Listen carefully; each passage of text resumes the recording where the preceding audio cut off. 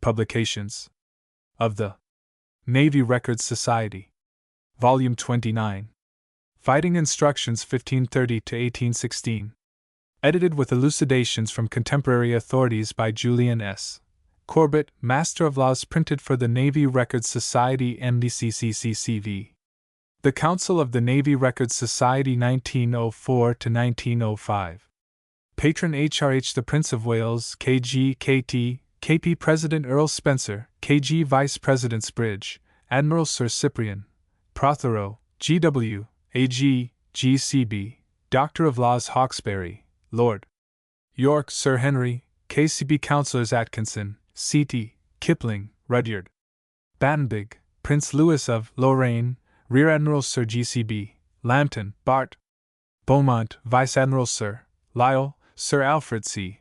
GCI Lewis, KCB, KCMG, Markham, Sir Clements R. Clark, Colonel Sir George S. KCB, FRS KCMG, Marsden, R.G. Corbett, Julian S. Newbolt, Henry Dessart, the Earl of KCB, Parr, Rear Admiral A.C. Drury, Vice Admiral Sir Slade, Captain Edmund J.W., Charles KCSI, R.N. Firth, Professor G.H., Doctor of Laws, Tanner, J.R. Ginsburg, B.W., Doctor of Laws, Thursfield, J.R. Godley, Sir Arthur, KCB, Tracy, Admiral Sir Richard, Hamilton, Admiral Sir R., KCB VC, GCB, Watts, Philip, D.Sc., FRS.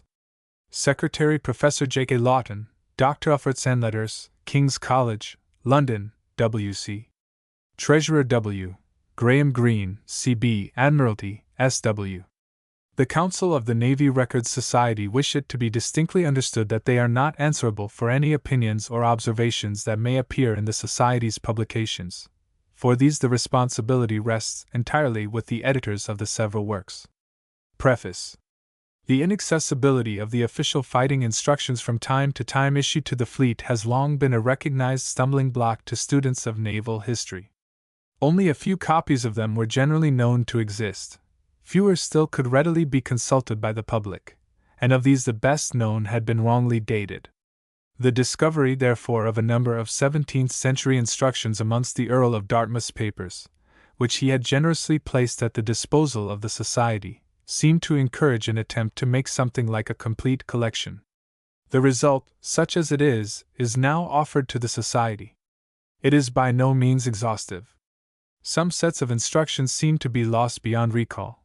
But on the other hand, a good deal of hitherto barren ground has been filled, and it is hoped that the collection may be of some assistance for a fresh study of the principles which underlie the development of naval tactics.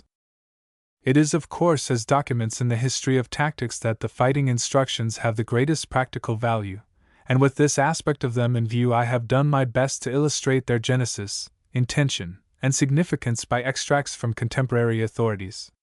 Without such illustration the instructions would be but barren food, either nutritive nor easily digested. The embodiment of this illustrative matter has to some extent involved a departure from the ordinary form of the Society's publications. Instead of a general introduction, a series of introductory notes to each group of instructions has been adopted, which it is feared will appear to bear an excessive proportion to the instructions themselves. There seemed, however, no other means of dealing with the illustrative matter in a consecutive way. The extracts from admirals' dispatches and contemporary treatises, and the remarks of officers and officials concerned with the preparation or the execution of the instructions, were for the most part too fragmentary to be treated as separate documents, or too long or otherwise unsuitable for footnotes. The only adequate way therefore was to embody them in introductory notes, and this it is hoped will be found to justify their bulk. A special apology is, however, due for the introductory note on Nelson's memoranda. For this I can only plead their great importance, and the amount of illustrative matter that exists from the pens of Nelson's officers and opponents. For no other naval battle have we so much invaluable comment from men of the highest capacity who were present. The living interest of it all is unsurpassed, and I have therefore been tempted to include all that came to hand, encouraged by the belief that the fullest material for the study of Nelson's tactics at the Battle of Trafalgar could not be out of place in a volume issued by the Society in the centenary year. As to the general results, perhaps the most striking feature which the collection brings out is that sailing tactics was a purely English art. The idea that we borrowed originally from the Dutch is no longer tenable. The Dutch themselves do not even claim the invention of the line. Indeed, in no foreign authority, either Dutch, French, or Spanish, have I been able to discover a claim to the invention of any device in sailing tactics that had permanent value. Even the famous tactical school which was established in France at the close of the 7 Years' War, and by which the French service so brilliantly profited in the War of American Independence, was worked on the old lines of Haast's treatise. Morog's Tactique Navale was its textbook, and his own teaching was but a scientific and intelligent elaboration of a system from which the British service under the impulse of Anson, Hawke, and Boscawen was already shaking itself free. Much of the old learning which the volume contains is of course of little more than antiquarian interest, but the bulk of it in the opinion of those best able to judge should be found of living value. All systems of tactics must rest ultimately on the dominant weapon in use, and throughout the sailing period the dominant weapon was, as now, the gun. In face of so fundamental a resemblance, no tactician can afford to ignore the sailing system merely because the method of propulsion and the nature of the material have changed. It is not the principles of tactics that such changes affect, but merely the method of applying them.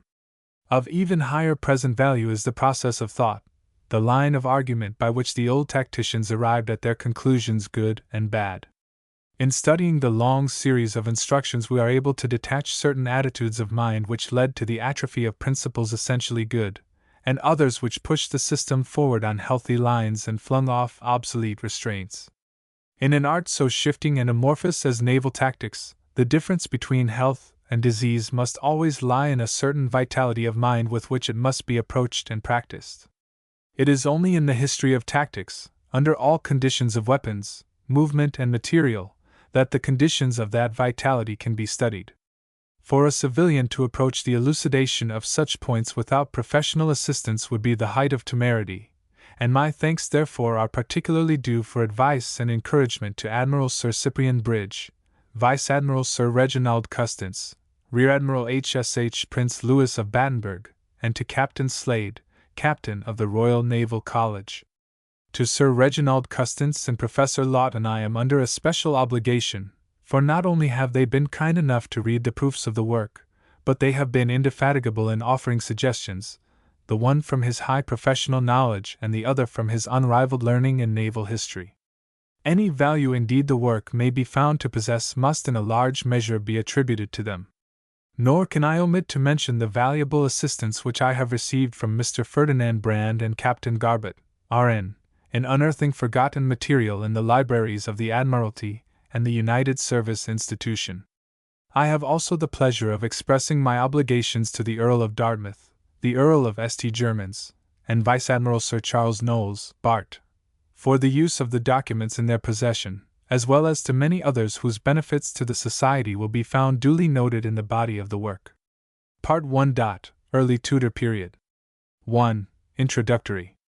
Alonso de Chavez on Sailing Tactics 3 Espejo de Navegants, circa 1536. 2. Introductory.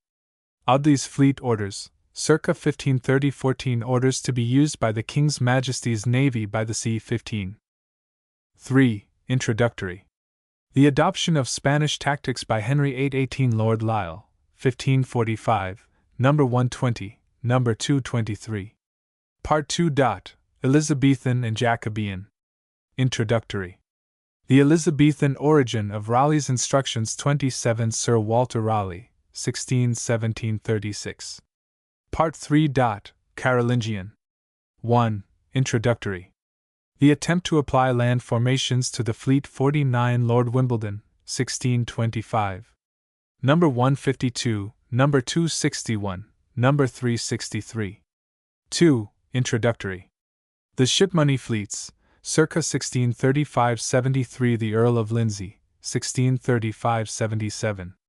Part 4. The First Dutch War. 1. Introductory.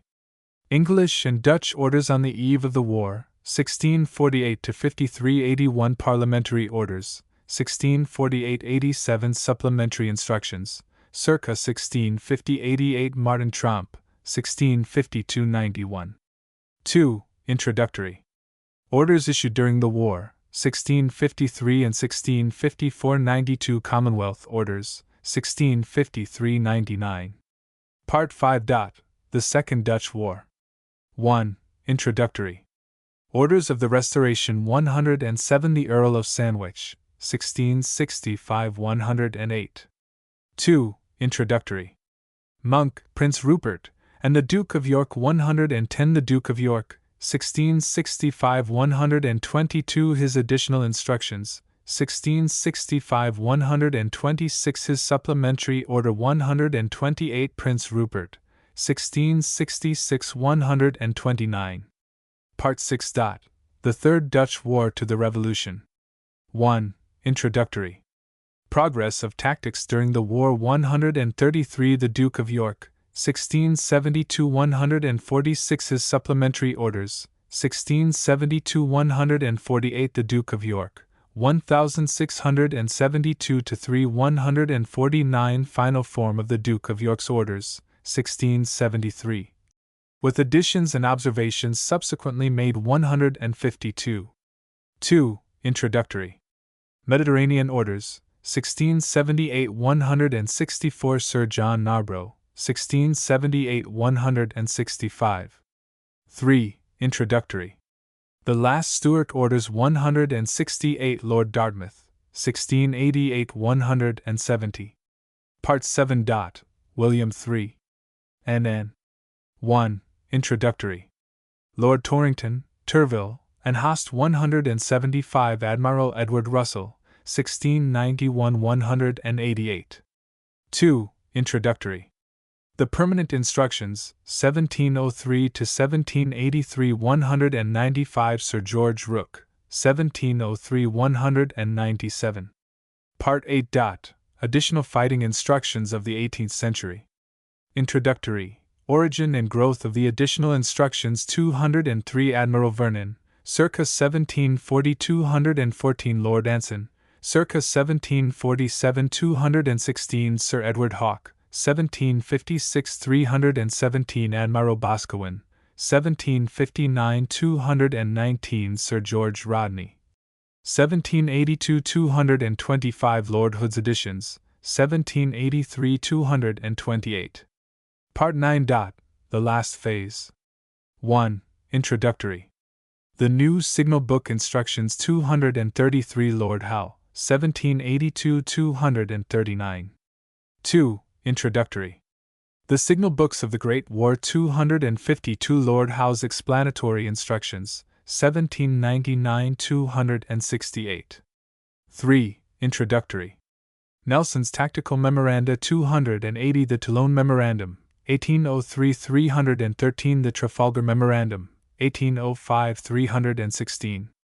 4. Introductory. Instructions after Trafalgar 321 Admiral Gambier, 1807 327 Lord Collingwood, 1808 to 1810 328 Sir Alexander Cochrane, 1805 to 14 330. 5.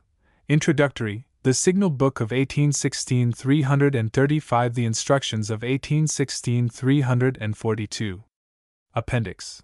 Further particulars of the Trafalgar Fight 351 Index 359 Part 1 Early Tudor Period. I. Alonso de Chaves circa 1530. 2. Sir Thomas Audley, 1533. Lord Lisle, 1545 Alonso de Chaves on Sailing Tactics Introductory. The following extract from the Espejo de Navegants, or Seaman's Glass, of Alonso de Chaves serves to show the development which naval tactics had reached at the dawn of the sailing epoch. The treatise was apparently never published. It was discovered by Captain Fernandez Duro, the well-known historian of the Spanish Navy, amongst the manuscripts in the library of the Academy of History at Madrid. The exact date of its production is not known, but Alonso de Chaves was one of a group of naval writers and experts who flourished at the court of the Emperor Charles V in the first half of the 16th century. 1. He was known to Hakluyt, who mentions him in connection with his own cherished idea of getting a lectureship in navigation established in London. and that it may appear, he writes in dedicating the second edition of his Voyages to the Lord Admiral, that this is no vain fancy nor device of mine. It may please your lordship to understand that the late Emperor Charles V established not only a pilot major for the examination of such as sought to take charge of ships in that voyage, i.e., to the Indies, but also founded a notable lecture of the art of navigation which is read to this day in the Contractation House at Seville. The readers of the lecture have not only carefully taught and instructed the Spanish mariners by word of mouth, but also have published sundry exact and worthy treatises concerning marine causes for the direction and encouragement of posterity. The learned works of three of which readers, namely of Alonso de Chavez, of Hieronymus de Chavez, and of Rodrigo Zamorano, came long ago very happily to my hands, together with the straight and severe examining of all such masters as desire to take charge for the West Indies. Since therefore de Chavez was an official lecturer to the Contractation House, the Admiralty of the Indies, we may take it that he speaks with full authority of the current naval thought of the time. That he represented a somewhat advanced school seems clear from the pains he takes in his treatise to defend his opinions against the old idea which still prevailed, that only galleys and oared craft could be marshalled in regular order. Some may say, he writes, that at sea it is not possible to order ships and tactics in this way, nor to arrange beforehand so nicely for coming to the attack or bringing succor just when wanted, and that therefore there is no need to labor in order of battle since order cannot be kept. To such I answer that the same objection binds the enemy, and that with equal arms he who has taken up the best formation and order will be victor, because it is not possible so to break up an order with wind and sea as that he who is more without order shall not be worse broken up and the sooner defeated. For ships at sea are as war horses on land, since admitting they are not very nimble at turning at any pace, nevertheless a regular formation increases their power. Moreover, at sea, so long as there be no storm, there will be nothing to hinder the using of any of the orders with which we have dealt, and if there be a storm the same terror will strike the one side as the other, for the storm is enough for all to war with, and in fighting it they will have peace with one another. At first sight it would seem that de Chavez in this argument takes no account of superiority of seamanship, the factor which was destined to turn the scale against Spain upon the sea. But the following passage with which he concludes shows that he regarded seamanship as the controlling factor in every case. And if, he argues, they say that the enemy will take the same thought and care as I answer that when both be equal in numbers and arms, then in such case he who shall be more dexterous and have more spirit and fortitude he will conquer, the which he will not do, although he have more and better arms and as much spirit as he will, if he be wanting in good order and counsel. Just as happens in fencing, that the weaker man if he be more dexterous gives more and better hits than the other who does not understand the beats nor knows them, although he be the stronger. And the same holds good with any army whatsoever on land, and it has been seen that the smaller by their good order have defeated the stronger. From the work in question Captain Fernandez Duro gives 4 sections or chapters in Appendix 12 to the first volume of his history, 2 namely, 1. Of war or battle at sea, relating to single ship actions. 2. The form of a battle and the method of fighting, relating to armament, fire discipline, boarding and the like. 3. Of a battle of one fleet against another. 4. Battle. In the last 2 sections is contained the earliest known attempt to formulate a definite fighting formation and tactical system for sailing fleets, and it is from these that the following extracts have been translated. It will be noted that in the rude idea of coming as quickly as possible to close quarters, and in relying mainly on end-on fire, the proposed system is still quite medieval and founded mainly upon galley tactics. But a new and advanced note is struck in the author's insistence on the Captain General's keeping out of action as long as possible, instead of leading the attack in the time-honored way. We should also remark the differentiation of types, for all of which a duty was provided in action. This was also a survival of galley warfare, and rapidly disappeared with the advance of the sailing man-of-war, never to be revived, unless perhaps it be returning in the immediate future, and we are to see torpedo craft of the latest devising taking the place and function of the barcas, with their axes and augers, and armored cruisers those of the Naos de Socorro. Espejo de Navegantes, circa 1530. Plus Fernandez Duro, Armada Española I, App 12 plus. Chapter 3. Of a battle between one fleet and another. Extract. When the time for battle is at hand, the Captain General should order the whole fleet to come together that he may set them in order, since a regular order is no less necessary in a fleet of ships for giving battle to another fleet than it is in an army of soldiers for giving battle to another army. Thus, as in an army, the men-at-arms form by themselves in one quarter to make and meet charges, and the light horse in another quarter to support, pursue, and harass. 3. So in a fleet, the Captain General ought to order the strongest and largest ships to form in one quarter to attack, grapple, board and break up the enemy, and the lesser and weaker ships in another quarter apart, with their artillery and munitions to harass, pursue, and give chase to the enemy if he flies, and to come to the rescue wherever there is most need. The Captain General should form a detachment of his smaller and lighter vessels, to the extent of 1/4 part of his whole fleet, and order them to take station on either side of the main body. I mean that they should always keep as a separate body on the flanks of the main body, so that they can see what happens on one side and on the other. He should admonish and direct every one of the ships that she shall endeavor to grapple with the enemy in such a way that she shall not get between two of them so as to be boarded and engaged on both sides at once. 4. Having directed and set in order all the aforesaid matters, the Captain General should then marshal the other 3/4 of the fleet that remain in the following manner. He should consider his position and the direction of the wind, and how to get the advantage of it with his fleet. Then he should consider the order in which the enemy is formed, whether they come in a close body or in line ahead. 5. And whether they are disposed in square bodies or in a single line. 6. And whether the great ships are in the center or on the flanks, and in what station is the flagship, and all the other considerations which are essential to the case he should take in hand.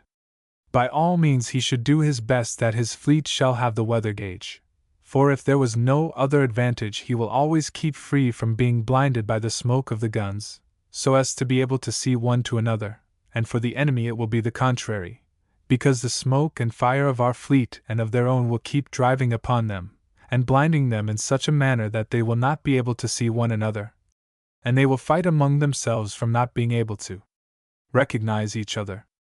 Everything being now ready, if the enemy have made squadrons of their fleet, we should act in the same manner in ours, placing always the greater ships in one body as a vanguard to grapple first and receive the first shock, and the Captain General should be stationed in the center squadron, so that he may see those which go before and those which follow. Each of the squadrons ought to sail in line abreast. 7. So that all can see the enemy and use their guns without getting in each other's way, and they must not sail in file one behind the other, because thence would come great trouble, as only the leading ships could fight. In any case a ship is not so nimble as a man to be able to face about and do what is best. 8. The rearguard should be the ships that I have called the supports, which are to be the 4th part of the fleet, and the lightest and best sailors, but they must not move in rear of the fleet, because they would not see well what is passing so as to give timely succor, and therefore they ought always to keep an offing on that side or flank of the fleet where the flagship is, or on both sides if they are many. And if they are in one body they should work to station themselves to windward for the reasons aforesaid. And if the fleet of the enemy shall come on in one body in line abreast. 9. Ours should do the same, placing the largest and strongest ships in the center and the lightest on the flanks of the battle, seeing that those which are in the center always receive greater injury because necessarily they have to fight on both sides. And if the enemy bring their fleet into the form of a lance-head or triangle, then ours ought to form in 2 lines, alas, keeping the advanced extremities furthest apart and closing in the rear, so as to take the enemy between them and engage them on both fronts, placing the largest ships in the rear and the lightest at the advanced points, seeing that they can most quickly tack in upon the enemy opposed to them. And if the enemy approach formed in 2 lines, alas, ours ought to do the same, placing always the greatest ships over against the greatest of the enemy, and being always on the lookout to take the enemy between them, and on no account must ours penetrate into the midst of the enemy's formation, battlia, because arms and smoke will envelope them on every side and there will be no way of relieving them. The Captain General, having now arrayed his whole fleet in one of the aforesaid orders according as it seems best to him for giving battle, and everything being ready for battle, all shall bear in mind the signals he shall have appointed with flag or shot or topsail, that all may know at what time to attack or board or come to rescue or retreat, or give chase. The which signals all must understand and remember what they are to do when such signals are made, and likewise the armed boats shall take the same care and remember what they ought to do, and perform their duty. 10. Chapter 4. Battle. Then the flagship shall bid a trumpet sound, and at that signal all shall move in their aforesaid order, and as they come into range they shall commence to play their most powerful artillery, taking care that the first shots do not miss, for, as I have said, when the first shots hit, inasmuch as they are the largest, they strike great dread and terror into the enemy, foreseeing how great hurt they suffer. They think how much greater it will be at close range, and so mayhap they will not want to fight, but strike and surrender or fly, so as not to come to close quarters. Having so begun firing, they shall always first play the largest guns, which are on the side or board towards the enemy, and likewise they shall move over from the other side those guns which have wheeled carriages to run on the upper part of the deck and poop. 11. And then when nearer they should use the smaller ones, and by no means should they fire them at first, for afar off they will do no hurt. And besides the enemy will know there is dearth of good artillery, and will take better heart to make or abide an attack. And after having come to closer quarters then they ought to play the lighter artillery. And so soon as they come to board or grapple all the other kinds of arms shall be used, of which I have spoken more particularly. First, missiles, such as harpoons, dardos, and stones, handguns, escopetas, and crossbows, and then the fireballs aforesaid, as well from the tops as from the castles, and at the same time the calthrops, linstocks, stink balls, pildoras, grenades, and the scorpions for the sails and rigging. At this moment they should sound all the trumpets, and with a lusty cheer from every ship at once they should grapple and fight with every kind of weapon, those with staff scythes or sheer hooks cutting the enemy's rigging, and the others with the fire instruments, trompas y bocas de fuego, raining fire down on the enemy's rigging and crew. The Captain General should encourage all in the battle, and because he cannot be heard with his voice he should bid the signal for action to be made with his trumpet or flag or with his topsail. And he should keep a lookout in every direction in readiness, when he sees any of his ships in danger, to order the ships of reserve to give succor, if by chance they have not seen it, or else himself to bear in with his own ship. The flagship should take great care not to grapple another, for then he could not see what is passing in the battle nor control it. And besides his own side in coming to help and support him might find themselves out of action, or peradventure if any accident befell him, the rest of the fleet would be left without guidance, and would not have care to succor one another, but so far as they were able would fly or take their own course. Accordingly the Captain General should never be of the first who are to grapple, nor should he enter into the press, so that he may watch the fighting and bring succor where it is most needed. The ships of support in like manner should have care to keep somewhat apart, and not to grapple till they see where they should first bring succor. The more they keep clear the more will they have opportunity of either standing off and using their guns, or of coming to close range with their other firearms. Moreover, if any ship of the enemy takes to flight, they will be able to give chase or get athwart her hawse, and will be able to watch and give succor wherever the Captain General signals. The boats in like manner should not close until they see the ships grappled, and then they should come up on the opposite side in the manner stated above, and carry out their special duties as occasion arises, either with their bases, 12, of which each shall carry its own, and with their harquebuses, or else by getting close in and wedging up the rudders, or cutting them and their gear away, or by leaping in upon the enemy, if they can climb in without being seen, or from outside by setting fire to them, or scuttling them with augers. 13. Footnotes 1. Fernández Duro, de algunas obras desconocidas de cosmografía y de navegación, N.C., reprinted from the Revista de Navegación y Comercio. Madrid, 1894-5. 2. Armada Española desde la Unión de los Reinos de Castilla y de Aragón. 3. Entrar y salir, lit. To go in and come out, a technical military expression used of light cavalry. It seems generally to signify short, sudden attacks on weak points. 4. Here follow directions for telling off a fourth of the largest boats in the fleet for certain duties which are sufficiently explained in the section on battle below.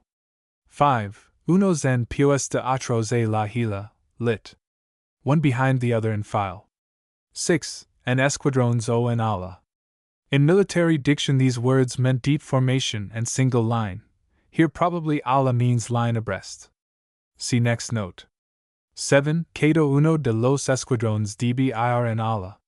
Here escuadron must mean squadron in the modern sense of a division, and from the context ala can mean nothing but line abreast, line ahead being strictly forbidden.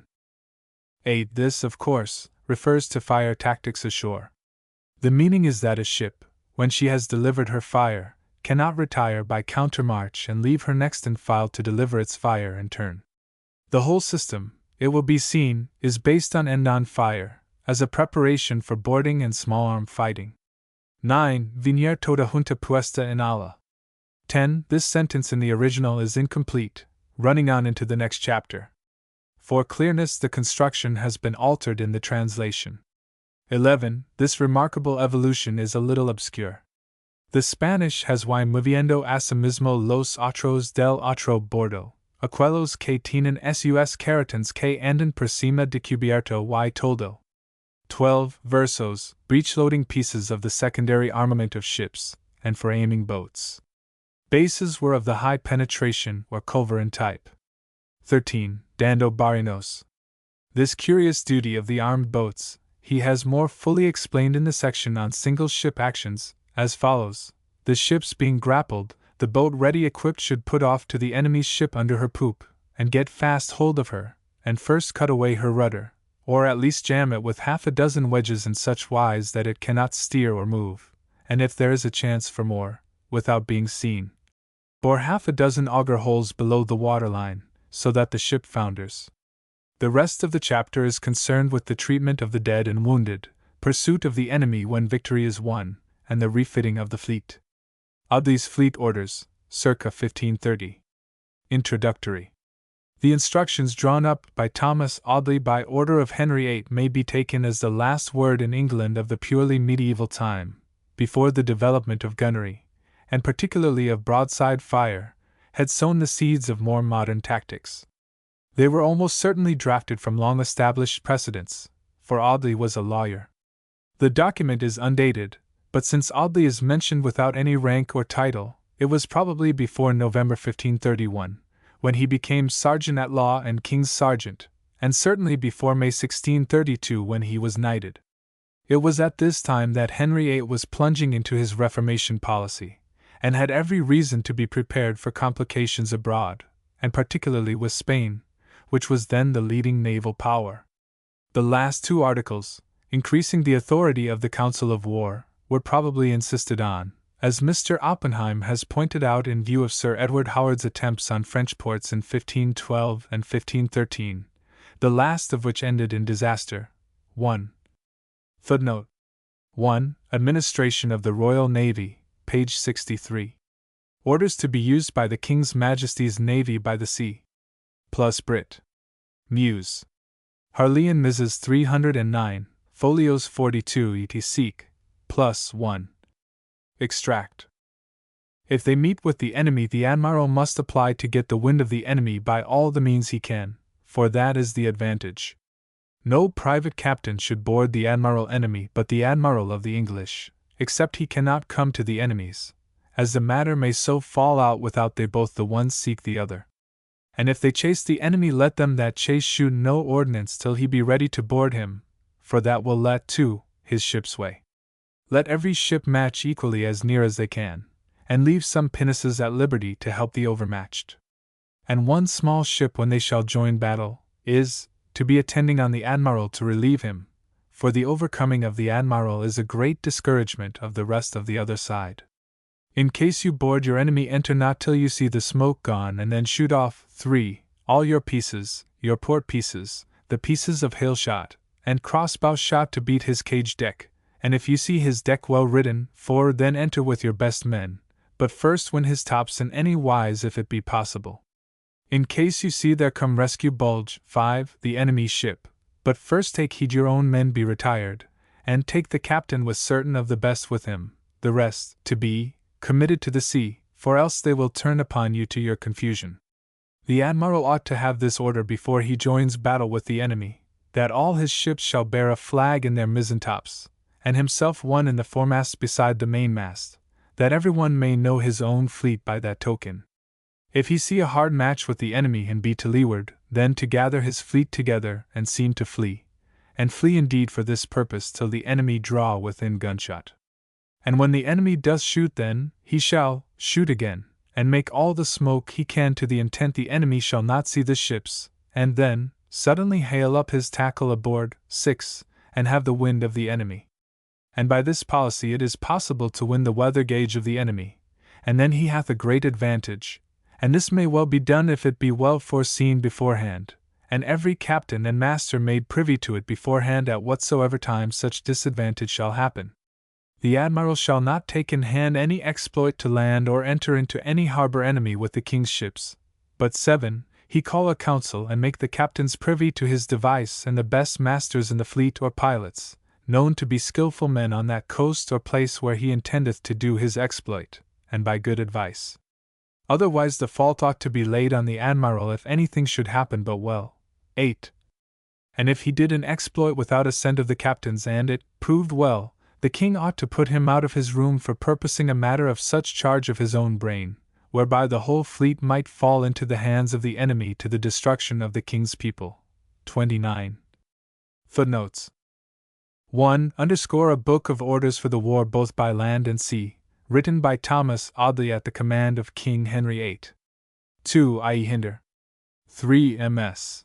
The shout of the whole MS has evidently been very carelessly copied and is full of small blunders, which have been corrected in the text above.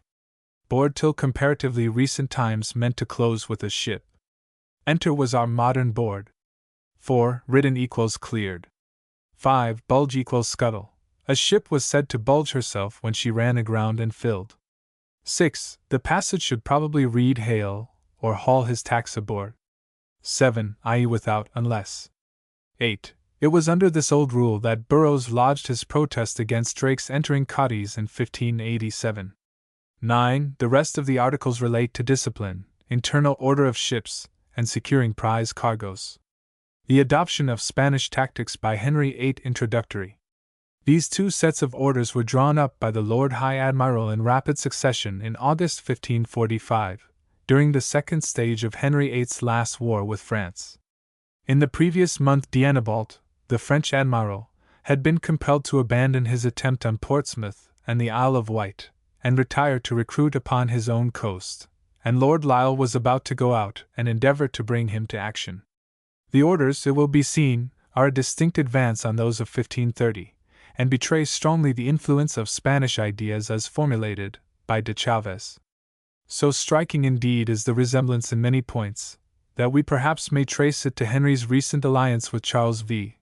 The main difference was that Henry's wings were composed of oared craft, and to form them of sufficient strength he had some of the newest and smartest galleasses, or galleys, that is, his vessels specially built for men of war, fitted with oars. The reason for this was that the French fleet was a mixed one, the sailing division having been reinforced by a squadron of galleys from the Mediterranean. The elaborate attempts to combine the two types tactically, a problem which the Italian admirals had hitherto found insoluble, points to an advanced study of the naval art that is entirely characteristic of Henry VIII.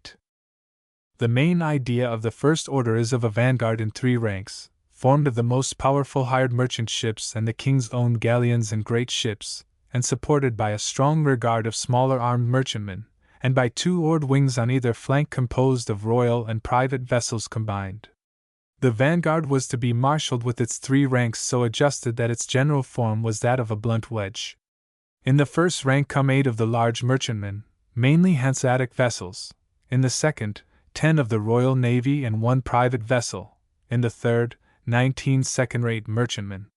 The tactical aim is clearly that the heavy Hanseatic ships should, as de Chaves says, receive the first shock and break up the enemy's formation for the royal ships, while the third rank are in position to support. The wings, which were specially told off to keep the galleys in check, correspond to the reserve of de Chaves, and the importance attached to them is seen in the fact that they contained all the king's galleons of the latest type. In the second set of instructions, issued on August 10th, this order was considerably modified. The fleet had been increased by the arrival of some of the West Country's ships, and a new order of battle was drawn up which is printed in the State Papers, Henry VIII, Old Series, I. 810. The formation, though still retaining the blunt wedge design, was simplified. We have now a vanguard of 24 ships, a bat-tail or main body of 40 ships, and one wing of 40 oared galleasses, shallops and boats of war. The wing, however, was still capable of acting in two divisions, for, unlike the vanguard and bat-tail, it had a vice-admiral as well as an admiral. Lord Lisle, No. 1, 1545. Plus Le Fleming Mrs. No. 2 plus dot. 1. The order of battle. 2. The vanguard.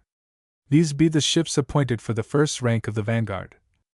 In premise, the Great Argosy, the Samson Lubeck, the Johannes Lubeck, the Trinity of Danzig, the Mary of Hamburg, the Pelican, the Morion of Danzig, the Sepier of Danzig, equals 8.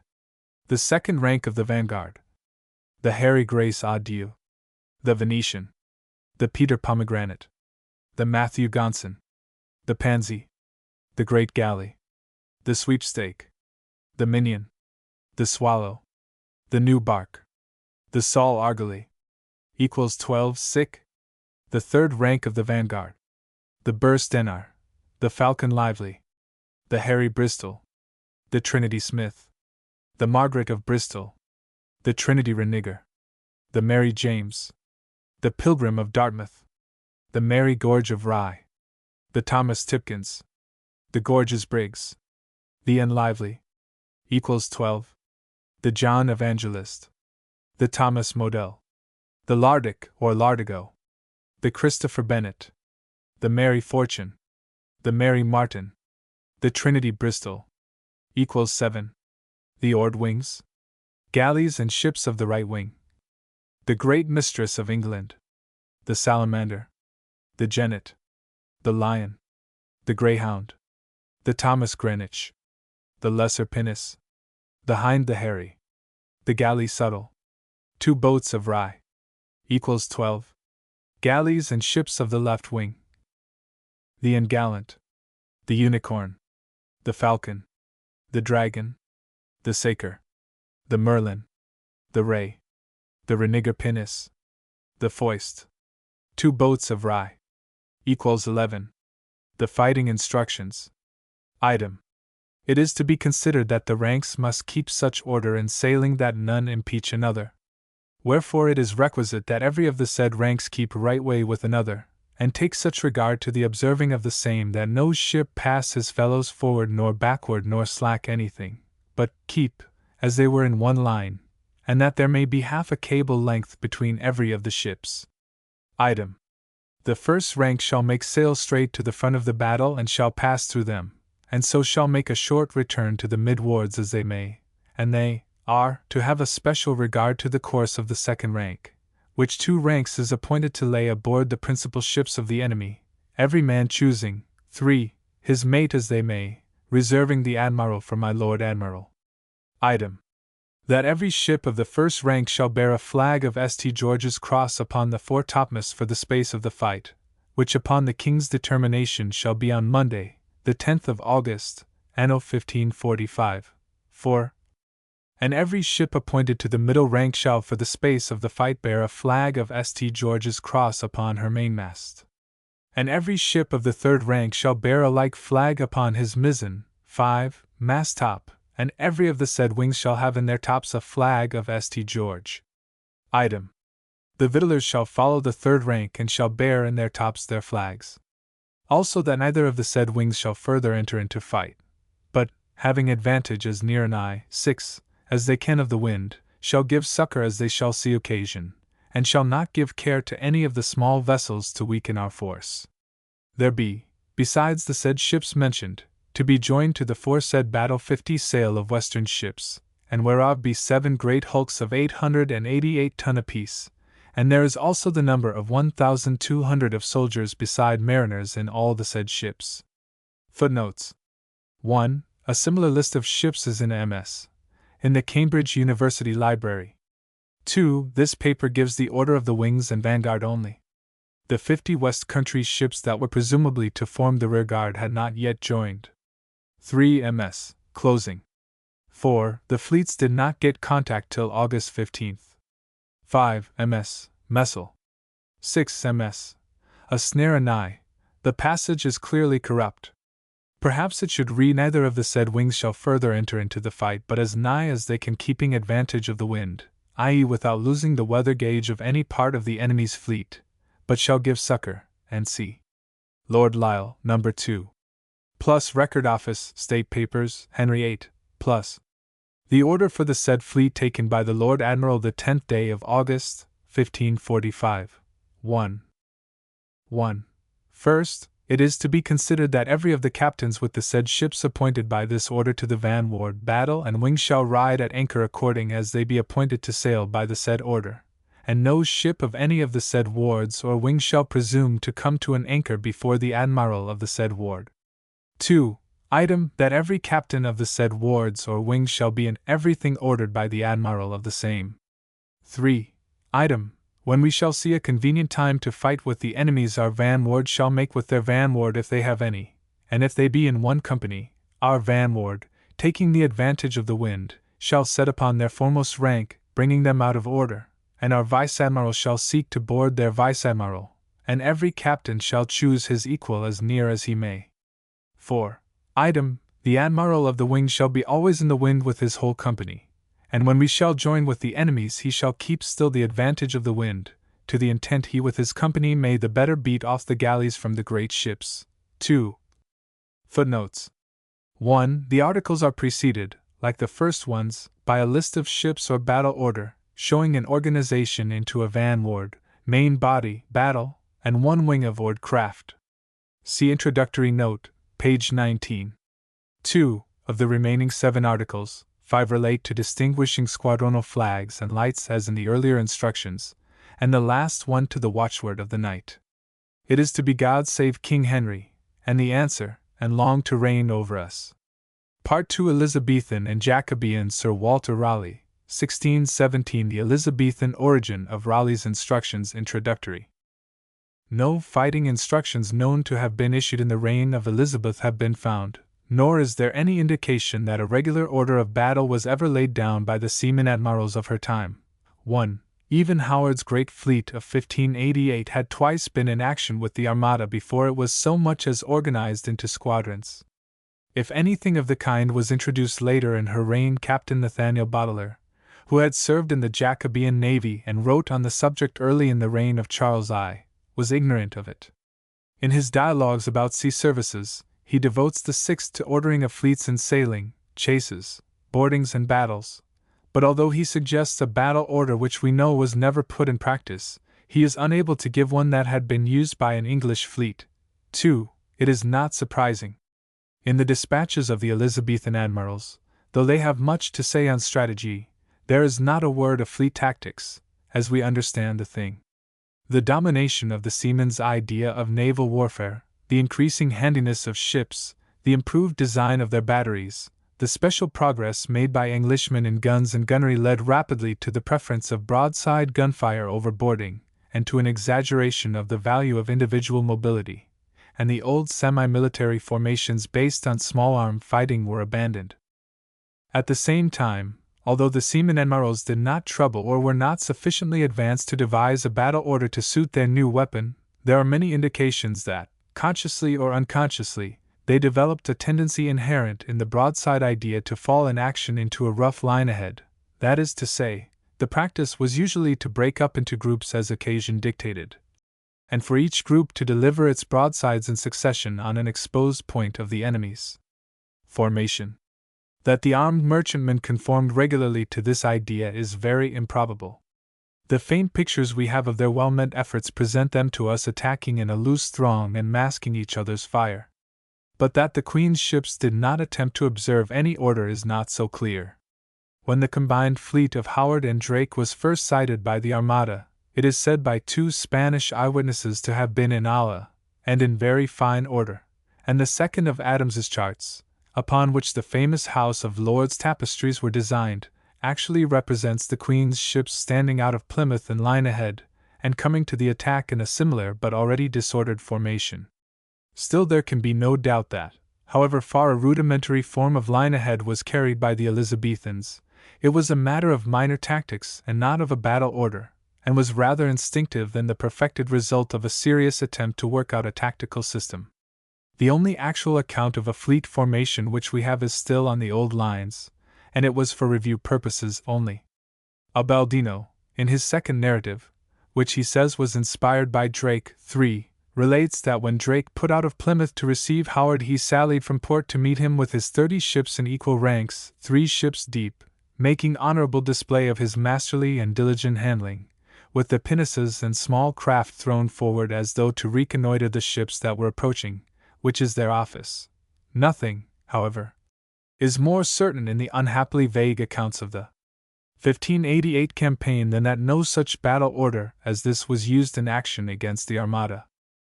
It is not till the close of the West Indian expedition of 1596, when, after Hawkins and Drake were both dead, Colonel General Sir Thomas Baskerville, the commander of the landing force, was left in charge of the retreating fleet, that we get any trace of a definite battle formation. In his action off the Isla de Pinos he seems, so far as we can read the obscure description, to have formed his fleet into 2 divisions abreast, each in line ahead. The Queen's ships are described at least as engaging in succession according to previous directions till all had had their course. Henry Saville, whose intemperate and enthusiastic defense of his commander was printed by Hakluyt, further says, "Our general was the foremost, and so held his place until, by order of fight, other ships were to have their turns according to his former direction. Who wisely and politically had so ordered his vanguard and rearward, and as the manner of it was altogether strange to the Spaniard, so might they have been without hope of victory, if their general had been a man of judgment in sea fights." Here, then, if we may trust Saville, a definite battle order must have been laid down beforehand on the new lines, and it is possible that in the years which had elapsed since the Armada campaign the seamen had been giving serious attention to a tactical system, which the absence of naval actions prevented reaching any degree of development. Had the idea been Baskerville's own, it is very unlikely that the veteran sea captains on his council of war would have assented to its adoption. At any rate, we may assert that the idea of ships attacking in succession so as to support one another without masking each other's broadside fire, which is the essential germ of the true line ahead, was in the air, and it is clearly on the principle that underlay Baskerville's tactics that Raleigh's fighting instructions were based 20 years later. 4. These, which are the first instructions known to have been issued to an English fleet since Henry VIII's time, were signed by Sir Walter Raleigh on May 3, 1617, at Plymouth, on the eve of his sailing for his ill-fated expedition to Guiana. Most of the articles are in the nature of articles of war and sailing instructions rather than fighting instructions, but the whole are printed below for their general interest. A contemporary writer, quoted by Edwards in his Life of Raleigh, says of them, "There is no precedent of so godly, severe, and martial government, fit to be written and engraven in every man's soul that covets to do honor to his king and country in this or like attempts. But this cannot be taken quite literally. So far at least as they relate to discipline, some of Raleigh's articles may be traced back in the Black Book of the Admiralty to the 14th century, while the illogical arrangement of the whole points, as in the case of the additional fighting instructions of the 18th century, to a gradual growth from precedent to precedent by the accretion of expeditional orders added from time to time by individual admirals. The process of formation may be well studied in Lord Wimbledon's First Orders, where Raleigh's special expeditional editions will be found absorbed and adapted to the conditions of a larger fleet. Moreover, there is evidence that, with the exception of those articles which were designed in view of the special destination of Raleigh's voyage, the whole of them were based on an early Elizabethan precedent. For the history of English tactics the point is of considerable importance, especially in view of his 29th article, which lays down the method of attack when the weather gauge has been secured.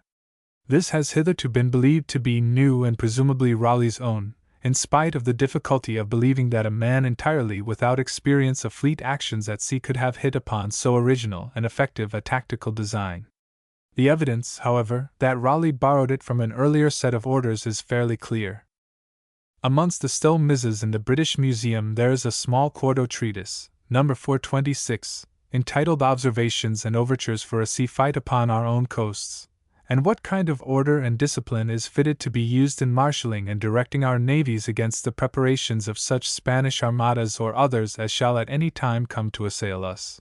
From internal evidence and directly from another copy of it in the Lansdowne Misses, number 213, we know it to be the work of William Gorges. Gentlemen, he is to be identified as a son of Sir William Gorges, for he tells us he was afloat with his father in the Dreadnought as early as 1578, when Sir William was admiral on the Irish station with a squadron ordered to intercept the filibustering expedition which Sir Thomas Stucley was about to attempt under the auspices of Pope Gregory XIII. Sir William was a cousin of Raleigh's and brother to Sir Arthur Gorges, who was Raleigh's captain in the Azores expedition of 1597, and who in Raleigh's interest wrote the account of the campaign which Purchas printed. Though William, the son, freely quotes the experiences of the Armada campaign of 1588, he is not known to have ever held a naval command, and he calls himself unexperienced. We may take it therefore that his treatise was mainly inspired by Raleigh, to whom indeed a large part of it is sometimes attributed. This question, however, is of small importance.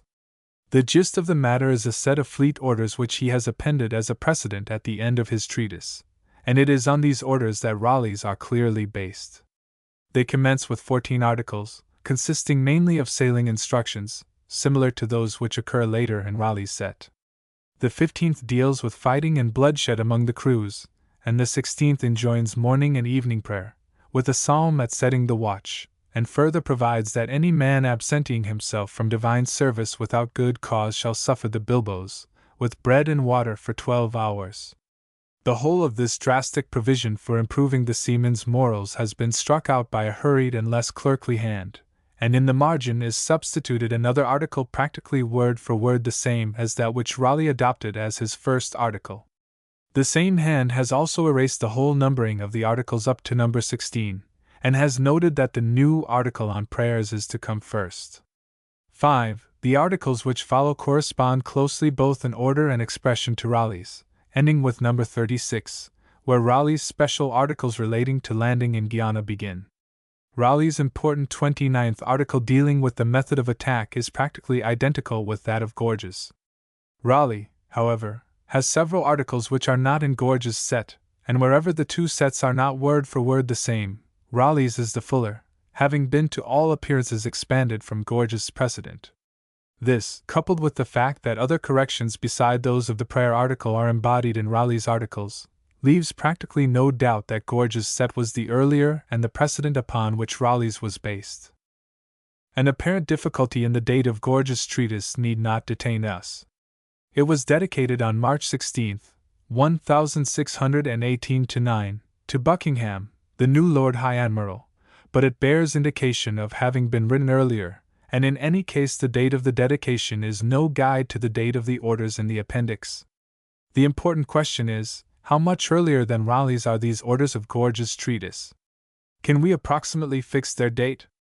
Certainly not with any degree of precision, but nevertheless we are not quite without light.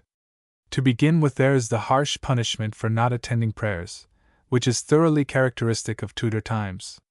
Then there is an article, which Raleigh omits, relating to the use of muscaderos. Gorges' article runs, "If muscaderos be used, to have great regard that they use not but half the ordinary charge of powder, otherwise more powder will make the arrow fly double." Now these arrows we know to have been in high favor for their power of penetrating musket-proof defenses about the time of the Armada. They were a purely English device, and were taken by Richard Hawkins upon his voyage to the South Sea in 1593. He highly commends them, but nevertheless they appear to have fallen out of fashion, and no trace of their use in Jacobean times has been found. 6. A still more suggestive indication exists in the heading which is prefixed to Gorges' appendix. It runs as follows: a form of orders and directions to be given by an admiral in conducting a fleet through the narrow seas for the better keeping together or relieving one another upon any occasion of distress or separation by weather or by giving chase. For the understanding whereof supposed that a fleet of His Majesty's consisting of 20 or 30 sail were bound for serving on the west part of Ireland, as Kinsale Haven for example. The words His Majesty show the appendix was penned under James I. But why did Gorges select this curious example for explaining his orders?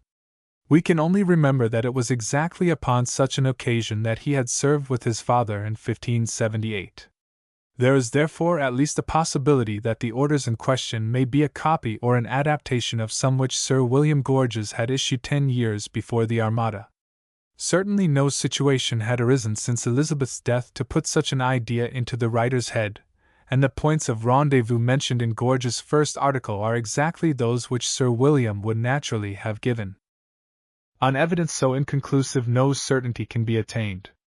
All we can say is that Gorges' appendix points to a possibility that Raleigh's remarkable 29th article may have been as old as the middle of Elizabeth's reign, and that the reason why it has not survived in the writings of any of the great Elizabethan admirals is either that the tactics it enjoins were regarded as a secret of the seaman's mystery or were too trite or commonplace to need enunciation. At any rate, in the face of the Gorges precedent, it cannot be said, without reservation, that this rudimentary form of line ahead or attack in succession was invented by Raleigh, or that it was not known to the men who fought the Armada.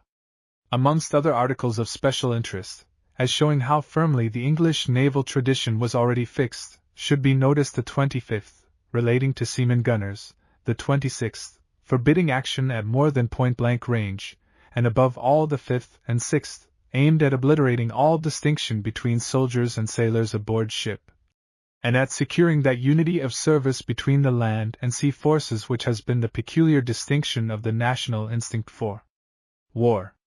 As to the tactical principle upon which the Elizabethan form of attack was based, it must be noted that was to demoralize the enemy, to drive him into utter confusion.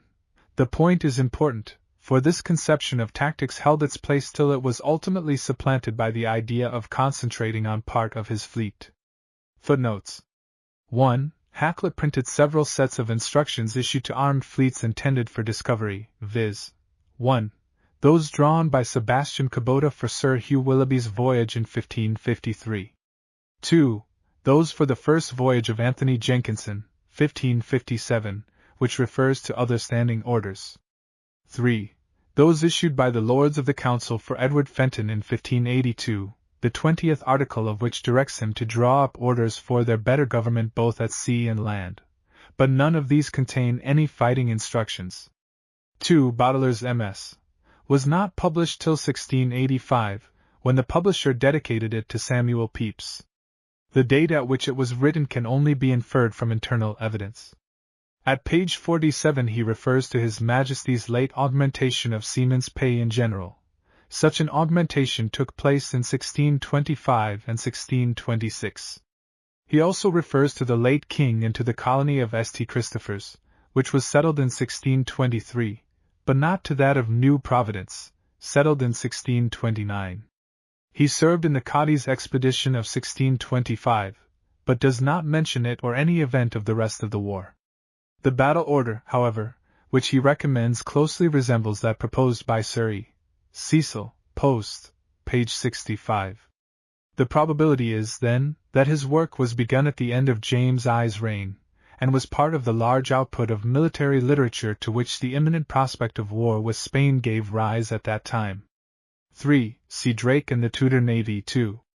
Appendix B.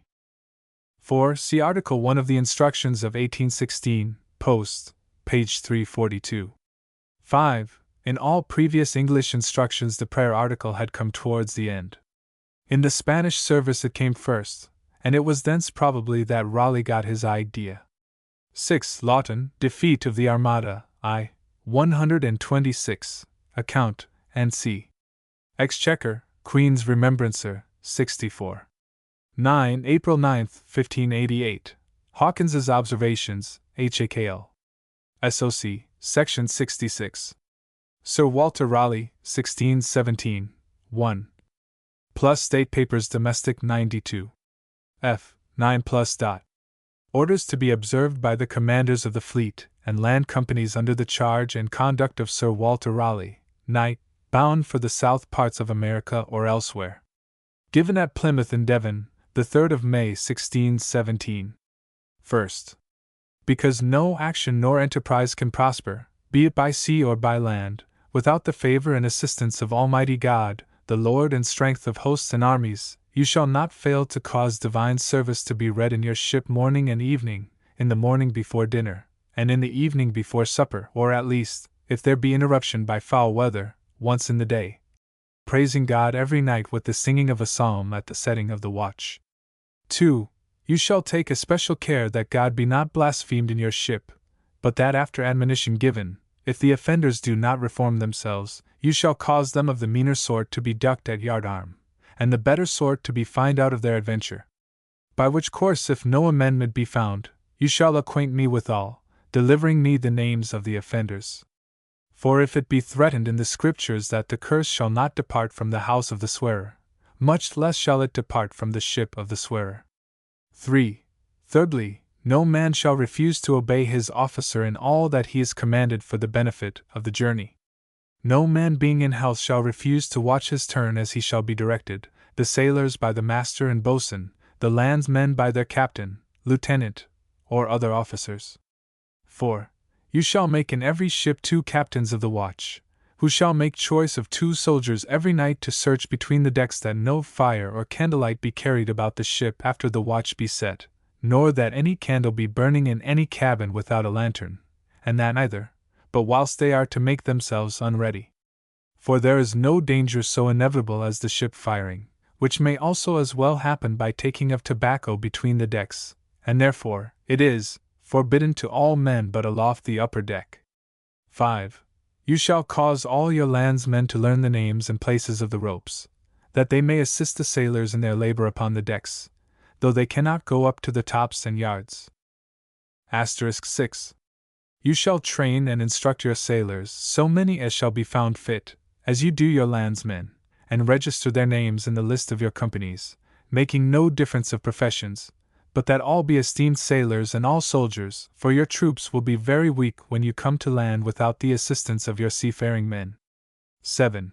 You shall not give chase nor send abroad any ship but by order from the general, and if you come near any ship in your course, if she be belonging to any prince or state in league or amity with his majesty, you shall not take anything from them by force, upon pain to be punished as pirates, although in manifest extremity you may, agreeing for the price, relieve yourselves with things necessary, giving bonds for the same, provided that it be not to the disfurnishing of any such ship, whereby the owner or merchant be endangered for the ship or goods. 8. You shall every night fall astern the general's ship, and follow his light, receiving instructions in the morning what course to hold. And if you shall at any time be separated by foul weather, you shall receive billets sealed up, the first to be opened on this side the North Cape, 2, if there be cause, the second to be opened beyond the South Cape, 3, the third after you shall pass 23 degrees, and the fourth from the height of Cape Verde. 4. 9. If you discover any sail at sea, either to windward or to leeward of the Admiral, or if any 2 or 3 of our fleet shall discover any such like sail which the Admiral cannot discern, if she be a great ship and but one, you shall strike your main topsail and hoist it again so often as you judge the ship to be 100 tons of burthen, or if you judge her to be 200 tons to strike and hoist twice, if 300 tons thrice, and answerable to your opinion of her greatness. 10. If you discover a small ship, you shall do the like with your fore topsail. But if you discover many great ships, you shall not only strike your main topsail often, but put out your ensign in the maintop. And if such fleet or ship go large before the wind, you shall also after your sign given go large and stand as any of the fleet doth. I mean no longer than that you may judge that the Admiral and the rest have seen your sign and you so standing. And if you went large at the time of the discovery, you shall hail of your sheets for a little time, and then go large again that the rest may know that you go large to show us that the ship or fleet discovered keeps that course. 11. So shall you do if the ship or fleet discovered have her tacks aboard, namely, if you had also your tacks aboard at the time of the discovery, you shall bear up for a little time, and after hail your sheets again to show us what course the ship or fleet holds. 12. If you discover any ship or fleet by night, if the ship or fleet be to windward of you, and you to windward of the admiral, you shall presently bear up to give us knowledge. But if you think that, did you not bear up, you might speak with her, then you shall keep your luff. 5. And shoot off a piece of ordnance to give us knowledge thereby. 13. For a general rule, let none presume to shoot off a piece of ordnance but in discovery of a ship or fleet by night, or by being in danger of an enemy, or in danger of fire, or in danger of sinking, that it may be unto us all a most certain intelligence of some matter of importance. 14. And you shall make us know the difference by this. If you give chase, and being near a ship you shall shoot to make her strike, we shall all see and know that ye shoot to that end if it be by day. If by night, we shall then know that you have seen a ship or fleet none of our company. And if you suspect we do not hear the first piece, then you may shoot a second, but not otherwise, and you must take almost a quarter of an hour between your two pieces. 15. If you be in danger of a leak, I mean in present danger, you shall shoot off 2 pieces presently one after another, and if in danger of fire, 3 pieces presently one after another. But if there be time between, we will know by your second piece that you doubt that we do not hear your first piece, and therefore you shoot a second, to wit by night, and give time between. 16. There is no man that shall strike any officer, be he captain, lieutenant, ensign, sergeant, corporal of the field, 6, quartermaster, and c. 17. Nor the master of any ship, master's mate, or boatswain, or quartermaster. I say no man shall strike or offer violence to any of these but the supreme officer to the inferior, in time of service, upon pain of death. 18. No private man shall strike another, upon pain of receiving such punishment as a martial court, 7, shall think him worthy of. 19. If any man steal any victuals, either by breaking into the hold or otherwise, he shall receive the punishment as of a thief or murderer of his fellows. 20. No man shall keep any feasting or drinking between meals, nor drink any healths upon your ship's provisions. 21. Every captain by his purser, stewards, or other officers shall take a weekly account how his victuals waste. 22. The steward shall not deliver any candle to any private man nor for any private use. 23. Whosoever shall steal from his fellows either apparel, or anything else shall be punished as a thief. 24. In foul weather every man shall fit his sails to keep company with the fleet, and not run so far ahead by day but that he may fall astern the admiral by night. 25. In case we shall be set upon by sea, the captain shall appoint sufficient company to assist the gunners, after which, if the fight require it, in the cabins between the decks shall be taken down, and all beds and sacks employed for bulwarks. 8. The musketeers of every ship shall be divided under captains or other officers, some for the forecastle, others for the waist, and others for the poop, where they shall abide if they be not otherwise directed. 9. 26. The gunners shall not shoot any great ordnance at other distance than point blank. 27. An officer or 2 shall be appointed to take care that no loose powder be carried between the decks, or near any linstock or match in hand. You shall saw divers hogsheads in 2 parts, and filling them with water set them aloft the decks. You shall divide your carpenters, some in hold if any shot come between wind and water, and the rest between the decks, with plates of leads, plugs, and all things necessary laid by them. You shall also lay by your tubs of water certain wet blankets to cast upon and choke any fire. 10. 28. The master and boatswain shall appoint a certain number of sailors to every sail, and to every such company a master's mate, a boatswain's mate, or quartermaster, so as when every man knows his charge and his place things may be done without noise or confusion, and no man is to speak but the officers. As, for example, if the master or his mate bid heave out the main topsail, the master's mate, boatswain's mate, or quartermaster which hath charge of that sail shall with his company perform it, without calling out to others and without rumour. 11. And so for the foresail, for topsail, spritsail, and the rest, the boatswain himself taking no particular charge of any sail, but overlooking all and seeing every man to do his duty. 29. No man shall board his enemy's ship without order, because the loss of a ship to us is of more importance than the loss of 10 ships to the enemy, as also by one man's boarding all our fleet may be engaged, it being too great a dishonor to lose the least of our fleet. But every ship, if we be under the lee of an enemy, shall labor to recover the wind if the admiral endeavors it. But if we find an enemy to be leewards of us, the whole fleet shall follow the admiral, vice-admiral, or other leading ship within musket shot of the enemy, giving so much liberty to the leading ship as after her broadside delivered she may stay and trim her sails. Then is the second ship to tack as the first ship and give the other side, keeping the enemy under a perpetual shot. This you must do upon the windermost ship or ships of an enemy, which you shall either batter in pieces, or force him or them to bear up and so entangle them, and drive them foul one of another to their utter confusion. 12. 30. The musketeers, divided into quarters of the ship, shall not deliver their shot but at such distance as their commanders shall direct them. 31. If the admiral give chase and be headmost man, the next ship shall take up his boat, if other order be not given.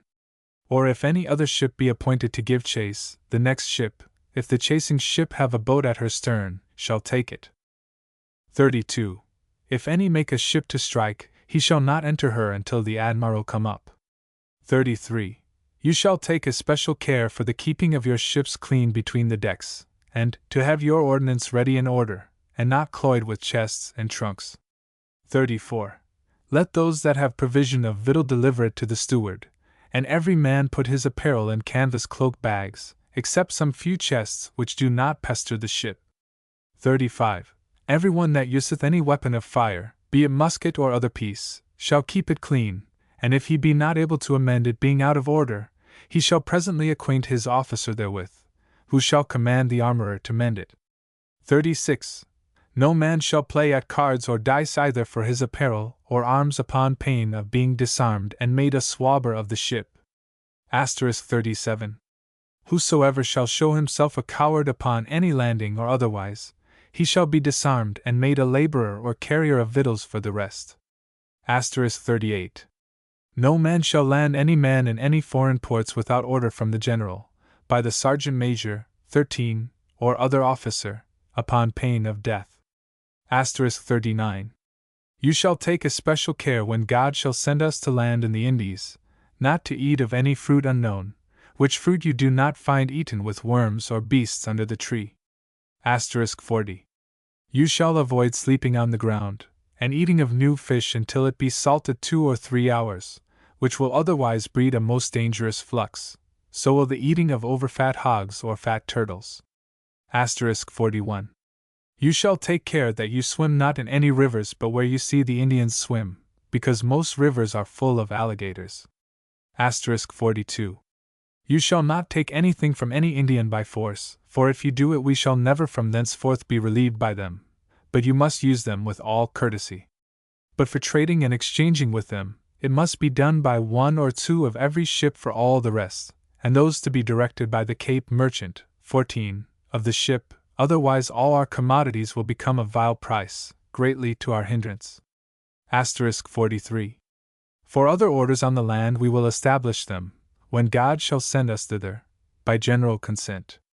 In the meantime I shall value every man, honor the better sort, and reward the meaner according to their sobriety, and taking care for the service of God and prosperity of our enterprise. 44. When the admiral shall hang out a flag in the main shrouds, you shall know it to be a flag of council. Then come aboard him. 45. And wheresoever we shall find cause to land, no man shall force any woman be she Christian or heathen, upon pain of death. Footnotes 1. The articles marked with an asterisk do not appear in the Gorges set, and were presumably those which Raleigh added to suit the conditions of his expedition, or which he borrowed from other precedents. 2. Cape Finisterre. 3. Cape St. Vincent. 4. Ms. Cape de Vert. 5. Ms. Louf. 6. Corporal of the field meant the equivalent of an ADC or orderly. 7. This appears to be the first known mention of a court-martial being provided for officially at sea. 8. This passage is corrupt in the MS, and is restored from Wimbledon's Article 32, Post, page 58.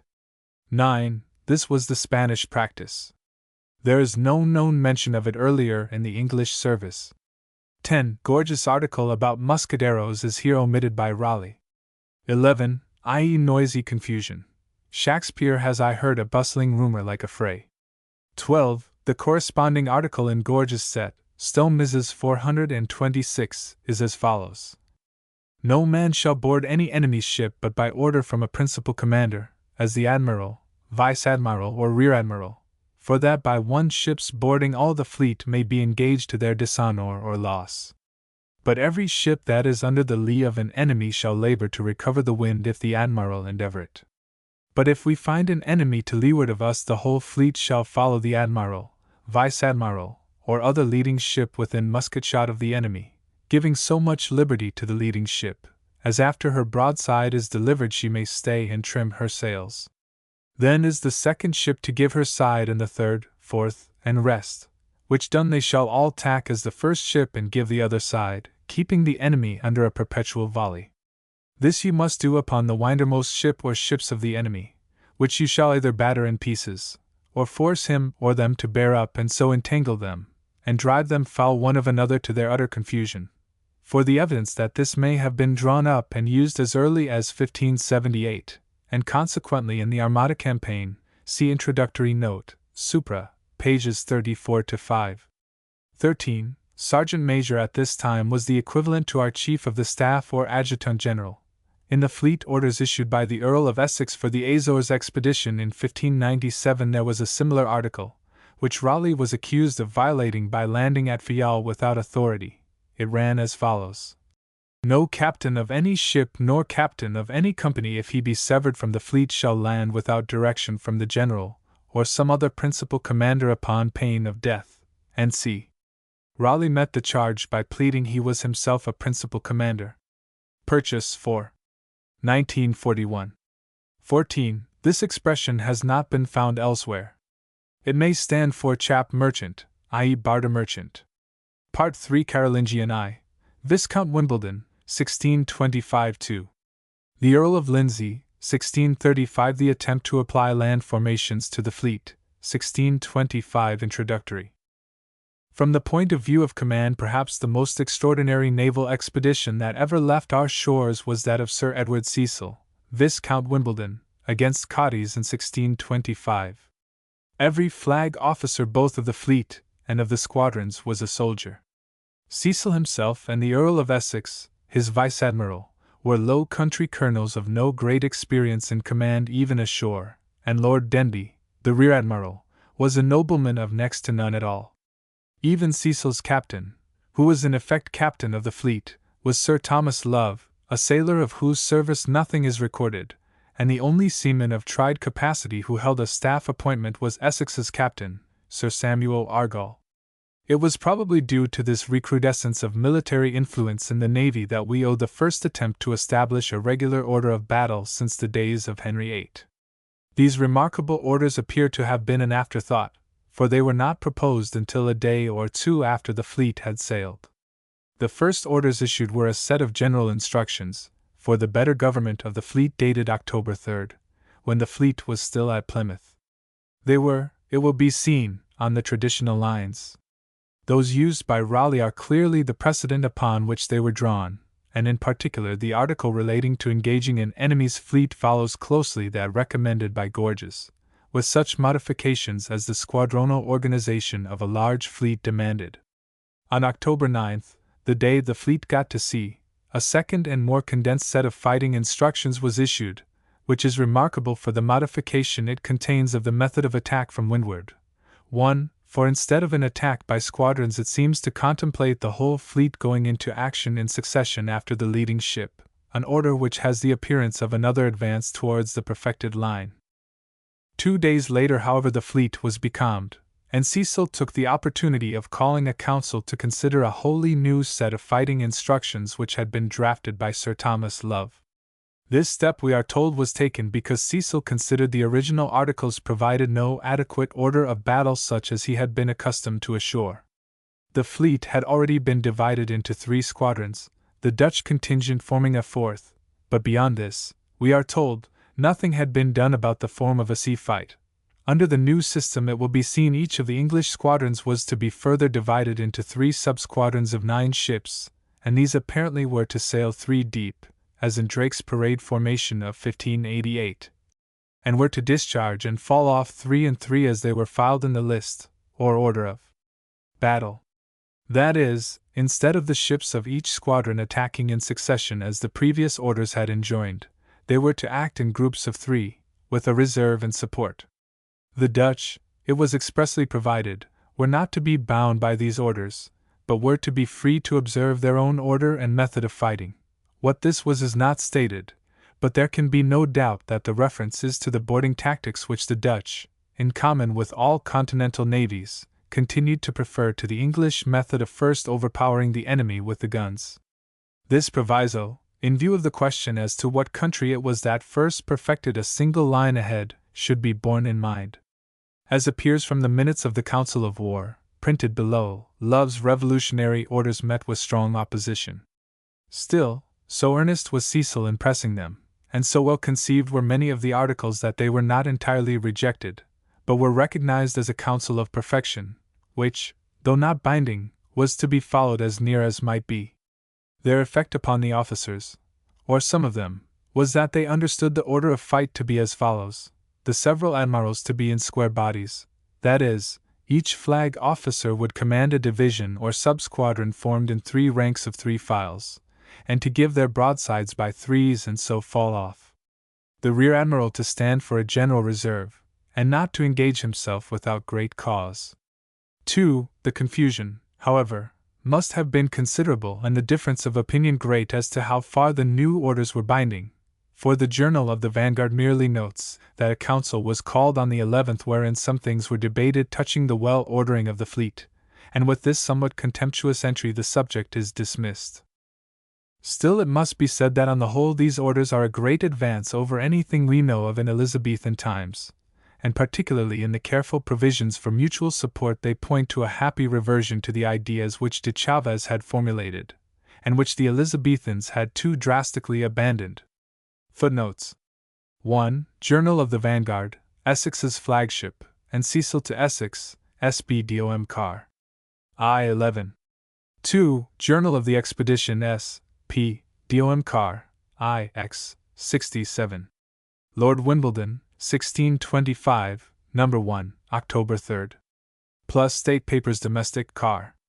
I-9, plus a copy of those instructions which were sent unto the Earl of Essex and given by Sir Edward Cecil, Knight, Admiral of the Fleet, Lieutenant General and Marshal of His Majesty's Land Force now at sea, to be duly performed by all commanders, and their captains and masters, and other inferior officers, both by sea and land, for the better government of His Majesty's fleet. Dated in the Sound of Plymouth, aboard His Majesty's good ship the Anne Royal, the 3rd of October, 1625. 1.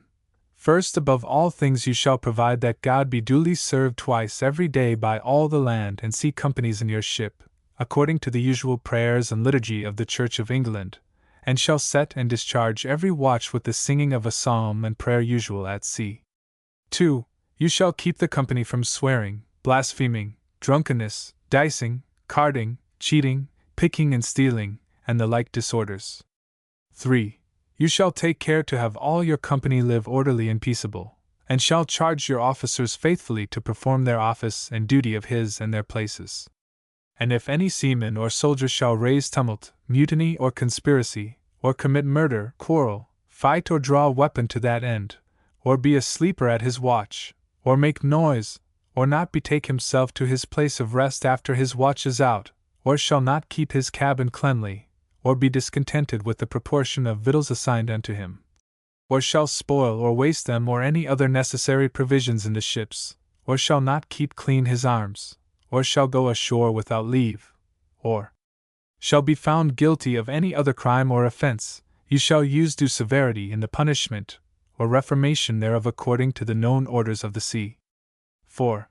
For any capital or heinous offense that shall be committed in your ship by the land or sea men, the land and sea commanders shall join together to take a due examination thereof in writing, and shall acquaint me therewith, to the end that I may proceed in judgment according to the quality of the offense. 5. No sea captain shall meddle with the punishing of any land soldiers, but shall leave them to their commanders, either shall the land commanders meddle with the punishing of the seamen. 6. You shall with the master take a particular account of the stores of the boatswain and carpenters of the ship, examining their receipts, expenses and remains, not suffering any unnecessary waste to be made of their provisions, or any work to be done which shall not be needful for the service. 7. You shall every week take the like account of the purser and steward of the quantity and quality of victuals that are spent, and provide for the preservation thereof without any superfluous expense. And if any person be in that office suspected, 1. For the wasting and consuming of victuals, you shall remove him and acquaint me thereof, and shall give me a particular account from time to time of the expense, goodness, quantity, and quality of your victuals. 8. You shall likewise take a particular account of the master gunner for the shot, powder, munition, and all other manner of stores contained in his indenture, and shall not suffer any part thereof to be sold, embezzled, or wasted, nor any piece of ordnance to be shot off without directions, keeping also an account of every several piece shot off in your ship, to the end I may know how the powder is spent. 9. You shall suffer no boat to go from your ship without special leave and upon necessary causes, to fetch water or some other needful thing, and then you shall send some of your officers or men of trust, for whose good carriage and speedy return you will answer. 10. You shall have a special care to prevent the dreadful accident of fire, and let no candles be used without lanterns, nor any at all in or about the powder room. Let no tobacco be taken between the decks, or in the cabins or in any part of the ship, but upon the forecastle or upper deck, where shall stand tubs of water for them to throw their ashes into and empty their pipes. 11. Let no man give offense to his officer, or strike his equal or inferior on board, and let mutinous persons be punished in most severe manner. 12. Let no man depart out of his ship in which he is first entered without leave of his commander, and let no captain give him entertainment after he is listed, upon pain of severity of the law in that case. 13. If any fire should happen in your ship, notwithstanding your care, which God forbid, then you shall shoot off 2 pieces of ordnance, one presently after the other, and if it be in the night you shall hang out 4 lanterns with lights upon the yards, that the next ships to you may speed to succor you. 14. If the ship should happen to spend a mast, or spring a leak, which by increasing upon you may grow to present danger, then you shall shoot off 2 pieces of ordnance, the one a good while after the other, and hang out 2 lights on the main shrouds, the one a man's height over the other, so as they may be discernible. 15. If the ship should happen to ran on ground upon any danger, which God forbid, then you shall shoot off 4 pieces of ordnance distinctly, one after the other. If in the night, hang out as many lights as you can, to the end the fleet may take notice thereof. 16. You shall favor your topmast, and the head of your mainmast by bearing indifferent sail, especially in foul weather and in a head sea, and when your ship goeth by the wind, lest, by the loss of a mast upon a needless adventure, the service is deprived of your help when there is greatest cause to use it. 17. The whole fleet is to be divided into 3 squadrons, the admiral's squadron to wear red flags and red pennants on the main topmast head, the vice-admiral's squadron to wear blue flags and blue pennants on the 4 topmast heads, the rear-admiral's squadron to wear white flags and white pennants on the mizzen topmast heads. 2. 18. The admirals and officers are to speak with me twice a day, morning and evening, to receive my directions and commands, which the rest of the ships are duly to perform. If I be ahead I will stay for them, if to leeward I will bear up to them. If foul weather should happen, you are not to come too near me or any other ship to hazard any danger at all. And when I have hailed you, you are to fall astern, that the rest of the ships in like manner may come up to receive my commands. 19. You shall make in every ship 2 captains of the watch, or more, if need be, who shall make choice of soldiers or seamen to them to search every watch in the night between the decks, that no fire or candle be carried about the ship after the watch is set, nor that no candle be burning in any cabin without a lantern, nor that neither but whilst they are making themselves ready, and to see the fire put out in the cook's room. For there is no danger so inevitable as the ship's firing. 20. You shall cause the landmen to learn the names and places of the ropes that they may assist the sailors in their labors upon the decks, though they cannot go up to the tops and yards. 21. You shall train and instruct such sailors and mariners as shall be found fit to the use of the musket, as you do your landmen, and register their names in a list by themselves, making no difference for matter of discipline between the sailors and soldiers aboard you. 22.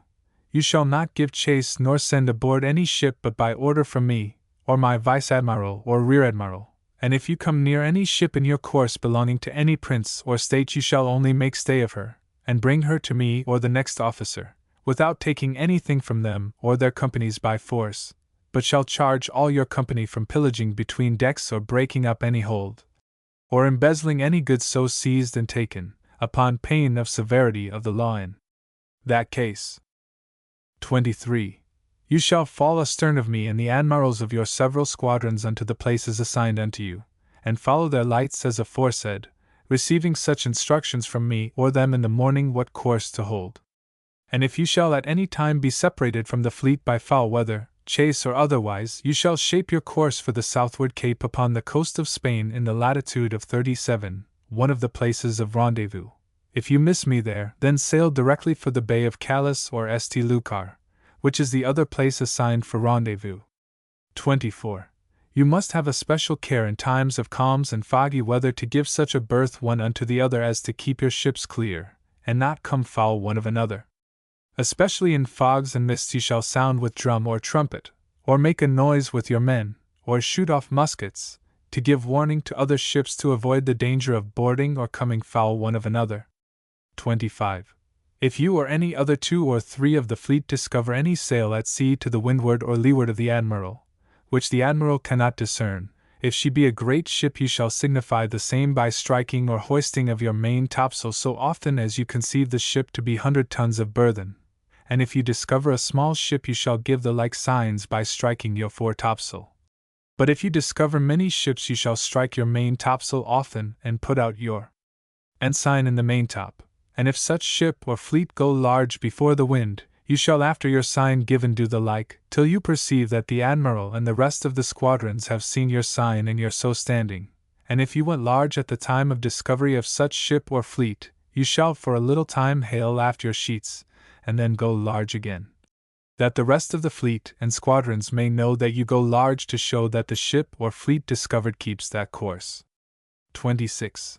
If the ship or fleet discovered have their tacks aboard and stand upon a wind, then if you had your tack aboard at the time of the discovery you shall bear up for a little time, and after hail aft your sheets again to show us what course the ship or fleet holdeth. 27. If you discover any ship or fleet by night, and they be, to windward of you, the general or admirals, you shall presently bear up to give us knowledge if you can speak with her. If not, you may keep your luff and shoot off a piece of ordnance by which we shall know you give chase, to the end that the rest may follow accordingly. 28. For a general rule let no man presume to shoot off any pieces of ordnance but in discovery of ships or fleet by night, or being in danger of the enemy, or of fire, or of sinking, that it may be unto us a most certain intelligence of some matter of importance. 29. If any man shall steal any victuals by breaking into the hold or otherwise, he shall receive the punishment of a thief and murderer of his fellows. 30.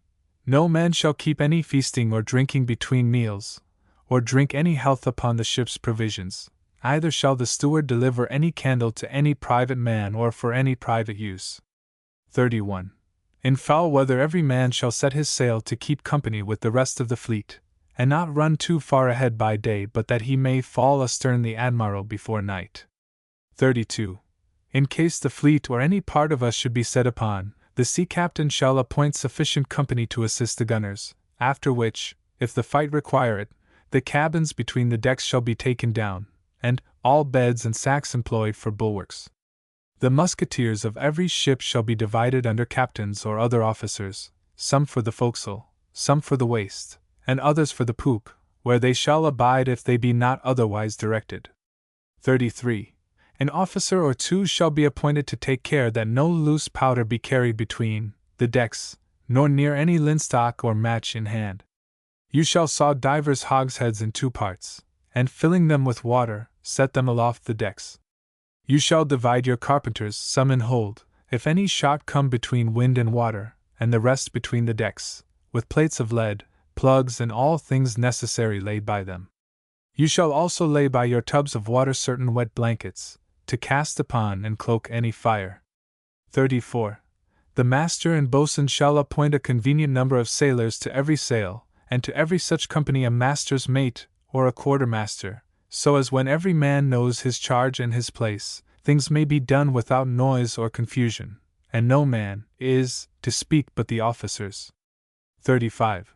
No man shall board any enemy's ship, especially such as command the king's ships, without special order from me. The loss of one of our ships will be an encouragement to the enemy, and by that means our fleet may be engaged, it being a great dishonor to lose the least of our fleet.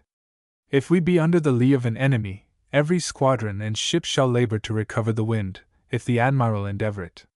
But if we find an enemy to leeward of us, the whole fleet shall follow in their several places, the admirals with the head of the enemy, the vice-admirals with the body, and the rear-admirals with the sternmost ships of the chase, or other leading ships which shall be appointed, within musket-shot of the enemy, giving so much liberty to the leading ship as after her broadside, 3, delivered she may stay and trim her sails. Then is the second ship to give her side, and the third and fourth, with the rest of that division, which done they shall all tack as the first ship and give their other sides, keeping the enemy under perpetual volley. This you must do upon the windermost ship or ships of an enemy, which you shall either batter in pieces, or force him or them to bear up, and so entangle them or drive them foul one of another to their utter confusion. 36. Your musketeers, divided into quarters of the ship, shall not discharge their shot but at such a distance as their commanders shall direct them. 37. If the admiral or admirals give chase, and be the headmost man, the next ship shall take up his boat if other order be not given, or if any other ship be appointed to give chase, the next ship, if the chasing ship have, 5, a boat at her stern, shall take it. 38. Whosoever shall show himself a coward upon any landing or otherwise, he shall be disarmed and made a laborer or carrier of victuals for the army. 39. No man shall land anywhere in any foreign parts without order from me, or by the sergeant major or other officer upon pain of death. 40. Wheresoever we shall land, no man shall force any woman upon pain of death. 41. You shall avoid sleeping upon the ground and the drinking of new wines, and eating new fruits, and fresh fish until it has been salted 3 hours, and also forbear sleeping upon the deck in the night time, for fear of the serene, 6, that falls, all which will breed dangerous fluxes and diseases. 42. When the admiral shall hang out the arms of England in the mizzen shrouds, then shall the council of war come aboard, and when that shall be taken in, and the St. George hung in the main shrouds, that is for a general council. 7. For any orders upon the land, if God send us thither, we shall establish them. For matter of sailing or discipline at sea, if there be cause, you shall receive other directions, to which I refer you. Likewise it is ordered between the seamen and the landmen that after the captain of the ship is cabined, he shall if possible lodge the captain of the foot in the same cabin, after the master of the ship is cabined the lieutenant, and after the master's mates the ensign. Footnotes 1 ms. If any suspected persons be in that office, and c. 2. This is the first known occasion of red, blue, and white flags being used to distinguish squadrons, though the idea was apparently suggested in Elizabeth's time. See Navy Records Society, Miscellany, I, page 30. 3 ms. Has to the leading ships as after their broadside, and c. 4 ms. 5 ms. With 6. Spanish Sereno, the cold evening air.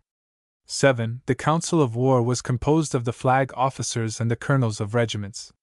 Sir Thos. Love was also a member of it, but probably as treasurer of the expedition, and not as flag captain.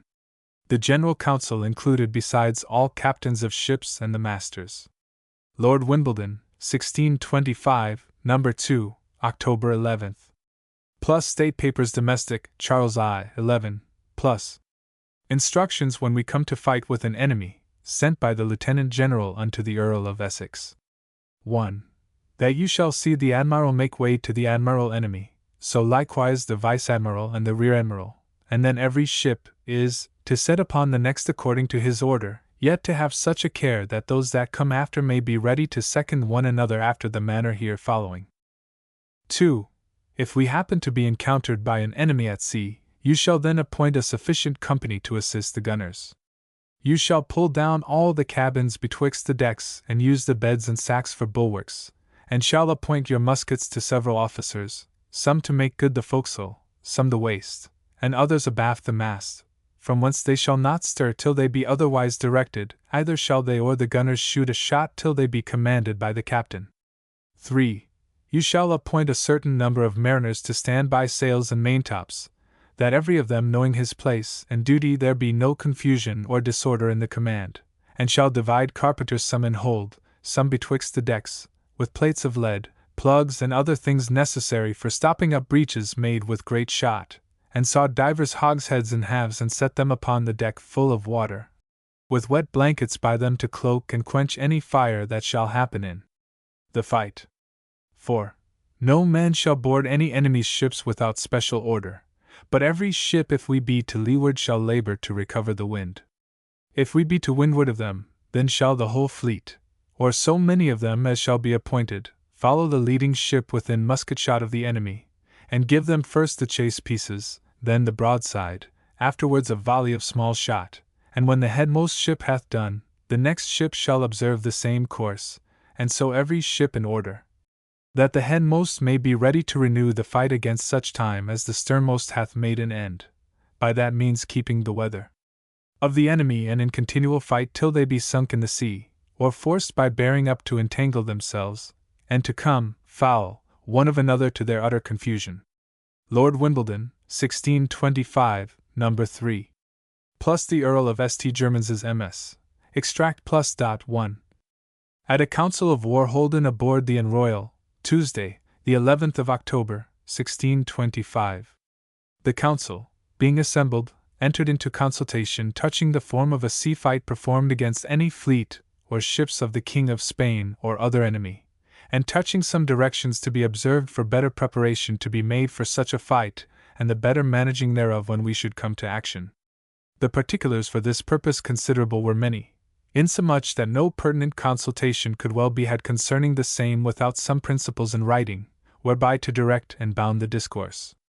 And therefore, by the special command of my Lord Lieutenant General, a form of articles for this service, drawn originally by Sir Thomas Love, K.T., Treasurer for this action, Captain of the Royal and one of the Council of War, was presented to the Assembly, and several times read over to them.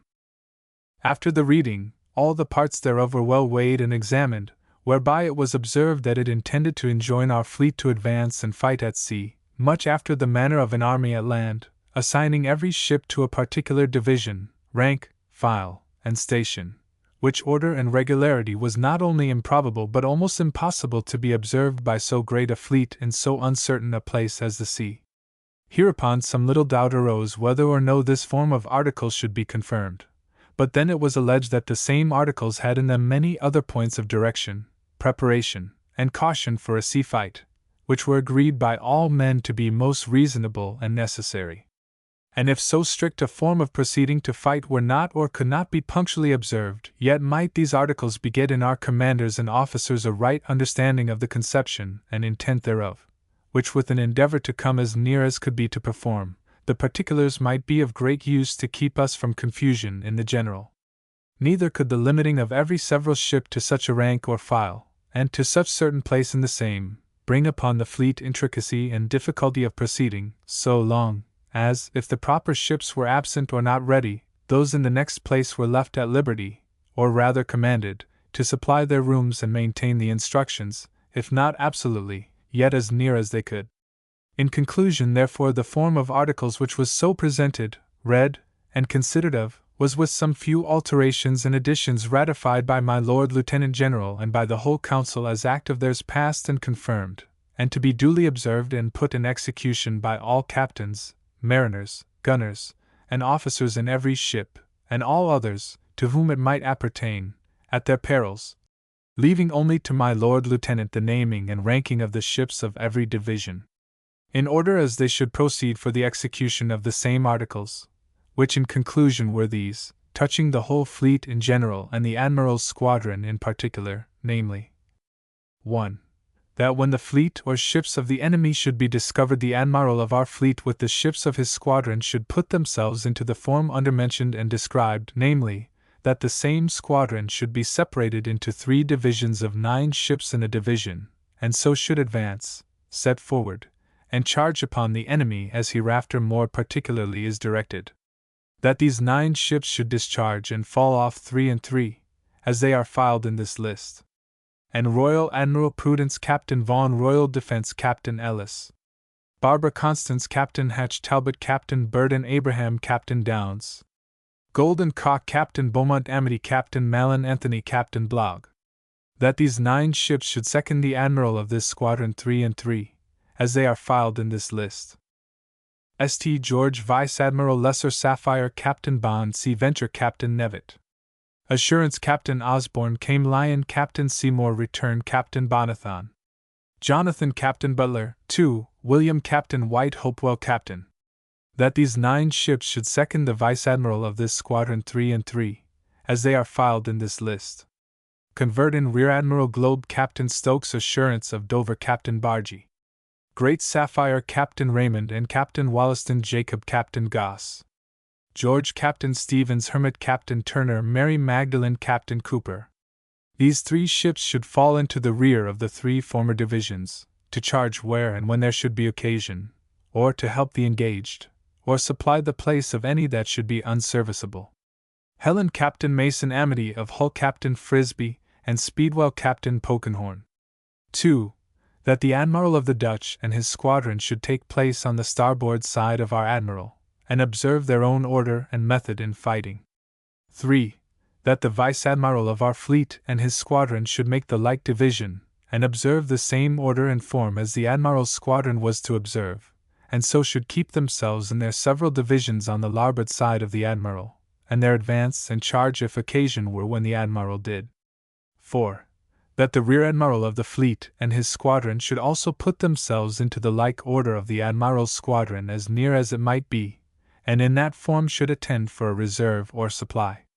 And if any squadron, ship or ships of ours should happen to be engaged by overcharge of the enemy's, loss of masts or yards, or other main distress needing special succor, that then the Rear Admiral with all his force, or one of his divisions proportionable to the occasion, should come to their rescue, which being accomplished they should return to their first order and place assigned. 5. That the distance between ship and ship in every squadron should be such as none might hinder one another in advancing or falling off. 6. That the distance between squadron and squadron should be more or less as the order of the enemy's fleet or ships should require, whereof the captains and commanders of our fleet were to be very considerate. 7. That if the enemy's approach happened to be in such sort as the Admiral of the Dutch and his squadron, or the Vice Admiral of our fleet and his squadron, might have opportunity to begin the fight, it should be lawful for them to do so until the Admiral could come up, using the form, method, and care prescribed. 8. That if the enemy should be forced to bear up, or to be entangled among themselves, whereby an advantage might be had, then our Rear Admiral and his squadron with all his divisions should lay hold thereof and prosecute it to effect. 9. That the Rear Admiral's squadron should keep most strict and special watch to see what squadrons or ships distressed of our fleet should need extraordinary relief, and what advantage might be had upon the enemy, that a speedy and present course might be taken to perform the service enjoined. 10.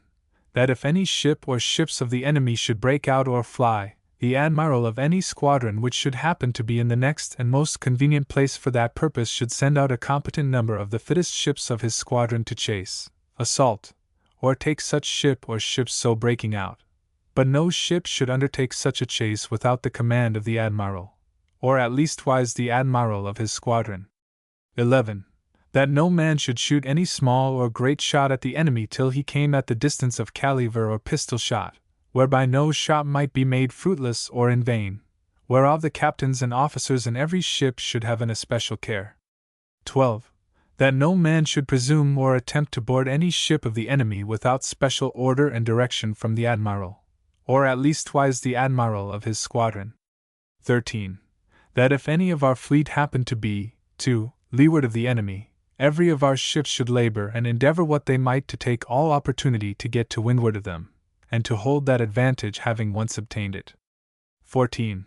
That the captains and officers of every ship should have an especial care as much as in them lay to keep the enemies in continual fight without any respite or intermission to be offered them, which, with the advantage of the wind if it might be had, was thought the likeliest way to enforce them to bear up and entangle themselves, or fall foul one of another in disorder and confusion. 15. That an especial care should be had in every ship that the gunners should load some of their pieces with case shot, handspikes, nails, bars of iron, or with what else might do most mischief to the enemy's men, upon every fit opportunity, and to come near and lay the ordnance well to pass for that purpose, which would be apt to do great spoil to the enemy. 16. That the cabins in every ship should be broken down so far as was requisite to clear the way of the ordnance. 17. That all beds and sacks in every ship should be disposed and used as bulwarks for defense against the shot of the enemy. 18. That there should be 10, 8, 6, or 4 men to attend every piece of ordnance as the master gunner should choose out and assign them to their several places of service, that every one of them might know what belonged properly to him to do, and that this choice and assignation should be made with speed so as we might not be taken unprovided. 19. That there should be 1, 2, or 3 men of good understanding and diligence, according to the burden of every ship, forthwith appointed to fill cartouches, 3, of powder, and to carry them in cases or barrels covered to their places assigned. 20. That the hold in every ship should be rummaged and made pretty, for, especially by the ship's sides, and a carpenter with some man of trust appointed to go fore and after in hold to seek for shot that may come in under water, and that there should be provided in readiness plugs, pieces of sheet lead, and pieces of elm board to stop all leaks that might be found within board or without. 21. That in every ship where any soldiers were aboard the men should be divided into 2 or 3 parts, whereof only one part should fight at once and the rest should be in hold, to be drawn up upon occasion to relieve and rescue the former. 22. That the men in every ship should be kept as close as reasonably might be till the enemy's first volley of small shot should be passed. 23. That the mariners in every ship should be divided and separated into 3 or 4 parts or divisions, so as every one might know the place where he was to perform his duty for the avoiding of confusion. 24. That the master or boatswain of every ship, by command of the captain, should appoint a sufficient and select number of seamen to stand by and attend the sails. 25. That more especially they should by like command appoint sufficient helmsmen to steer the ship. 26. That the sailors and helmsmen should in no sort presume to depart or stir from their charge. 27. That the mainyard, foreyard, and topsail sheets in every ship should be slung, and the topsail yards if the wind were not too high, hereby to avoid the shooting down of sails. 28. That there should be butts or hogsheads sawn into 2 parts filled with salt water, set upon the upper and lower decks in several places convenient in every ship, with buckets, gowns, and blankets to quench and put out wildfire or other fire if need be. 29. That if a fight began by day and continued till night, every ship should be careful to observe the admiral of her squadron, that if the admiral fell off and forbore the fight for the present every other ship might do the like, repairing under her own squadron to amend anything amiss, and be ready to charge again when the admiral should begin. 30. That if any of the ships belonging to any squadron or division happen to be absent or not ready in convenient time and place to keep and make good the order herein prescribed, then every squadron and division should maintain these directions as near as they could, although the number of ships in every division were the less, without attending the coming in of all the ships of every division. 31. And that these 10 ships, in regard of the munition and materials for the army and the horses which were carried in them, should attend the rear admiral and not engage themselves without order, but should remain and expect such directions as might come from our admiral or rear admiral. Peter Bonaventure, Captain Johnson, Sarah Bonaventure, Captain Carew, Christian, Captain Ware, Susan and Ellen, Captain Levitt, William of London, Captain Amatus, Hope, Sir Thomas Pigott, Knight, Chestnut, Fortune, Fox, Truelove. There was no difference between the articles for the Admiral's squadron and those for the Vice-Admirals and Rear-Admirals, save in the names of the ships of every division, and that their squadrons had not any particular reserve, nor above 5 or 6 ships apiece in the 3rd Division, for want of ships to make up the number of 9, the munition and horse ships which belonged to their squadrons being unapt to fight, and therefore disposed into a special division of 10 ships by themselves, to attend the general reserve. At the rising of the council, a motion was made to have some of the best sailors of our fleet chosen out and assigned to lie off from the main body of the fleet, some to sea and some to shoreward, the better to discover, chase, and take some ships or boats of the enemy's, which might give us intelligence touching the Plate fleet, whether it were come home or no, or when it would be expected and in what place, and touching such other matters whereof we might make our best advantage. But nothing herein was now resolved, it being conceived, as it seemed, that we might soon enough and more opportunely consider of this proposition and settle an order therein when we came nearer to the enemy's coasts, so the council was dissolved. Footnotes 1. A relation touching the fleet and army of the King's Most Excellent Majesty King Charles, set forth in the 1st year of His Highness's reign, and touching the order, proceedings, and actions of the same fleet and army, by Sir John Glanville, the younger, Sergeant-at-Law, and Secretary to the Council of War. Printed for the Camden Society, 1883, NS Volume 32. 2. Elsewhere in the MS. Spelled Boteler. Probably Nathaniel Boteler, author of the Dialogues about Sea Services. 3. MS. Car houses. 4. MS. Pretty equals Boteler's pretty. To make the ship pretty, he says, is to clear for action. And likewise to make the hold pretty is to bestow everything handsomely there, and to remove anything that may be troublesome. Dialogues, 283. The Shipmoney Fleets, circa 1635. Introductory. That Cecil's unconfirmed orders produced some impression beyond the circle of the military flag officers is clear. Captain Nathaniel Boteler, in the work already cited, 1. Quotes the system they enjoined as the one he would himself adopt if he were to command a large fleet in action. In his 6th Dialogue on the Ordering of Fleets, after recommending the division of all fleets of 80 sail and upwards into 5 squadrons, an organization that was subsequently adopted by the Dutch, he proceeds to explain his system of signals, and the advantages of scout vessels being attached to every squadron, especially, he says, the van and wings, which looks as though the ideas of de Chavez were still alive.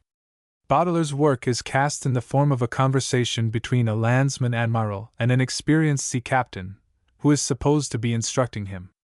In reply to the admiral's query about battle formations, the captain says that neither the whole present age, i.e., century, with the half of the last have afforded any one thorough example of this kind. In the few actions between sailing fleets that had taken place in the previous 75 years, he says we find little or nothing as touching the form of these fights, being pressed for his own ideas on the subject. He consents to give them as follows: I say, then, that wheresoever a fleet is either to give or take a battle with another every way equal with it, every squadron of such fleet, whether they be 3 in number as generally they are, or 5, as we prescribed in the beginning of the dialogue, shall do well to order and subdivide itself into 3 equal divisions, with a reserve of certain ships out of every squadron to bring up their rears, the which may amount in number to the 3rd part of every one of those divisions. And every one of these, observing a due birth and distance, are in the fight to second one another, and, the better to avoid confusion, and the falling foul one upon another, to charge, discharge, and fall off by 3s or 5s, more or less, as the fleet in gross is greater or smaller, the ships of reserve being to be instructed either to succor and relieve any that shall be any way engaged and in danger, or to supply and put themselves in the place of those that shall be made unserviceable. And this order and course to be constantly kept and observed during the whole time of the battle. Asked if there are no other forms, he says, some forms besides, and different from this, I know well, have been found prescribed and practiced. As for a fleet which consisteth but of a few ships and being in fight in an open sea, that it should be brought up to the battle in one only front, with the chief admiral in the midst of them, and on each side of him the strongest and best provided ships of the fleet, who, keeping themselves in as convenient a distance as they shall be able, are to have eye and regard in the fight to all the weaker and worser ships of the party, and to relieve and succor them upon all occasions, and withal being near the admiral may both guard him and aptly receive his instructions. And for a numerous fleet they propound that it should be ordered also, when there is sea room sufficient, into one only front, but that the ablest and most warlike ships should be so stationed as that the agility of the smaller ships and the strength of the other may be communicated, to a mutual relief, and for the better serving in all occasions either of chase or charge. To which end they order that all the files of the front that are to the windward should be made up of the strongest and best ships, that so they may the surer and speedier relieve all such of the weaker ships, being to leewards of them, as shall be endangered or any way oppressed by any of the enemy. All this is a clear echo of de Chavez and the system which still obtained in all continental navies. For a large fleet, at least Boteler evidently disapproved all tactics based on the line abreast, and preferred a system of small groups attacking in line ahead, on Cecil's proposed system. Asked about the campaign of 1588, he has nothing to tell of any English formation. Of the crescent order of the Armada he says, and modern research has fully confirmed his statement, that it was not a battle order at all, but only a defensive sailing formation to keep themselves together, and in company until they might get up to be athwart Gravelines, which was the rendezvous for their meeting with the Prince of Parma, and in this regard their order was commendable. How far these ideas really represented current naval opinion we cannot precisely tell, but we know that Boteler was an officer held in high enough esteem to receive the command of the landing flotilla at Cadiz, and to be described as an able and experienced sea captain. But whatever tendency there may have been to tactical progress under Buckingham's inspiring personality, it must have been smothered by the lamentable conduct of his war. Later on in the reign, in the period of the ship-money fleets, when Charles was endeavoring to establish a real standing navy on modern lines, we find in the Earl of Lindsay's orders of 1635, which Monson selected for publication in his tracts, no sign of anything but tactical stagnation. The early Tudor tradition seems to have completely re-established itself, and Monson, who represents that tradition better than anyone, though he approved the threefold subdivision of squadrons, thought all battle formations for sailing ships a mistake. Writing not long after Boteler, he says, "Ships which must be carried by wind and sails, and the sea affording no firm or steadfast footing, cannot be commanded to take their ranks like soldiers in a battle by land. The weather at sea is never certain, the winds variable, ships unequal in sailing, and when they strictly keep their order, commonly they fall foul one of another, and in such cases they are more careful to observe their directions than to offend the enemy, whereby they will be brought into disorder amongst themselves." Of Lindsay's orders only Article 18 is given here out of the 34 which Monson prints in full. It is the only one relating to tactics. The rest, which follow the old pattern, are the usual medley of articles of war, sailing instructions, and general directions for the conduct of the fleet at sea. We cannot therefore safely assume that Article 18 fairly represents the tactical thought of the time. It may be that Lindsay's orders were merely in the nature of general instructions, to be supplemented by more particular fighting instructions, as was the practice later. Footnotes 1. Ante, page 27. 2. The obsolete meaning of communicate is to share or participate, to enjoy in common. The Earl of Lindsay, 1635. Such instructions as were given in the voyage in 1635 by the Right Honourable Robert, Earl of Lindsay, 1. Plus Monson's Naval Tracts, Book 3. Extract plus dot. Art. 18.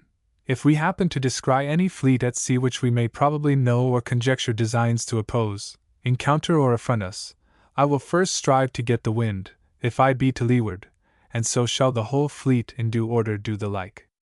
And when we shall join battle no ship shall presume to assault the admiral, vice-admiral or rear-admiral, but only myself, my vice-admiral or rear-admiral, if we be able to reach them, and the other ships are to match themselves accordingly as they can, and to secure one another as cause shall require, not wasting their powder at small vessels or victuallers, nor firing till they come side to side. Footnote 1. This was a fleet of 40 sail, designed, under color of securing the sovereignty of the seas and protecting commerce against pirates, to assist Spain as far as possible against the French and Dutch. It never fought. Part 4. The First Dutch War. English and Dutch orders on the eve of the war, 1648–52. 2. Orders issued during the war, 1653–54. English and Dutch orders on the eve of the war, 1648–53. Introductory. From the foregoing examples it will be seen that at the advent of the Commonwealth, which was to set on foot so sweeping a revolution in the naval art, all attempts to formulate a tactical system had been abandoned. This is confirmed by the following extract from the orders issued by the Long Parliament in 1648. It was the time when the revolt of a part of the fleet, and a rising in the south-eastern counties led the government to apprehend a naval coalition of certain foreign powers in favor of Charles. It is printed by Granville Penn in his Memorials of Sir William Penn as having been issued in 1647, but the original copy of the orders amongst the Penn tracts, Sloane Mrs. 1709, f.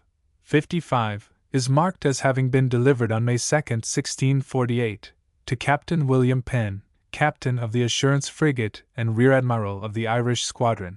They are clearly based on the later precedents of Charles I, but it must be noted that Penn is told to expect more particular instructions in regard to the fighting article. We may assume, therefore, that the Admiralty authorities already recognized the inadequacy of the established fighting instructions, and so soon as the pressure of that critical time permitted intended to amplify them. Amongst those responsible for the orders, however, there is no name that can be credited with advanced views.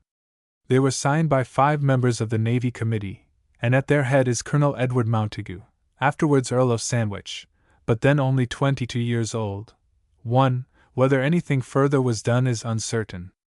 No supplementary orders have been found bearing date previous to the outbreak of the Dutch War. But there exists an undated set which it seems impossible not to attribute to this period. It exists in the Harleian Mrs. 1247, ff 43b, amongst a number of others which appear to have been used by the Duke of York as precedents in drawing up his famous instructions of 1665. To begin with, it is clearly later than the orders of 1648, upon which it is an obvious advance. Then the use of the word general for admiral, and of the word sign for signal fixes it to the Commonwealth, or very early Restoration. Finally, internal evidence shows it is previous to the orders of 1653, for those orders will be seen to be an expansion of the undated set so far as they go, and further, while these undated orders have no mention of the line, those of 1653 enjoin it. They must therefore lie between 1648 and 1653, and it seems worthwhile to give them here conjecturally as being possibly the supplementary, or more particular instructions, which the government contemplated, particularly as this hypothesis gains color from the unusual form of the heading instructions for the better ordering. Though this form became fixed from this time forward, there is, so far as is known, no previous example of it except in the orders which Lord Wimbledon propounded to his Council of War in 1625, and those were also supplementary articles. 2. Be this as it may, the orders in question do not affect the position that up to the outbreak of the First Dutch War we have no orders enjoining the line ahead as a battle formation. Still, we cannot entirely ignore the fact that, in spite of the lack of orders on the subject, traces of a line ahead are to be detected in the earliest action of the war. Gibson, for instance, in his reminiscences has the following passage relating to Blake's brush with Tromp over the honor of the flag on May 9, 1652, before the outbreak of the war. Phase 3. When the general had got half channel over, he could see the Dutch fleet with their starboard tacks aboard standing towards him, having the weather gauge. Upon which the general made a sign for the fleet to tack. After which, having their starboard tacks aboard, the general's ship, the Old James, being the southernmost and sternmost ship in the fleet, the rest of his fleet tacking, first placed themselves in a line ahead of the general, who after tacking hauled up his mainsail in the brails, fitted his ship to fight, slung his yards, and run out his lower tier of guns and clapped his fore topsail upon the mast. If Gibson could be implicitly trusted, this passage would be conclusive on the existence of the line formation earlier than any of the known fighting instructions which enjoined it. But unfortunately, as Dr. Gardiner pointed out, Gibson did not write his account till 1702, when he was 67. He is, however, to some extent corroborated by Blake himself, who in his official dispatch of May 20, relating the incident, says that on seeing Tromp bearing down on him we lay by and put ourselves into a fighting posture, i.e. battle order, but what the posture was he does not say. If, however, this posture was actually the one Gibson describes, we have the important fact that in the first recorded instance of the complete line, it was taken as a defensive formation to await an attack from windward. The only other description we have of English tactics at this time occurs in a dispatch of the Dutch commander-in-chief in the Mediterranean, Van Galen, in which he describes how Captain Richard Baddeley, then commanding a squadron on the station, engaged him with an inferior force and covered his convoy off Monte Cristo in August 1652.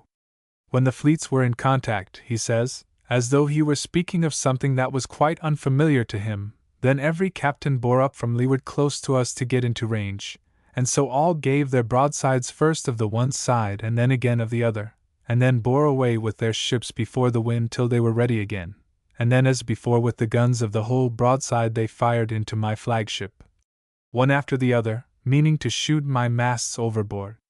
For from this it would seem that Baddeley attacked in succession in the time-honored way, and that the old rudimentary form of the line ahead was still the ordinary practice. The evidence, however, is far from strong, but really little is needed.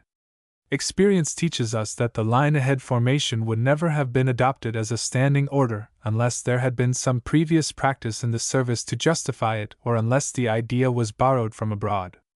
But, as we shall see, the oft-repeated assertion that it was imitated from the Dutch is contrary to all the evidence, and quite untenable. The only experience the framers of the Order of 1653 can have had of a line-ahead formation must have been in our own service. The clearest proof of this lies in the annexed orders which Tromp issued on June 20, 1652, immediately before the declaration of war, and after he had had his brush with Blake, in which, if Gibson is to be trusted, Tromp had seen Blake's line.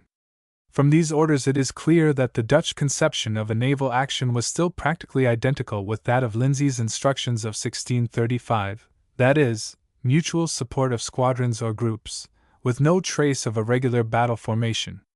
In the detailed organization of the fleet each of the three squadrons has its own 3 flag officers, that is to say, it was organized, like that of Lord Wimbledon in 1625, in 3 squadrons and 9 sub-squadrons, and was therefore clearly designed for group tactics.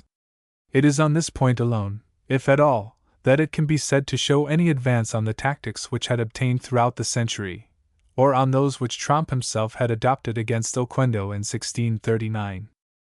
Yet further proof is to be found in the orders issued by Witt Cornelissen de With to his captains in October 1652, as commander-in-chief of the Dutch fleet.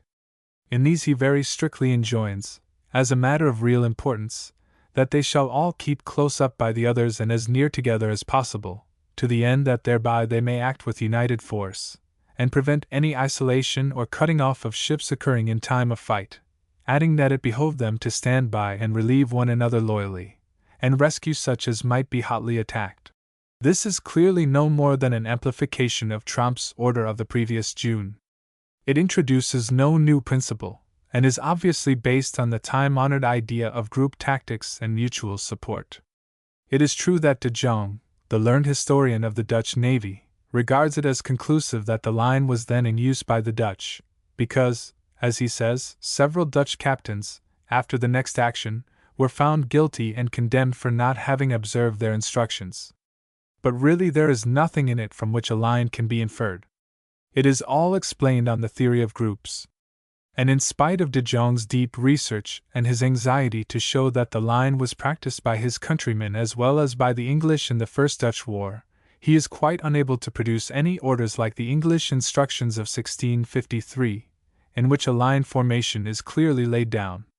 But whether or not we can accept de Jong's conclusions as to the time the line was introduced into the Dutch service, one thing is clear enough, that he never ventured to suggest that the English copied the idea from his own countrymen. It is evident that he found nothing either in the Dutch archives or elsewhere even to raise such an idea in his mind.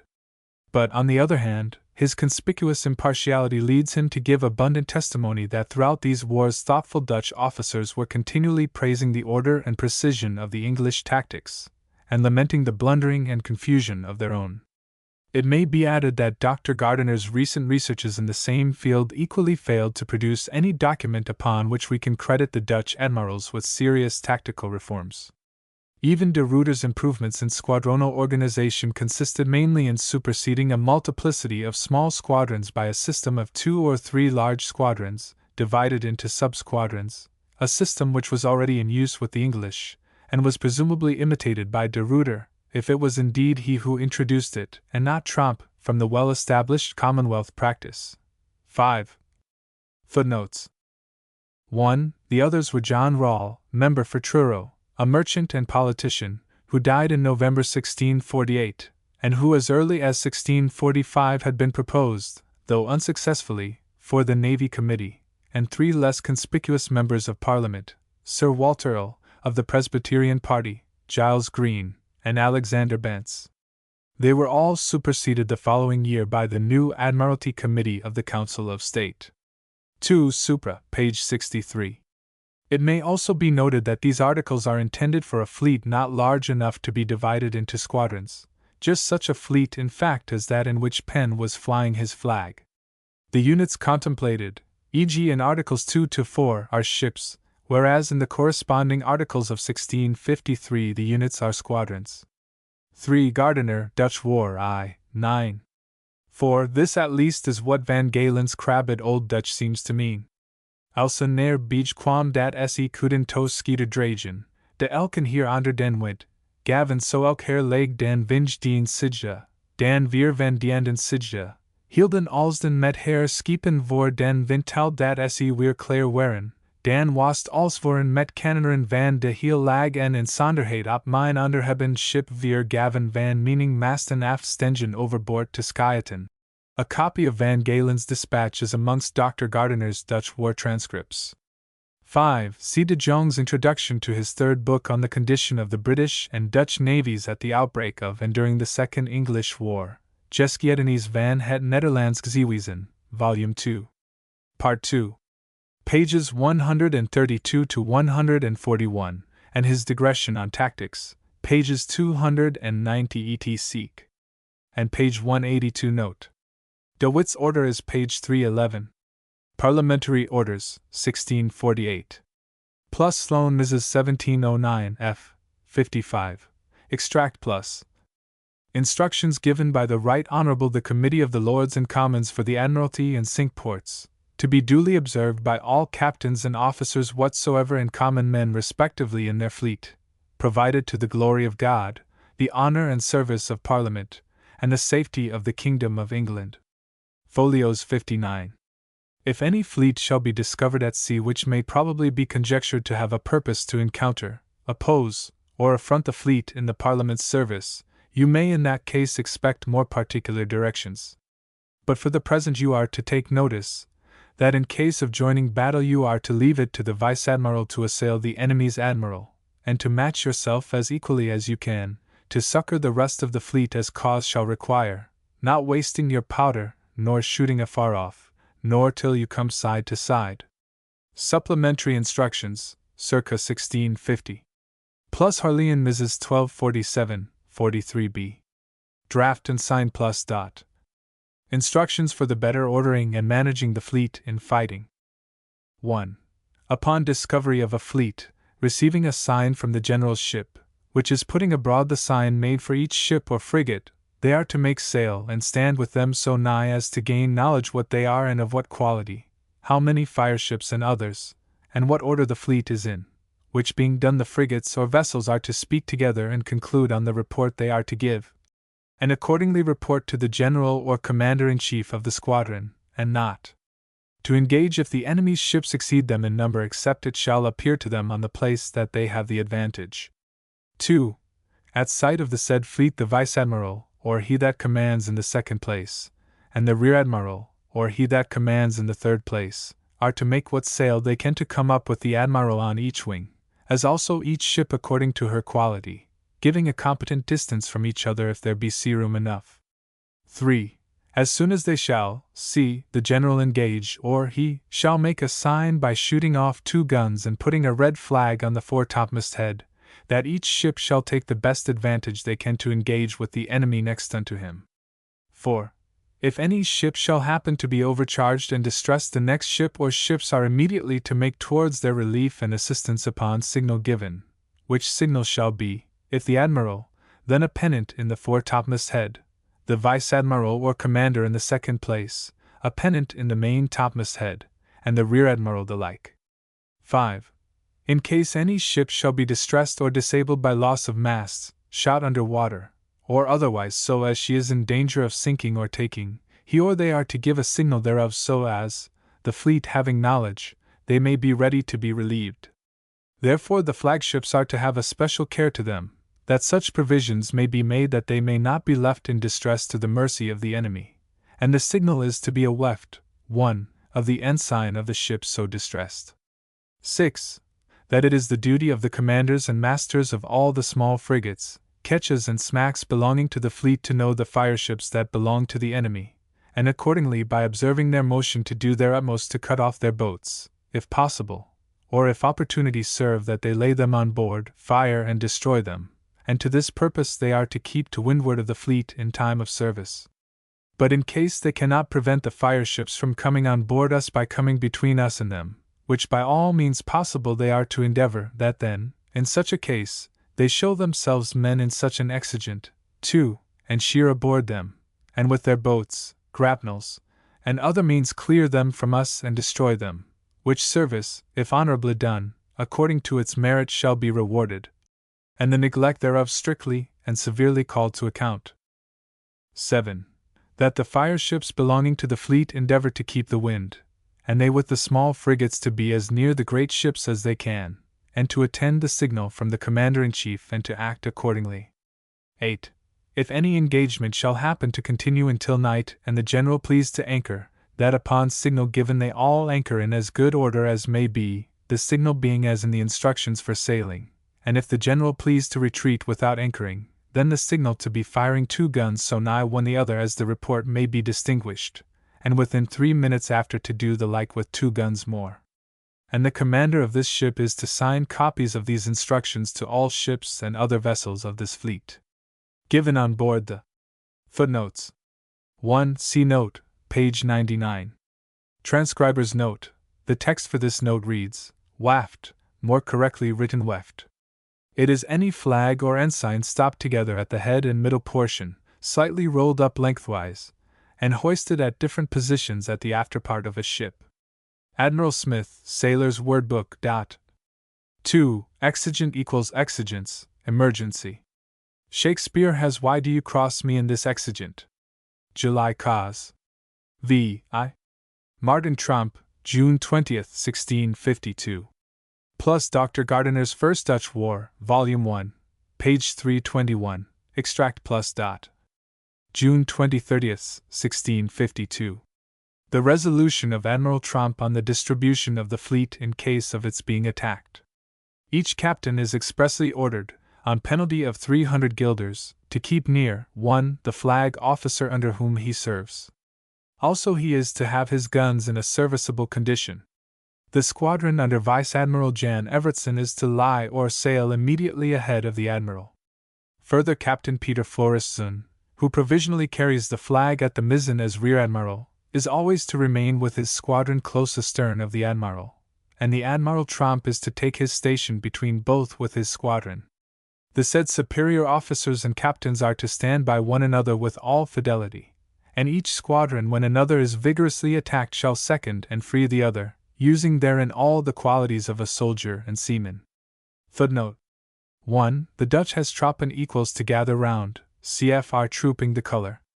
De Witt's corresponding order has dat zich allen bij den enderen, gesloten zo den blijven, supra, page 86. 2 orders issued during the war 1653 and 1654 introductory. The earliest known fighting instructions in any language which aimed at a single line ahead as a battle formation were issued by the Commonwealth's generals at sea on March 29, 1653, in the midst of the Dutch War. This is placed beyond doubt by an office copy amongst the Duke of Portland's misses at Welbeck Abbey. 1. It is of high importance for the history of naval tactics that we are at last able to fix the date of these memorable orders. Endless misapprehension on the subject of our battle formations during the First Dutch War has been caused by a chronological error into which Mr. Granville Penn was led in his Memorials of Penn, Appendix L. Sir William Penn's copy of these instructions is merely dated March 1653, 2, and his biographer hazarded the very natural conjecture that, as this is an old-style date, it meant March 1654. This would have been true of any day in March before the 25th. But as we now can fix the date as the 29th, we know the year is really 1653 and not 1654. 3. There was perhaps some anxiety on Mr. Penn's part to get his hero some share in the orders, and as William Penn was not appointed one of the generals at sea till December 2, 1653, he could not officially have had the credit of orders issued in the previous March.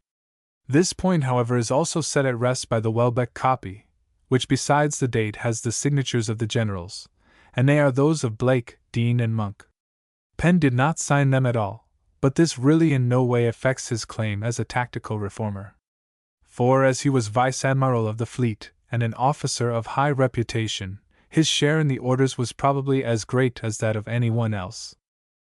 The winter of 1652-3 was the turning point of the war.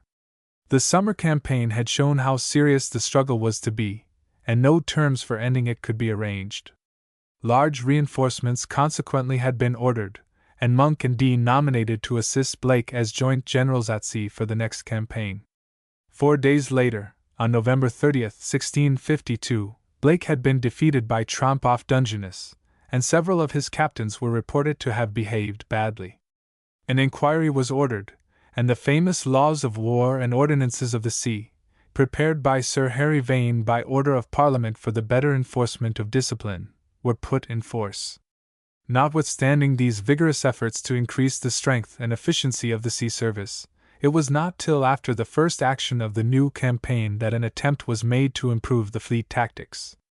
The action off Portland on February 18, 1653, and the ensuing chase of Tromp, marked the first real success of the war. But though the generals succeeded in delivering a severe blow to the Dutch admiral and his convoy, it must have been clear to everyone that they narrowly escaped defeat through a want of cohesion between their squadrons. On the 19th and 20th Tromp executed a masterly retreat, with his fleet in a crescent or obtuse angle formation and his convoy in its arms. But nowhere is there any hint that either side fought in line ahead, for, on the 25th the fleet had put into Stokes Bay to refit, and between this time and March 29 the new orders were produced. 5. The first 2 articles, it will be seen, are practically the same as the supplementary instructions on page 99, but in the third, relating to general action, instead of the ships engaging according to the order presented, as was enjoined in the previous set, they are to endeavor to keep in a line with the chief, as the order which will enable them to take the best advantage they can to engage with the enemy. Article 6 directs that where a flagship is distressed, captains are to endeavor to form line between it and the enemy. Article 7, however, goes still further, and enjoins that where the windward station has been gained, the line ahead is to be formed upon severest punishment, and a special signal is given for the maneuver. Article 9 provides a similar signal for flagships.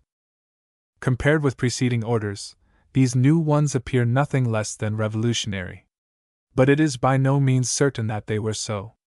Here again it must be remarked that it is beyond all experience for such sweeping reforms to be so rigorously adopted, and particularly in the middle of a war, without their having been in the air for some time previously, and without their supporters having some evidence to cite of their having been tried and tried successfully, at least on a small scale. The natural presumption, therefore, is that the new orders only crystallized into a definite system, and perhaps somewhat extended, a practice which had long been familiar though not universal in the service. A consideration of the men who were responsible for the change points to the same conclusion. Blake, the only one of the 3 generals who had had experience of naval actions, was ashore disabled by a severe wound, but still able to take part, at least formally, in the business of the fleet. Dean, another soldier like Blake, though he had commanded fleets, had never before seen in action, but had done much to improve the organization of the service, and at this time, as his letters show, was more active and ardent in the work than ever. Monk before the late cruise had never been to sea at all, since as a boy he sailed in the disastrous Cadiz expedition of 1625, but he was the typical and leading scientific soldier of his time, with an unmatched power of organization and an infallible eye for both tactics and strategy, at least so far as it had then been tried. Penn, the vice-admiral of the fleet, was a professional naval officer of considerable experience, and it was he who by a bold and skillful movement had saved the action off Portland from being a severe defeat for Blake and Dean. Monk's therefore was the only new mind that was brought to bear on the subject. Yet it is impossible to credit him with introducing a revolution in naval tactics. All that can be said is that possibly his genius for war and his scientific and well-drilled spirit revealed to him in the traditional minor tactics of the seaman the germ of a true tactical system, and caused him to urge its reduction into a definite set of fighting instructions which would be binding on all, and would coordinate the fleet into the same kind of homogeneous and handy fighting machine that he and the rest of the Low Country officers had made of the new model army. In any case, he could not have carried the thing through unless it had commended itself to the experience of such men as Penn and the majority of the naval officers of the Council of War. And they would hardly have been induced to agree had they not felt that the new instructions were calculated to bring out the best of the methods which they had empirically practiced. How far the new orders were carried out during the rest of the war is difficult to say. In both official and unofficial reports of the actions of this time, an almost superstitious reverence is shown in avoiding tactical details. Nevertheless, that a substantial improvement was the result seems clear, and further the new tactics appear to have made a marked impression upon the Dutch. Of the very next action, that off the Gabbard on June 2nd, when Monk was left in sole command, we have a report from The Hague that the English having the wind, they stayed on attack for half an hour until they put themselves into the order in which they meant to fight, which was in file at half cannon shot, and the suggestion is that this was something new to the Dutch. Our fleet, says an English report by an eyewitness, did work together in better order than before and seconded one another. Then there is the important testimony of a royalist intelligencer who got his information at The Hague on June 9th, from the man who had brought ashore the dispatches from the defeated Dutch fleet. After relating the consternation which the English caused in the Dutch ranks as well by their gunnery as their refusal to board, he goes on to say, "It is certain that the Dutch in this fight, by the relation and acknowledgment of Tromp's own express sent hither, with whom I spoke, showed very great fear and were in very great confusion, and the English, he says, fought in excellent order." 6. Again, for the next battle, that of the Texel, fought on July 31st in the same year, we have the statement of Haast's informant, who was present as a spectator, that at the opening of the action the English, but not the Dutch, were formed in a single line close-hauled. Le 7 Aoust, IENS, the French gentleman says, J'ai découvert l'armée de l'amiral composée de plus de 100 vaisseaux de guerre. Elle était rangée en 3 escadrons et elle faisait venir pour aller tomber sur les Anlois. Elle rencontre le même jour à peu près en pareil nombre ranges, sic, sur une ligne que tenait plus de 4 lieues nord-nord-est et sud-sud-ouest. Le vent était nord-ouest. Le 8 et le 9 se passèrent en des escarmouches, mais le tenant en, sic, vint à un battle décisif. Les Anlois avoyant assez de gagner le vent, mais l'amiral Tromp en ayant toujours conserve l'avantage, et il est en range sur une ligne parallèle à celle de Anlois arriva sur Yeux, and c. This is the first known instance of a Dutch fleet forming in single line, and so far as it goes, would tend to show they adopted it in imitation of the English formation. 7. At any rate, so far as we have gone, the evidence tends to show that the English finally adopted the regular line-ahead formation in consequence of the orders of March 29, 1653, and there is no indication of the current belief that they borrowed it from the Dutch. By the English admirals the new system must have been regarded as a success. For the fighting instructions of 1653 were reissued with nothing but a few alterations of signals and verbal changes by Blake, Monk, Disbrowe, and Penn, the new admirals and generals of the fleet of the Commonwealth of England, appointed in December 1653, when the war was practically over. They are printed by Granville Penn, Memorials of Penn 2. 76, under date March 31, 1655, but that cannot be the actual date of their issue, for Blake was then in the Mediterranean, Penn in the West Indies, and Monk busy with his pacification of the Highlands. We must suspect here then another confusion between old and new styles, and conjecture the true date to be March 31, 1654, that is just before Monk left for Scotland, and a few days before the peace was signed. So that these would be the orders under which Blake conducted his famous campaign in the Mediterranean, Penn and Venables captured Jamaica, and the whole of Cromwell's Spanish War was fought. Footnotes 1. Hist. Mrs. Com 13. 2. 85. It is from a transcript of this copy made for Dr. Gardiner that I have been permitted to take the text below. A set of instructions for the better ordering of the fleet and sailing accompanies them. 2. British Museum, Shane Mrs. 3232 f. 81. 3. The Sloane copy is not quite identical with that in the Portland Mrs. The variations, however, are merely verbal and in a few signals, and are of such a nature as to be accounted for by careless transcription. 4. Haast, the author of the first great treatise on naval tactics, quotes Tromp's formation as a typical method of retreat, but his account is vitiated by what seems a curious mistake. He says, Il ranhea son armée en demi-lune et mit son convoi au milieu, c'est à dire que son vaisseau faisait au vent l'angle optus de la demi-lune, et les autres étaient de part, sic, et d'autres sur les deux lignes du plus près pour former les faces de la demi-lune que couvroyant le convoi. Si fut en ct ordre il fit vent arrière, fidroyant à droite et à gauche tous les enlois que s approachant, but if with the wind aft his 2 quarter lines bore from the flagship 7 points from the wind, the formation would have been concave to the enemy, and the convoy could not have been au milieu. Evolutions Navals, pages 90, 95, and plate 29, page 91. The passage is in any case interesting, as showing that what was then called the crescent or half-moon formation was nothing but our own order of retreat, or order of retreat reverted, of Rodney's time. As defined by Sir Charles Knowles in 1780, the order of retreat reverted was formed on 2 lines of bearing, i.e. by the seconds of the center ship keeping 2 points abaft her starboard and larboard beams respectively. In the simple order of retreat they kept 2 points before the beam. 5. No reference to these orders appears in the correspondence of the generals at this time, unless it be in a letter of John Portman's, Deputy Treasurer of the Fleet, to Robert Blackburn, in which he writes on March 9, the generals want 500 copies of the instructions for commanders of the states ships printed and sent down. SPDOM 48, f. 65. 6. Clarendon Mrs. 45, f. 470. 7. Haast, Evolutions Navals, page 78. Dr. Gardiner declared himself skeptical as to the genuineness of the French gentleman's narrative, mainly on the ground of certain inaccuracies of date and detail. But, as Haast certainly believed in it, it cannot well be rejected as evidence of the main features of the action for which he used it. Commonwealth Orders, 1653, 1. Plus Duke of Portland's Mrs. Plus.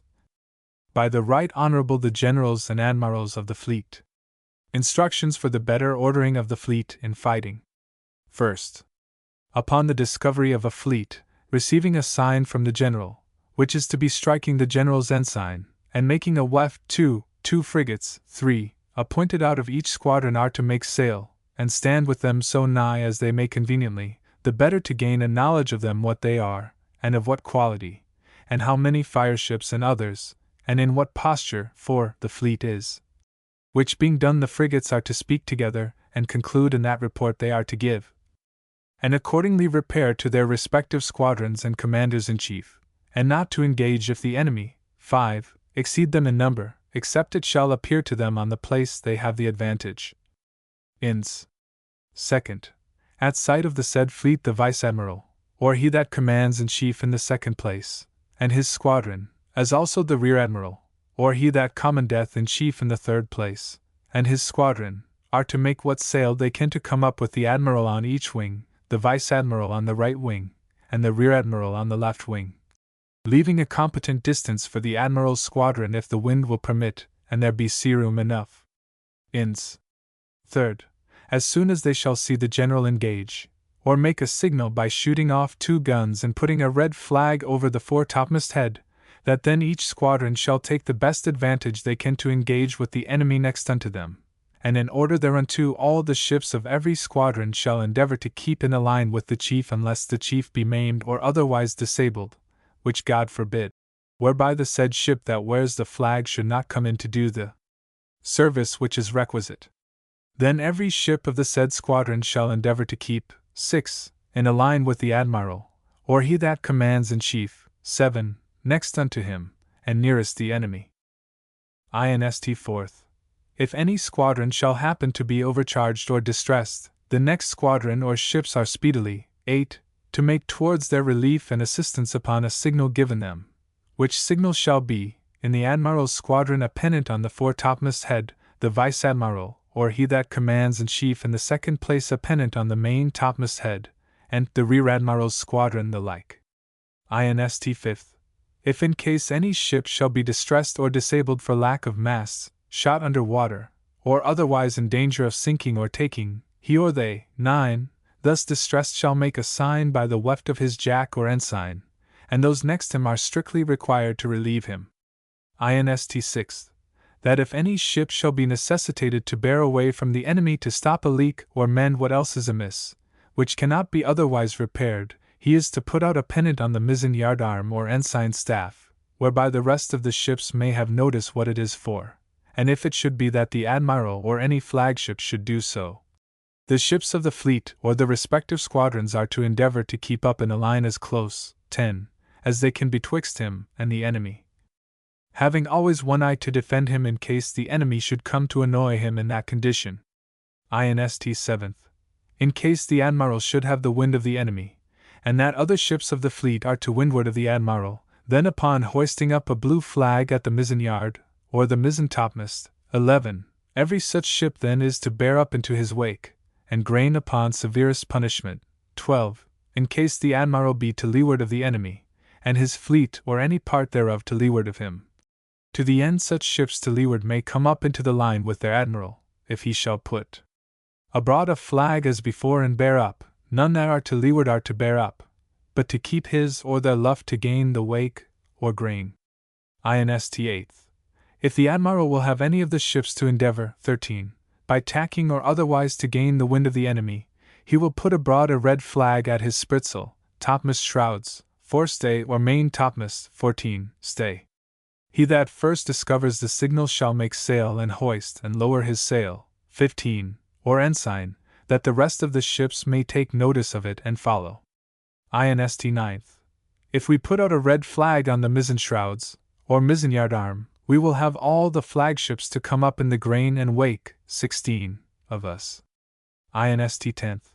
If in time of fight God shall deliver any of the enemy's ships into our hands, special care is to be taken to save their men as the present state of our condition will permit in such a case, but that the ships be immediately destroyed, by sinking or burning the same, so that our own ships be not disabled or any work interrupted by the departing of men or boats from the ships.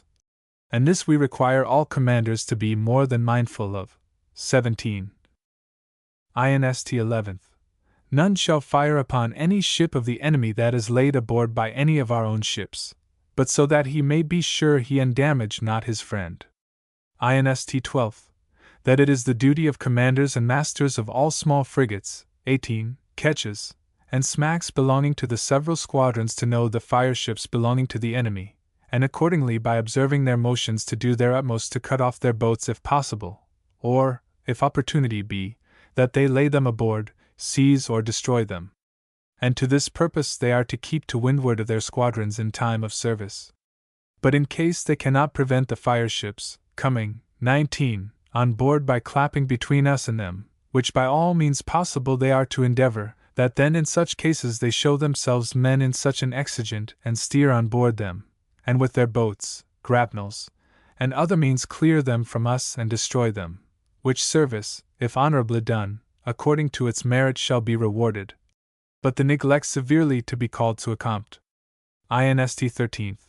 That the fireships in the several squadrons endeavor to keep the wind, and they with the small frigates to be as near the great ships as they can, to attend the signal from the general or commander-in-chief, and to act accordingly. If the general hoist up a white flag on the mizzen-yard arm or topmast head, all small frigates in his squadron are to come under his stern for orders. Inst 14th.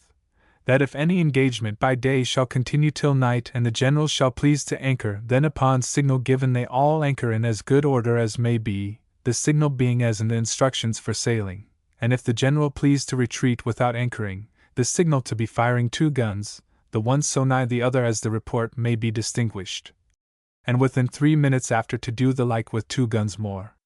Given under our hands at Portsmouth, this March 29th, 1653. Robert Blake, Richard Dean, George Monk.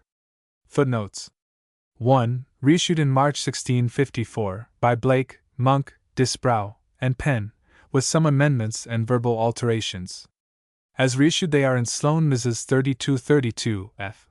81, and printed in Granville Penn's Memorials of Sir William Penn, 2. 76. All the important amendments in the new edition, apart from mere verbal alterations, are given below in notes to the articles in which they occur. 2. Waft, more correctly written weft. It is any flag or ensign stopped together at the head and middle portion, slightly rolled up lengthwise, and hoisted at different positions at the after part of a ship. Admiral Smith, Sailor's Word Book. 3. The orders of 1654 have 1 frigate. 4. I.e. formation. 5. 1654 enemy's ships. 6. 1654 get. 7. 1654, or the commander-in-chief. 8. 1654, immediately. 9. 1654, so as she is in danger of being sunk or taken then they. 10. 1654, to keep on close in a line. 11. 1654, mizzen topmast head. 12. 1654, or grain upon pain of severe punishment. Nothing is more curious in naval phraseology than the loss of this excellent word grain, or grain, to express the opposite of wake. To come into a ship's grain meant to take station ahead of her. There is nothing now which exactly supplies its place, and yet it has long fallen into oblivion, so long, indeed, that its existence was unknown to the learned editors of the new Oxford Dictionary. This is to be the more regretted as its etymology is very obscure. It may, however, be traced with little doubt to the Old Norse grain, a branch or prong, surviving in the word grains, a pronged harpoon or fish spear. From its meaning, branch, it might seem to be akin to stem and to bough, which is only another spelling of bow. But this is not likely. The older meaning of bows was shoulders, and this, it is agreed, is how it became applied to the head of a ship. There is, however, a secondary and more widely used sense of grain, which means the space between forking bows, and so almost any angular space, like a meadow where 2 rivers converge. Thus grain, in the naval sense, might easily mean the space enclosed by the planks of a ship where they spring from the stem, or if it is not actually the equivalent of bows, it may mean the diverging waves thrown up by a ship advancing through the water, and thus be the exact analogue of wake. 13. 1654, to make sail and endeavor. 14. 1654, for topmast. 15. 1654, jack. 16. 1654, wake or grain. 17. 1654, more than ordinarily careful of.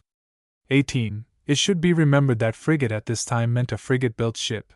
The larger ones were capital ships and lay in the line, while the smaller ones were used as cruisers.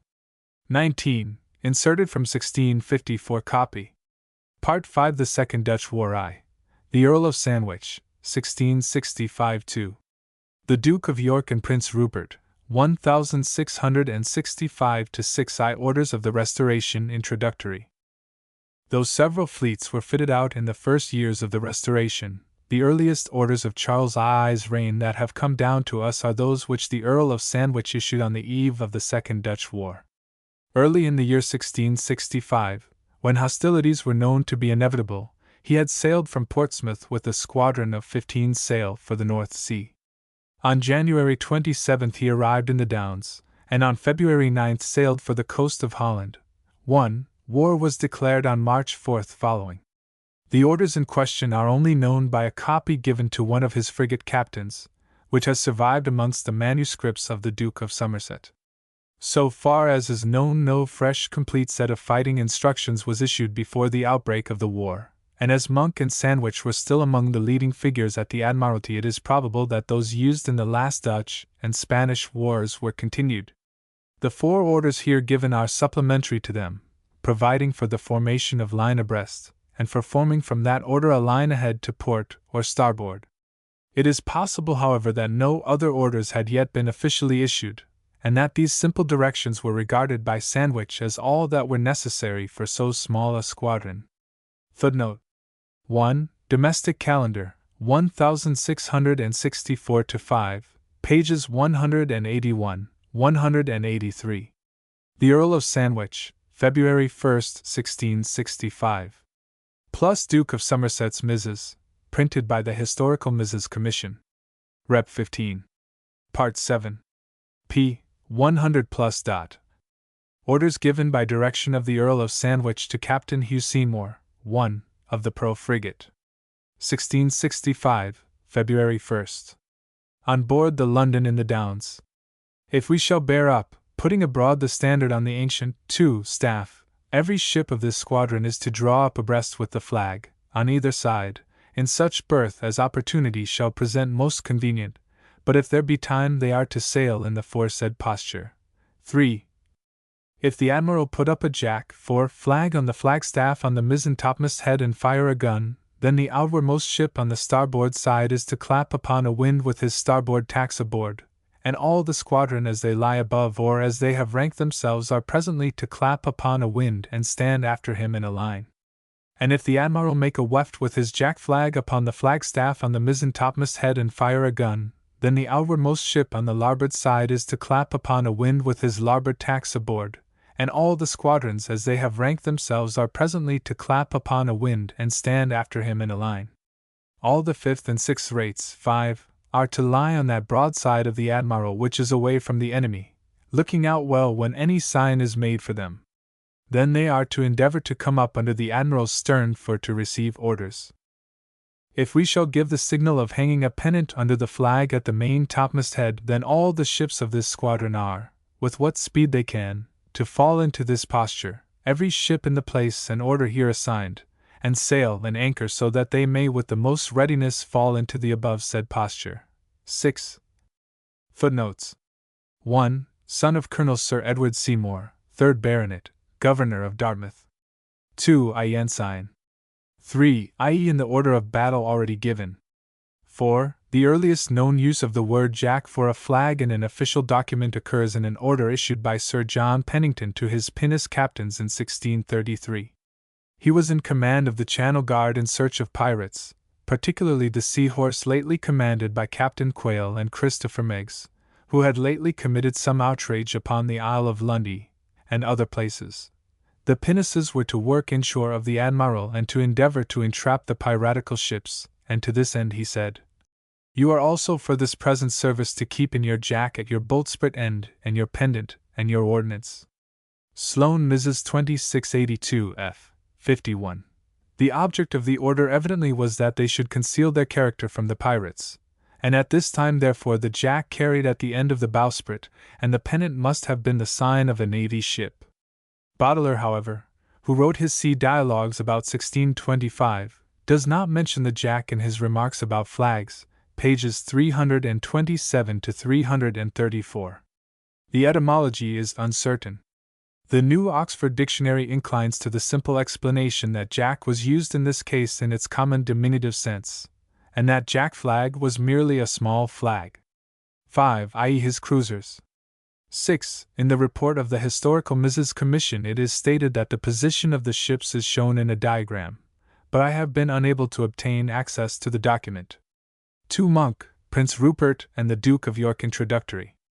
It has hitherto been universally supposed that the Dutch wars of the Restoration were fought under the set of orders printed as an appendix to Granville Penn's Memorials of Penn. Mr. Penn believed them to belong to the year 1665, but recent research shows conclusively that these often quoted orders, which have been the source of so much misapprehension, are really much later and represent not the ideas under which those wars were fought, but the experience that was gained from them. This new light is mainly derived from a hitherto unknown collection of naval manuscripts belonging to the Earl of Dartmouth, which he has generously placed at the disposal of the Society. The invaluable material they contain enables us to say with certainty that the orders which the Duke of York issued as Lord High Admiral and Commander-in-Chief at the outbreak of the war were nothing but a slight modification of those of 1654, with a few but not unimportant additions. Amongst the manuscripts, most of which relate to the first Lord Dartmouth's cousin and first commander, Sir Edward Spragge, is a sea book that must have once belonged to that admiral. It is a kind of commonplace book, the greater part unused, in which Spragge appears to have begun to enter various important orders and other matter of naval interest with which he had been officially concerned, by way of forming a collection of precedents. 1. Amongst these is a copy of the orders set out below, dated from the Royal Charles, the Duke of York's flagship, the 10th of April, 1665. By command of His Royal Highness, and signed W.M. Coventry. This was the well-known politician Sir William Coventry, the model, if not the author, of the character of a trimmer, who had been made private secretary to the Duke on the eve of the Restoration, and was now a commissioner of the Navy and acting as secretary on the Duke's staff. So closely it will be seen do they follow the Commonwealth Orders of 1653, as modified in the following year, that it would be scarcely worth while setting them out in full, but for the importance of finally establishing their true origin. The scarcely concealed doubts which many writers have felt as to whether the new system of tactics can have been due to the Duke of York may now be laid at rest, and henceforth the great reform must be credited not to him, but to Cromwell's generals at sea. Nevertheless, the credit of certain developments which were introduced at this time must still remain with the Duke and his advisers, Rupert, Sandwich, Lawson, and probably above all Penn, his flag captain. For instance, differences will be found in Articles 2 and 3, where, instead of merely enjoining the line, the Duke refers to a regular order of battle, which has not come down to us, but which no doubt gave every ship her station in the line, like those which Sandwich had prepared for his squadron a few months earlier, and which Monk and Rupert certainly drew up in the following year. 2. Then again the truculent Article 10 of 1653 and 1654 ordering the immediate destruction of disabled ships of the enemy after saving the crews if possible, which contemporary authorities put down to Monk, is reversed. At the end, moreover, 2 articles are added, 1, numbered 15, embodying numbers 2 and 3 of Sandwich's orders of the previous year, with such modifications as were necessary to adapt them to a large fleet, and another numbered 16 enjoining close action. Nor is this all. Spragge's sea book contains also a set of 10 additional instructions, all of which are new. They are undated, but from another copy in Captain Robert Moulton's sea book we can fix them to April 18, 1665. 3. Their whole tenor suggests that they were the outcome of prolonged discussions in the Council of War, and in the variously dated copies which exist of sections of the orders we have evidence that between the last week in March, when the Duke hoisted his flag, and April 21, when he put to sea, much time must have been spent upon the consideration of the tactical problem, for the result was a marked advance. In these 10 additional instructions, for instance, we have for the first time a clear distinction drawn between attacks from windward and attacks from leeward. We have also the first appearance of the close-hauled line ahead, and it is enjoined as a defensive formation when the enemy attacks from windward. A method of attack from windward is also provided for the case where the enemy stays to receive it.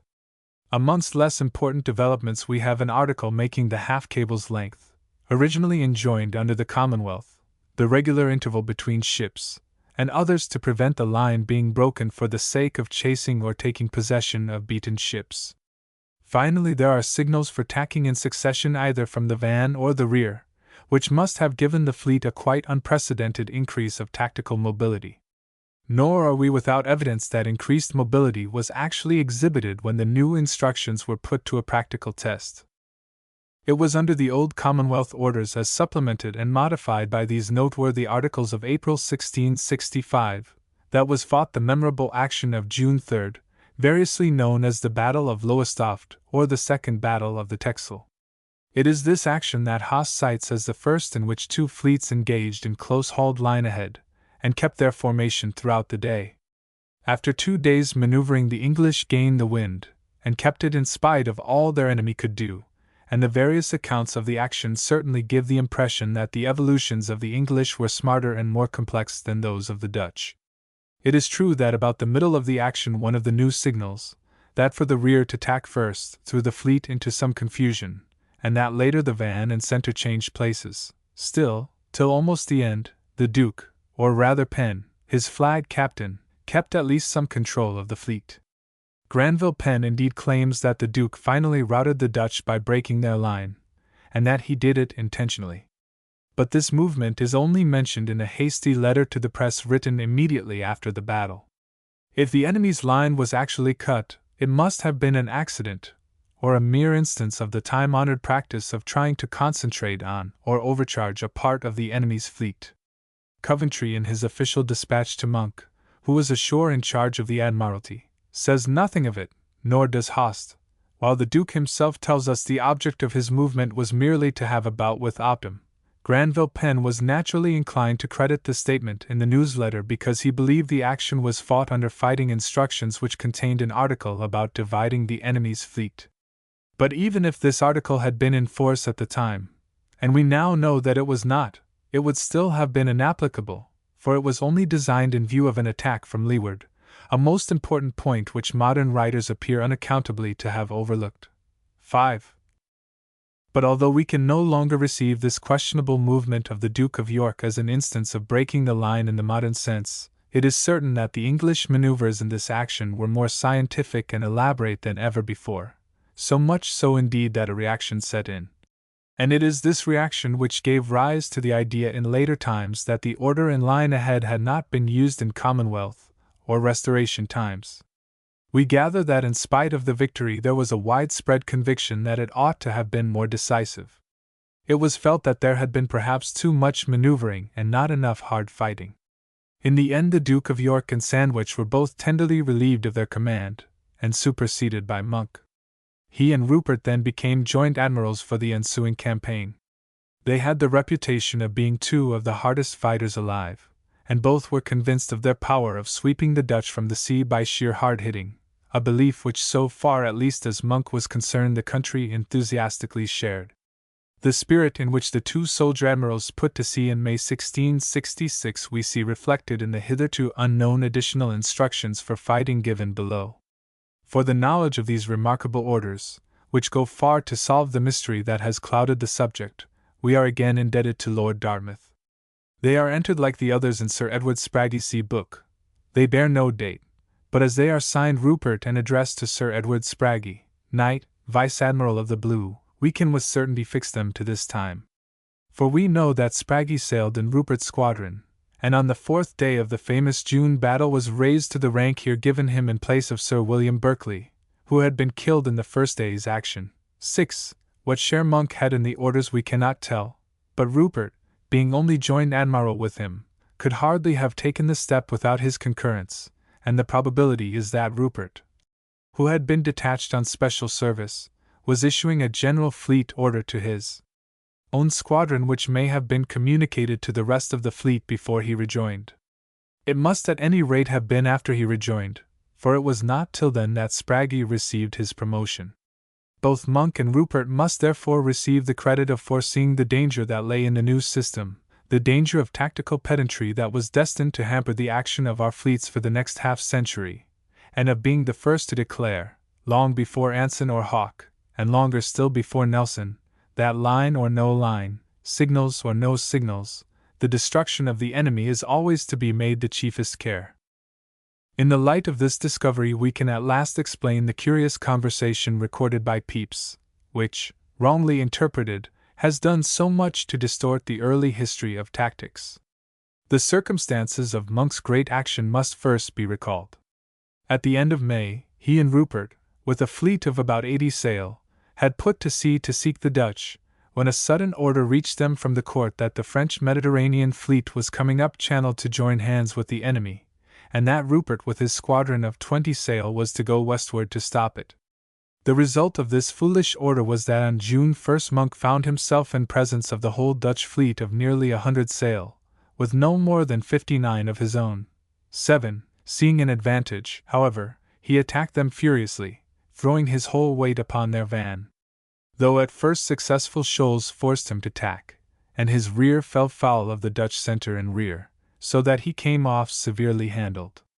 The next day he renewed the fight with 44 sail against about 80, and with so much skill that he was able that night to make an orderly retreat, covering his disabled ships with those least injured in a line a breadth. 8. On the 3rd the retreat was continued.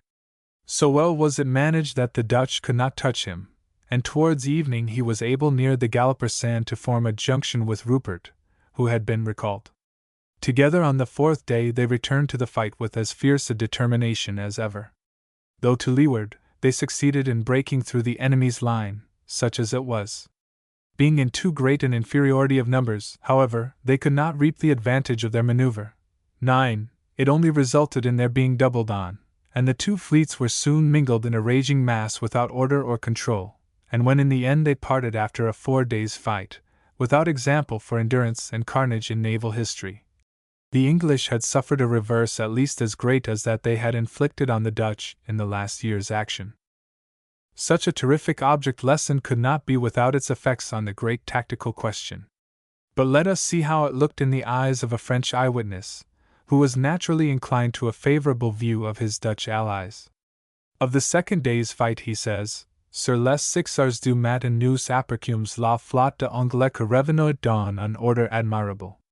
Car ils marchant par le front comme seroid en armée de terre, et quand ils approchant ils s'attendant et tournant leurs bords pour combattre, parce que le front à la mer est fait par le bord de vaisseaux.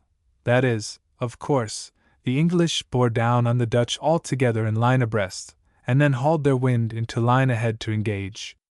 Again, in describing the danger Tromp was in by having weathered the English fleet with his own squadron, while the rest of the Dutch were to leeward, he says, J'ai déjà dit que rien n'égale le bel ordre et la discipline de Anglais, que jamais ligne en été tirée plus droit que celle que leurs vaisseaux forment, qu'on peut être certain que lorsqu'on en approche ils les faut, sic, to échouer. The very precision of the English formation, however, as he points out, was what saved Tromp from destruction, because having weathered their van ship, he had the wind of them all and could not be enveloped. On the other hand, he says, whenever an English ship penetrated the Dutch formation it fared badly because the Dutch kept themselves redoublés, that is, not in a single line. As a general principle, then, he declares that it is safer to entrer dans une flotte d'Angleterre que de passer opers, i.e. stand along it, et bien mieux de passer opers d'une flotte hollandaise que se mêler aux travers, sil combat toujours comme elle fait pour leurs. But on the whole he condemns the loose formation of the Dutch, and says it is really due not to a tactical idea, but to individual captains shirking their duty. It is clear, then, that whatever was de Ruyter's intention, the Dutch did not fight in a true line. Later on in the same action he says, Ruyter de son côté appliqua toute son industrie pour donner un miller fermé à ces lignes, enfin par si moyen nous remismes sur une ligne parallèle à celle de Anglais. Finally, in summing up the tactical lesson of the stupendous battle, he concludes, A la vérité l'ordre admirable de l'heure, the English, armée doit toujours être aimée. Et pour moi j'ai sais bien que si j'étais dans le service de mer, et que j'ai commandas de vaisseaux du roi j'ai. Sandrois à battre les Anglais par leur propre manière et non par celle de Hollandoises, et de nous autres, que est de voir à border. In defense of his view he cites a military analogy, instancing a line of cavalry, which being controlled avec règle devotes itself solely to making the opposing force give way, and keeps as close an eye on itself as on the enemy. Supposing such a line engaged against another body of horse in which the squadrons break their ranks and advance unevenly to the charge, such a condition, he says, would not promise success to the latter, and the parallel he contends is exact. 10. From this account by an accomplished student of tactics we may deduce three indisputable conclusions. 1. That the formation in line ahead was aimed at the development of gun power as opposed to boarding. 2. That it was purely English, and that, however far Dutch tacticians had sought to imitate it, they had not yet succeeded in forcing it on their seamen. 3. That the English certainly fought in line, and had reached a perfection in handling the formation which could only have been the result of constant practice in fleet tactics. It remains to consider the precisely opposite impression we get from English authority. To begin with, we find on close examination that the whole of it, or nearly so, is to be traced to Pepys or Penn. The locus classicus is as follows from Pepys's diary of July 4th. In the evening Sir W. Penn came to me, and we walked together and talked of the late fight. I find him very plain, that the whole conduct of the late fight was ill. He says three things must be remedied, or else we shall be undone by their fleet. 1. That we must fight in line, whereas we fight promiscuously, to our utter demonstrable ruin, the Dutch fighting otherwise, and we whenever we beat them. 2. We must not desert ships of our own in distress, as we did, for that makes a captain desperate, and he will fling away his ship when there are no hopes left him of succor. 3. That ships when they are a little shattered must not take the liberty to come in of themselves, but refit themselves the best they can and stay out, many of our ships coming in with very little disableness. He told me that our very commanders, nay, our very flag officers, do stand in need of exercising amongst themselves and discoursing the business of commanding a fleet, he telling me that even one of our flag men in the fleet did not know which tack lost the wind or kept it in the last engagement. He did talk very rationally to me, insomuch that I took more pleasure this night in hearing him discourse than I ever did in my life in anything that he said. Pepys's enjoyment is easily understood. He disliked Penn, thought him a mean rogue, a coxcomb, and a false rascal, but he was very sore over the supersession of his patron, Sandwich, and so long as Penn abused Monk, Pepys was glad enough to listen to him, and ready to believe anything he said in disparagement of the late battle. Penn was no less bitter against Monk, and when his chief, the Duke of York, was retired he had sulkily refused to serve under the new commander-in-chief. For this reason Penn had not been present at the action, but he was as ready as Pepys to believe anything he was told against Monk, and we may be sure the stories of grumbling officers lost nothing when he repeated them into willing ears.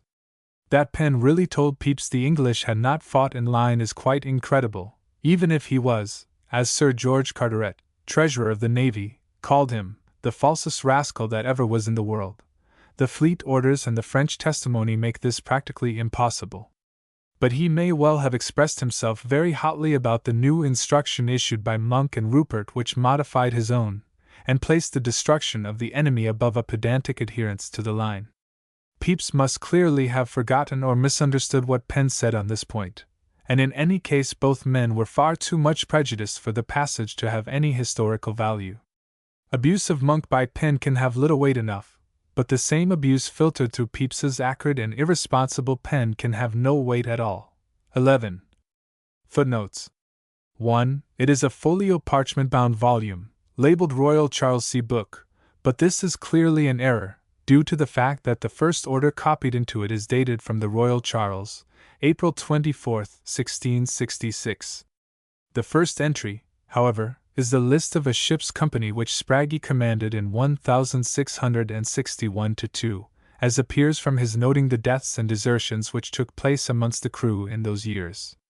At this time he is known to have commanded the Portland. For some years the book was evidently laid aside, and apparently resumed when in 1665 he commissioned the Triumph for the Dutch war. 2. See notes supra, pages 108-9, and in the Dartmouth Mrs. Hist. Mrs. Com. Rep. 11. V. 15. 3. Harleian Mrs. 1247. It contains orders addressed to Moulton and returns for the Centurion, Vanguard NN, the ships he commanded in 1664-6. At page 52 it has a copy of the above additional instructions, but numbered 1 to 6, articles 1 to 5 of the Dartmouth copy being in one long article. At page 50 it has the original articles as far as number 6. Then come 2 articles numbered as 7 and 8, giving signals for a squadron to draw up in line and to come near the Admiral. They are subscribed Royal James, Admiral. The Royal James was Rupert's flagship in 1665, and the 2 articles may be squadronal orders of his. Then, numbered 9 to 12, come 4 additional instructions for sailing by the Duke of York, relating to chasing, and dated April 24, 1665. 4. Some of these articles are dated even as late as April 27. See in the pen tracks, Sloane Mrs. 3232 f. 33 infra, page 128. 5. See post, page 177. For the dispatches, and see, C.G., Pen, Memorials of Pen 2. 322 to 333, 344 to 350. He also quotes a work published at Amsterdam in 1668 which says, Le Comte de Sandwich sépara la flotte hollandaise and du vers Eleanor du Midi.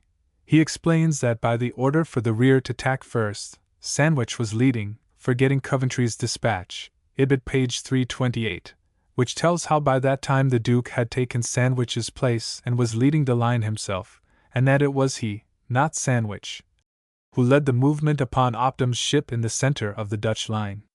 6. Charnock, Biographia Novelis, I. 65. 7. Pepys, it must be said, persuaded himself that this order was suggested and approved by the admirals.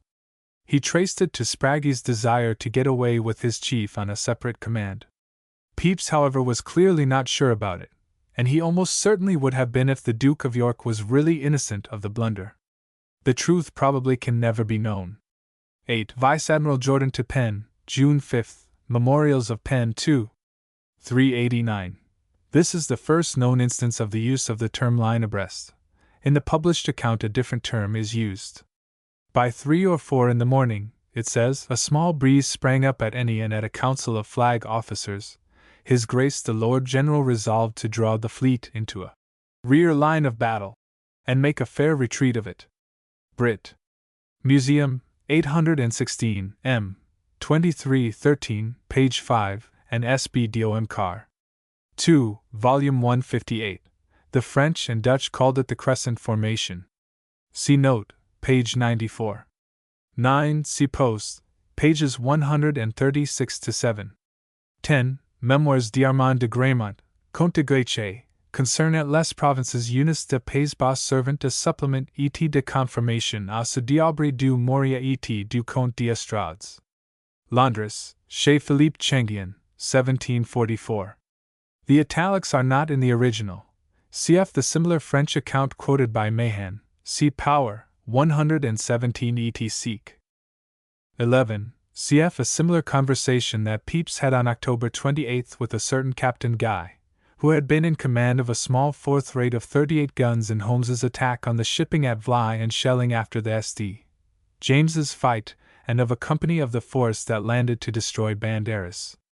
The prejudice of both Pepys and Penn comes out still more strongly in their remarks on Monk's and Rupert's great victory of July 25, and their efforts to make out it was no victory at all.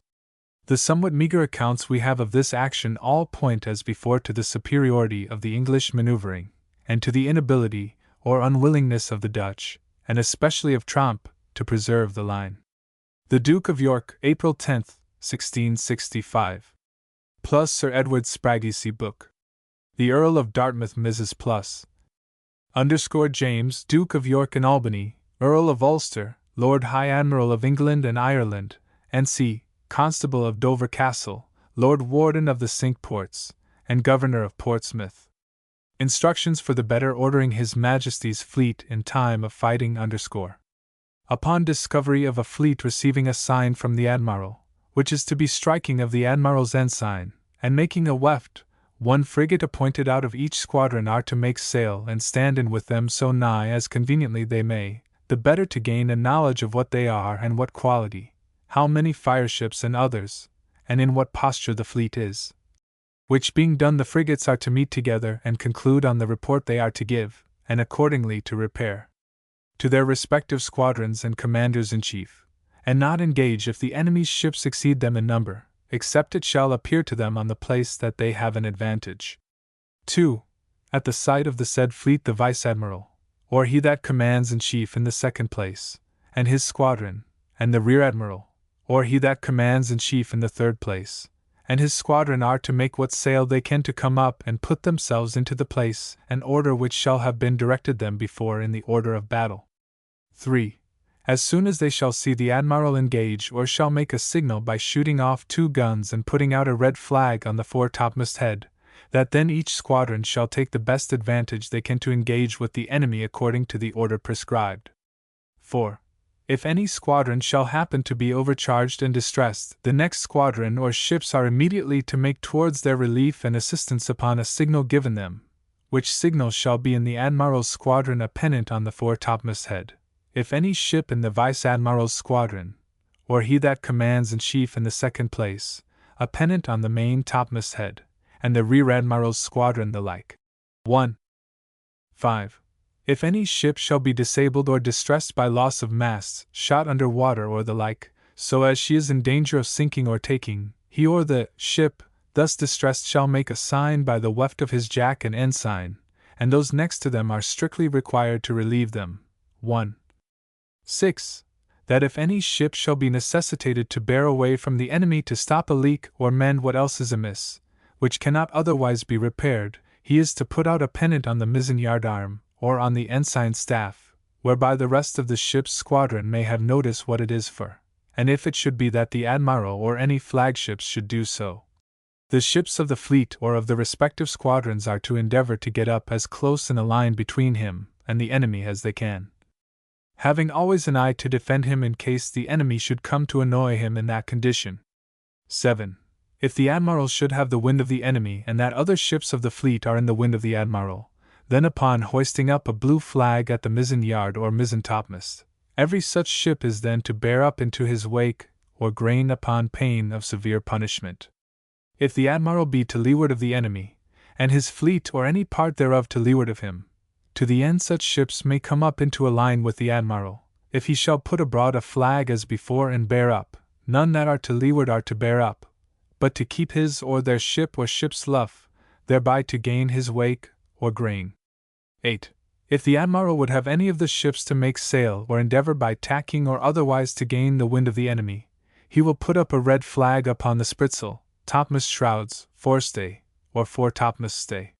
He that first discovers this signal shall make sail, and hoist and lower his jack and ensign, that the rest of the ships may take notice thereof and follow.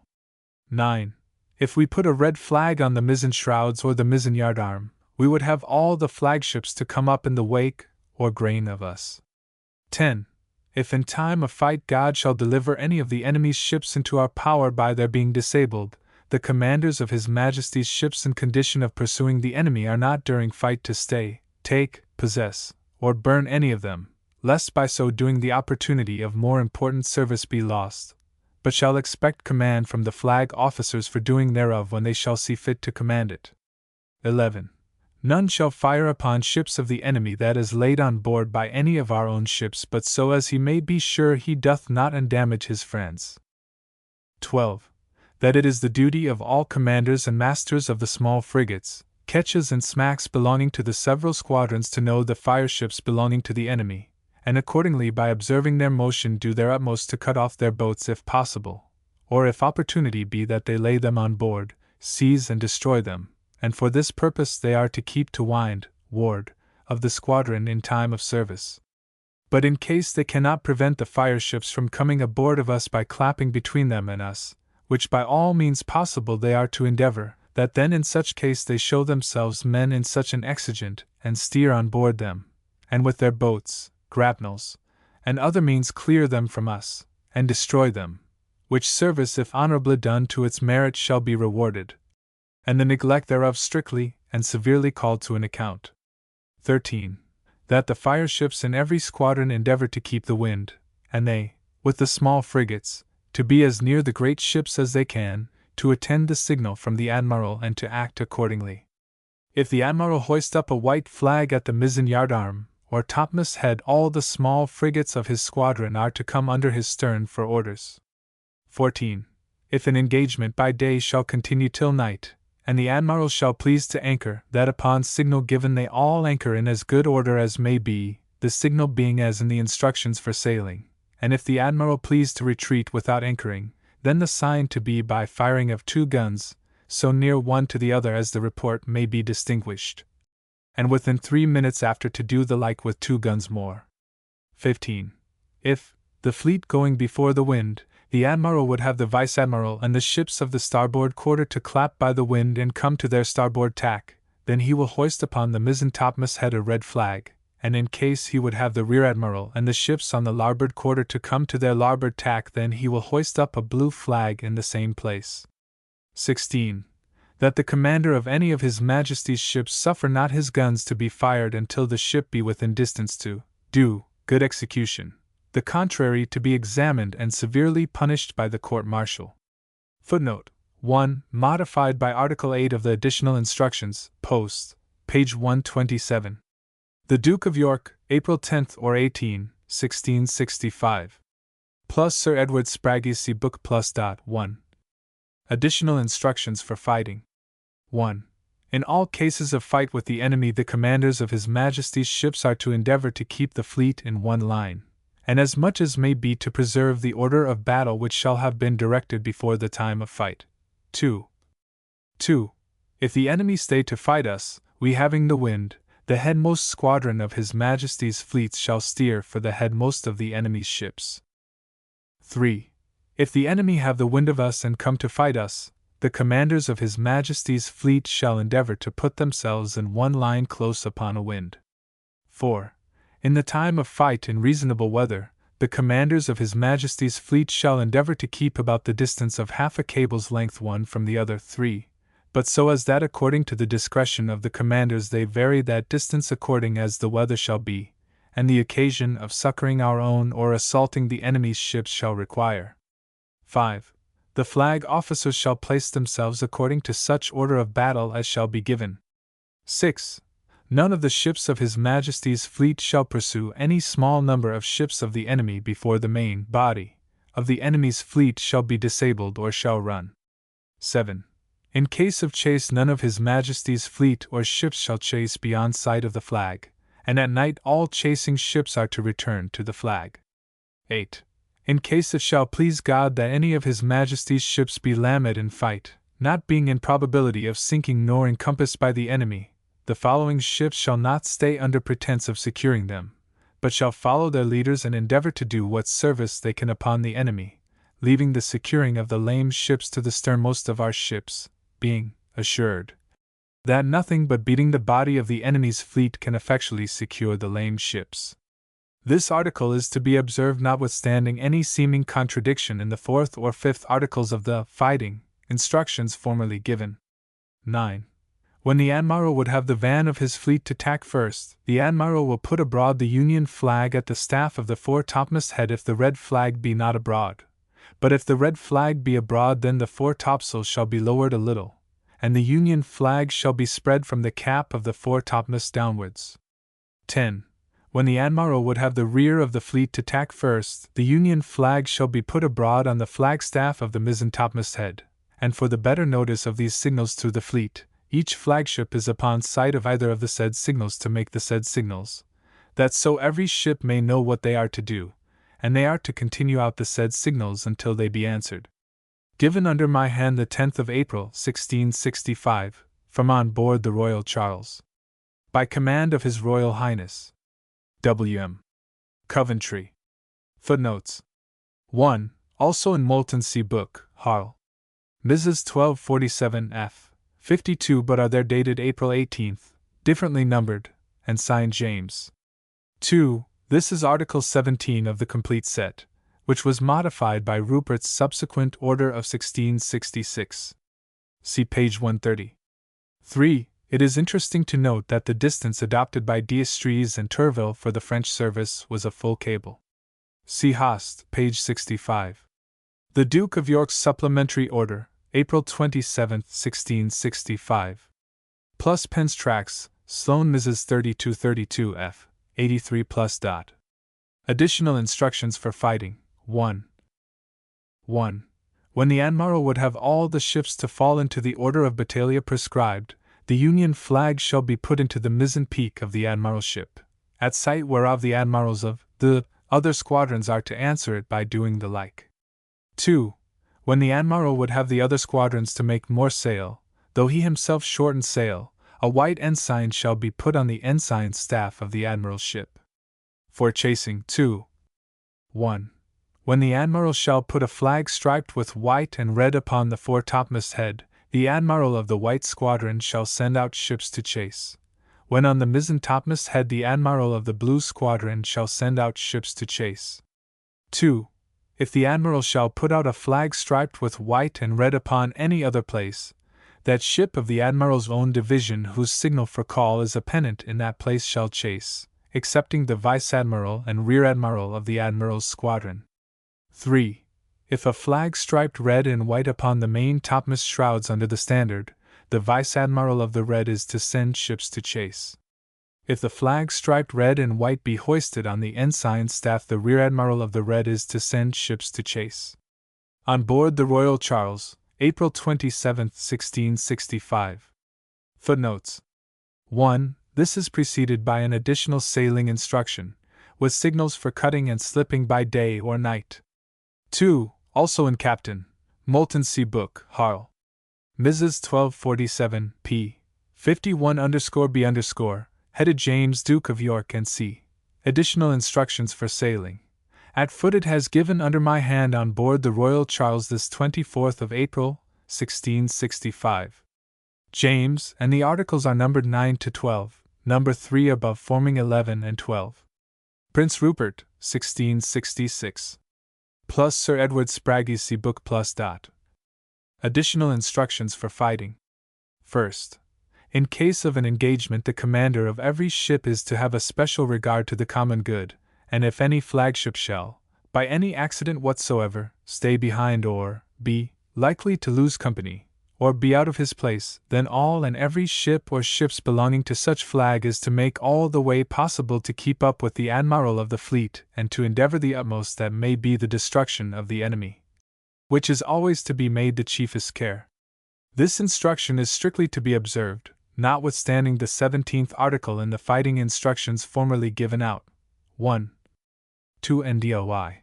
When the Admiral of the fleet makes a weft with his flag, the rest of the flag officers are to do the like, and then all the best sailing ships are to make what way they can to engage the enemy, that so the rear of our fleet may the better come up, and so soon as the enemy makes a stand then they are to endeavor to fall into the best order they can.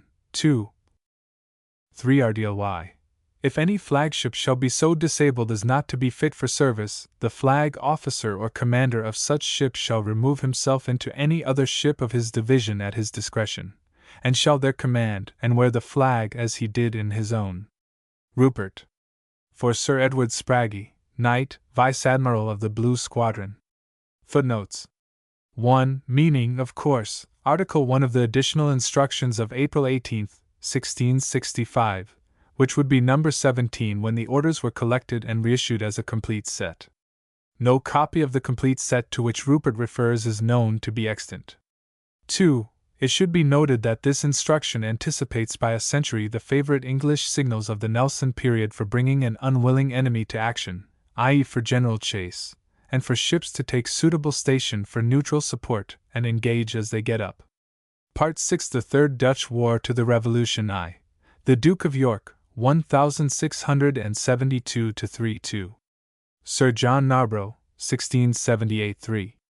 The Earl of Dartmouth, 1688. Progress of Tactics during the Third Dutch War. Introductory. For the articles issued by the Duke of York at the outbreak of the Third Dutch War in March 1672 we are again indebted to Lord Dartmouth's naval manuscripts. They exist there, copied into the beginning of an order book which by internal evidence is shown to have belonged to Sir Edward Sprague. It is similar to the so-called Royal Charles Sea Book, and is nearly all blank, but contains 2 orders addressed by Rupert to Sprague, April 29 and May 22, 1673, and a resolution of the Council of War held on board the Royal Charles on May 27, deciding to attack the Dutch fleet in the Schoonveld and to take their anchorage if they retired into Flushing.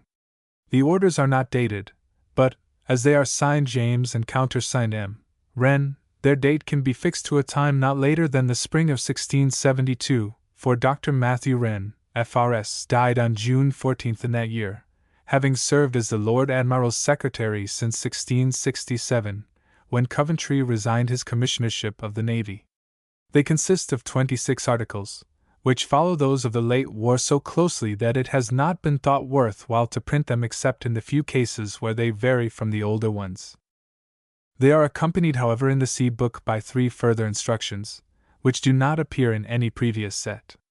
They are of the highest importance, and mark a great stride in naval tactics, a stride which, owing to Granville Penn's error, is usually supposed to have been taken in the previous war.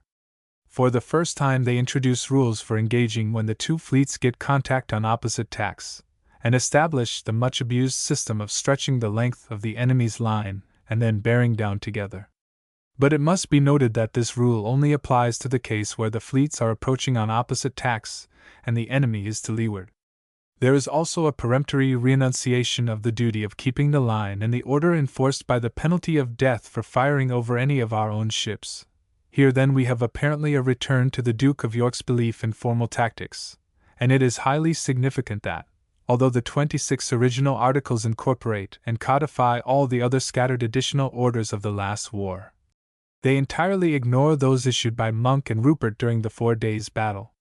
We have pretty clear evidence of the existence at this period of 2 schools of tactical opinion, which after all is no more than experience would lead us to suspect, and which Pepys's remarks have already indicated. As usual, there was the school, represented by the Duke of York and Penn, which inclined to formality, and by pedantic insistence on well-meant principles tended inevitably to confuse the means with the end. On the other hand, we have the school of Monk and Rupert, which was inclined anarchically to submit all rules to the solvent of hard fighting, and to take tactical risks and unfetter individual initiative to almost any extent rather than miss a chance of overpowering the enemy by a sudden well-timed blow.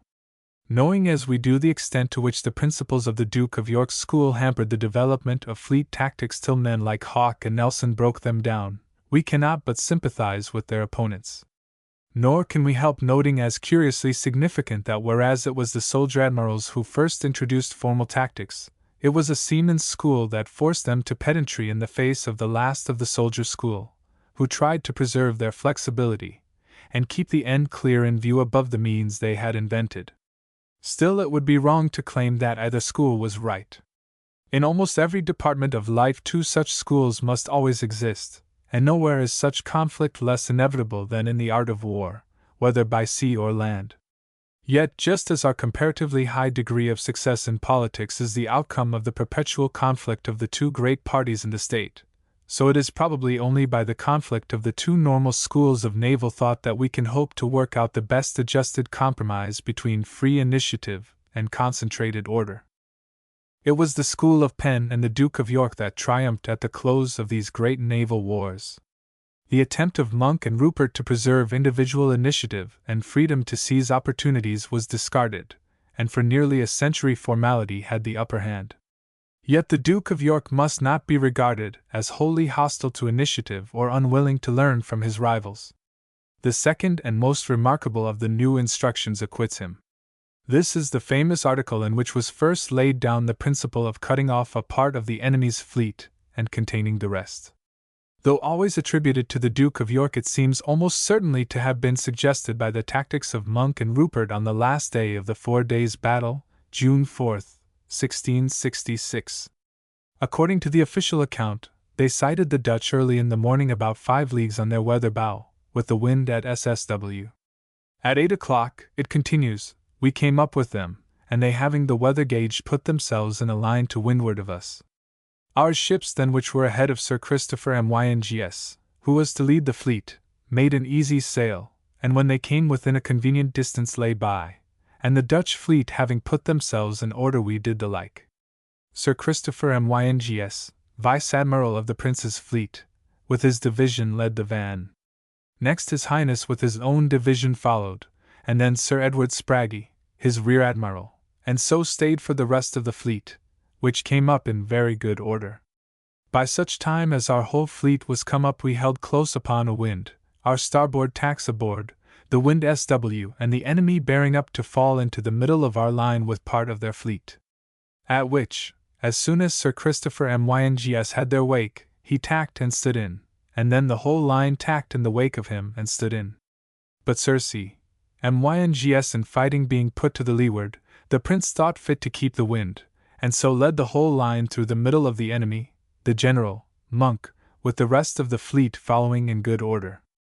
The account then relates how brilliantly Rupert fought his way through, and proceeds, after this pass, the Prince being come to the other side and standing out, so that he could weather the end of their fleet, part of the enemy bearing up and the rest tacking, he tacked also, and his Grace, Monk, tacking at the same time bore up to the ships to the leeward, the Prince following him, and so we stood along backward and forward, the enemy being some to windward and some to leeward of us, which course we 4 times repeated, the enemy always keeping the greatest part of their fleet to windward, but still at so much distance as to be able to reach our sails and rigging with their shot and to keep themselves out of reach of our guns, the only advantage they thought fit to take upon us at this time. But the 4th time we plying them very sharply with our leeward guns in passing, their windward ships bore up to relieve their leeward party, upon which His Highness tacked a 5th time and with 8 or 10 frigates got to the windward of the enemy's whole fleet, and thinking to bear in upon them, his mainstay and main topmasts being terribly shaken, came all by the board, Monk not being able to tack for wounded masts made up to the Prince. And then the Dutch, after a threat to get between the 2 admirals, suddenly bore away before the wind for Flushing. 1. The maneuver by which Myngs attempted from to windward to divide the enemy's fleet, and so gain the wind of part of it, seems to be exactly what the new instruction contemplated, while its remarkable provision for a containing movement seems designed to prevent the disastrous confusion that ensued after the Dutch line had been broken. This undoubtedly is the great merit of the new instruction, and it is the first time, so far as is known, that the principle of containing was ever enunciated. In this it compares favorably with everything we know of until Nelson's famous memorandum. Its relations to Rodney's and Howe's maneuvers for breaking the line must be considered later. For the present it will suffice to note that it seems designed rather as a method of gaining the wind than as a method of concentration, and that the initiation of the maneuver is left to the discretion of the leading flag officer, and cannot be signaled by the commander-in-chief. As to the date at which these 3 further instructions were first drawn up, there is some difficulty. It is possible that they were not entirely new in 1672, but that their origin, at least in design, went back to the close of the Second War. In Spragge's first sea book there is another copy of them identical except for a few verbal differences with those in the second sea book. In the first sea book they appear on the back of a leaf containing some sailing instructions by the Duke of York, which are dated November 16, 1666, and this is the latest date in the book. Moreover, in this copy they are headed additional instructions to be observed in the next engagement, as though they were the outcome of a previous action. Now, as Wren died on June 10, OS, and the Battle of Solebay, the first action of the Third War, was fought on May 28, OS, it is pretty clear that it must have been the Second War and not the third that was in Spragge's mind at the time. Still, if we have to put them as early as November 1666, it leaves the question much where it was. Besides the idea of containing the main body of the enemy after cutting off part of his fleet, the death penalty for firing over the line is obviously designed to meet certain regrettable incidents known to have occurred in the 4 days' battle. Nor is there any evidence that they were used in the St. James's fight of July 25, and as this was the last action in the war fought, the next engagement did not take place till the Third War. It is fairly clear, therefore, that we must regard these remarkable orders as resulting from the experience of the Second War, and as having been first put in force during the Third one. After the Battle of Solebay, these supplementary articles were incorporated into the regular instructions as Articles 27 to 29. This appears from a MS. book belonging to Lord Dartmouth entitled Copies of Instructions and Other Papers Relating to the Fleets. Anno 1672 footed contains a complete copy of both sailing and fighting instructions, with a detailed order of sailing for the combined Anglo-French fleet, dated July 2, 1672, and a corresponding order of battle dated August 1672. It also contains the flag officers' reports made to the Duke of York after the battle.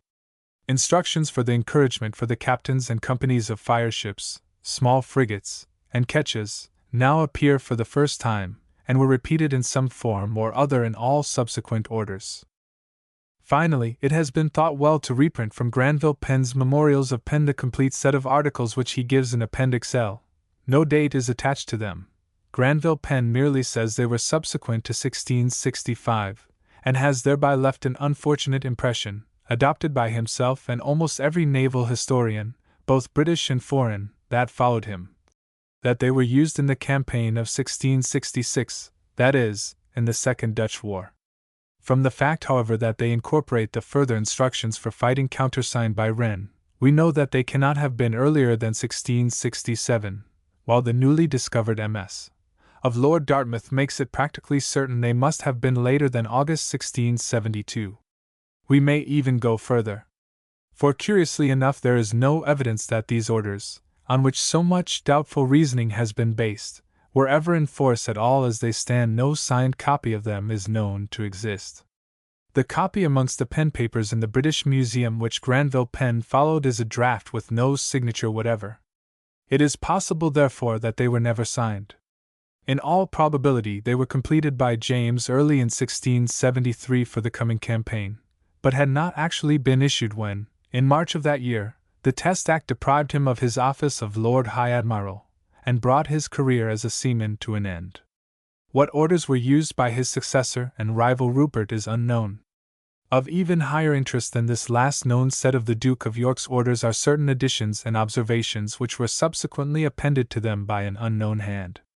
As it has been found impossible to fix with certainty either their date or author, I have given them by way of notes to the text. They are to be found in a beautifully written and richly bound manuscript in the Admiralty Library.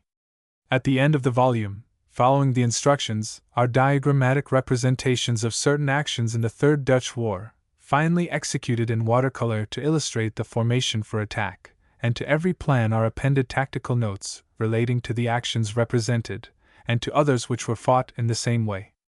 The first one dealt with is the St. James's fight, fought on July 25, 1666, and the dates in the tactical notes, as well as in the observations appended to the articles, range as far as the last action fought in 1673.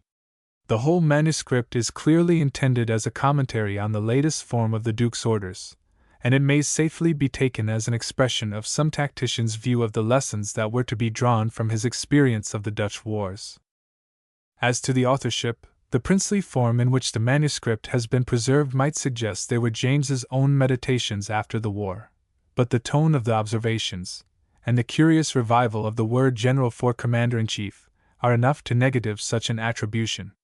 Other indications that exist would point to George Legge, Lord Dartmouth. His first experience of naval warfare was as a volunteer and lieutenant under his cousin, Sir Edward Spragge, in 1665. Spragge was in fact his sea daddy, and with one exception all the examples in the observations are taken from incidents and movements in which Spragge was the chief actor. One long observation is directed to precautions to be taken by flag officers in shifting their flags in action, so as to prevent a recurrence of the catastrophe which cost Spragge his life. Indeed, with the exception of Jordan, Spragge is the only English admiral mentioned. Dartmouth was present at all the actions quoted, and succeeded in constituting himself a sufficient authority on naval affairs to be appointed in 1683 to command the first important fleet that was sent out after the termination of the war. These indications, however, are far too slight to fix him with the authorship, and his own orders issued in 1688 go far to rebut the presumption. 2. Another possible author is Arthur Herbert, afterwards Lord Torrington. He too had served a good deal under Spragge, and had been present at all the battles named. This conjecture would explain the curious expression used in the observation to the 7th instruction, the battle fought in 1666, There was of course more than one battle fought in 1666, but Herbert was only present in that of July 25th, the St. James's fight, represented in the manuscript, and it was his first action. But here again all is too vague for more than a mere guess. But whoever was the author, the manuscript is certainly inspired by someone of position who had served in the last two Dutch wars, and its undeniable importance is that it gives us clearly the development of tactical thought which led to the final form of fighting instructions adopted under William III, and continued till the end of the 18th century. The developments which it foreshadows will therefore be best dealt with when we come to consider those instructions. For the present it will be sufficient to note the changes suggested. In the first place, we have a desire to simplify signals and to establish repeating ships. Secondly, for the sake of clearness, the numbering of the articles is changed, every paragraph to which a separate signal is attached being made a separate instruction, so that with new instructions we have 33 articles instead of James's 24. Thirdly, we have 3 new instructions proposed, viz. Number 5. Removing from flag officers the right to divide the enemy's fleet at their discretion without signal from the admiral. Number 8. Giving a signal for any squadron that has weathered part of the enemy by dividing or otherwise to bear down and come to close action. And number 17. For such a squadron to bear down through the enemy's line and rejoin the admiral. All of these rules are obviously the outcome of known incidents in the late war. There are also suggested additions or alterations to the old articles to the following effect. 1. When commanders are in doubt or out of sight of the admiral, they are to press the headmost ships of the enemy all they can. 2. When the enemy stays to fight, they are to concentrate on his weathermost ships, instead of his headmost, as under the old rule. 3. Finally, while preserving the line, they are to remember that their first duty is to press the weathermost ships and relieve such as are in distress. It is this last addition to the Duke of York's 16th article that contains the pith of the author's ideas. All his examples are chosen to show that the system of bearing down together from windward in a line parallel to that of the enemy is radically defective, even if all the advantages of position and superior force are with you, and for this reason, that if you succeed in defeating part of the enemy's line, you cannot follow up your success with the victorious part of your own without sacrificing your advantage of position, and giving the enemy a chance of turning the tables on you. Thus, if your rear defeats the enemy's rear and follows it up, your own line will be broken, and as your rear in pressing its beaten opponents falls to leeward of the enemy's center and van, it will expose itself to a fatal concentration. His own view of the proper form of attack from windward is to bear down upon the van or weathermost ships of the enemy in line ahead on a course oblique to the enemy's line. In this way, he points out, you can concentrate on the ships attacked, and as they are beaten you can deal with the next in order. For so long as you keep your own line intact and in good order, regardless of your rear being at first too distant to engage, you will always have fresh ships coming into action at the vital point, and will thus be able gradually to roll up the enemy's line without ever disturbing your own order. Fortifying himself with the reflection that there can be no greater justification than matter of fact, he proceeds to instance various battles in the late wars to show that this oblique form of attack always led to a real victory, whereas whenever the parallel form was adopted, though in some cases we had everything in our favor and had fairly beaten the Dutch, yet no decisive result was obtained. From several points of view, these observations are of high interest. Not only do they contain the earliest known attempt to get away from the unsatisfactory method of engaging in parallel lines ship to ship, but in seeking a substitute for it they seem to foreshadow the transition from the Elizabethan idea of throwing the enemy into confusion to the 18th century idea of concentration on his most vulnerable part. In so far as the author recommends a concentration on the weathermost ships, his idea is sound, as they were the most difficult for the enemy to support. But since the close-hauled line had come in, they were also the van, and a concentration on the van is theoretically unsound, owing to the fact that the center and rear came up naturally to its relief. To this objection he appears to attach no weight, partly because no doubt he was still influenced by the old intention of throwing the enemy into confusion. 3. For since the line ahead had taken the place of the old close formations, it seemed that to disable the leading ships came to the same thing as disabling the weathermost. The solution eventually arrived at was of course a concentration on the rear. but to this at the time there were insuperable objections. The rear was normally the most leewardly end of the line, and an oblique attack on it could be parried by wearing together. The rear then became the van, and the attack, if persisted in, would fall on the leading squadron with the rest of the fleet to windward, the worst of all forms of attack. The only possible way, therefore, of concentrating on the rear was to isolate it and contain the van by cutting the line. But in the eyes of our author and his school, cutting the line stood condemned by the experience of war. For, in his observations, he clearly indicates the reasons. He would indeed forbid the maneuver altogether except when your own line outstretches that of the enemy, or when you are forced to pass through the enemy's fleet to save yourself from being pressed on a lee shore. The reasons given are the disorder it generally causes, the ease with which it is parried, and the danger of your own ships firing on each other when, as the natural consequence of the maneuver, they proceed to double on the enemy. The fact is that fleet evolutions were still in too immature a condition for so difficult a maneuver to be admissible. Presumably, therefore, our author chose the attack on the weathermost ships, although they were also the van, as the lesser evil in spite of its serious drawbacks. The whole question of the principles involved in his suggestion is worthy of the closest consideration. For the difficulty it reveals of effecting a sound form of concentration without breaking the line, as well as of adopting any form that involved breaking the line, gives us the key of that alleged reaction of tactics in the 18th century which has been so widely ridiculed. Footnotes 1. The original draft, corrected by Lord Addington, Principal Secretary of State, is in S.B. Domestic Car. 2. 158. 2. See Post, page 170. 3. Cf. Haast's second remark, Post, page 180. 4. In the instructions which Sir Chas H. Knowles drew up about 1780, for submission to the Admiralty, he has at page 16 a remark upon rear concentration which helps us to see what was in the author's mind. It is as follows: N.B. In open sea, the enemy, if of equal force, will never suffer you to attack their rear, but will pass you on opposite tacks to prevent your doing it. Therefore the attempt is useless, and only losing time. The Duke of York, 1672, 1. Plus Sprague's Second Sea Book. Dartmouth, Mrs. Plus. Instructions for the better ordering of His Majesty's fleet in fighting. 1. Discovery of a fleet, striking the Admiral's flag and making a weft. 2. 2. To come into the order of battle. 2. 3. A red flag on the foretopmast head, to engage. 2. 4.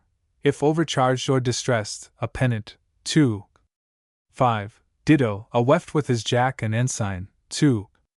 6. A pennant on the mizzen peak or ensign staff if any ship bear away from the enemy to stop a leak. If any ship shall be necessitated to bear away from the enemy to stop a leak or mend what is amiss which cannot otherwise be repaired, he is to put out a pennant on the mizzen peak or ensign staff, whereby the rest of that ship's squadron may have notice what it is for, and if the admiral or any flagship should be so, the ships of the fleet or of the respective squadrons are to endeavor to get up as close in line between him and the enemy as they can, having always an eye to defend him in case the enemy should come to annoy him in that condition, and in case any flagship or any other ship in the fleet shall be forced to go out of the line for stopping of leaks or repairing any other defects in the ships, then the next immediate ships are forthwith to endeavor to close the line either by making or shortening sail, or by such other ways and means as they shall find most convenient for doing of it, and if any ship, be it flagship or other, that shall happen to be disabled and go out of the line, then all the small craft shall come in to that ship's assistance, upon signal made of her being disabled. If any of the chief flagships or other flagships shall happen to be so much disabled as that thereby they shall be rendered unable for present service, in such case any chief flag officer may get on board any other ship which he may judge most convenient in his own squadron, and any other flag officer in that case may go on board any ship in his division. 7. A blue flag on the mizzen yard or topmast. 3. 8. To make sail, a red flag on the spritsail, topmast shrouds, and c. 3. 9. A red flag on the mizzen shrouds, to come into the wake or grain of us. 3. 10. Not to endanger one another. 4. 11. The small craft to attend the motion of the enemy's fireships. 4. 12. A white flag on the mizzen yardarm or topmast head, all the small frigates of the Admiral's squadron. 4. 13. To retreat for guns. 4. 14. None to fire guns till within distance. 5. 15. For the larboard and starboard tacks. 6. 16. To keep the line. 7. 17. If we have the wind of the enemy. 7. 18. If the enemy have the wind of us. 7. 19. The distance of each ship in time of fight. 8. 20. Not to pursue any small number of enemy ships. 9. 21. For leaving chase. 9. 22. If any ship be disabled in fight. 9. 23. The van of the fleet to tack first. 9. 24. The rear of the fleet to tack first. 9. 25. To fall into the order of battle. 10. 26. To make sail. 10. James. By command of His Royal Highness. M. Wren. Footnotes. 1. This set of orders has marginal rubrics indicating the contents of each article, and where the article does not differ from the orders of 1665, I have given the rubric only in the text. 2. Identical with corresponding article of April 10, 1665. 3. Same as corresponding article of April 10, 1665. Article 10 of those instructions relating to not staying to take possession of disabled ships is here omitted. 4. These 4 articles are identical with 11, 12, 13 and 14th of April 10, 1665. 5. Same as Article 16th of April 10, 1665. 6. Same as Article 15th of April 10, 1665. 7. These 3 articles are the same as 1, 2, and 3 of additional instructions of April 18, 1665. The complete set used by Monk and Rupert in 1666 must have been numbered as above. 8. Same as 4 and 5 of additional instructions, April 18, 1665. 9. These 5 articles are the same as 6 to 10 of the additional instructions, April 18, 1665. 10. These 2 articles are the same as the 2 additional instructions of April 27, 1665. The Duke of York's Supplementary Orders, 1672. Plus Sprague's Second Sea Book. Dartmouth Mrs. Plus. Further instructions for fighting. 1. To keep the enemy to leeward. In case we have the wind of the enemy, and that the enemy stands towards us, and we towards them, then the van of our fleet shall keep the wind, and when the rear comes, 1. To a convenient distance of the enemy's rear shall stay until our whole line is come up within the same distance of the enemy's van, and then our whole line is to stand along with them the same tacks on board, still keeping the enemy to leeward, and not suffering them to tack in the van, and in case the enemy tack in the rear. First, then he that leads the van of our fleet is to tack first, and the whole line is to follow, standing all along with the same tacks on board as the enemy does. 2. To divide the enemy's fleet.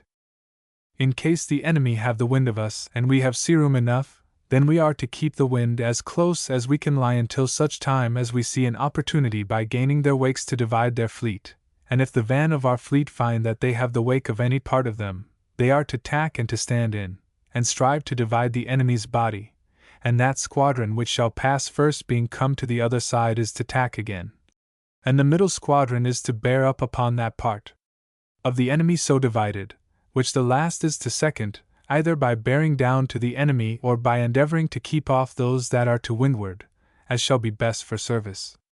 3. To keep the line. The several commanders of the fleet are to take special care that they keep their line, and upon pain of death that they fire not over any of our own ships. Signed, James. By command of His Royal Highness. Signed, M. Wren. Footnote. 1. This must be a copyist's error. In Lord Dartmouth's MS. Book, C. Ante, page 139, it reads when they are come. The Duke of York 1672-3 Plus Sprague's Second Sea Book. Dartmouth Mrs. Plus. Encouragement for the captains and companies of fireships, small frigates and ketches.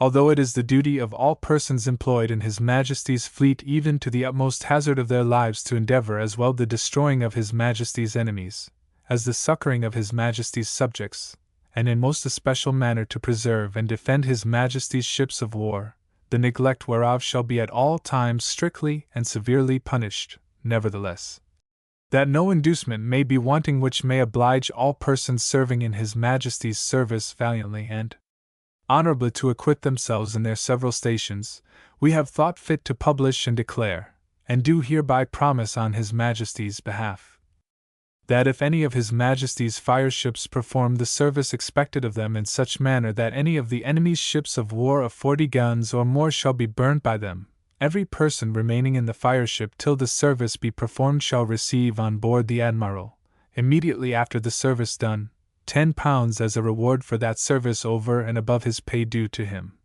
And in case any of them shall be killed in that service, it shall be paid to his executors or next relation, over and above the ordinary provision made for the relations of such as are slain in His Majesty's service. And the captains of such fireships shall receive a medal of gold to remain as a token of honor to him and his posterity, and shall receive such other encouragement by preferment and command as shall be fit to reward him, and induce others to perform the like service. The inferior officers shall receive each £10 in money and be taken care of, and placed in other ships before any persons whatsoever. In case any of the enemy's flagships shall be so fired, the recompense shall be doubled to each man performing it, and the medal to the commander shall be such as shall particularly express the eminence of the service, and his and the other officers' preferments shall be suitable to the merit of it. If any of His Majesty's 5th or 6th-rate frigates, or any ketches, smacks, or hoys in His Majesty's service, shall board or destroy any fireships of the enemy, and so prevent any of them from going on board any of His Majesty's ships, above the 5th rate, besides the preferment which shall be given to the commanders and officers of such ships performing such service answerable to the merit, the companies of such ships or vessels, or in case they shall be killed in that service, their executors or nearest relations, shall receive to every man 40 shillings as a reward, and such persons who shall by the testimony of the commanders appear to have been eminently instrumental in such service shall receive a further reward according to their merit.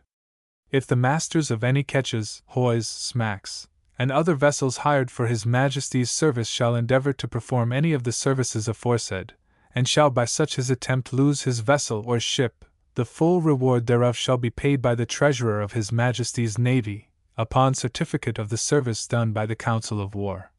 And the said commanders and men serving in her shall receive the same recompense with those serving in His Majesty's ships or vessels. James, 1. By command of His Royal Highness. Footnote 1. In Captain Moulton's Book, Harleian Mrs. 1247, f. 53, is another copy of these articles which concludes, given on board the Royal Charles the 20th of April, 1665. James.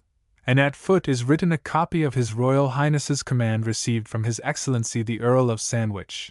They probably therefore originated in the Second War and were reissued in the Third. Final form of the Duke of York's Orders, 1673. With the additions and observations subsequently made. 1. Plus G. Penn, Memorials of Penn plus dot. James, Duke of York and Albany, Earl of Ulster, Lord High Admiral of England, Scotland, and Ireland, Constable of Dover Castle, Lord Warden of the Cinque Ports, and Governor of Portsmouth, N.C. Instructions for the better ordering His Majesty's fleet in fighting. Instruction I. Upon discovery of a fleet, and receiving of a signal from the Admiral, which is to be the striking of the Admiral's ensign, and making a weft, such frigates as are appointed, that is to say, one out of each squadron, are to make sail, and to stand with them, so nigh as they can conveniently, the better to gain knowledge what they are, and of what quality, how many fireships, and others, and what posture their fleet is in, which being done, the frigates are to speak together, and conclude on the report they are to give, and accordingly to repair to their respective squadrons and commanders-in-chief, and not to engage, if the enemy's ships exceed them in number, unless it shall appear to them on the place that they have an advantage. Instruction 2. At sight of the said fleet, the Vice-Admiral, or he who commands in chief in the second place, with his squadron, and the rear admiral, or he who commands in chief in the third squadron, with his squadron, are to make what sail they can to come up, and to put themselves into that order of battle which shall be given them, for which the signal shall be the Union flag put on the mizzen peak of the admiral's ship, at sight whereof, as well the vice and rear admirals of the Red Squadron, as the admirals, vice admirals, and rear admirals of the other squadrons, are to answer it by doing the like. Instruction 3. In case the enemy have the wind of the admiral and fleet, and they have sea room enough, then they are to keep the wind as close as they can lie, until such time as they see an opportunity by gaining their wakes to divide the enemy's fleet, and if the van of His Majesty's fleet find that they have the wake of any considerable part of them, they are to tack and stand in, and strive to divide the enemy's body. And that squadron that shall pass first, being got to windward, is to bear down on those ships to leeward of them, and the middle squadron is to keep her wind, and to observe the motion of the enemy's van, which the last squadron is to second, and both of these squadrons are to do their utmost to assist or relieve the first squadron that divided the enemy's fleet. 2. Instruction 4. If the enemy have the wind of His Majesty's fleet, and come to fight them, the commanders of His Majesty's ships shall endeavor to put themselves in one line, close upon a wind, according to the order of battle. 3. Instruction V. If the admiral would have any of the fleet to make sail, or endeavor, by tacking or otherwise, to gain the wind of the enemy, he will put a red flag upon the spritsail, topmast shrouds, forestay, foretopmast stay, and he who first discovers this signal shall make sail, and hoist and lower his jack and ensign, that the rest of the fleet may take notice thereof, and follow. 4. Instruction 6. 5. If the admiral should have the wind of the enemy when other ships of the fleet are in the wind of the admiral, then, upon hoisting up a blue flag at the mizzen yard, or mizzen topmast, every ship is to bear up into his wake or grain, upon pain of severe punishment.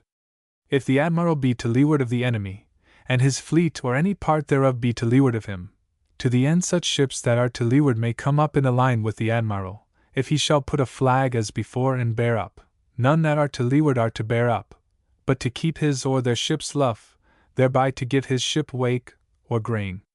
If it shall please God that the enemy shall be put to run, all the frigates are to make all the sail that possibly they can after them, and to run directly up their broadsides, and to take the best opportunity they can of laying them on board. And some ships which are the heavy sailors, with some persons appointed to command them, are to keep in a body in the rear of the fleet, that so they may take care of the enemy's ships which have yielded, and look after the manning of the prizes. 6. Instruction 7. 7. In case His Majesty's fleet have the wind of the enemy, and that the enemy stand towards them, and they towards the enemy, then the van of His Majesty's fleet shall keep the wind, and when they are come within a convenient distance from the enemy's rear, they shall stay until their whole line is come up within the same distance from the enemy's van, and then their whole line is to tack, every ship in his own place, and to bear down upon them so nigh as they can, without endangering their loss of wind, and to stand along with them, the same tacks aboard, still keeping the enemy to leeward, and not suffering them to tack in their van. And in case the enemy tack in the rear first, he who is in the rear of His Majesty's is to tack first, with as many ships, divisions, or squadrons as are those of the enemy's, and if all the enemy's ships tack, their whole line is to follow, standing along with the same tacks aboard as the enemy doth. Instruction 8. 8. If the enemy stay to fight, His Majesty's fleet having the wind, the headmost squadron of His Majesty's fleet shall steer for the headmost of the enemy's ships. 9. Instruction 9. 10. If, when His Majesty's fleet is going before the wind, the admiral would have the vice-admiral and the ships of the starboard quarter to clap by the wind and come to their starboard tack, then he will hoist upon the mizzen topmast head a red flag. And in case he would have the rear admiral and the ships of the larboard quarter to come to their larboard tack, then he will hoist up a blue flag in the same place. Instruction X. 11. If the admiral would have the van of the fleet to tack first, he will put abroad the Union flag at the staff on the foretopmast head, if the red flag be not abroad. But if the red flag be abroad, then the foretopsail shall be lowered a little, and the Union flag shall be spread from the cap of the foretopmast downwards. When the admiral would have the rear of the fleet to tack first, the Union flag shall be put abroad on the flagstaff of the mizzen topmast head, and for the better notice of these two signals to the fleet, each flagship is, upon sight of either of the said signals, to make the same signals, that so every ship may know what they are to do, and they are to continue out the same signals until they be answered. 12. Instruction 11. 13. If the admiral put a red flag on the mizzen shrouds, or the mizzen peak, all the flagships are to come up into his wake, or graying. Instruction 12. 13. When the admiral would have the other squadrons to make more sail, though himself shorten sail, a white ensign shall be put on the ensign staff of the admiral's ships. Instruction 13. 13. As soon as the fleet shall see the admiral engage, or make a signal, by putting out a red flag on the foretopmast head, each squadron shall take the best advantage to engage the enemy, according to such order of battle as shall be given them. Instruction 14. 13. In time of fight, if the weather be reasonable, the commanders of His Majesty's fleet shall endeavor to keep about the distance of half a cable one from another, but so as they may also, according to the direction of their commanders, vary that distance, as the weather shall prove, and as the occasion of succoring any of His Majesty's ships or of assaulting those of the enemy shall require. And as for the flag officers, they shall place themselves according to such order of battle as shall be given. Instruction 15. 14. No commander of any of His Majesty's ships shall suffer his guns to be fired until the ship be within distance to do good execution, and whoever shall do the contrary shall be strictly examined, and severely punished, by a court-martial. Instruction 16. 14. In all cases of fight with the enemy, the commanders of His Majesty's ships are to keep the fleet in one line, and, as much as may be, to preserve the order of battle which they have been directed to keep before the time of fight. 15. Instruction 17. 16. None of the ships of His Majesty's fleet shall pursue any small number of the enemy's ships before the main body of their fleet shall be disabled, or run. Instruction 18. 16. None shall fire upon the ships of the enemies that are laid on board by any of His Majesty's ships, but so as he may be sure he do not undamage his friend. Instruction 19. 16. The several commanders in the fleet are to take special care, upon pain of death, that they fire not over any of their own ships. Instruction XX. 17. It is the duty of all commanders of the small frigates, ketches, and smacks, belonging to the several squadrons, who are not otherwise appointed by the admiral, to know the fireships belonging to the enemies, and accordingly observing their motion, to do their utmost to cut off their boats, if possible, or, if they have an opportunity, to lay them on board, seize, and destroy them, and, to this purpose, they are to keep to windward of their squadron, in time of service. But in case they cannot prevent the fireships from coming on board of His Majesty's ships, by clapping between them, which by all possible means they are to endeavor, they are in such an exigent to show themselves men, by steering on board them with their boats, and with grapnels and other means, to clear His Majesty's ships from them, and to destroy them. Which service, if honorably performed, shall be rewarded according to its merit, but if neglected, shall be strictly examined, and severely punished. 18. Instruction 21. 19. The fireships in the several squadrons are to endeavor to keep the wind, and they, with their small frigates, to be as near the great ships as they can, attending the signal from the admiral, and acting accordingly. If the admiral hoist up a white flag at the mizzen yardarm or topmast head, all the small frigates in his squadron are to come under his stern for orders. Instruction 22.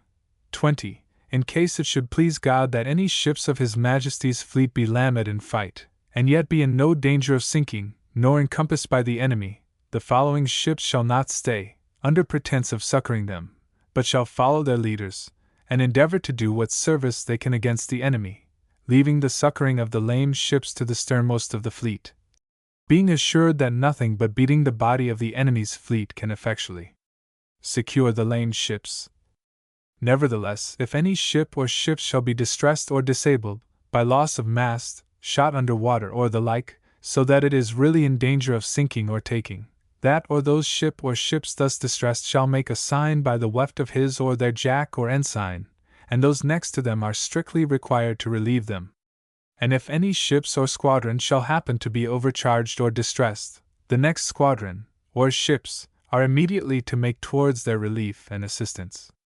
And if any ship shall be necessitated to bear away from the enemy, to stop a leak, or mend what is amiss, which cannot otherwise be repaired, he is to put a pennant on the mizzen peak, or ensign staff, whereby the rest of that ship's squadron may have notice what it is for.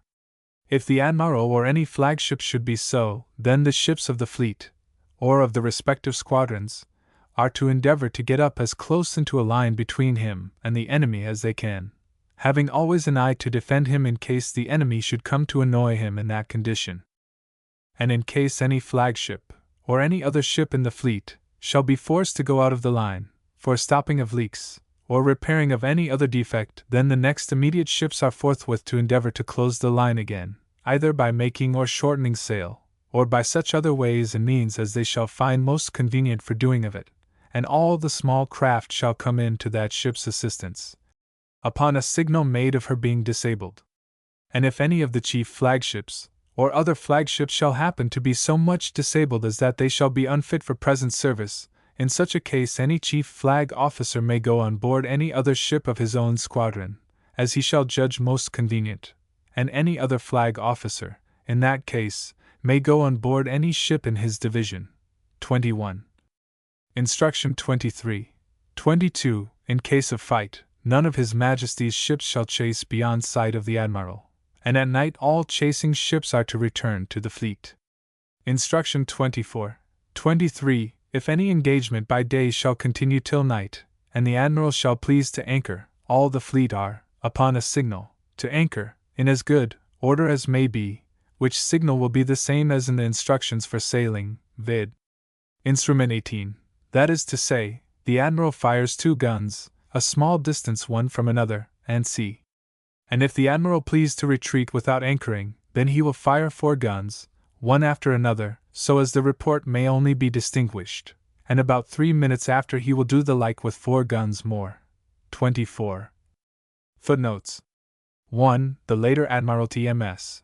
Is prefaced by the following observation: there have happened several misfortunes and disputes for want of a sufficient number of signals to explain the general's pleasure, without which it is not to be avoided, and whereas it hath often happened for want of a ready putting forth and apprehending to what intent the signals are made, they are contracted into a shorter method so that no time might be lost. It is most certain that in all sea battles the flags or admiral generals are equally concerned in any conflict, and no manner of knowledge can be gained how the rest of the battle goes till such time as it is past recovery.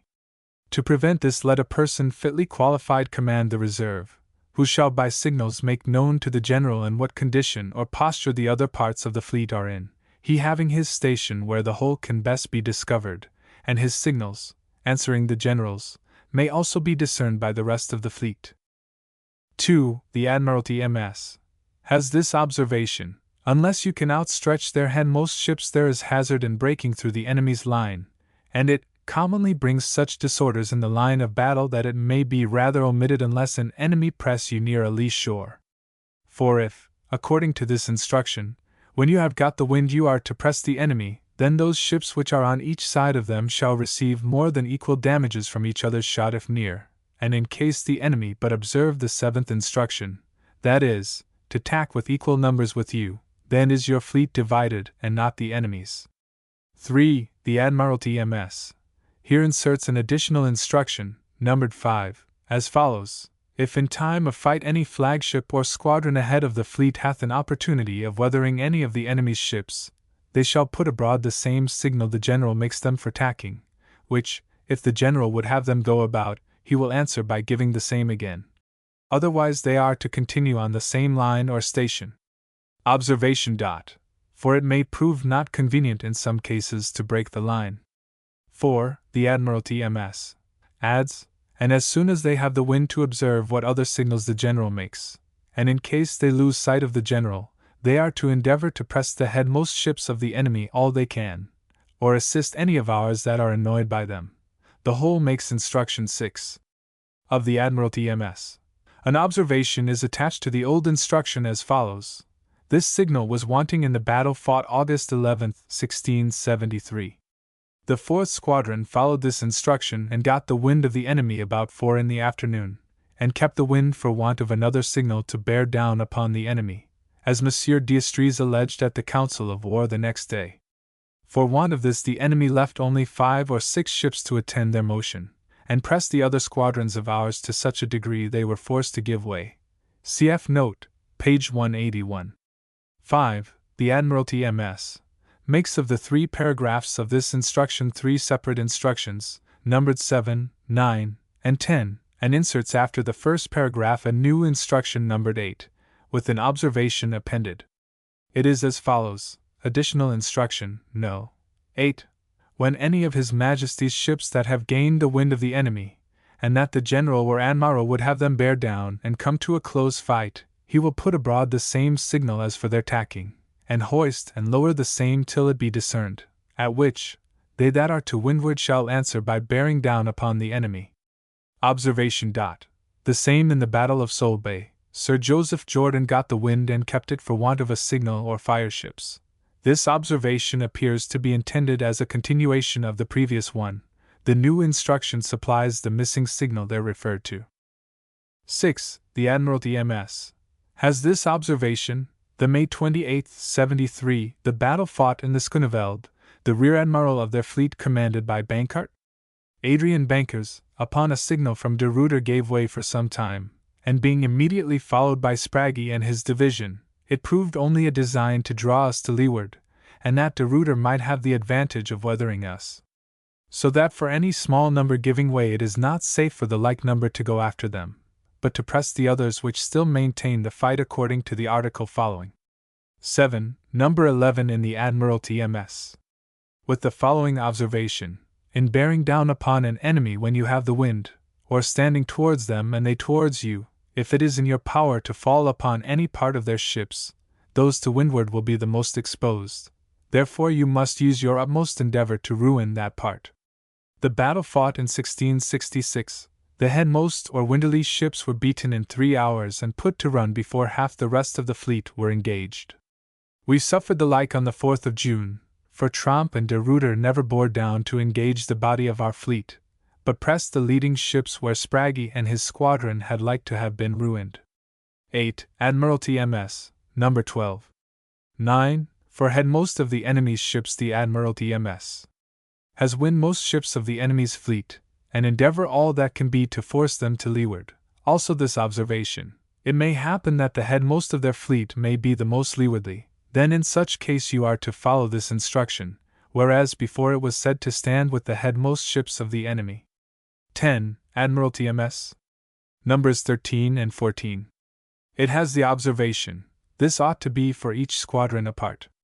11. Admiralty MS. Numbers 15 and L6. To the first paragraph, or number 15, it has the observation: it may happen that by the wind's shifting there may be either van nor rear. Then in that case a signal for each squadron would be better understood, so that you are to follow the 14th and 15th of the sailing instructions. For in the Battle of August 73 the wind shifted and put the whole line out of order. 12. The Admiralty MS here inserts a new article, number 17. If the General would have those ships to windward of the enemy to bear down through their line to join the body of the fleet, he will put abroad a white flag with a cross from corner to corner where it can best be discovered. 13. Admiralty MS. Numbers 18 to 23.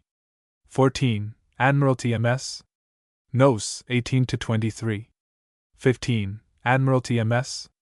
Adds, having regard to press the weathermost ships and relieve such as are in distress.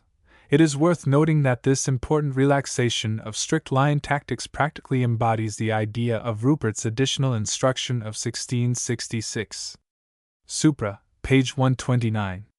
16. Admiralty MS. Numbers 24 to 26. 17. Admiralty MS. Number 27.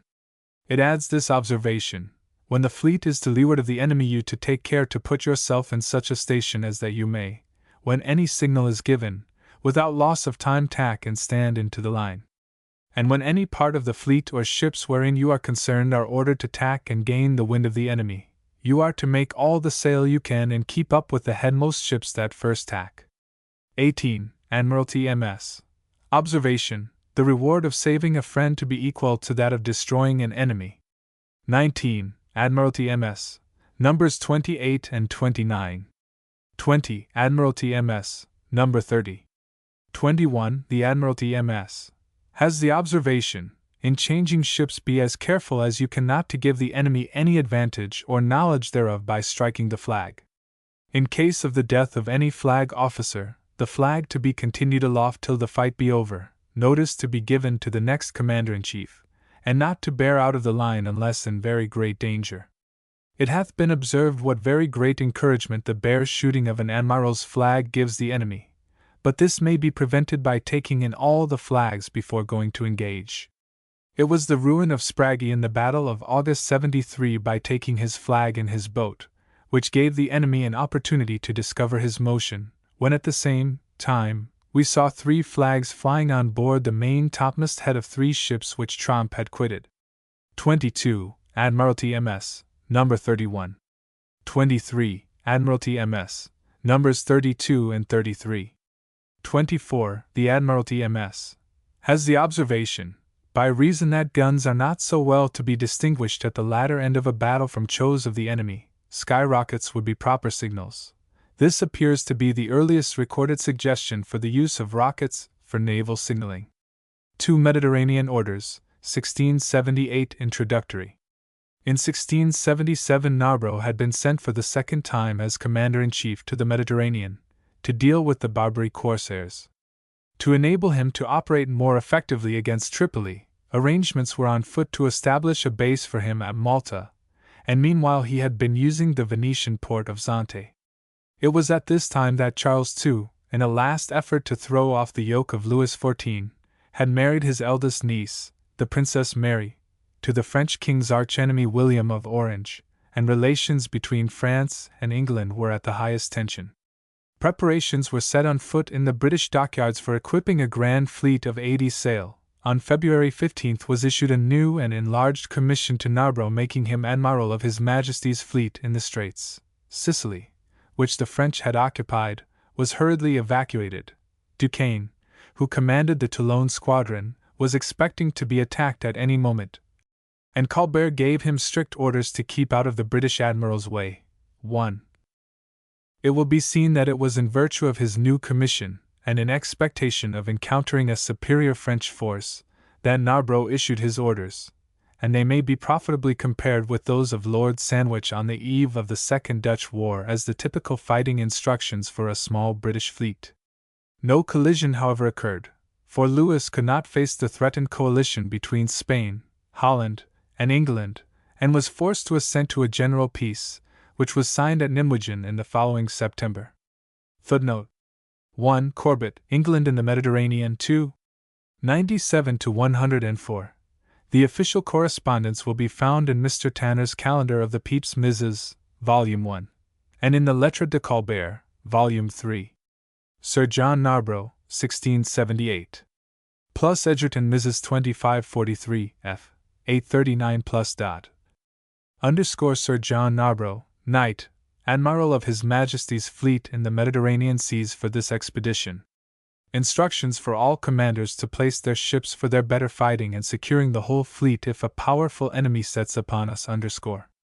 When I hoist my Union flag at the mizzen peak, I would have every commander in this fleet place himself in order of sailing and battle as prescribed, observing his starboard and larboard ship and leader, either sailing before or by the wind, and so continue sailing in order so long as the signal is abroad.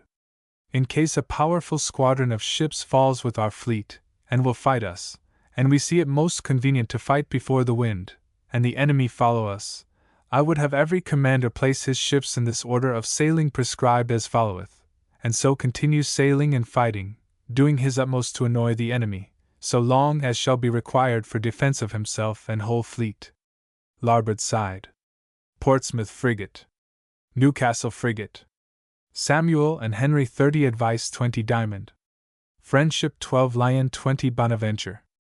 11 John and Joseph 10 Pearl frigate. Return 10 Benjamin and Elizabeth 14 Concord 26 Fountain 8 Leopard 20 Benito sloop, Baltam Caradar 1 Plymouth, Admiral. Spraggy frigate, Bachelor 1 St. Lucar Merchant 20 Prosperous 30 Sapphire frigate Mary and Martha 30 Delight 9 Olive Branch 10 Italian Merchant 30 Tiger 30 James Galley Dragon 18 Samuel and Mary 24 Mediterranean 16 James Merchant 20 Kingfisher frigate. Starboard side. Portland frigate.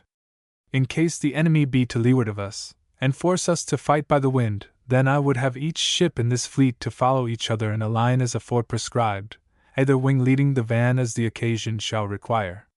In case I would have the van to tack first, in time of service, I will spread the Union flag at the flagstaff at the foretopmast head, and if I would have the rear of the fleet to tack first, I will spread the Union flag at the flagstaff at the mizzen topmast head, each commander being ready to take notice of the said signals, and to act accordingly, following each other as prescribed, and be careful to assist and relieve any that is in necessity.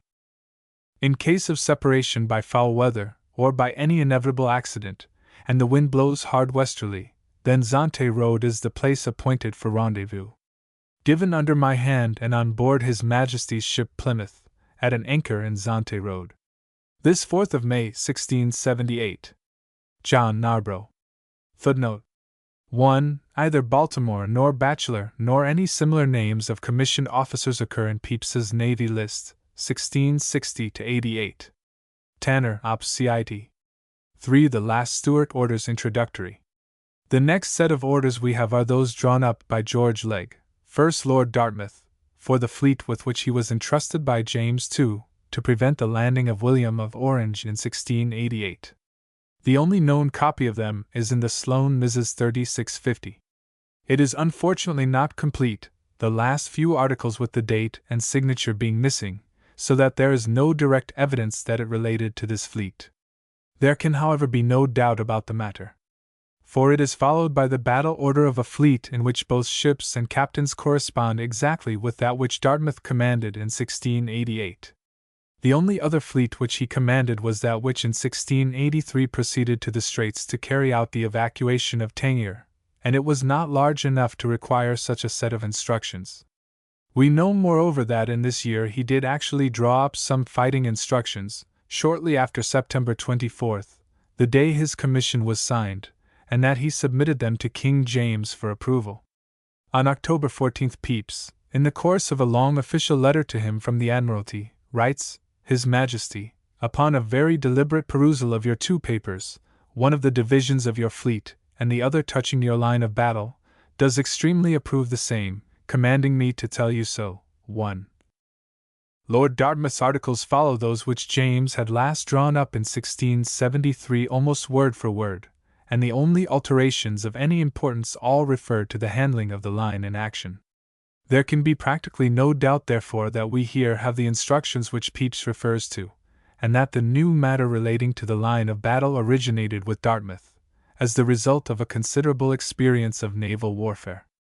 After leaving Cambridge he joined, at the age of 17, the ship of his cousin, Sir Edward Spraggy, and served with him as a volunteer and lieutenant throughout the Second Dutch War. In 1667, before he was 20, he commanded the Pembroke, and in 1671 the Fairfax, in Sir Robert Holmes's action with the Dutch Smyrna fleet, and in the Battle of Sole Bay. In 1673 he commanded the Royal Catherine, 84, and served throughout Rupert's campaign with distinction. Since then, as has been said, he had successfully conducted the evacuation of Tangier. If on this occasion he needed advice, he had at hand some of the best, in the person of his flag officers, Sir Roger Strickland and Sir John Barry, 2 of the most seasoned old tarpaulins in the service, and both in high estimation as naval experts with James. The amendments introduced into these instructions, although not extensive, point to a continued development. We note first that James's Articles 3 and 4 are combined in Dartmouth's Article 3, so as to ensure the close-hauled line being formed before any attempt is made to divide the enemy's fleet. No such provision existed in the previous instructions. Another noteworthy change under the new article is that, whether by intention or not, any commander of a ship is given the initiative in weathering a part of the enemy's fleet if he sees an opportunity.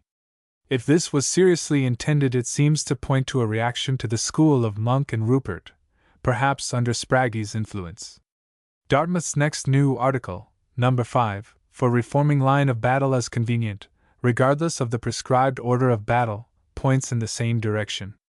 The only other change of importance is the note inserted in the 6th article, in which Dartmouth lays his finger on one of the weak points in James's method of attack from windward by bearing down altogether, and suggests a means by which the danger of being raked as the ships come down may be minimized. Footnote 1. Dartmouth Mrs. Historical Mrs. Commission, 11. v. 160. Lord Dartmouth, October 1688. Plus Sloane Mrs. 3650, FF 7-11 plus. George, Lord Dartmouth, Admiral of His Majesty's Fleet for the present expedition. Instructions for the better ordering His Majesty's Fleet in fighting. 1 and 2. Same as in Duke of York's, 1673. 3.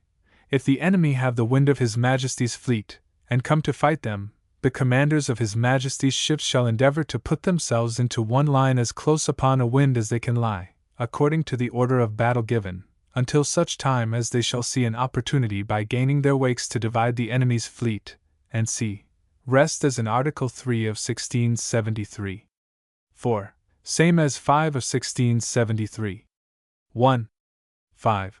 If the Admiral should have the wind of the enemy, when other ships of the fleet are in the wind of the Admiral, then upon hoisting up a blue flag at the mizzen yard or mizzen topmast, every such ship is to bear up into his wake, or grain upon pain of severe punishment.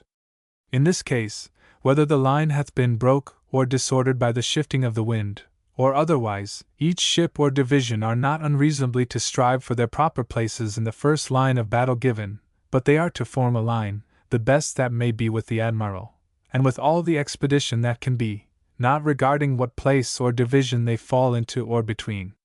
If the Admiral be to leeward of the enemy, N.C. Rest as in 6 of 1673. 6. In case His Majesty's fleet have the wind of the enemy, and that the enemy stands towards them and they towards the enemy, then the van of His Majesty's fleet shall keep the wind, and when they are come at a convenient distance from the enemy's rear they shall stay until their own whole line is come up within the same distance from the enemy's van, and then the whole line is to tack, every ship in his own place, and to bear down upon them so nigh as they can without endangering the loss of the wind. Note that they are not to bear down all at once, but to observe the working of the Admiral and to bring to as often as he thinks fit, the better to bring his fleet to fight in good order, and at last only to lask away, too, when they come near within shot towards the enemy as much as may be, and not bringing their heads to bear against the enemy's broadsides, and to stand along with them the same tacks on board, still keeping the enemy to leeward, and not suffering them to tack in their van. And in case the enemy tack in the rear first, he who is in the rear of His Majesty's fleet is to tack first with as many ships or divisions as are those of the enemy's, and if all the enemy's ships tack, their whole line is to follow, standing along with the same tacks aboard as the enemy doth. 7 to 9. Same as 8 to 10 of 1673.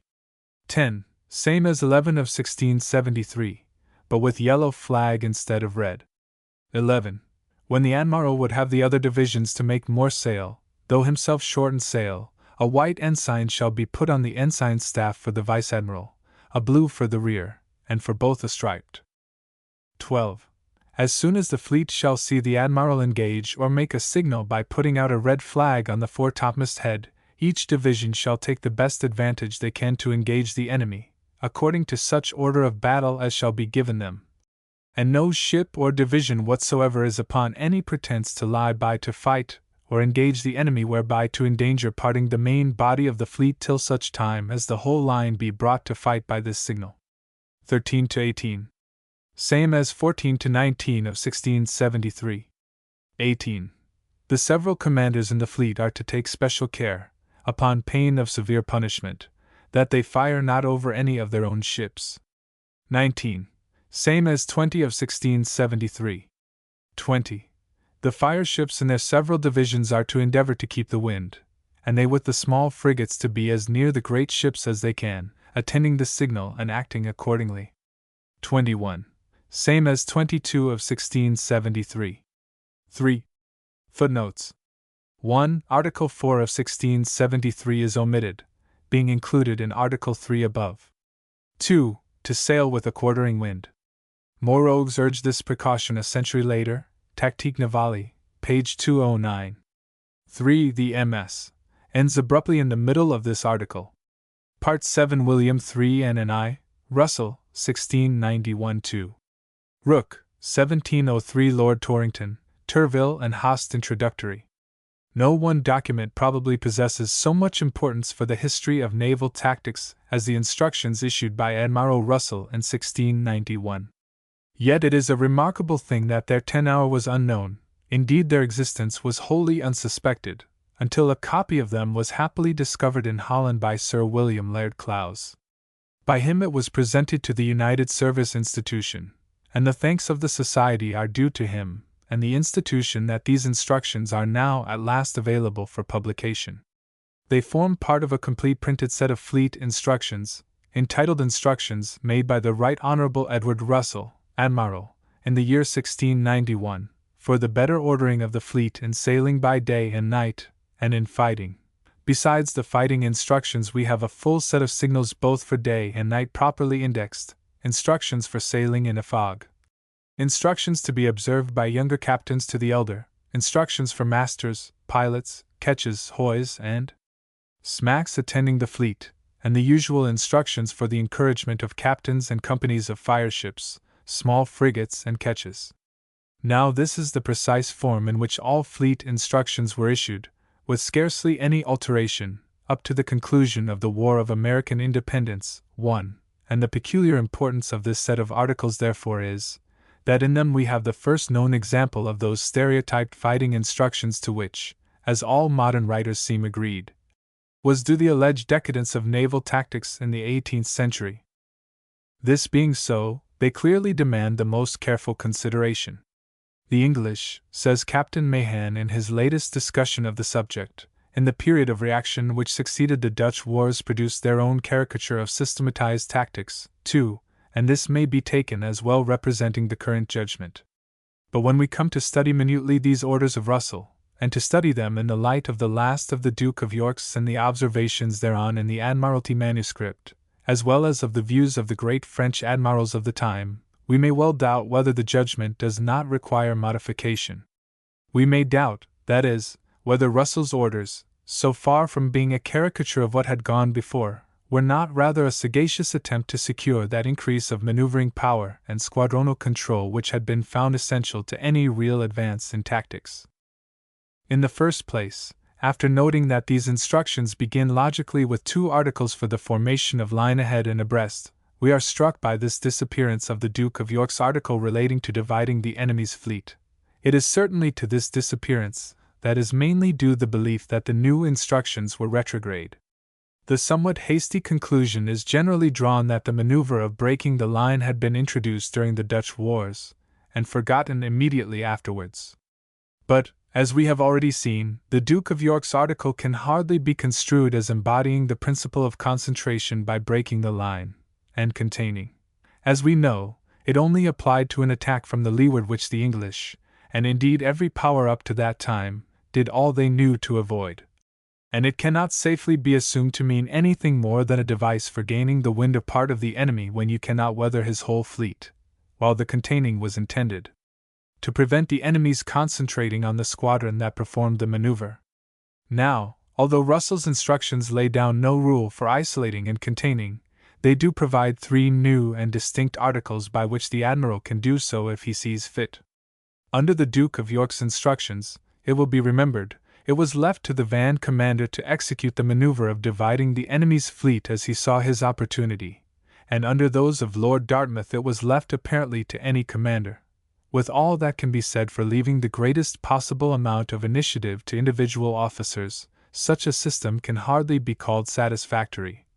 And in any case so important a movement ought certainly to be as far as possible under the control of the commander-in-chief. But under the previous instructions he could not even initiate it by signal. The defect had already been seen, and it will be remembered that the additions and observations to this and the following articles which the Admiralty manuscript contains are all directed to remedying the omission. It is to exactly the same end that Russell's orders seem designed, and if, as we shall see to be most probable, they were really drawn up by Lord Torrington, we know that they were used in this way at Beachy Head. Whether the idea of concentration and containing was in the mind of their author we cannot tell for certain, but at any rate the new instructions provide signals by which the Admiral can order such movements not only by any squadron, but even by any subdivision he pleases. The freedom of individual initiative, it is true, is gone, but this, as the Admiralty MS indicates, was done deliberately, not as a piece of reactionary pedantry, but as the result of experience in battle. In all other respects the tactical flexibility that was gained is obvious, and was fully displayed in the first engagements in which the instructions were used. So far as we can judge, the current view at this time was that where fleets were equal, every known form of concentration was unadvisable upon an unshaken enemy. The methods of the Duke of York's school were regarded as having failed, and the result appears to have been to convince tacticians that with the means at their disposal a strict preservation of the line gave a sure advantage against an enemy who attempted an attack by concentration. Tactics, in fact, in accordance with a sound and inevitable law, having tended to become too recklessly offensive, were exhibiting a reaction to the defensive. If the enemy had succeeded in forming his line, it had come to be regarded as too hazardous to attempt to divide his fleet unless you had first forced a gap by driving ships out of the line. This idea we see reflected in the 6th paragraph of the Duke of York's 22nd article, 1673, and in Russell's new 23rd article, enjoining ships to close up any gap that may have been caused by the next ahead or astern having been forced out of the line. Briefly stated, it may be said that the preoccupation of naval tactics was now not so much to break the enemy's line, as to prevent your own being broken. But the matter did not end here. It was seen that when your own fleet was superior, concentration was still practicable in various ways, and particularly by doubling. Tacticians were now mainly absorbed in working out this form of attack and the methods of meeting it, and Russell's elaborate articles for handling squadrons and subdivisions independently may well have had this intention. The new phase of tactical opinion is that which we find expounded in Per Haast's famous work, L'Art d'Armes Navals, ou Trait d'Evolutions Navals, published in 1697 at the instigation of the Comte de Turville. The author was a Jesuit, but claims that he is merely giving the result of his experience while serving with the great French admirals of that time, who had learned all they knew either as allies or enemies of the English. For 12 years, he says in his apology for touching naval subjects, I have had the honor of serving with Monsieur le Maréchal d'Estrées, Monsieur le Duc de Mortemart, and Monsieur le Maréchal de Turville in all the expeditions they made in command of naval fleets, and Monsieur le Maréchal de Turville has been kind enough to communicate to me his lights, bidding me write on a matter which I think has never before been the subject of a treatise. The whole system of tactics that he develops is based, like Russell's, on the single line ahead and the independent action of squadrons. The passages in which he elaborates the central battle idea of concentration by doubling are as follows. The fleet which is the more numerous will try to extend on the enemy in such a manner as to leave its rearmost ships astern, which will immediately turn, as he repliera, upon the enemy to double him, and put him between two fires. Remark I. If the more numerous fleet has the wind it will be able more easily to turn its rear upon that of the enemy, and put him between two fires. But if the more numerous fleet is to leeward it ought none the less to leave its rear astern, because the wind may shift in the fight. Besides, the fleet that is to leeward can edge away insensibly in fighting to give its rearmost ships a chance of doubling on the enemy by hugging the wind. Remark 2. I know that many skillful people are persuaded that you ought to double the enemy ahead, because, if the van of the enemy is once in disorder it falls on the rest of the fleet and throws it infallibly into confusion, and by the aid of diagrams he proceeds to show that this view is unsound, because the van can easily avoid the danger while the rear cannot. To support his view he instances the entire success with which at the Battle of La Hogue, Russell, having the superior fleet, doubled on Turville's rear. To prevent being doubled, he proceeds, you must absolutely prevent the enemy from leaving ships astern of you, and to that end you may adopt several devices when you are much inferior in number. Aye, if we have the wind, we may leave some of the enemy's leading ships alone, and cause our van to fall on their second division. In this manner their first division will be practically useless, and if it forces sail to tack upon us it will lose much time, and will put itself in danger of being isolated by the calm which generally befalls in this sort of action by reason of the great noise of the guns. We may also leave a great gap in the center of our fleet, provided the necessary precautions be taken to prevent our van being cut off. By these means, however inferior we be in numbers, we may prevent the enemy leaving ships astern of us. Example. Everyone did not disapprove the manner in which Admiral Herbert disposed his fleet when he engaged the French in the action of Bevasier, i.e. Beachy Head, in the year 1690. He had some ships fewer than ours, and he had determined to make his chief effort against our rear. That is why he ordered the Dutch leading division to fall on our second division. Then he opened his fleet in the center, leaving a great gap opposite our center, after which, having closed up the English to very short intervals, he opposed them to our rear, and held off somewhat with his own division so as to prevent the French profiting by the gap which he had left in his fleet to double the Dutch. This order rendered our first division nearly useless, because it had to make a very long board to tack on the enemy's van, and the wind having fallen, it was put to it to be in time to share the glory of the action. 3. 2. If the less numerous fleet is to leeward, the gap may be left more in the center and less in the van, but it is necessary to have a small detachment of men of war and fireships so as to prevent the enemy profiting by the gaps in the fleet to divide it. 3. Others prefer to give as a general rule that the flag officers of the less numerous fleet attack the flag officers of the enemy's fleet wink with a frown for by this means several of the enemy's ships remain useless in the intervals, and the enemy cannot double you. 4. Others prefer that the 3 squadrons of the less numerous fleet each attack a squadron of the more numerous fleet, taking care that each squadron ranges up to the enemy in such a manner as not to leave any of his ships astern, but rather leaving several vessels ahead. Finally, there are those who would have the less numerous fleet put so great an interval between the ships as to equalize their line with that of the enemy. But this last method is, without doubt, the least good, because it permits the enemy to employ the whole of its strength against the less numerous fleet. I agree, however, that this method might be preferred to others in certain circumstances, as when the enemy's ships are considerably less powerful than those of the less numerous fleet. Having thus explained the system of doubling, he proceeds to give the latest ideas of his chief on breaking the enemy's line, or, as it was then called, passing through his fleet. We find, he says, that in the relations of the fights in the Channel between the English and the Dutch that their fleets passed through one another. In this manner the 2 fleets passed through one another several times, which exposed them to be cut off, taken, and mutually to lose several ships. Remark. This maneuver is as bold as it is delicate, and consummate technical skill is necessary for it to succeed as happily as it did with the Comte d'Estrées, in the Battle of the Texel, in the year 1673, for he passed through the Zealand squadron, weathered it, broke it up, and put the enemy into so great a disorder that it settled the victory which was still in the balance. 5. After pointing out by diagrams various methods of parrying the maneuver, he proceeds, I do not see, then, that we need greatly fear the enemy's passing through us, and I do not even think that this maneuver ought ever to be performed except under one of the 3 following conditions. 1. If you are compelled to do it in order to avoid a greater evil. 2. If the enemy by leaving a great gap in the midst of his squadrons renders a part of his fleet useless.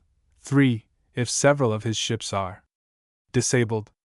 Sometimes you are compelled to pass through the enemy's fleet to rescue ships that the enemy has cut off, and in this case you must risk something, but you should observe several precautions.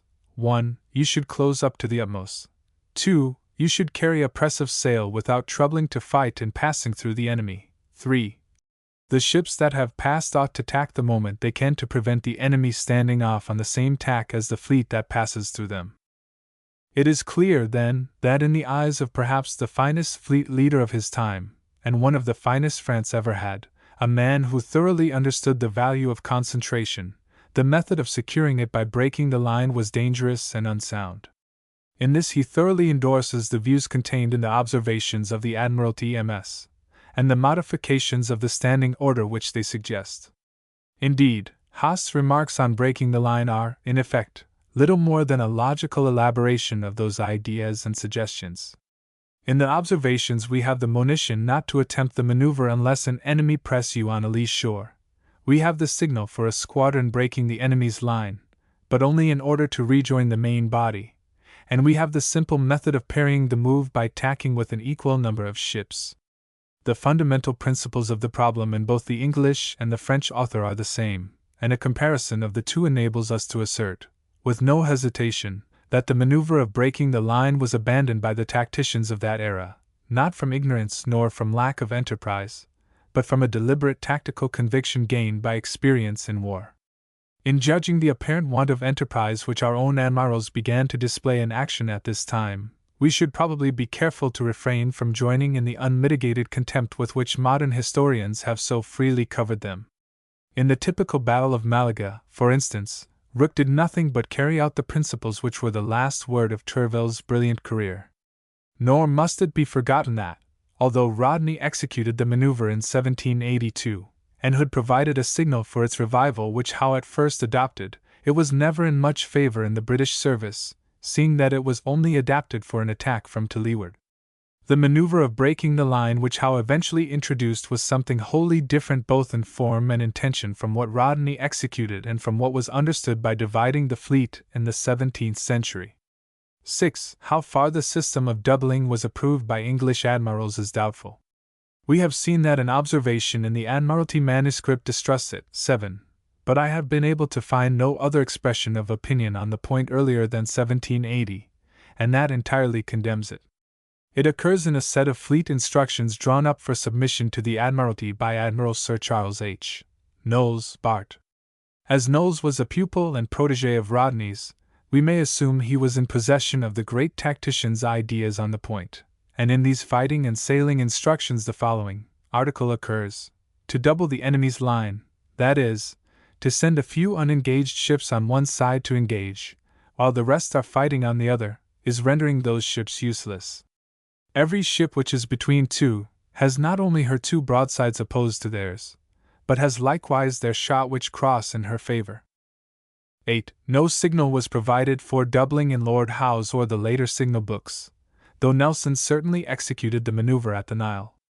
It survived, however, in the French service, and the English books provided a signal for preventing its execution by a numerically superior enemy. Sir Alexander Cochrane also revived it after Trafalgar. Knowles's objection to the maneuver makes it easy to understand that, however well it suited the French tactics of long bowls or boarding, it was not well adapted to the English method of close action with the guns. With the French service it certainly continued in favor, and the whole of Haast's rules were reproduced by the famous naval expert Sébastien-François Bigot, Vicomte de Morogues, in his elaborate Tactique Navale, aux traits d'évolutions et de signaux, which appeared in 1763, and was republished at Amsterdam in 1779. Not only was he the highest French authority on naval science of his time, but a fine seaman as well, as he proved when in command of the Magnifique on the disastrous day at Quiberon. 9. The remainder of the new instructions, though less important than the expansion of the Duke of York's third article, all tend in the same direction. So far from insisting on a rigid observance of the single line ahead in all circumstances, the new system seems to aim at securing flexibility and the power of concentration by independent action of squadrons. This is to be specially noted in the new article, number 30, in which signals are provided for particular squadrons and particular divisions forming line of battle abreast.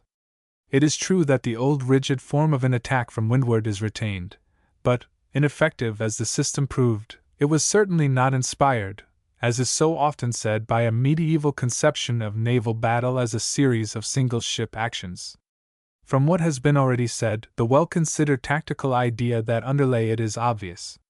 The injunction to range the length of the enemy's line van to van, and rear to rear, or vice versa, was aimed at avoiding being doubled at either end of the line, while the injunction to bear down together was obviously the quickest mode of bringing the whole fleet into action without giving the enemy a chance of weathering any part of it by gaining its wake, that it was inadequate for this purpose is well known.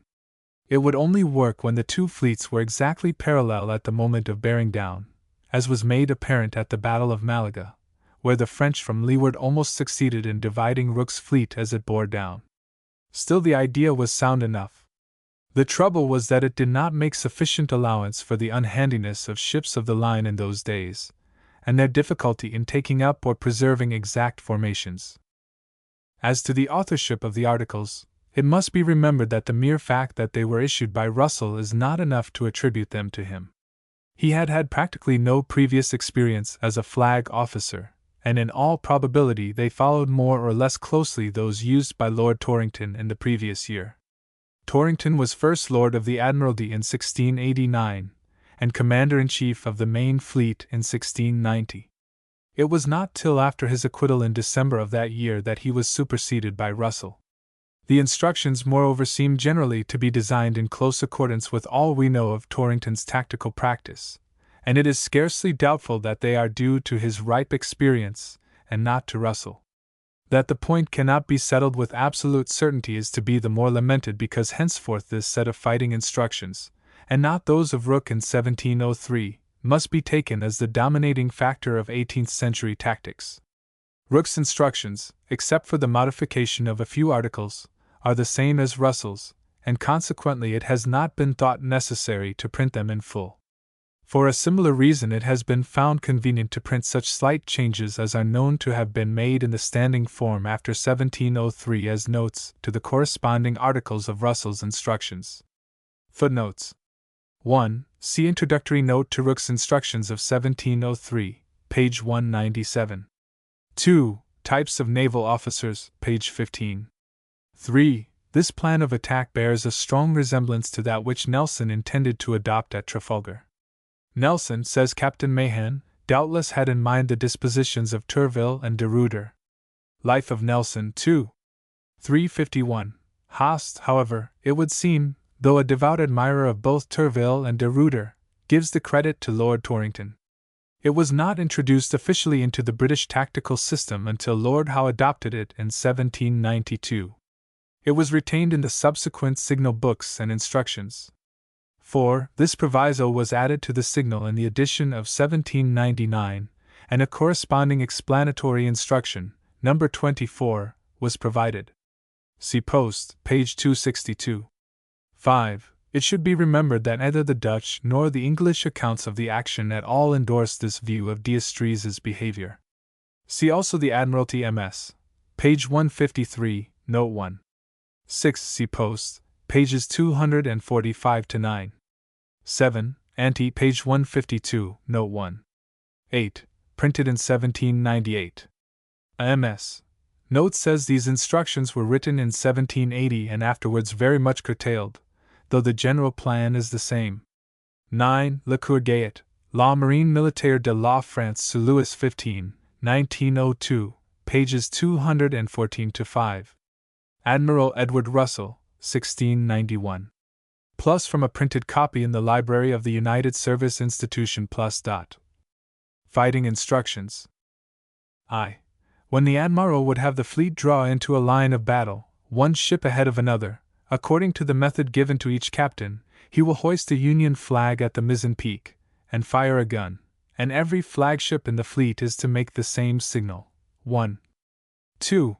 When the Admiral would have the fleet draw into a line of battle, one ship abreast of another, according to the method given to each captain, he will hoist a Union flag and a pennant at the mizzen peak, and fire a gun, and every flagship in the fleet is to do the same.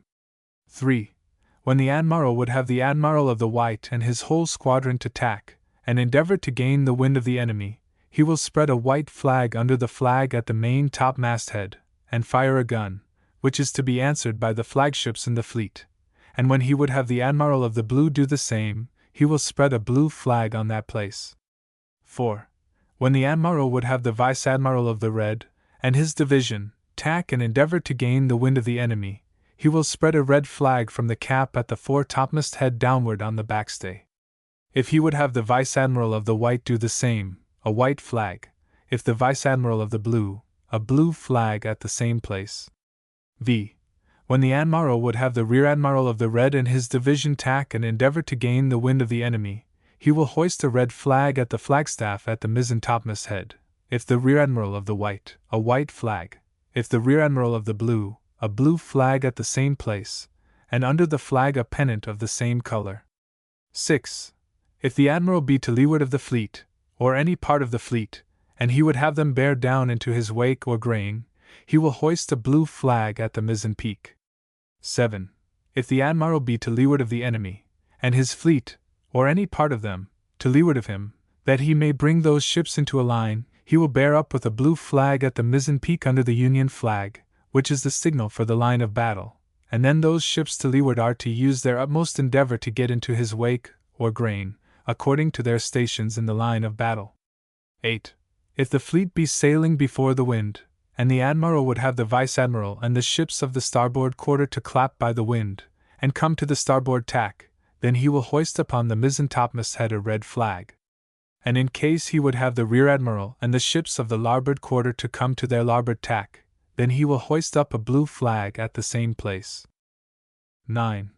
When the Admiral would have the van of the fleet to tack first, he will put abroad the Union flag at the flagstaff on the foretopmast head, and fire a gun, if the red flag be not abroad.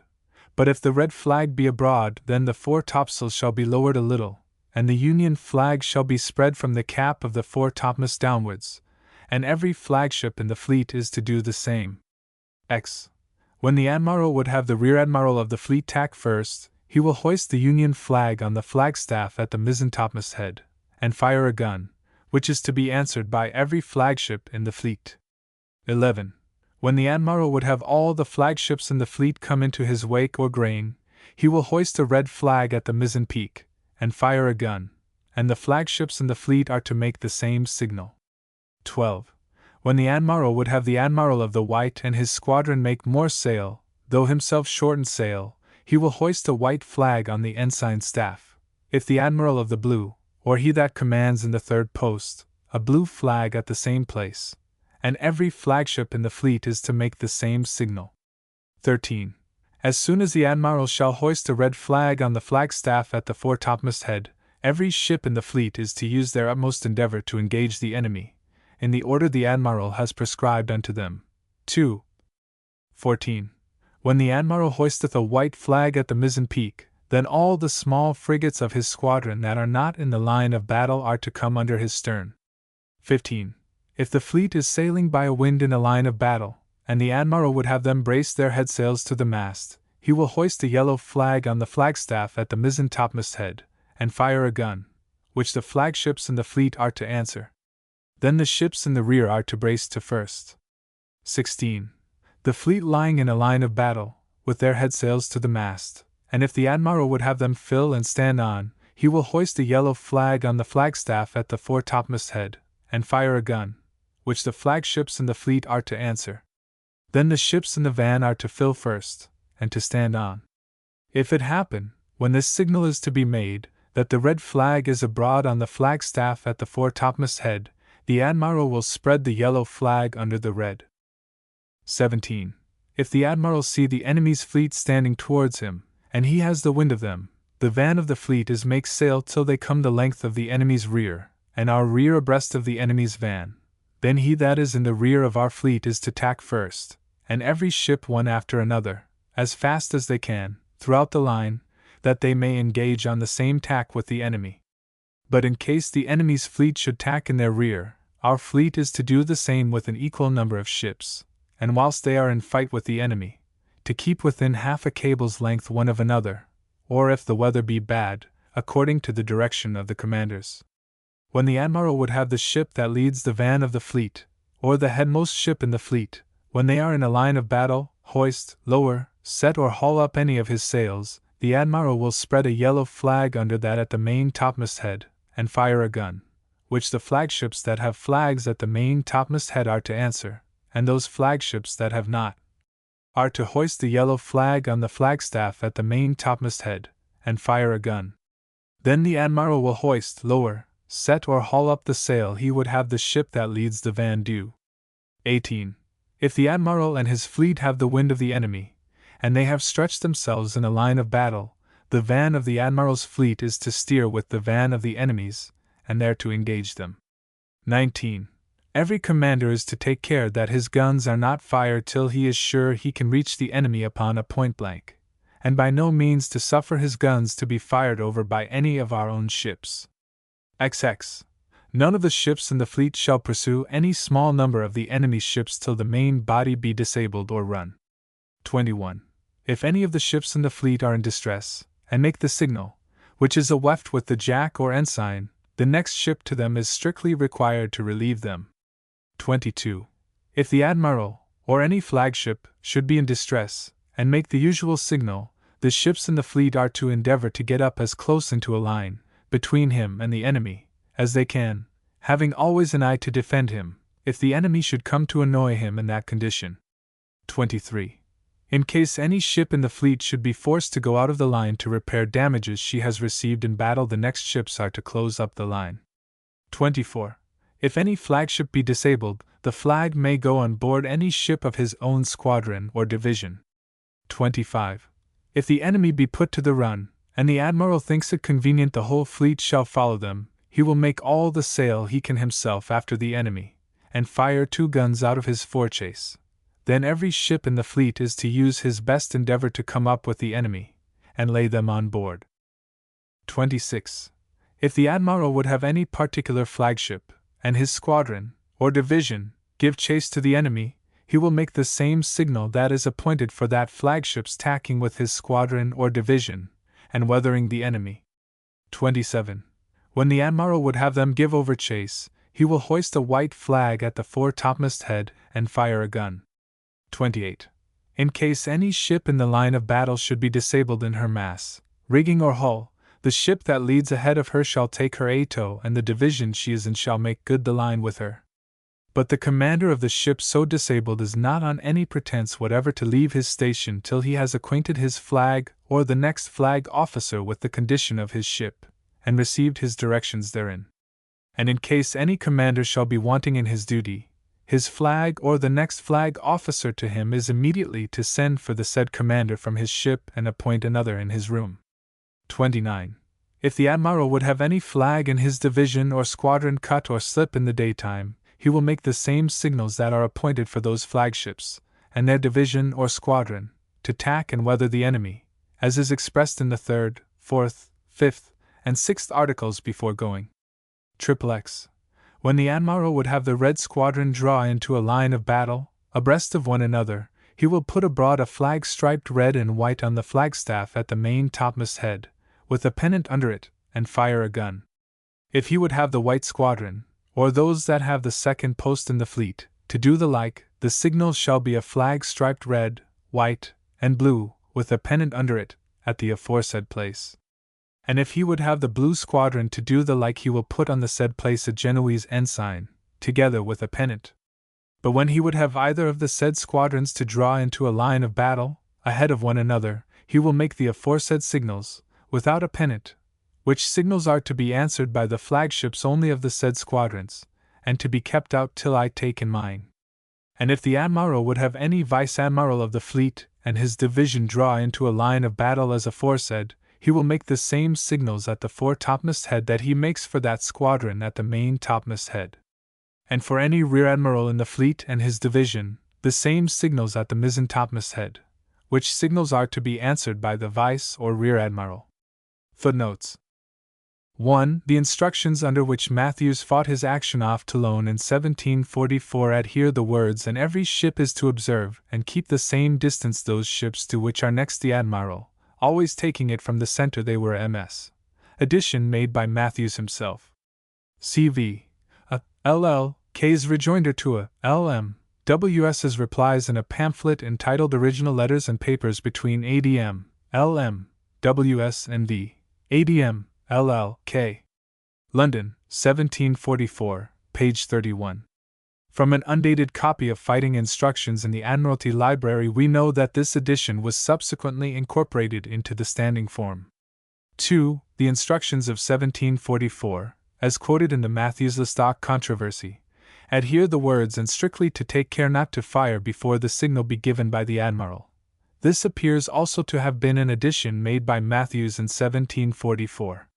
It was clumsily incorporated in the subsequent standing form thus: to engage the enemy and on no account to fire before the admiral shall make the signal, in the order the admiral has prescribed unto them. See note to Article I. Supra. The Permanent Instructions, 1703 to 1783 Introductory. These, like Russell's, are extracted from a complete printed set, also presented to the United Service Institution by Sir W. Laird Clowes, and entitled Instructions for the Directing and Governing Her Majesty's Fleet in Sailing and Fighting, by the Right Honourable Sir George Rooke, Knight, Vice Admiral of England, and Admiral and Commander-in-Chief of Her Majesty's Fleet. In the year 1703. They also contain all the other matter as in Russell's, while another copy has bound with it all the fleet articles of war under the hand of Prince George of Denmark, then Lord High Admiral. As they were not issued till 1703, the second year of the war, in which Rooke did nothing but carry out a barren cruise in the Bay of Biscay, we may assume that the Cadiz expedition of 1702 proceeded under Russell's old instructions of the previous war. It was under Rooke's new instructions, however, that the Battle of Malaga was fought in 1704. They were certainly in force in 1705, for a copy of them exists in the log book of the Britannia for that year, British Museum, ad. MSS. 28126, ff 21-27. They were also used by Sir Cloudesley Shovel during his last command, as we know by a printed copy with certain manuscript editions of his own, relating to chasing and armed boats, which he issued to his junior flag officer, Sir John Norris, in the Mediterranean, on April 25, 1707, British Museum, ad. Mrs. 28140. Nor is there any trace of their having been changed during the remainder of the war. At the Battle of Malaga they were very strictly observed, and in the opinion of the time with an entirely satisfactory result, that is to say that, although Rooke's ships were foul and very short of ammunition, he was able to prevent Toulouse breaking his line and so to fight a defensive action, which saved Gibraltar from recapture, and discredited the French navy to such an extent that thenceforth it was entirely neglected by Louis XIV's government, and gave little more trouble to our fleets. Though no copy of these fighting instructions has been found with a later date than 1707, we know that with very slight modifications they continued in use down to the peace of 1783. The evidence is to be found scattered in proceedings of courts-martial, in chance references in admirals' dispatches, and in signal books. For instance, in the Matthews and Lestock Tracts, British Museum, 518, g, which deal with the courts-martial that followed the ill-fought action off Toulon in 1744, 8 of the articles then in force are printed. All of them have the same numbering as the corresponding articles of 1703, 6 are identical in wording, and 2, numbers I, and 13, have only the slight modifications which Admiral Matthews made, and which have been given above in notes to the similar articles in Russell's set. These modifications, as we have seen, were subsequently incorporated into the standing form, and appear in the undated copy of the complete fighting instructions in the Admiralty Library. Again, Article 14 of 1703 is referred to in the additional fighting instructions issued by Boscawen in 1759. 1. According to a MS. Note by Sir C. H. Knowles, they were reissued in 1772 and 1778, and Keppel in 1778 was charged under Article 31 of 1703. Finally, there is in the Admiralty Library a manuscript signal book prepared by an officer, who was present at Rodney's great action of April 12, 1782. In this book, in which 1783 is the last date mentioned, there is inserted beside each signal the number of the article in the printed fighting instructions to which it related.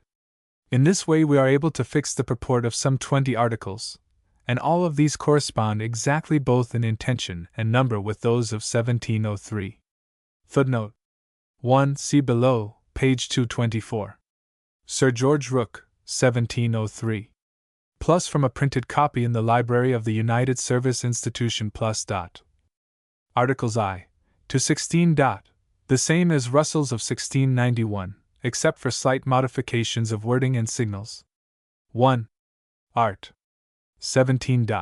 If the admiral see the enemy's fleet standing towards him and he has the wind of them, the van of the fleet is to make sail till they come the length of the enemy's rear and our rear abreast of the enemy's van. Then he that is in the rear of our fleet is to tack first, every ship one after another as fast as they can, throughout the line. And if the admiral would have the whole fleet tacked together, the sooner to put them in a posture of engaging the enemy, then he will hoist the Union flag on the flagstaffs, 2, at the fore and mizzen mastheads and fire a gun, and all the flagships in the fleet are to do the same. But in case the enemy's fleet should tack in their rear, our fleet is to do the same with an equal number of ships, and whilst they are in fight with the enemy to keep within half a cable's length one of another, or if the weather be bad, according to the direction of the commander. Art. 18. Same as the remainder of Russell's 17, when the admiral would have the ship that leads the van, by the flagships of the fleet. Arts. 19 to 23. Same as Russell's 18 to 22. Art. 24. Replacing Russell's 23 and 28. No ship in the fleet shall leave his station upon any pretence whatsoever till he has acquainted his flag or the next flag officer to him with the condition of his ship and received his direction herein. But in case any ship shall do so, the next ships are to close up the line. 3. And if any commander shall be wanting in doing his duty, his flag or the next flag officer to him is immediately to send for the said commander from his ship and appoint another in his room. 4. Arts. 25 to 27, 29. And XXX. Same as Russell's. Art. 31. When the admiral would have the fleet draw into a line of battle one astern of the other with a large wind, and if he would have those lead who are to lead with their starboard tacks aboard by a wind, he will hoist a red and white flag at the mizzen peak and fire a gun, and if he would have those lead who are to lead with their larboard tacks aboard by a wind, he will hoist a Genoese flag at the same place and fire a gun, which is to be answered by the flagships of the fleet. Art. 32. When the fleet is in the line of battle, the signals that are made by the admiral for any squadron or particular division are to be repeated by all the flags that are between the admiral and that squadron or division to whom the signal is made. Footnotes. 1. The modifications consist mainly in adding a gun to several of the flag signals, and enjoining the flagships to repeat them. 2. The undated Admiralty copy, post 1744, has flagstaves. 3. This maneuver was finally executed by Sir Cloudesley Shovel with the van squadron at the Battle of Malaga. 4. Burchett, the Secretary of the Navy, in his naval history censures Benbow for not having acted on this instruction in 1702 or rather on number 28 of 1691. Part 8 Additional Fighting Instructions of the 18th Century. I. Admiral Vernon, circa 1740. 2. Lord Anson, circa 1747. 3. Sir Edward Hawke, 1756. 4. Admiral Boscawen, 1759 v. Sir George Rodney, 1782. 6. Lord Hood, 1783. Origin and growth of the additional instructions introductory.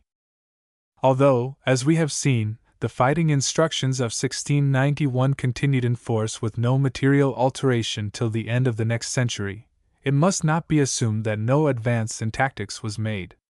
From time to time important changes were introduced, but instead of a fresh set of fighting instructions being drawn up according to the earlier practice, the new ideas were embodied in what were called additional fighting instructions. They did not supersede the old standing form, but were intended to be read with and be subsidiary to it.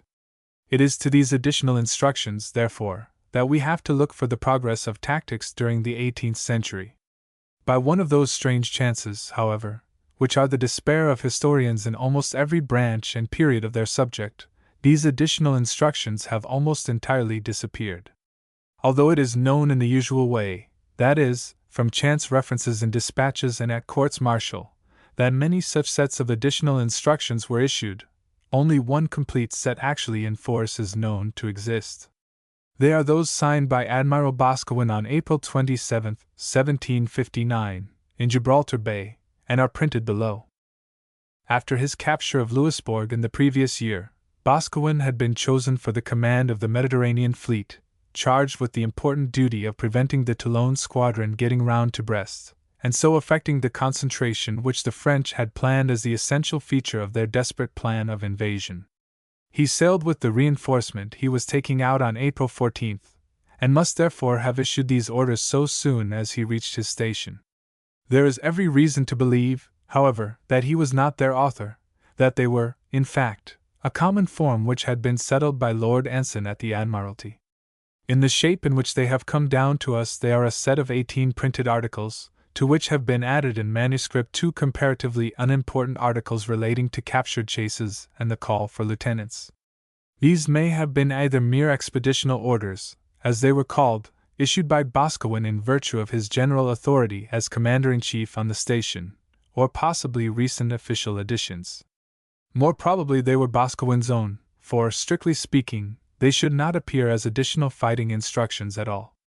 From the series of signal books and other sources we know there already existed a special set of chasing instructions, and yet another set in which officers' calls and the like were dealt with, and both of Boscawen's articles were subsequently incorporated into these sets. The printed articles to which Boscawen attached them were certainly not new. Either wholly or in part they had been used by Byng in 1756, for at his court-martial he referred to the first article of the additional fighting instructions as given to the fleet by me at the beginning of the expedition, and this article is identical with number 1 of Boscawen's set. How much older the articles were, or, indeed, whether any were issued before the 7 Years' War, has never yet been determined. From the illogical order in which they succeed one another it would appear that they were the result of a gradual development, during which one or more orders were added from time to time by the incorporation of expeditional orders of various admirals, as experience suggested their desirability. Thus Article I provides, in the case of the enemy being inferior in number, for our superfluous ships to fall out of the line and form a reserve, but it is not till Article 8 that we have a scientific rule laid down for the method in which the reserve is to employ itself. Still, whatever may have been the exact process by which these additional instructions grew up, evidence is in existence which enables us to trace the system to its source with exactitude, and there is no room for doubt that it originated in certain expeditional orders issued by Admiral Vernon when he was in command of the expedition against the Spanish Main in 1739–40. Amongst the Matthews and Lestock pamphlets is one sometimes attributed to Lestock himself, but perhaps more probably inspired by him.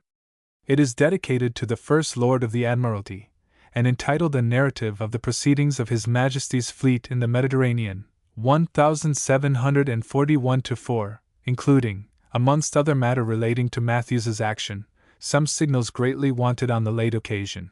At page 108 are some additional signals made use of by our fleet in the West Indies, meaning that of Admiral Vernon, which Lestock had recently left. These signals relate to sailing directions by day and by night, to seeing ships in the night, and to engaging an enemy in the night, and immediately following them are 2 additional instructions to be added to the fighting instructions. The inference is that these 2 additional instructions were something quite new and local, since they were used by Vernon, and not by Matthews. They are given below, and will be found to correspond closely to Articles I and III of the set used by Boscawen in the next war. Since, therefore, in all the literature and proceedings relating to Matthews and Lestock there is no reference to any additional instructions, we may conclude with fair safety that these 2 articles used by Vernon in the West Indies were the origin and germ of the new system. Nor is it a mere matter of inference only, for it is confirmed by a direct statement by the author of the pamphlet. At page 74 he has this interesting passage which practically clears up the history of the whole matter. Men in the highest stations at sea will not deny but what our sailing and fighting instructions might be amended, and many added to them, which by every day's experience are found to be absolutely necessary. Though this truth is universally acknowledged and the necessity of the Royal Navy very urgent, yet since the institution of these signals nothing has been added to them excepting the chasing signals, excellent in their kind, by the Right Honourable Sir J. N. 1. Not but that every admiral has authority to make any additions or give such signals to the captains under his command as he shall judge proper. which are only expeditional. Upon many emergencies our signals at this juncture, i.e. in the action before Toulon, proved to be very barren. There was no such signal in the book, expressing an order when the admiral would have the ships to come to a closer engagement than when they begun. After what has been observed, it is unnecessary now to repeat the great necessity and occasion there was for it, and boats in many cases, besides their delay and hindrance, could not always perform that duty. Mr. V. Ernon, that provident, great admiral, who never suffered any useful precaution to escape him, concerted some signals for so good a purpose, wisely foreseeing their use and necessity, giving them to the captains of the squadron under his command. And lest his vigilance should be some time or other surprised by an enemy, or the exigencies of his master's service should require him to attack or repulse by night, he appointed signals for the line of battle, engaging, chasing, leaving off chase, with many others altogether new, excellent, and serviceable, which show his judgment, abilities, and zeal. The author takes the liberty to print them for the improvement of his brethren, who, if they take the pains to peruse them, will receive benefit and instruction. Here, then, we have indisputable evidence that the system which gave elasticity to the old rigid fighting instructions began with Admiral Vernon, who as a naval reformer is now only remembered as the inventor of grog. The high reputation he justly held as a seaman and commander amongst his contemporaries has long been buried under his undeserved failure at Cartagena, but trained in the flagships of Rook and Shovel, and afterwards as a captain under Sir John Norris in the Baltic, there was no one till the day of his death in 1757, at the age of 73, who held so high a place as a naval authority. And from no one was a pregnant tactical reform more likely to come. The Lestock pamphlet, moreover, makes it clear that through all the time of his service, the dead time of tactics as we regard it now, tacticians so far from slumbering had been striving to release themselves from the bonds in which the old instructions tied them. This is confirmed by two manuscript authorities which have fortunately survived, and which give us a clear insight into the new system as it was actually set on foot. The first is a MS. copy of some additional instructions in the Admiralty Library. They are less full and clearly earlier than those used by Boscawen in 1759, and are bound up with a printed copy of the regular fighting instructions already referred to, which contain in manuscript the additions made by Matthews during his Mediterranean command. 2. In so far as they differ from Boscawen's, they will be found below as notes to his set. The second is a highly interesting MS. copy of a signal book dated 1756, in which the above instructions are referred to. It is in the United Service Institution, Register No. 234. At the end it contains a memorandum of a new article by which Hawke modified the established method of attack, and for the first time introduced the principle of each ship steering for her opposite in the enemy's line. It is printed below, and as will be seen was to be substituted for Articles V and 6 of the additional fighting instructions by day then in force, which correspond to Articles 15 and 16 of Boscawen's set. It does not appear in the Boscawen set, and how soon it was regularly incorporated we do not know. No reference has been found to it till that by Rodney, in his dispatch of April 1780 referred to below. Of even higher interest for our purpose is another entry in the same place of an article also issued by Hawke for forming line of bearing. Here again the older form of the additional fighting instructions is referred to, and the new article is to be inserted after Article 4, which was for forming the line ahead or abreast. The important point, however, is that the new article is expressly attributed to Lord Anson. Now it is known that when Anson in April 1747 was cruising off Finisterre for de la Jonquière, he kept his fleet continually exercising in forming line and in maneuvers of battle till then absolutely unknown. 3. The line of bearing or quarter line must have been one of these, and we therefore reach two important conclusions. 1. That this great tactical advance was introduced by Anson during the War of the Austrian Succession, and 2. That the older set of additional fighting instructions was then in existence. Another improvement probably assignable to this time was Article 4 of Boscawen's set for battle order in two separate lines. Articles V, 6, 7 for extended cruising formations certainly were then issued, for in his dispatch after his defeat of de la Jonquière Anson says, "At daybreak I made this signal for the fleet to spread in a line abreast, each ship keeping at the distance of a mile from the other, Article V, that there might not remain the least probability for the enemy to pass by us undiscovered." 4. Then we have the notable Article 18, not in the earlier sets, enjoining captains to pursue any ship they force out of the line, regardless of the contrary order contained in Article 21 of the regular fighting instructions. We have seen the point discussed already in the anonymous commentary on the Duke of York's final instructions, and it remained a bone of contention till the end. Men like Sir Charles H. Knowles were as strongly in favor of immediately following a beaten adversary as the anonymous commentator was in favor of maintaining the line. Knowles's idea was that it was folly to check the ardor of a ship's company at the moment of victory, and he tells us he tried to persuade how to discard the old instruction when he was drawing up his new ones. 5. As to the further tactical progress which the Boscawen instructions disclose, and which nearly all appear closely related to the events of the War of the Austrian Succession, when Anson was supreme, we may particularly note Article I, for equalizing the lines and using superfluous ships to form a reserve, Article III. For closer action, Article 8. For the reserve to endeavor to cross the T, instead of doubling, and Articles 9 and X. For bringing a flying enemy to action.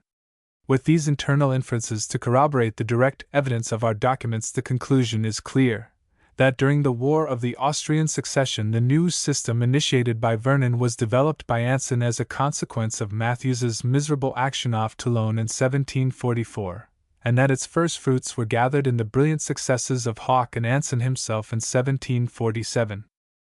Though no complete set later than those used by Boscawen is known to exist, we may be certain from various indications that they continued to be issued as affording a means of giving elasticity to tactics, and that they were constantly issued in changing form. Thus Rodney, in his report after the action off Martinique in April 1780, says, "I made this signal for every ship to bear down and steer for her opposite in the enemy's line, agreeable to the 21st article of the additional instructions," again in M.S. Signal Book in the Admiralty Library, which was used in Rodney's great action of April 12, 1782, and drawn up by an officer who was present. A similar article is referred to, but there it appears as No. 17 of the additional instructions, and its effect is given in a form which closely resembles the original article of Hawke, when in a line of battle ahead and to windward of the enemy, to alter the course to lead down to them, whereupon every ship is to steer for the ship of the enemy, which from the disposition of the two squadrons it may be her lot to engage, notwithstanding the signal for the line ahead will be kept flying. It is clear, therefore, that between 1780 and 1782 Rodney or the Admiralty had issued a new set of additional instructions. The amended article was obviously designed to prevent a recurrence of the mistake that spoiled the action of 1780. In the same volume is a signal which carries the idea further. It has been entered subsequently to the rest, having been issued by Lord Hood for the detached squadron he commanded in March 1783.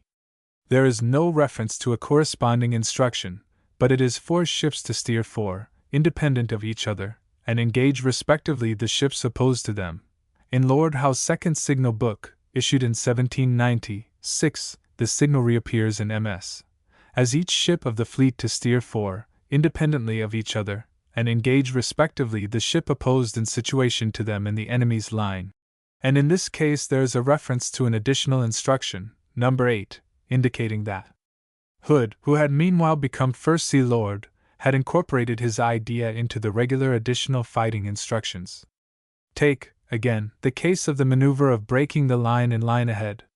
This was first practiced after its long abandonment by a sudden inspiration in Rodney's action of April 12, 1782. In the MS. Signal Book as used by Rodney in that year there is no corresponding signal or instruction. But it does contain one by Hood which he must have added soon after the battle. It is as follows. When fetching up with the enemy to leeward and on the contrary tack to break through their line and endeavor to cut off part of their van or rear. It also contains another attributed to Admiral Pigot which he probably added at Hood's suggestion when he succeeded to the command in July 1782. It is for a particular ship to cut through the enemy's line of battle, and for all the other ships to follow her in close order to support each other. But in both cases there is no corresponding instruction, so that the new signals must have been based on expeditional orders issued by Pigott and Hood. The same book has yet another additional signal for the leading ship to cut through the enemy's line of battle, apparently the latest of the three, but not specifically attributed either to Pigott or Hood. With the additional instructions used by Rodney, the system culminated. For officers with any real feeling for tactics, its work was adequate. The criticisms of Hood and Rodney on Graves' heartbreaking action off the Chesapeake in 1781 show this clearly enough. When the enemy's van was out, wrote Hood, it was greatly extended beyond the center and rear, and might have been attacked with the whole force of the British fleet.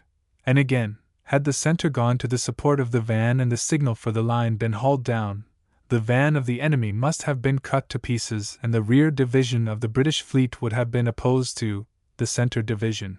Here, besides the vital principle of concentration, we have a germ even of the idea of containing, and Rodney is equally emphatic. His mode of fighting I will never follow. He tells me that his line did not extend so far as the enemy's rear. I should have been sorry if it had, and a general battle ensued. It would have given the advantage they wished, and brought their whole 24 ships of the line against the English 19, whereas by watching his opportunity, by contracting his own line he might have brought his 19 against the enemy's 14 or 15, and by a close action have disabled them before they could have received succor from the remainder. 7. Read with such remarks as these the latest additional fighting instructions will reveal to us how ripe and sound a system of tactics had been reached. The idea of crushing part of the enemy by concentration had replaced the primitive intention of crowding him into a confusion. A swift and vigorous attack had replaced the watchful defensive, and above all the true method of concentration had been established.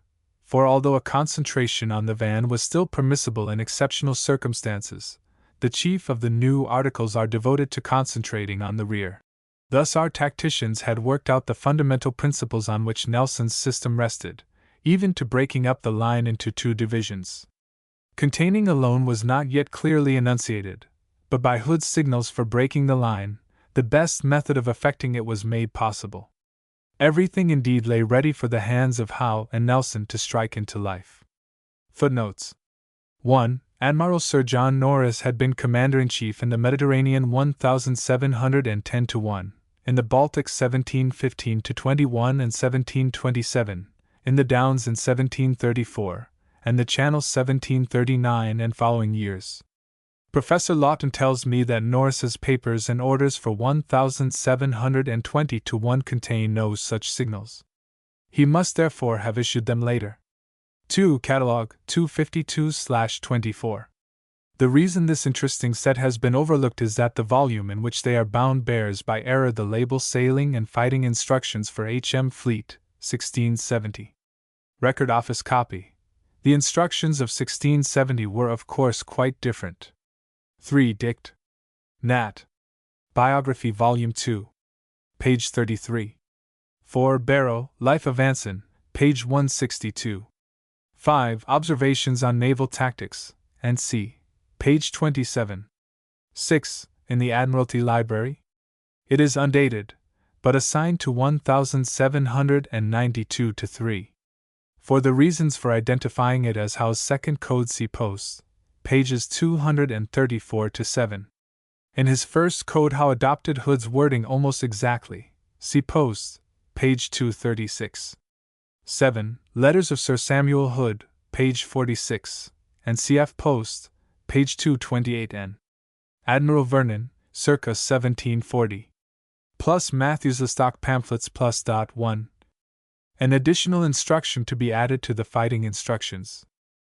In case of meeting any squadron of the enemy's ships, whose number may be less than those of the squadron of His Majesty's ships under my command, and that I would have any of the smaller ships quit the line, I will in such case make the signal for speaking with the captain of that ship I would have quit the line, and at the same time I will put a flag, striped yellow and white, at the flagstaff at the main topmast head, upon which the said ship or ships are to quit the line and the next ships are to close the line, for having our ships of greatest force to form a line just equal to the enemy's. And as, upon the squadrons engaging, it is not to be expected that the ships withdrawn out of the line can see or distinguish signals at such a juncture, it is therefore strictly enjoined and required of such captain or captains, who shall have their signal or signals made to withdraw out of the line, to demean themselves as a corps de reserve to the main squadron, and to place themselves in the best situation for giving relief to any ship of the squadron that may be disabled or hardest pressed by the enemy. Having in the first place regard to the ship, I shall have my flag on board, as where the honor of His Majesty's flag is principally concerned. And as it is morally impossible to fix any general rule to occurrences that must be regulated from the weather and the enemy's disposition, this is left to the respective captain's judgment, that shall be ordered out of the line to govern himself by as becomes an officer of prudence, and as he will answer the contrary at his peril. Memorandum. That whereas all signals for the respective captains of the squadron are at some one of the mastheads, and as when we are in line of battle or in other situations it may be difficult for the ships to distinguish their signal, in such case you are to take notice that your signal will be made by fixing the pennant higher upon the topgallant shrouds, so as it may be most conspicuous to be seen by the respective ship it is made for. A second additional instruction to the fighting instructions. If, at any time after our ships being engaged with any squadron of the enemy's ships, the admiral shall judge it proper to come to a closer engagement with the enemy than at the distance we first began to engage, the admiral will hoist a Union flag at the main topmast head and fire a gun on the opposite side to which he is engaged with the enemy, when every ship is to obey the signal, taking the distance from the center. And if the admiral would have any particular ship do so, he will make the same signal with the signal for the captain of that ship. And in case of being to leeward of the enemy, the admiral will at the same time he makes this signal hoist the yellow flag at the fore topmast head for filling and making sail to windward. And during the time of engagement, every ship is to appoint a proper person to keep an eye upon the admiral and to observe signals. Footnote 1. A narrative of the proceedings of His Majesty's fleet in the Mediterranean, N.C. by a sea officer, London, 1744, pages 111-2. Lord Anson, circa 1747 plus MS. Signal Book, 1756, United Service Institution plus. Lord Anson's additional fighting instruction, to be inserted after Article the 4th in the additional fighting instructions by day. Whereas it may often be necessary for ships in line of battle to regulate themselves by bearing on some particular point of the compass from each other without having any regard to their bearing abreast or ahead of one another. You are therefore hereby required and directed to strictly observe the following instructions. When the signal is made for the squadron to draw into a line of battle at any particular distance, and I would have them keep north and south of each other, I will hoist a red flag with a white cross in the mizzen topmast shrouds to show the quarter of the compass, and for the intermediate points I will hoist on the flagstaff at the mizzen topmast head, when they are to bear N by E and S by W, 1 common pennant NE. SSW, 2 common pennants NE by N. SW by S3 NE. SW, a Dutch jack. And I will hoist under the Dutch jack when I would have them bear NE by E and SW by W, 1 common pennant E.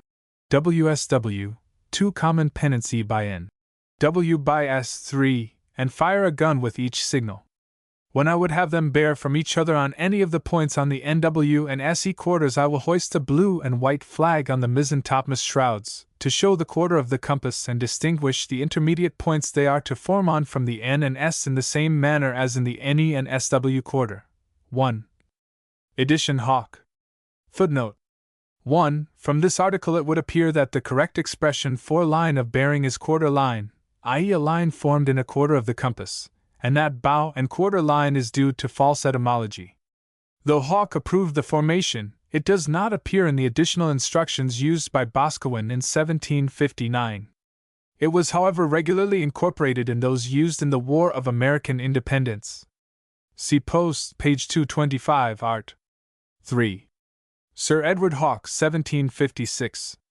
Plus MS. Signal Book, United Service Institution plus. Memorandum. In room of Articles V and 6. Of the additional fighting instructions by day 1, it is in my discretion that this be observed, viz. When sailing in a line of battle, one ship ahead of another, and I would have the ship that leads with either the starboard or larboard tacks aboard to alter her course in order to lead down to the enemy, I will hoist a Dutch jack under my flag at the mizzen topmast head and fire 2 guns.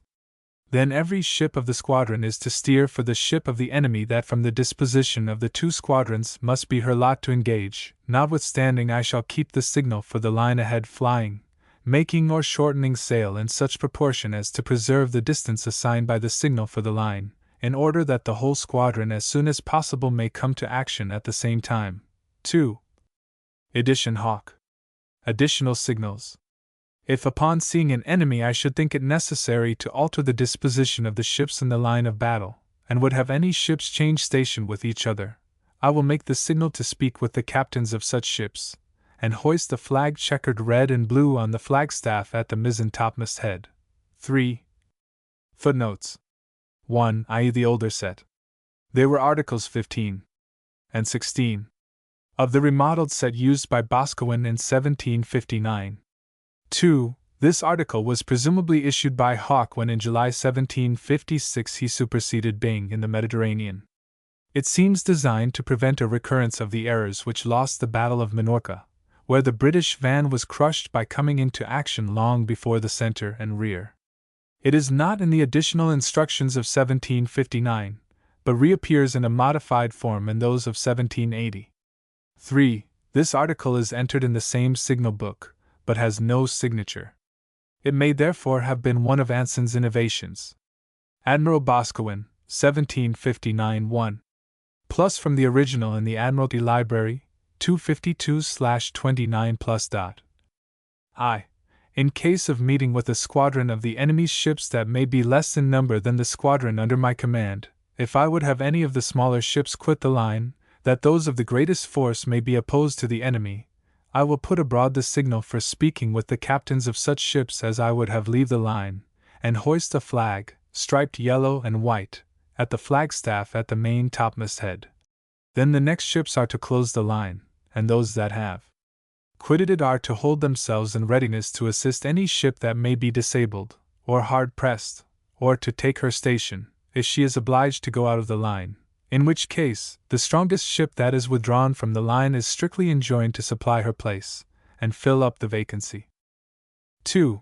And in case of meeting with any squadron, or ships of war of the enemy that have merchantmen under their convoy, though the signal for the line of battle should be out, if I would have any of the frigates that are out of the line, or any ship of the line fall upon the convoy, whilst the others are engaged, I will put abroad the pennant for speaking with the captain of such ship or ships, and hoist the flag above mentioned for quitting the line, with a pennant under it, upon which signal such ship or ships are to use their utmost endeavors to take or destroy the enemy. 3. If at any time while we are engaged with the enemy, the admiral shall judge it proper to come to a closer engagement than at the distance we then are, he will hoist a red and white flag on the flagstaff at the main topmast head, and fire a gun. Then every ship is to engage the enemy at the same distance the admiral does, and if the admiral would have any particular ship do so, he will make the same signal, and the signal for speaking with the captain. 4.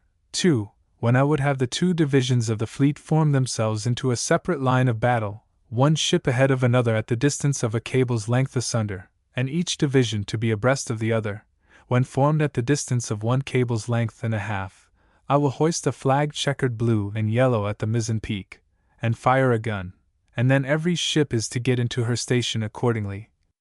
*V. 3. When I would have the fleet spread in a line abreast, each ship keeping at the distance of 1 mile from the other, I will hoist a flag checkered blue and yellow, on the flagstaff at the mizzen topmast head, and fire a gun. *6.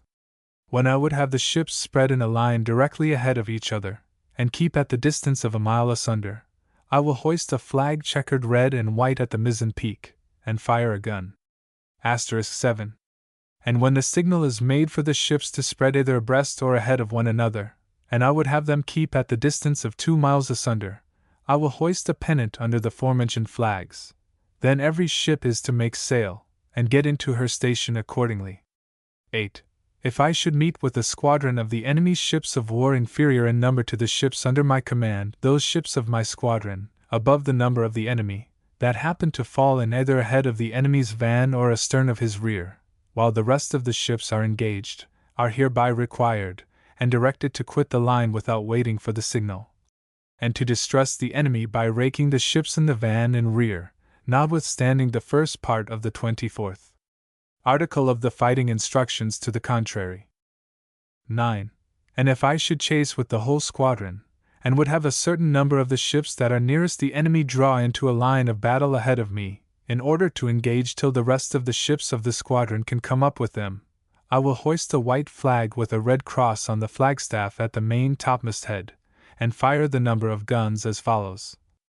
When I would have 5 ships draw into a line of battle, ahead of each other, I will fire 1 gun. When I would have 7 ships draw into a line of battle, ahead of each other, I will fire 3 guns. X. Then those ships are immediately to form the line without any regard to seniority or the general form delivered, but according to their distances from the enemy, viz., the headmost and nearest ship to the enemy is to lead, and the sternmost to bring up the rear, that no time may be lost in the pursuit, and all the rest of the ships are to form and strengthen that line, as soon as they can come up with them, without any regard to my general form of the order of battle. 11. Whereas every ship is directed, when sailing in a line of battle, to keep the same distances those ships do who are nearest the admiral, always taking it from the center. If at any time I think the ship ahead of me is, at too great a distance, I will make it known to him by putting abroad a pennant at the jib boom end, and keep it flying till he is in his proper station.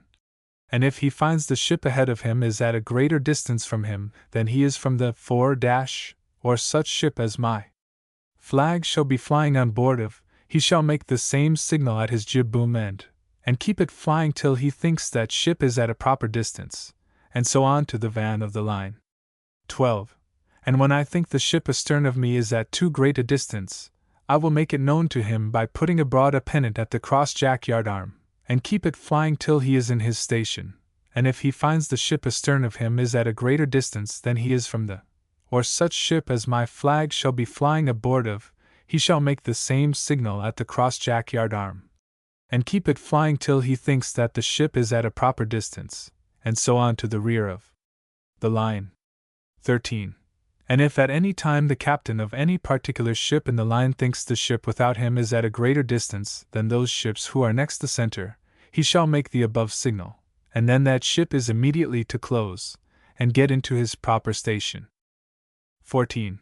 5. When the signal is made for the squadron to draw into a line of battle, 1 ship ahead of another, by hoisting a Union flag at the mizzen peak and firing a gun, every ship is to make all the sail he can into his station, and keep at the distance of half a cable's length from each other. If I would have them to be a cable's length asunder, I will hoist a blue flag, with a red cross under the Union flag at the mizzen peak and fire a gun, and if 2 cables' length asunder, a white and blue flag under the Union flag at the mizzen peak, and fire a gun. But when I would have the squadron draw into a line of battle, 1 ship abreast of another, and keep at those distances as above directed, I will hoist a pennant under the said flags at the mizzen peak. 15. 6. When sailing in a line of battle, 1 ship ahead of another, and I would have the ship who leads to alter her course and lead more to starboard, I will hoist a flag striped white and blue at the fore topmast head, and fire a gun for every point of the compass I would have the course altered. 16. 6. And if I would have the ship that leads to alter her course and lead more to port, I will hoist a flag striped blue and white on the flagstaff at the mizzen topmast head, and fire a gun for every point of the compass I would have the course altered, and every ship in the squadron is to get into her wake as fast as possible. 17. 7. When I would have all the fire ships to prime, I will hoist a checkered blue and yellow pennant at the mizzen topmast head. 18. 8. Notwithstanding the general printed fighting instructions, if at any time, when engaged with an equal number of the enemy's ships, and the ship opposed to any of His Majesty's ships is forced out of the line, you are hereby required and directed to pursue her, and endeavor to take and destroy her. Memorandum. When the squadron is in a line of battle ahead, and the signal is made for the headmost and weathermost to tack, the ship that leads on the former tack is to continue to lead after tacking. 9. * 19. 10. When I would have the ship or ships that chase bring down their chase to me, I will hoist a blue flag pierced with white on the fore-topgallant mast, not on the flagstaff. *XX. 10. When I find it necessary to have the state and condition of the ships in the squadron sent on board me, I will make the signal for all lieutenants, and hoist a blue and white flag at the mizzen peak and fire a gun. If for the state and condition of a particular ship, I make the signal for the lieutenant of that ship, with the flag at the mizzen peak. Given under my hand on board His Majesty's ship Namur, in Gibraltar Bay, this April 27, 1759. E. Boscawen, autograph. To Captain Meadows, of His Majesty's ship Shannon. By command of the Admiral Alex. Macpherson, autograph. Footnotes. 1. The articles marked with an asterisk are additions subsequent to and not appearing in the earlier Admiralty MS. 252/24, Additional Fighting Instructions by Day, see page 108. 2. In the earlier Admiralty MS. This article is numbered 7, and begins if the fleet should happen to be in 2 divisions and I would have them form, and c. 3. Used by Lord Anson in 1747. See supra, page 209. 4. The earlier Admiralty MS.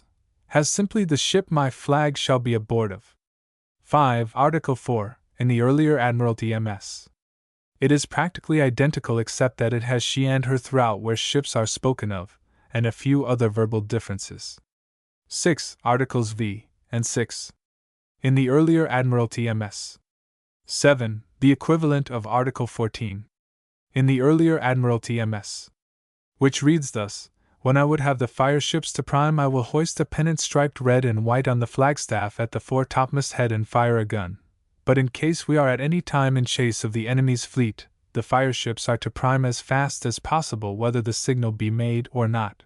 The Admiralty MS. Ends here with another article relating to fire ships. No. 15. You are to hold His Majesty's ship under your command in a constant readiness for action, and in case of coming to an engagement with the enemy, if they have the wind of us, to keep your barge manned and armed with hand and fire chain grapnels on the off side from them, to be ready to assist as well any ship that may be attempted by the fire ships of the enemy, as our own fire ships when they shall be ordered upon service. This article disappears from subsequent sets, and was perhaps incorporated into the general instructions to captains to which it more properly belongs. The MS also contains night signals and private signals for knowing detached ships rejoining at night. 8. Whoever was the author of this article, it was generally regarded as too risky and subsequently disappeared. The article of the printed fighting instructions referred to is No. 21.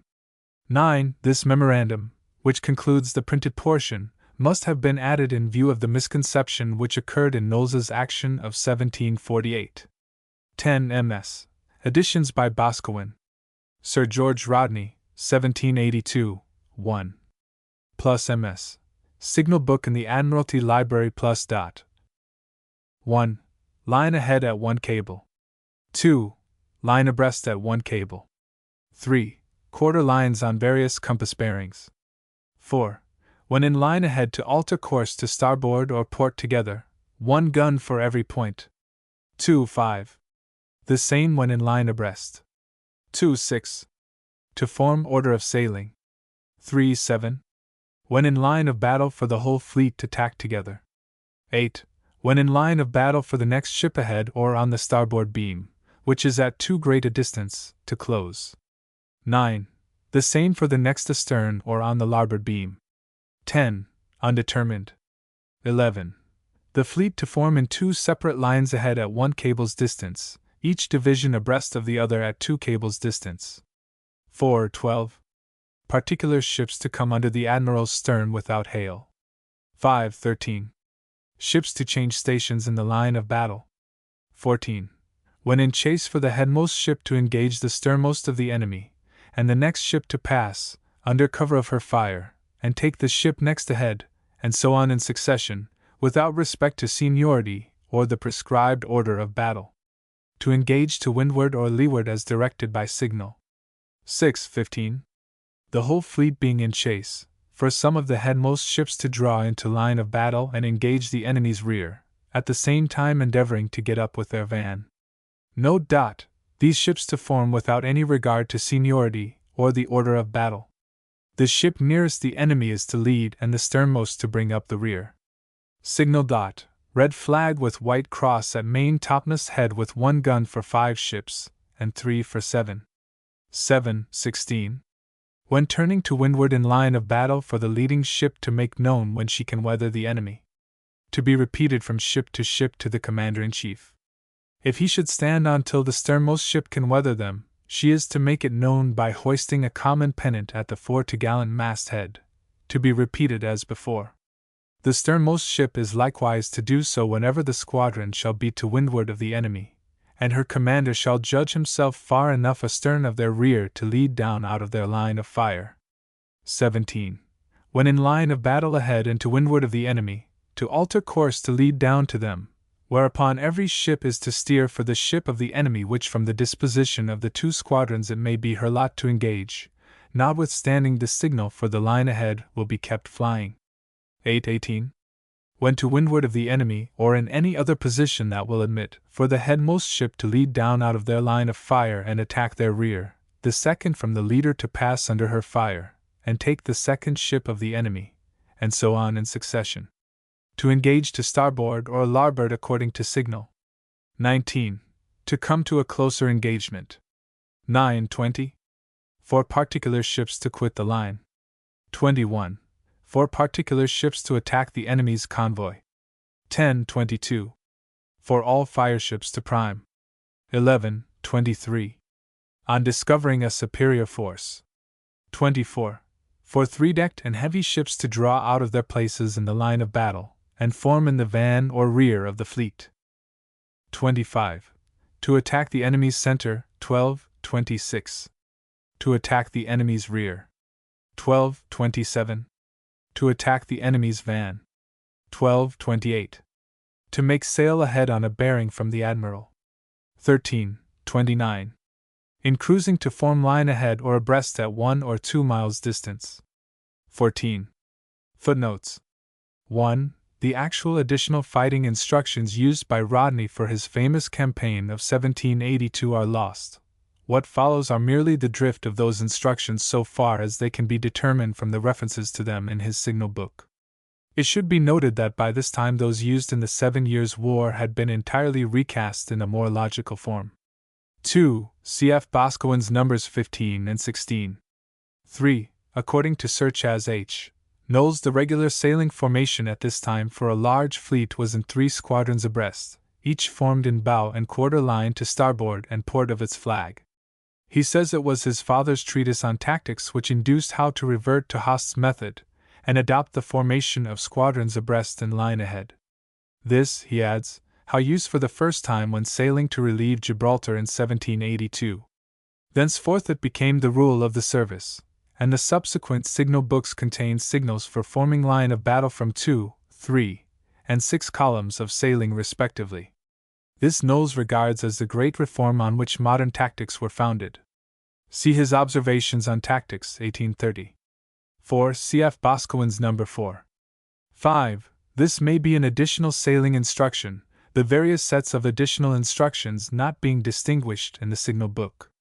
6. This article may well have been the outcome of Hawke's defeat of Elletenduer in 1747, when he chased and engaged practically as the instruction directs, and with complete success. 7. Cf. Boscawen's numbers 9 and 10. 8. This appears to correspond to Article 21 of the additional fighting instructions in use in 1780, to which Rodney referred in his report on the action of April 17 in that year. 9. Cf. Boscawen's number 3. 10. Cf. Boscawen's number 2. 11. Cf. Boscawen's number 17. 12. In connection with these 3 articles, the following dictum attributed to Rodney should be recalled.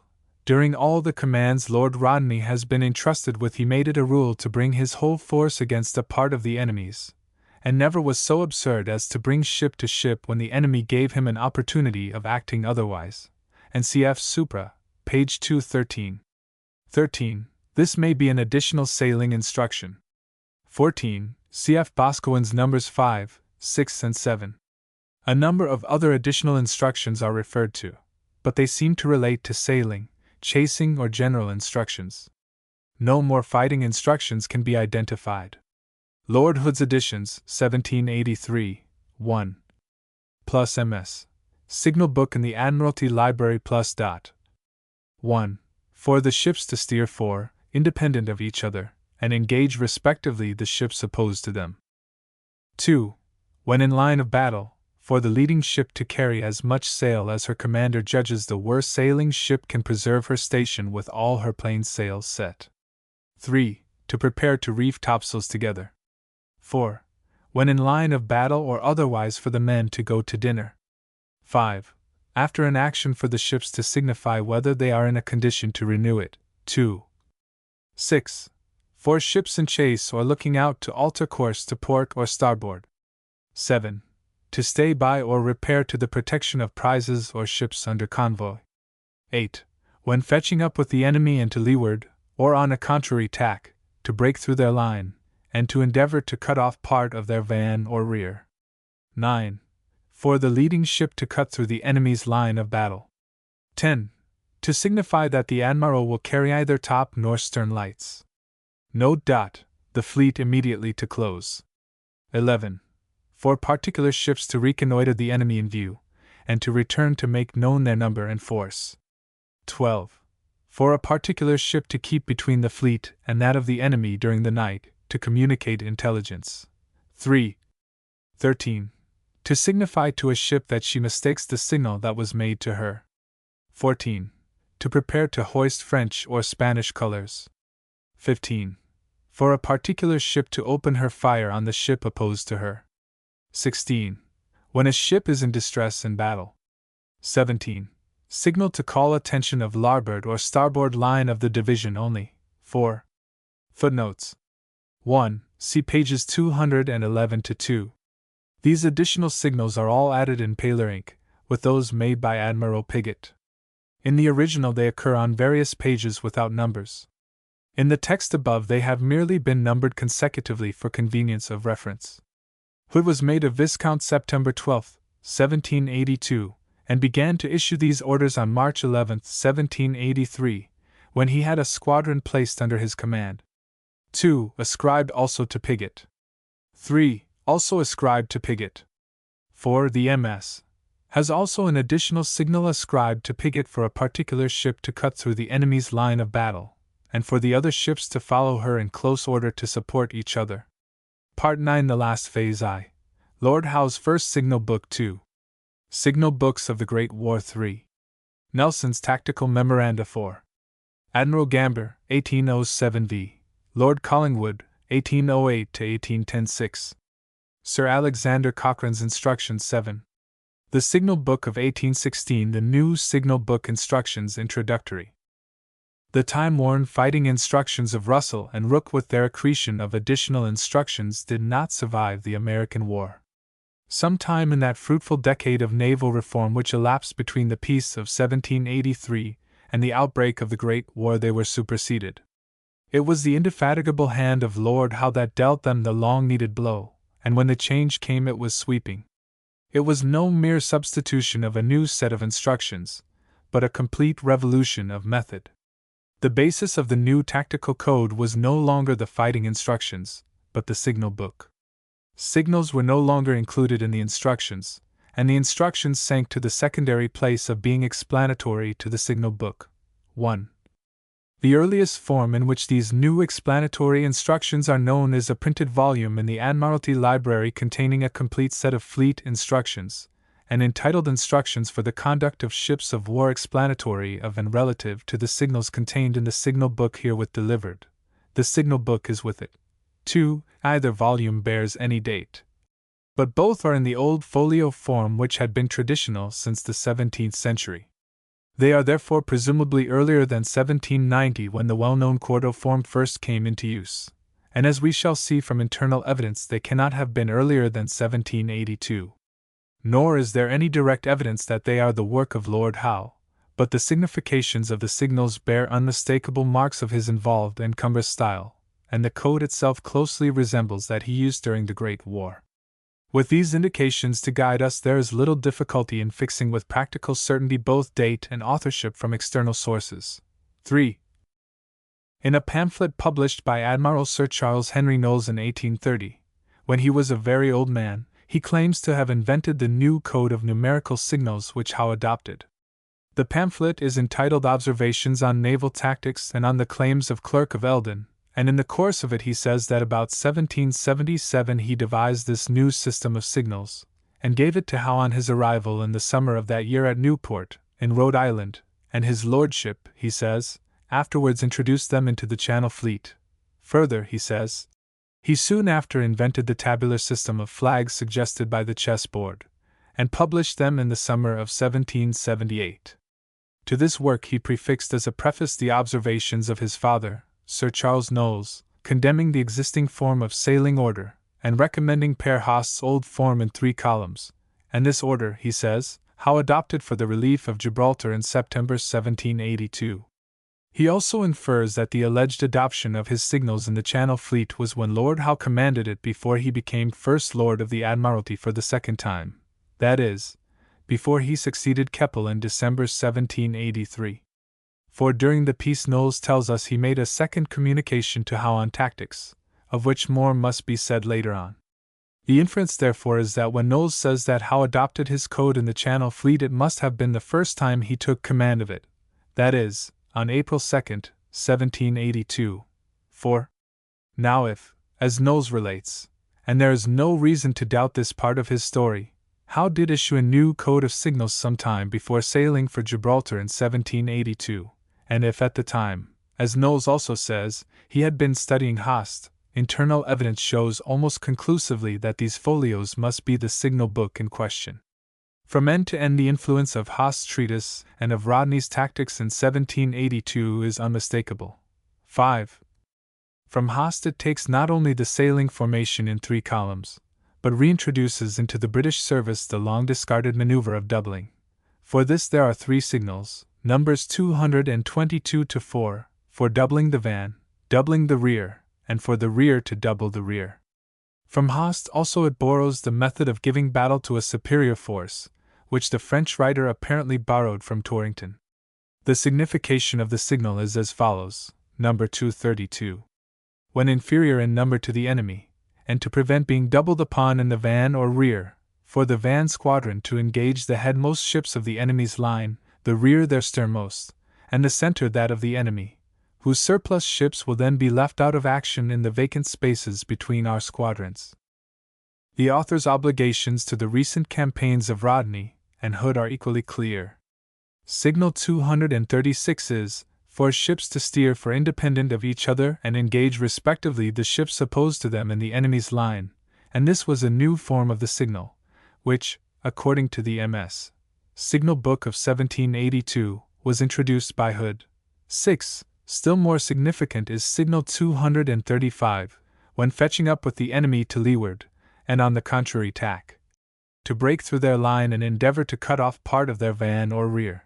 This is clearly the outcome of Rodney's famous maneuver, and is adopted word for word from the signification of the signal that Hood added.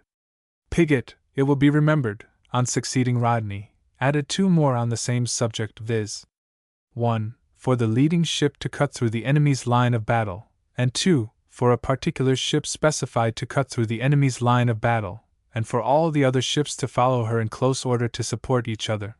Either of these later signals is in the code we are considering, and the presumption is that it was drawn up very soon after Rodney's victory and before Piggott's signals were known at home. Finally, there is a MS. Note added by Sir Charles H. Knowles to his fighting and sailing instructions, to the effect that in the instructions issued by Howe in 1782 he modified Article 21 of the old fighting instructions, i.e. Article XX of Russell's. His lordship in 1782, it says, directed by his instructions that the line, i.e. his own line, should not be broken until all the enemy's ships gave way and were beaten, and this is practically the effect of Article 14 of the set we are considering.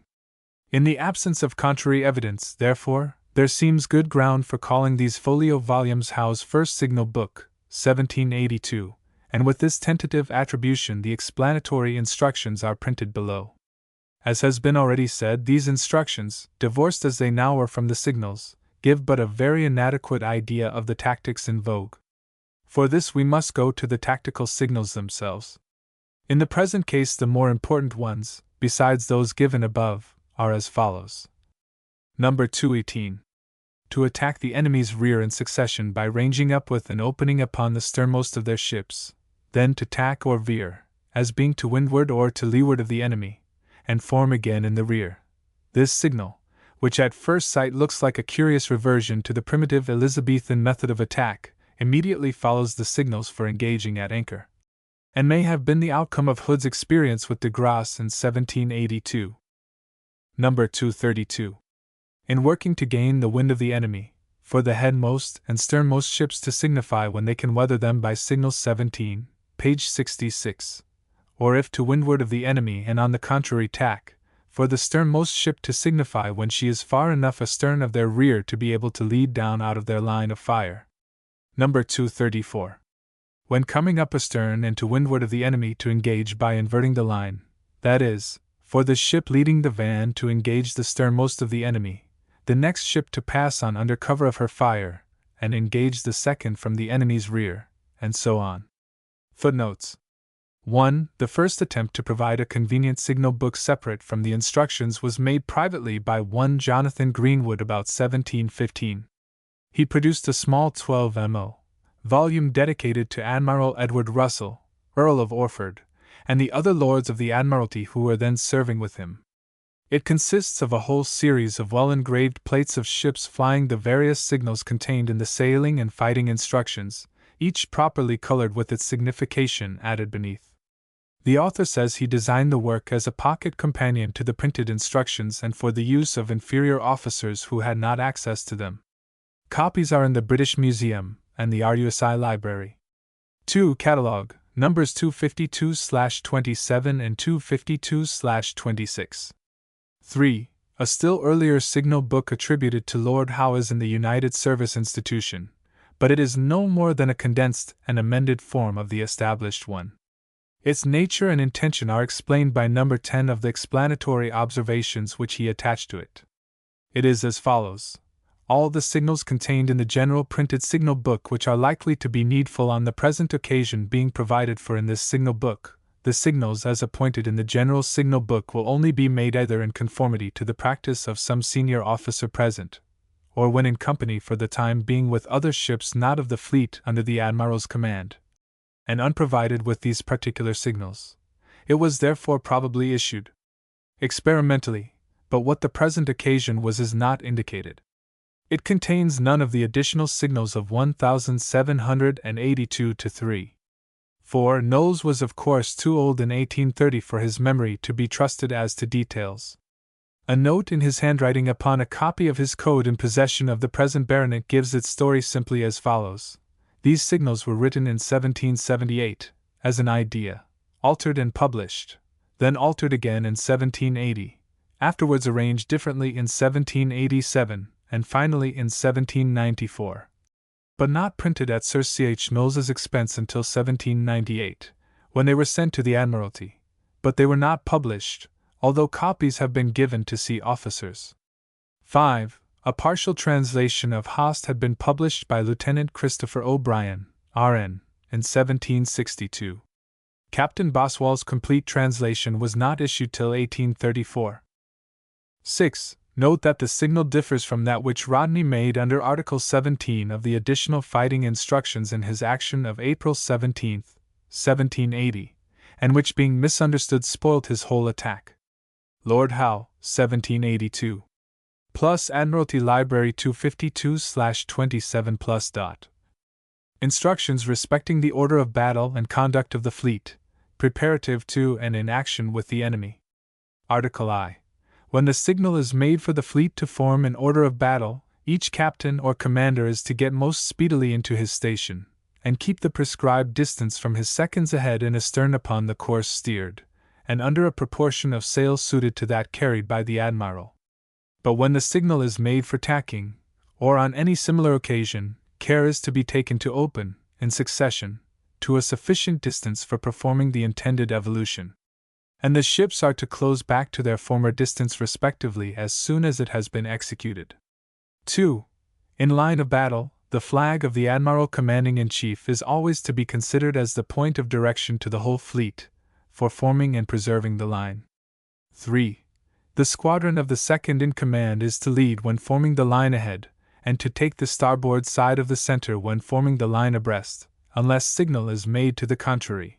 These positions, however, are only restrained to the first forming of the lines from the order of sailing. For when the fleet is formed upon a line, then in all subsequent evolutions the squadrons are not to change their places, but preserve the same situation in the line whatever position it may bring them into with the center, with respect to being in the van or the rear, on the starboard or larboard side, unless directed so to do by signal. Suppose the fleet sailing in line ahead on the larboard tack, the second in command leading, and signal is made to form a line abreast to sail large or before the wind, the second squadron in that case is to form on the larboard side of the center. Again, suppose in this last situation signal is made to haul to the wind, and form a line ahead on the starboard tack. In this case the squadron of the third in command is to lead, that of the second in command forming the rear. And when from a line ahead, the squadron of the second in command leading, the admiral would immediately form the line on the contrary tack by tacking or veering together, the squadron of the third in command will then become the van. These evolutions could not otherwise be performed with regularity and expedition. When forming the line from the order of sailing, the ships of each squadron are to be ranged with respect to each other in the line in the same manner as when in order of sailing each squadron in one line, and, as when the second in command is in the van, the headmost ship of his squadron, in sailing order, becomes the leading ship of the line, so likewise the headmost ship of the third squadron, in sailing order, becomes the leading ship of the line, when the third in command takes the van.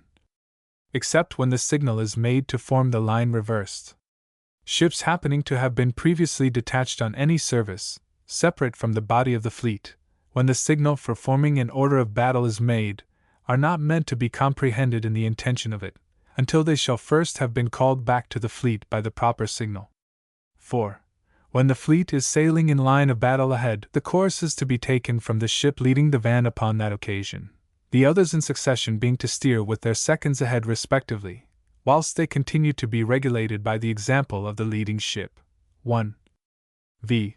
The ships, which from the inequality of their rates of sailing cannot readily keep their stations in the line, are not to obstruct the compliance with the intent of the signal and others, nor to hazard throwing the fleet into disorder by persisting too long in their endeavors to preserve their stations under such circumstances, but they are to fall astern and form in succession in the rear of the line. The captains of such ships will not be thereby left in a situation less at liberty to distinguish themselves, as they will have an opportunity to render essential service, by placing their ships to advantage when arrived up with the enemy already engaged with the other part of the fleet. The ships next in succession in order of battle are to occupy in turn, on this and every other similar occasion, the vacant spaces that would be otherwise left in the line, so that it may be always kept perfect at the appointed intervals of distance.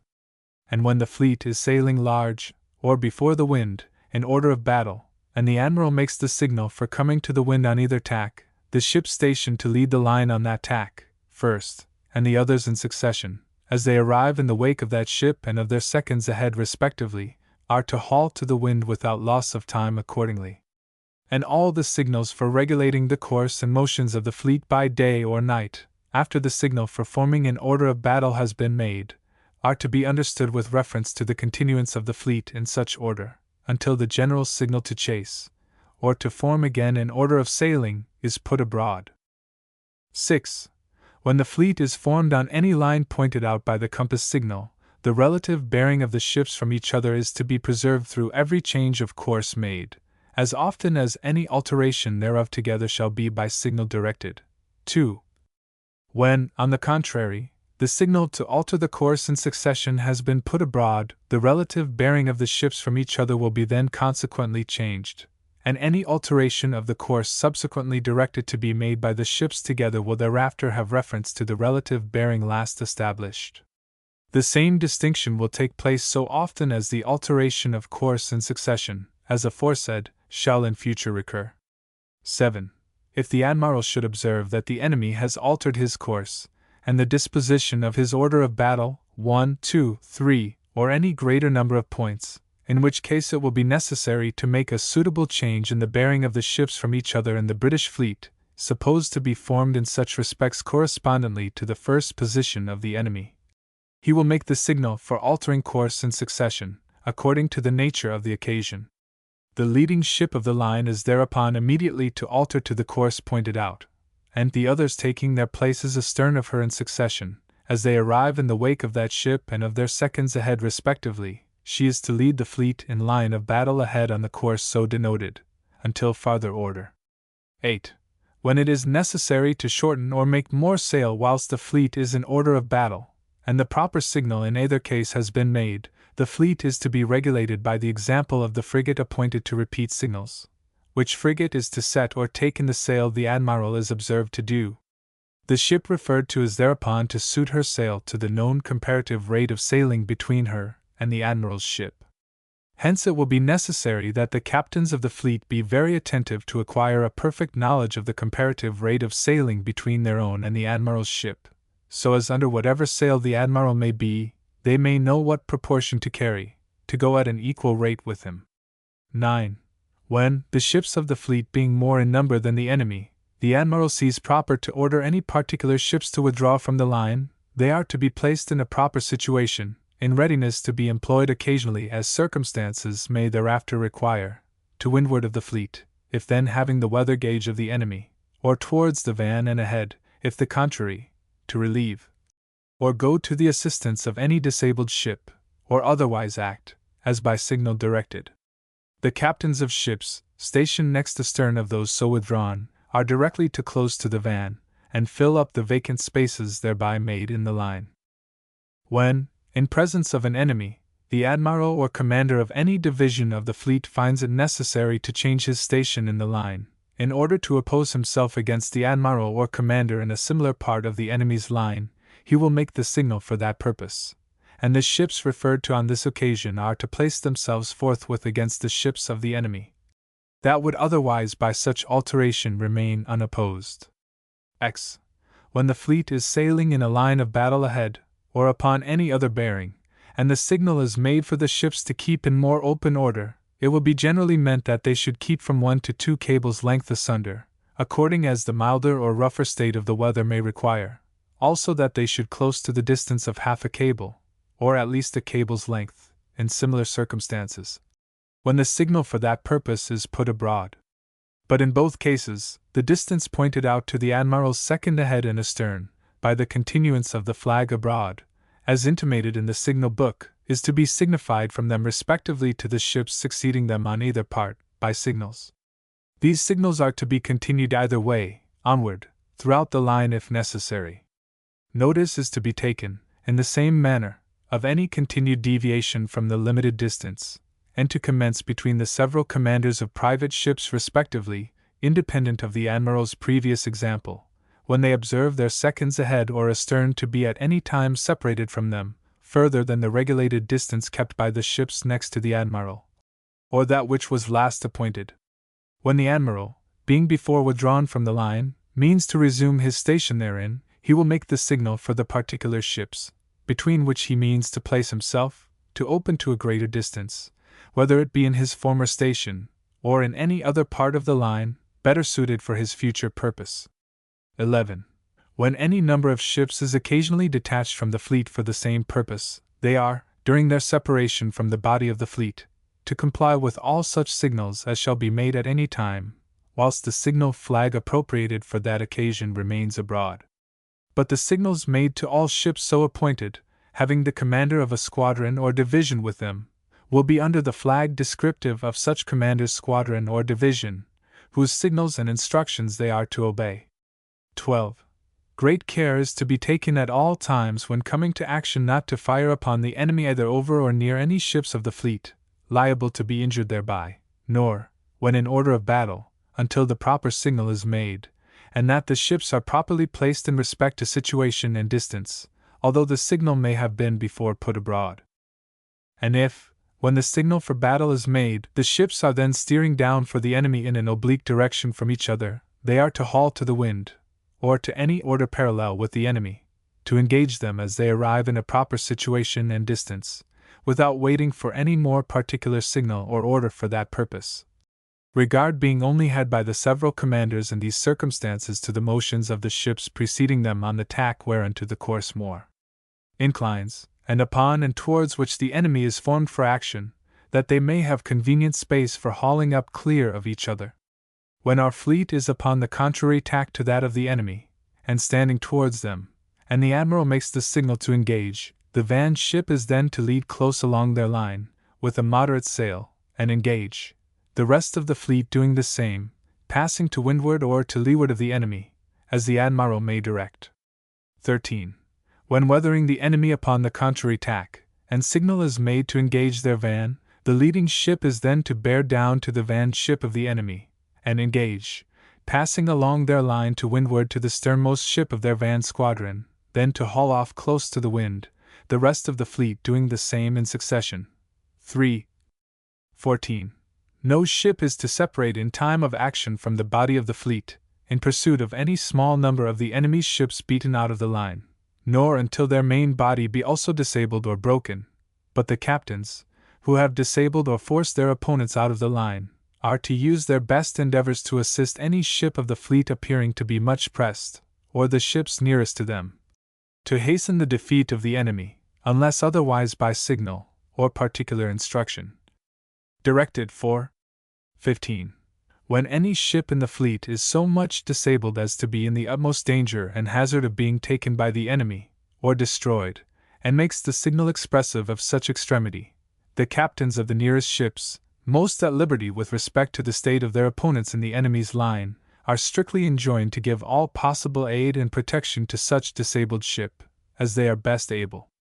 And the captain of any frigate, or fireship, happening to be at that time in a situation convenient for the purpose, is equally required to use his utmost endeavors for the relief of such disabled ship, by joining in the attack of the ship of the enemy opposed to the disabled ship, if he sees opportunity to place his ship to advantage, by favoring the attempt of the fireship to lay the enemy on board, or by taking out any of the crew of the disabled ship, if practicable and necessary, as may be most expedient. 16. No captain, though much pressed by the enemy, is to quit his station in time of battle, if possible to be avoided, without permission first obtained from the commanding officer of his division, or other nearest flag officer for that purpose, but when compelled thereto by extreme necessity before any adequate assistance is furnished, or that he is ordered out of the line on that account. The nearest ships and those on each part of the disabled ship's station are timely to occupy the vacant space occasioned by her absence, before the enemy can take advantage thereof. And if any captain shall be wanting in the due performance of his duty in time of battle, the commander of the division, or other flag officer nearest to him, is immediately to remove such deficient captain from his post, and appoint another commander to take the charge and conduct of the ship on that occasion. 17. When, from the advantage obtained by the enemy over the fleet, or from bad weather, or otherwise, the admiral hath by signals signified his intention to leave the captains and other commanders at liberty to proceed at their discretion, they are then permitted to act as they see best under such circumstances, for the good of the king's service and the preservation of their ships, without regard to his example. But they are, nevertheless, to endeavor at all times to gain the appointed rendezvous in preference, if it can be done with safety. 18. The ships are to be kept at all times prepared in readiness for action. And in case of coming to an engagement with the enemy, their boats are to be kept manned and armed, and prepared with hand and fire-chain grapnels, and other requisites, on the off-side from the enemy, for the purpose of assisting any ship of the fleet attempted by the fireships of the enemy, or for supporting the fireships of the fleet when they are to proceed on service.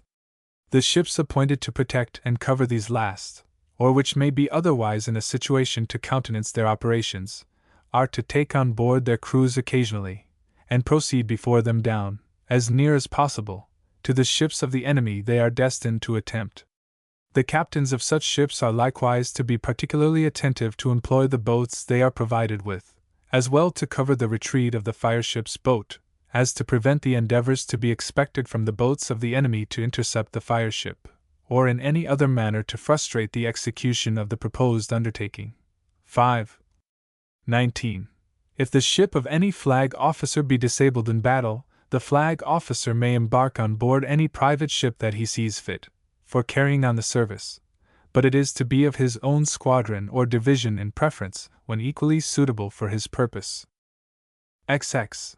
The flag officers, or commanders of divisions, are on all occasions to repeat generally, as well as with reference to their respective divisions, the signals from the admiral, that they may be thereby more speedily communicated correspondent to his intentions. And the purpose of all signals for the conduct of particular divisions is then only meant to be carried into execution when the signal has been repeated, or made by the commanders of such particular divisions respectively. In which circumstances they are to be always regarded and complied with by the ships or divisions referred to, in the same manner as if such signals had been made by the admiral commanding in chief. 21. When ships have been detached to attack the enemy's rear, the headmost ship of such detachment, and the rest in succession, after having ranged up their line as far as judged proper, is then to fall astern, and the ship that next follows passing between her and the enemy, is to tack or whereas engaged to windward or leeward, and form in the rear of the detachment. 22. When the fleet is to tack in succession, the ship immediately following the one going in stays should observe to bear up a little, to give her room, and the moment for putting in stays is that when a ship discovers the weather quarter of her second ahead, and which has just tacked before her. On this and every other occasion, when the fleet is in order of battle, it should be the attention of each ship strictly to regulate her motions by those of the one preceding her, a due regard to such a conduct being the only means of maintaining the prescribed distance between the ships, and of preserving a regular order throughout the line. 23. As soon as the signal is made to prepare for battle, the fireships are to get their boarding grapnels fixed, and when in presence of an enemy, and that they perceive the fleet is likely to come to action, they are to prime although the signal for that purpose should not have been made, being likewise to signify when they are ready to proceed on service, by putting abroad the appointed signal. They are to place themselves abreast of the ships of the line, and not in the openings between them, the better to be sheltered from the enemy's fire, keeping a watchful eye upon the admiral, so as to be prepared to put themselves in motion the moment their signal is made, which they are to answer as soon as observed. A fireship ordered to proceed on service is to keep a little ahead and to windward of the ship that is to escort her, to be the more ready to bear down on the vessel she is to board, and to board if possible in the fore shrouds.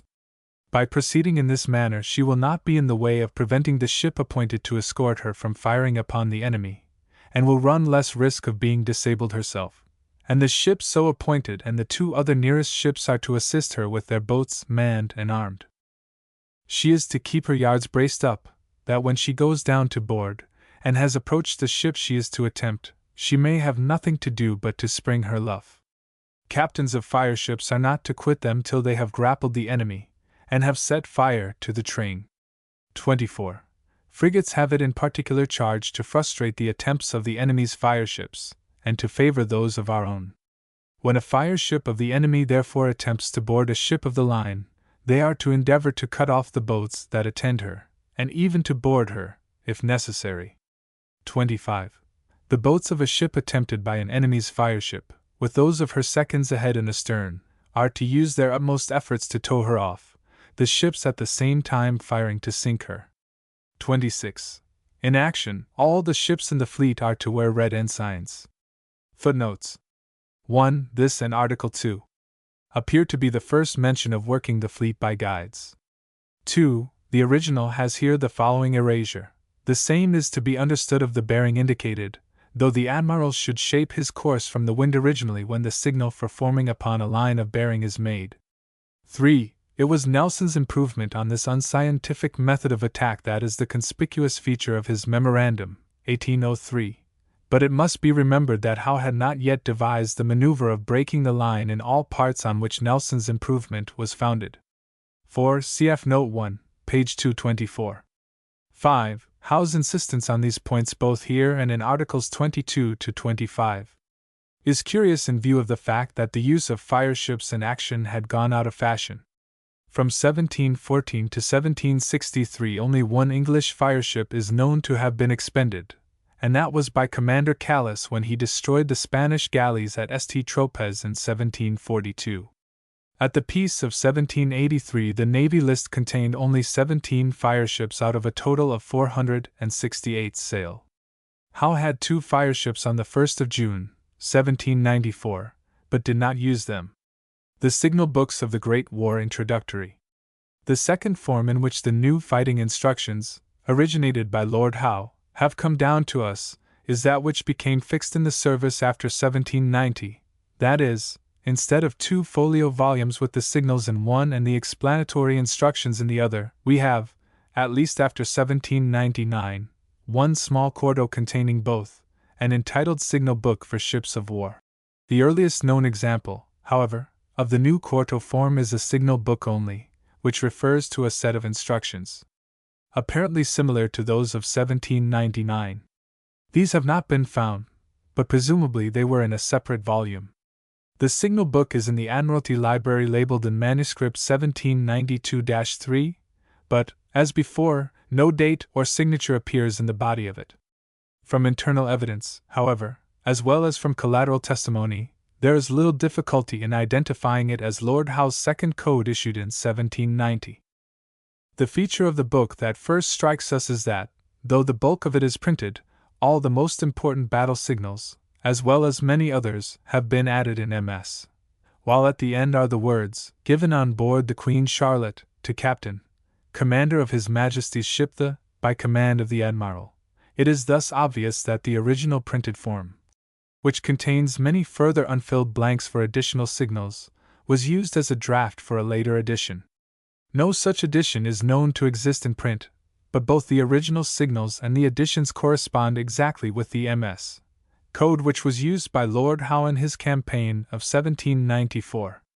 In editing this code for the Society in his Logs of the Great Sea Fights, Admiral Sturges Jackson hazarded the conjecture that it had not then been printed, but was supplied to each ship in the fleet in MS. The Admiralty volume goes far to support his conjecture, and it is quite possible that we have here the final draft from which the MS copies were made. As to the actual date at which the code was completed, there is not much difficulty. The Queen Charlotte was Howe's flagship in the Channel Fleet from 1792 to 4. But it was also his flagship in 1790 at the time of the Spanish armament, when he put to sea in immediate expectation of war with Spain. While the tension lasted, he is known to have used the critical period in exercising his fleet in tactical evolutions, in order to perfect it in a new code of signals which he had been elaborating for several years. 1. It is probable, therefore, that this signal book belongs to that year, and that it is one of several copies which Howe had printed with the battle signals blank for his own use while he was elaborating his system by practical experiment. This conjecture is brought to practical certainty by a rough and much worn copy of it in the United Service Institution. It was made by Lieutenant John Walsh, of HMS Marlborough, one of Howe's fleet, and inside the cover he has written Earl Howe's signals by which the Grand Fleet was governed 1790, 1791, and 1794. It was upon the tactical system contained in this book that all the great actions of the Nelson period were fought. The alterations which took place during the war were slight. The codes used by Howe himself in 1794, and by Duncan at Camperdown in 1797, follow it exactly. A slightly modified form was issued by Jervis to the Mediterranean fleet, and was used by him at St. Vincent in 1797. No copy of this is known to exist, but from the logs of the ships there engaged it would appear that, though the numbering of the code had been changed, the principal battle signals remained the same. In 1799 a new edition was printed in the small quarto form. In this the signal book and the instructions were bound together, and were issued to the whole Navy. But here again, though the numbers were changed, the alterations were of no great importance. Two reprints appeared in 1806 and 1808, but the code itself continued in use till 1816. In that year, an entirely new signal book based on Sir Home Popham's code was issued with a fresh set of explanatory instructions, or, as they had come to be called, instructions relating to the line of battle and the conduct of the fleet preparatory to their engaging and when engaged with an enemy. 3. Both these sets of explanatory instructions are printed below, but, as we have seen, they throw but little light by themselves on the progress of tactical thought during the great period they covered. They were no longer fighting instructions in the old sense, unless read with the principal battle signals, and to these we have to go to get at the ideas that underlay the tactics of Nelson and his contemporaries. Now, the most remarkable feature of Howe's second signal book, 1790, is the apparent disappearance from it of the signal for breaking the line which in his first code, 1782, he had borrowed from Hood in consequence of Rodney's maneuver. The other two signals introduced by Hood and Piggott for breaking the line on Rodney's plan are equally absent. In their stead appears a signal for an entirely new maneuver, never before practiced or even suggested, so far as is known, by anyone. The signification runs as follows: if, when having the weather gauge of the enemy, the admiral means to pass between the ships of their line for engaging them to leeward, or, being to leeward, to pass between them for obtaining the weather gauge. And b. The different captains and commanders not being able to effect the specified intention in either case are at liberty to act as circumstances require. In the signal book of 1799 the wording is changed. It there runs to break through the enemy's line in all parts where practicable, and engage on the other side, and in the Admiralty copy delivered to Rear Admiral Frederick there is added this MS. Note: if a blue pennant is hoisted at the foretopmast head, to break through the van; if at the main topmast head, to break through the center; if at the mizzen topmast head, to break through the rear. 4. This form of the signification shows that the intention of the signal was something different from what is usually understood in naval literature by breaking the line. By that we generally understand the maneuver practiced by Lord Rodney in 1782, a maneuver which was founded on the conception of leading through the enemy's line in line ahead, and all the ships indicated passing through in succession at the same point. Whereas in Lord Howe's signal the tactical idea is wholly different. In his maneuver the conception is of an attack by bearing down all together in line abreast or line of bearing, and each ship passing through the enemy's line at any interval it found practicable, and this was actually the method of attack which he adopted on June 1, 1794. In intention the two signals are as wide as the poles asunder. In Rodney's case the idea was to sever the enemy's line and cut off part of it from the rest. In Howe's case the idea of severing the line is subordinate to the intention of securing an advantage by engaging on the opposite side from which the attack is made. The whole of the attacking fleet might in principle pass through the intervals in the enemy's line without cutting off any part of it. In principle, moreover, the new attack was a parallel attack in line abreast or in line of bearing, whereas the old attack was a perpendicular or oblique attack in line ahead. Nothing perhaps in naval literature is more remarkable than the fact that this fundamental difference is never insisted on, or even, it may be said, so much as recognized. Whenever we read of a movement for breaking the line in this period it is almost always accompanied with remarks which assume that Rodney's maneuver is intended and not Howe's. Probably it is Nelson who is to blame. At Trafalgar, after carefully elaborating an attack based on Howe's method of line abreast, he delivered it in line ahead, as though he had intended to use Rodney's method. His reasons were sound enough, as will be seen later. But as a piece of scientific tactics it was as though an engineer besieging a fortress, instead of drawing his lines of approach diagonally, were to make them at right angles to the ditch. When the greatest of the admirals apparently, but only apparently, confused the two antagonistic conceptions of breaking the line, there is much excuse for civilian writers being confused in fact. The real interest of the matter, however, is to inquire, firstly, by what process of thought Howe in his second code discarded Rodney's maneuver as the primary meaning of his signal after having adopted it in his first, and secondly, how and to what end did he arrive at his own method.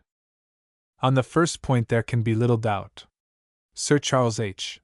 Knowles gives us to understand that Howe still had Haast's treatise at his elbow, and with Haast for his mentor we may be sure that, in common with other tactical students of his time, he soon convinced himself that Rodney's maneuver was usually dangerous and always imperfect. Knowles himself in his old age, though a devout admirer of Rodney, denounced it in language of characteristic violence, and maintained to the last that Rodney never intended it, as every one now agrees was the truth. Nelson presumably also approved Howe's cardinal improvement, or even in his most impulsive mood he would hardly have called him the first and greatest sea officer the world has ever produced. 5. As to the second point, the fundamental intention of the new maneuver, we get again a valuable hint from Knowles. Upon his second visit to the Admiralty, after Howe had succeeded Keppel at the end of 1783, Knowles brought with him by request a tactical treatise written by his father, as well as certain of his own tactical studies, and discussed with Howe a certain maneuver which he believed the French employed for avoiding decisive actions. He showed that when engaged to leeward they fell off by alternate ships as soon as they were hard pressed, and kept reforming their line to leeward, so that the British had continually to bear up, and expose themselves to be raked aloft in order to close again. In this way, as he pointed out, the French were always able to clip the British wings without receiving any decisive injury themselves. In M.S. Note to his fighting and sailing instructions, he puts the matter quite clearly.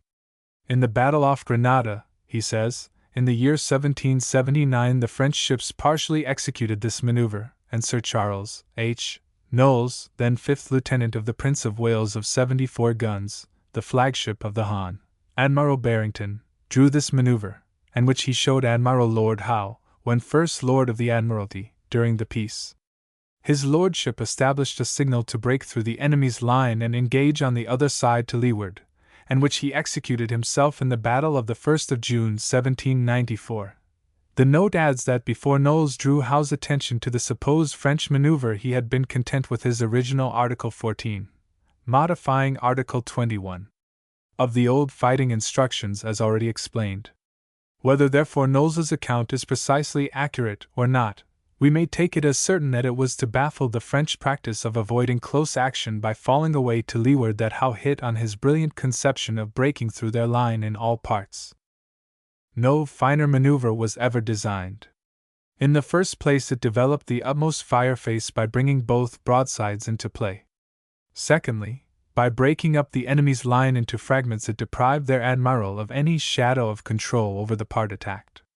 Thirdly, by seizing the leeward position, the essential postulate of the French method of fighting, it prevented individual captains making good their escape independently to leeward and ensured a decisive melee, such as Nelson aimed at.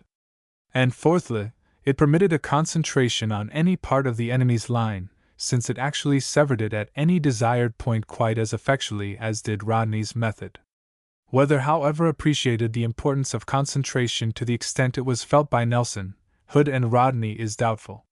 Yet his invention did provide the best possible form of concentrated attack.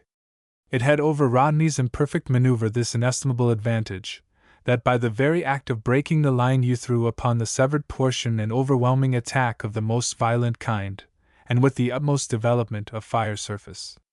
Finally, it could not be parried as Rodney's usually could in Host's orthodox way by the enemies standing away together upon the same tack. By superior gunnery Howe's attack might be stopped, but by no possibility could it be avoided except by flight. It was no wonder then that Howe's invention was received with enthusiasm by such men as Nelson. Still, it is clear that in certain cases, and especially in making an attack from the leeward, as Clerk of Eldon had pointed out, and where it was desirable to preserve your own line intact, Rodney's maneuver might still be the best. Howe's maneuver moreover supplied its chief imperfection, for it provided a method of dealing drastically with the portion of the enemy's line that had been cut off. Thus, although it is not traceable in the signal book, it was really reintroduced in Howe's third code. This is clear from the last article of the explanatory instructions of 1799, which distinguishes between the two maneuvers. But whether or not this article was in the instructions of 1790 we cannot tell. The probability is that it was not, for in the signal book of 1790 there is no reference to a modifying instruction. Further, we know that in the code proposed by Sir Charles H. Knowles the only signal for breaking the line was word for word the same as Howe's. This code he drew up in its final form in 1794, but it was not printed till 1798. The presumption is therefore that until the Code of 1799 was issued, Howe's method of breaking the line was the only one recognized.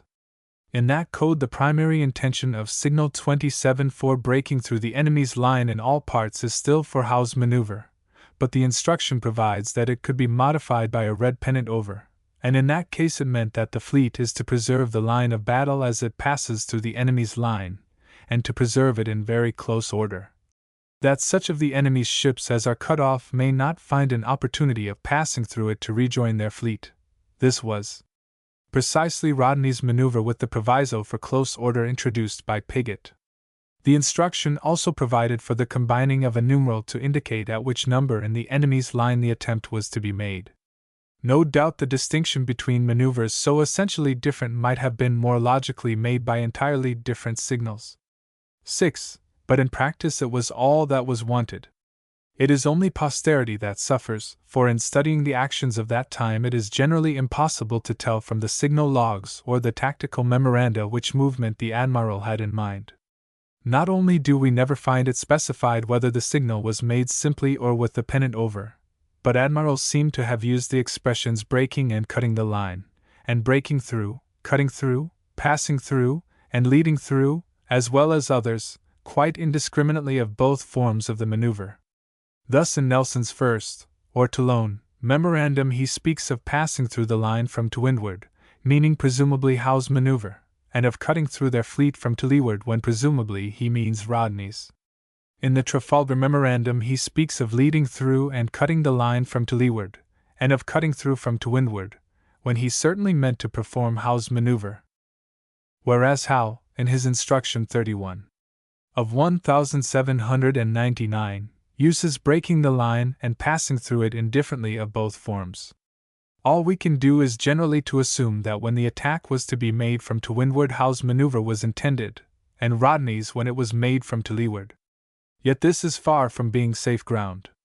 For the signification of the plain signal without the red pennant over, i.e. to break through, and engage on the other side, seems to contemplate Howe's maneuver being made both from to leeward and from to windward. The only notable disappearances in Howe's second code, 1790, are the signals for doubling, probably as a corollary of the new maneuver. For, until this device was hit upon, Rodney's method of breaking the line apparently could only be made effective as a means of concentration by doubling on the part cut off in accordance with Haast's method. This at least is what Clerk of Eldon seems to imply in some of his diagrams, in so far as he suggests any method of dealing with the part cut off. Yet, in spite of this disappearance, Nelson certainly doubled at the Nile, and according to Captain Edward Barry, who was captain of his flagship, he did it deliberately. It is almost unnecessary, he wrote in his narrative, to explain his projected mode of attack at anchor, as that was minutely and precisely executed in the action. These plans, however, were formed 2 months before, and the advantage now was that they were familiar to the understanding of every captain in the fleet. Nelson probably felt that the dangers attending doubling in an action under sail are scarcely appreciable in an action at anchor with captains whose steadiness he could trust. Still Saumarez, his second in command, regarded it as a mistake, and there was a good deal of complaint of our ships having suffered from each other's fire. 7. Amongst the more important retentions of tactical signals we find that for Haast's method of giving battle to a numerically superior force by leaving gaps in your own line between van, center, and rear. The wording, however, is changed. It is no longer enjoined as a means of avoiding being doubled, as Howe inserted it in MS.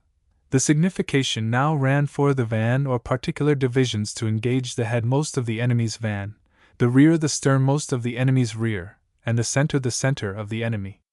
But with exception of the flag officers of the fleet who should engage those of the enemy respectively in preference. 8. This signification again is considerably modified by the explanatory instructions. Article 24, it will be seen, says nothing of engaging the center or of leaving regular gaps. The leading ship is to engage the enemy's leading ship, and the rearmost, while the rest are to select the largest ships they can get at, and leave the weaker ones alone till the stronger are disabled. It was in effect the adoption of Haast's fifth rule for engaging a numerically superior fleet instead of his first, and it is a plan which he condemns except in the case of your being individually superior to your enemy, as indeed the English gunnery usually made them. The curious signal number 218 of 1782 for attacking the enemy's rear in succession by defiling on the Elizabethan plan was also retained. In the signal book of 1799 it ran, to fire in succession upon the sternmost ships of the enemy, then tack or wear and take station in rear of the squadron or division specified, if a part of the fleet is so appointed, until otherwise directed. It has been already said that the alterations in the edition of 1799 were not of great importance, but one or two additions must be noticed. The most noteworthy is a new signal for carrying out the important rule of Article 9 of the Instructions of 1782, Article X, of 1799, providing for the formation of a corps de reserve when you are numerically superior to the enemy, as was done by Villeneuve on Gravina's advice in 1805. Although fortunately for Nelson it was not put in practice at Trafalgar. The other edition appears in MS, at the end of the printed signals. It runs as follows: when at anchor in line of battle to let go a bower anchor under foot, and pass a stout hawser from one ship to another, beginning at the weathermost ship, an addition which would seem to have been suggested by what had recently occurred at the Nile. Nelson's own order was as follows: General Memorandum. As the wind will probably blow along shore, when it is deemed necessary to anchor and engage the enemy at their anchorage, it is recommended to each line of battle ship of the squadron to prepare to anchor with the sheet cable and abaft and springs. And c. 9. Another copy of the signal book has a similar MS. Addition to the signal prepare for battle and for anchoring with springs, and c. 10. It runs thus: a bower is to be unbent and passed through the stern port and bent to the anchor, leaving that anchor hanging by the stopper only. Lord Nelson, St. George, March 26, 1801. If with a red pennant over with a spring only. Commander-in-Chief's Order Book, March 27, 1801. These therefore were additions made immediately before the attack on the Danish fleet at Copenhagen. No other change was made, and it may be said that Howe's new method of breaking the line was the last word on the form of attack for a sailing fleet. How far its full intention and possibilities were understood at first is doubtful. The accounts of the naval actions that followed show no lively appreciation on the part of the bulk of British captains. On the 1st of June the new signal for breaking through the line at all points was the first Howe made, and it was followed as soon as the moment for action arrived by that for each ship to steer for, independently of each other, and engage respectively the ship opposed in situation to them in the enemy's line. The result was an action along the whole line, during which Howe himself at the earliest opportunity passed through the enemy's line and engaged on the other side, though as a whole the fleet neglected to follow either his signal or his example. In the next great action, that of St. Vincent, the circumstances were not suitable for the new maneuver, seeing that the Spaniards had not formed line. Jervis had surprised the enemy in disorder on a hazy morning after a change of wind, and this was precisely the not very probable case which Clerk of Eldon had instanced as justifying a perpendicular attack. Whether or not Jervis had Clerk's instance in his mind, he certainly did deliver a perpendicular attack. The signal with which he opened, according to the signification as given in the flagship's log, was "The Admiral intends to pass through the enemy's line." 11. There is nothing to show whether this meant Howe's maneuver or Rodney's, for we do not know whether at this time the instruction existed which enabled the two movements to be distinguished by a pennant over. What followed, however, was that the fleet passed between the two separated Spanish squadrons in line ahead as Clerk advised. The next thing to do, according to Clerk, was for the British fleet to wear or tack together, but instead of doing so Jervis signaled to tack in succession, and then repeated the signal to pass through the enemy's line although it was still unformed.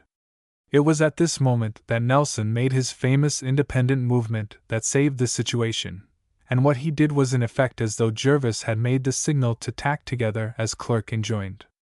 Thereupon Jervis, with the intention apparently of annulling his last order to pass through the line, made the signal, which seems to have been the only one which the captains of those days believed in, viz., to take suitable stations for mutual support, and engage the enemy on arriving up with them in succession. In practice, it was little more than a frank relapse to the methods of the early Commonwealth, and it was this signal and not that for breaking the line which made the action general.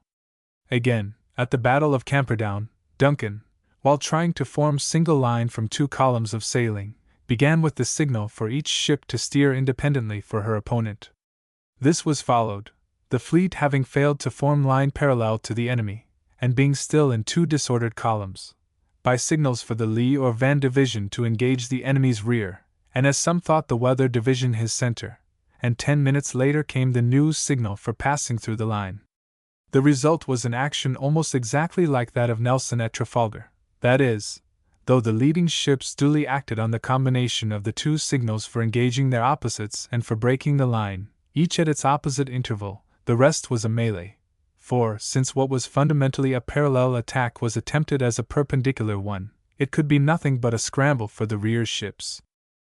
In none of these actions, therefore, is there any evidence that Howe's attempt to impress the service with a serious scientific view of tactics had been successful, and the impression which they made upon our enemies suggests that the real spirit that inspired British officers at this time was something very different from that which Howe had tried to instill. Writing of the Battle of St. Vincent, Don Domingo Perez de Grandalana, whose masterly studies of the French and English naval systems and tactics raised him to the highest offices of state, has the following passage: "An Englishman enters a naval action with the firm conviction that his duty is to hurt his enemies and help his friends and allies without looking out for directions in the midst of the fight. And while he thus clears his mind of all subsidiary distractions, he rests in confidence on the certainty that his comrades, actuated by the same principles as himself, will be bound by the sacred and priceless law of mutual support." Accordingly, both he and all his fellows fixed their minds on acting with zeal and judgment upon the spur of the moment, and with the certainty that they will not be deserted. Experience shows, on the contrary, that a Frenchman or a Spaniard, working under a system which leans to formality and strict order being maintained in battle, has no feeling for mutual support, and goes into action with hesitation, preoccupied with the anxiety of seeing or hearing the commander-in-chief's signals for such and such maneuvers. Thus they can never make up their minds to seize any favorable opportunity that may present itself. They are fettered by the strict rule to keep station, which is enforced upon them in both navies, and the usual result is that in one place 10 of their ships may be firing on 4, while in another 4 of their comrades may be receiving the fire of 10 of the enemy. Worst of all, they are denied the confidence inspired by mutual support, which is as surely maintained by the English as it is neglected by us, who will not learn from them. 12. This was probably the broad truth of the matter. It is summed up in the golden signal which was the panacea of British admirals when in doubt, ships to take station for mutual support, and engage as they come up, and it fully explains why, with all the scientific appreciation of tactics that existed in the leading admirals of this time, their battles were usually so confused and haphazard.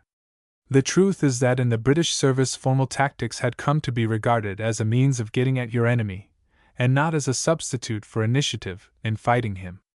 Footnotes 1. Dictionary of National Biography, sub voce Howe, page 97. 2. A copy of this is in the Admiralty Library issued to Thomas Lennox Frederick Esq., Rear Admiral of the Blue, and attested by the autographs of Vice Admiral James Gambier, Vice Admiral James Young, and another Lord of the Admiralty, and countersigned by William Marsden, the famous numismatist and Oriental scholar, who was second secretary from 1795 to 1804. Another copy, also in the Admiralty Library, is attested by Gambier, Sir John Calpas and Admiral Philip Patton, and countersigned by the new second secretary, John Barrow, all of whom came to the Admiralty under Lord Melville on Pitt's return to office in 1804. 2 other copies are in the United Service Institution. 3. Sir Home Popham's code had been in use for many years for telegraphing. It was by this code Nelson's famous signal was made at Trafalgar. 4. In one of the United Service Institution copies the signal has been added in MS, and the note is on a slip pasted in. In the other both signal and note are printed with blanks in which the distinguishing pennants have been written in. 5. Nelson to Howe, January 8, 1799. Nicholas 3. 230. 6. Sir Charles H. Knowles did modify his code in this way some time after 1798. For his original signal he substituted 2 in MS, with the following neatly worded significations: number 32. To break through the enemy's line together, and engage on the opposite side. Number 33. To break through the enemy's line in succession and engage on the other side. Had these two lucid significations been adopted by Howe, there would have been no possible ambiguity as to what was meant. 7. Lawton, Nelson's Letters and Dispatches, page 151. Ross, Memoir of Lord de Saumarez, Volume 1. 8. This last medieval proviso was omitted in the later editions. It is not found in Hast. 9. Ross, Memoir of Saumarez, I. 212. Nelson refers to Signal 54 Art. 37. Of the instructions, which must have been a special and amplified set issued by Jervis. There is no art. 37. In Howe's set. 10. In the United Service Institution. 11. Logs of the Great Sea Fights, I. 210. The log probably only gives an abbreviation of the signification. Unless Jervis had changed it, its exact wording was: the admiral means to pass between the ships of their line for engaging them to leeward, and see supra, page 255. 12. Fernandez Duro, Armada Española, 8. 111. Lord Howe's Explanatory Instructions. Plus Signal Book, 1799 plus. 1. Instructions for the conduct of the fleet preparatory to their engaging, and when engaged, with an enemy. I. When the signal is made for the fleet to form the line of battle, each flag officer and captain is to get into his station as expeditiously as possible, and to keep in close order, if not otherwise directed, and under a proportion of sail suited to that carried by the admiral, or by the senior flag officer remaining in the line when the admiral has signified his intention to quit it. 2. The chief purposes for which a fleet is formed in line of battle are, that the ships may be able to assist and support each other in action, that they may not be exposed to the fire of the enemy's ships greater in number than themselves, and that every ship may be able to fire on the enemy without risk of firing into the ships of her own fleet. 3.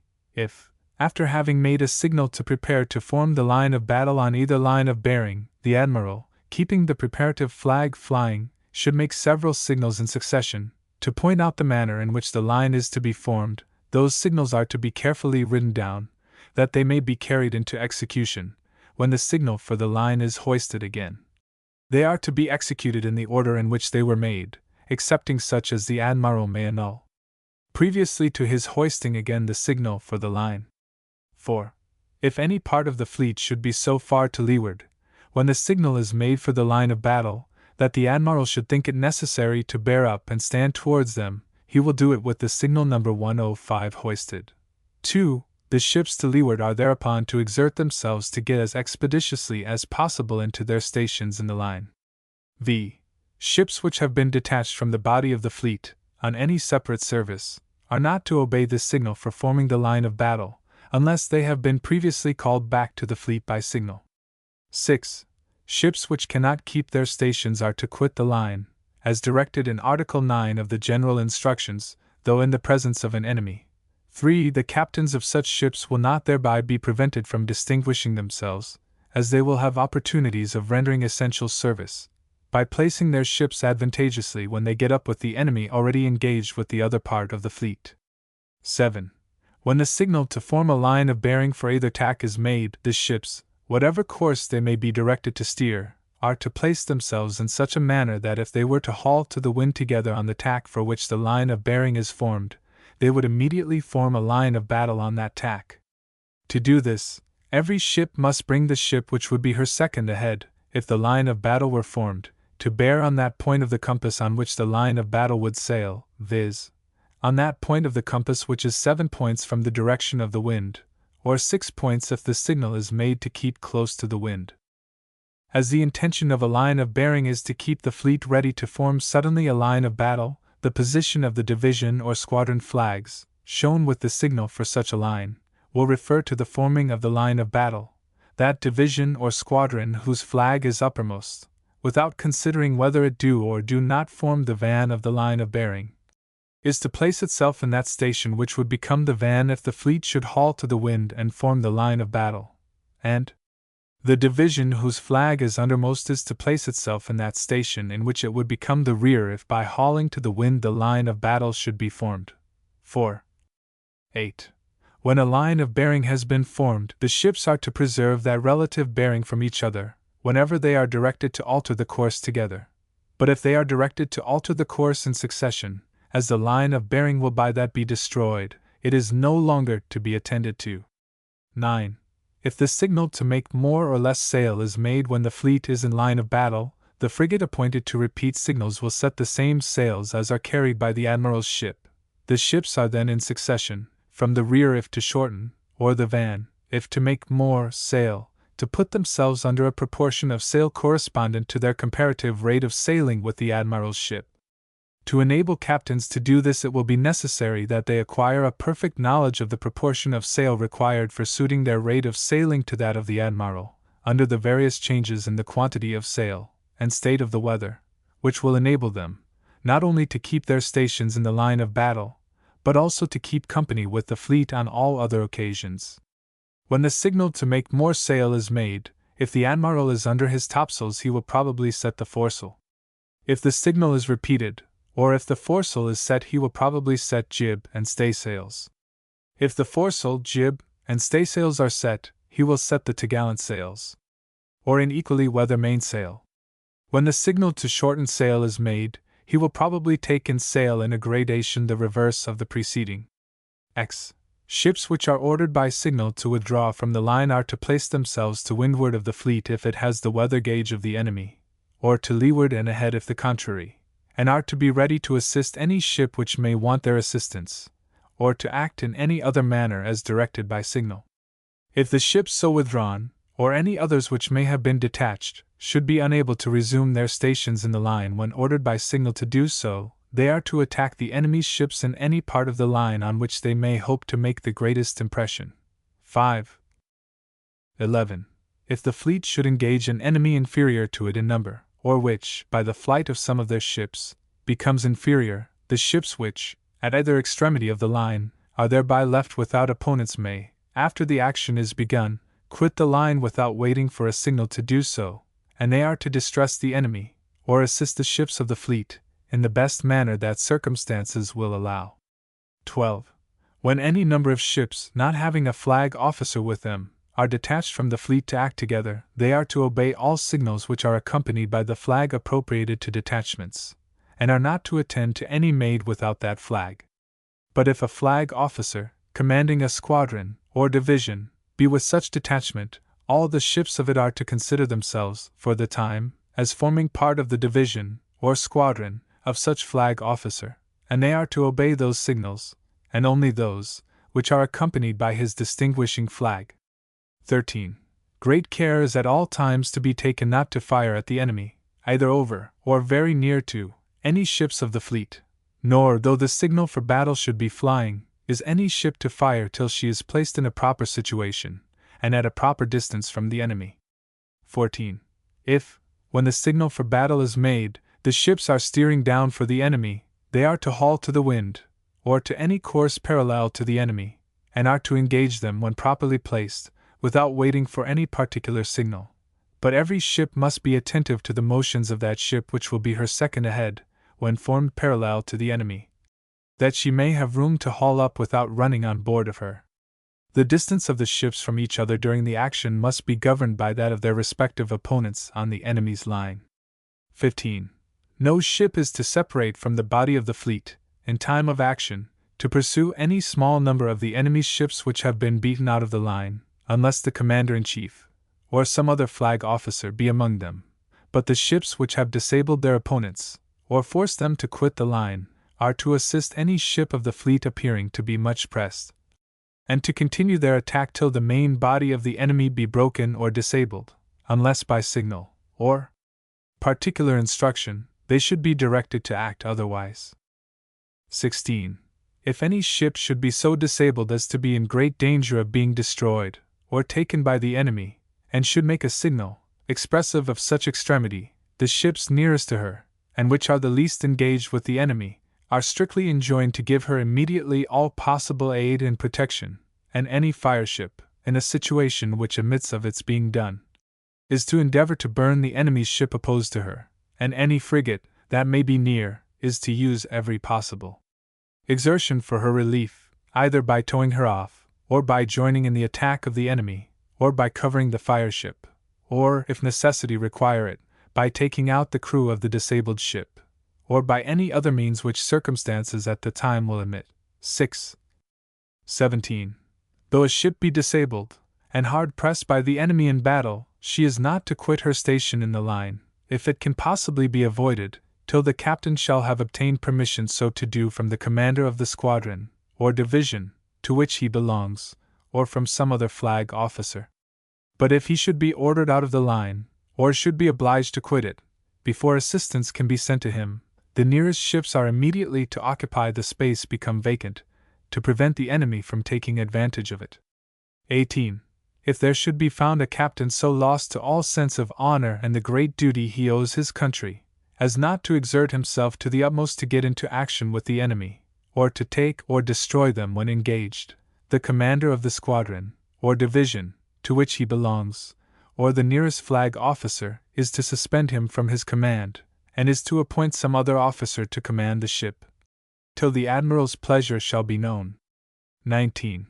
When, from the advantage obtained by the enemy over the fleet, or from bad weather, or from any other cause, the admiral makes the signal for the fleet to disperse, every captain will be left to act as he shall judge most proper for the preservation of the ship he commands, and the good of the king's service. But he is to endeavor to go to the appointed rendezvous, if it may be done with safety. XX. The ships are to be kept at all times as much prepared for battle as circumstances will admit, and if the fleet come to action with an enemy which has the weather-gauge boats, well armed, are to be held in readiness, with hand and fire-chain grapnels in them, and if the weather will admit, they are to be hoisted out, and kept on the offside from the enemy, for the purpose of assisting any ships against which fireships shall be sent, or for supporting the fireships of the fleet, if they should be sent against the enemy. 7. 21.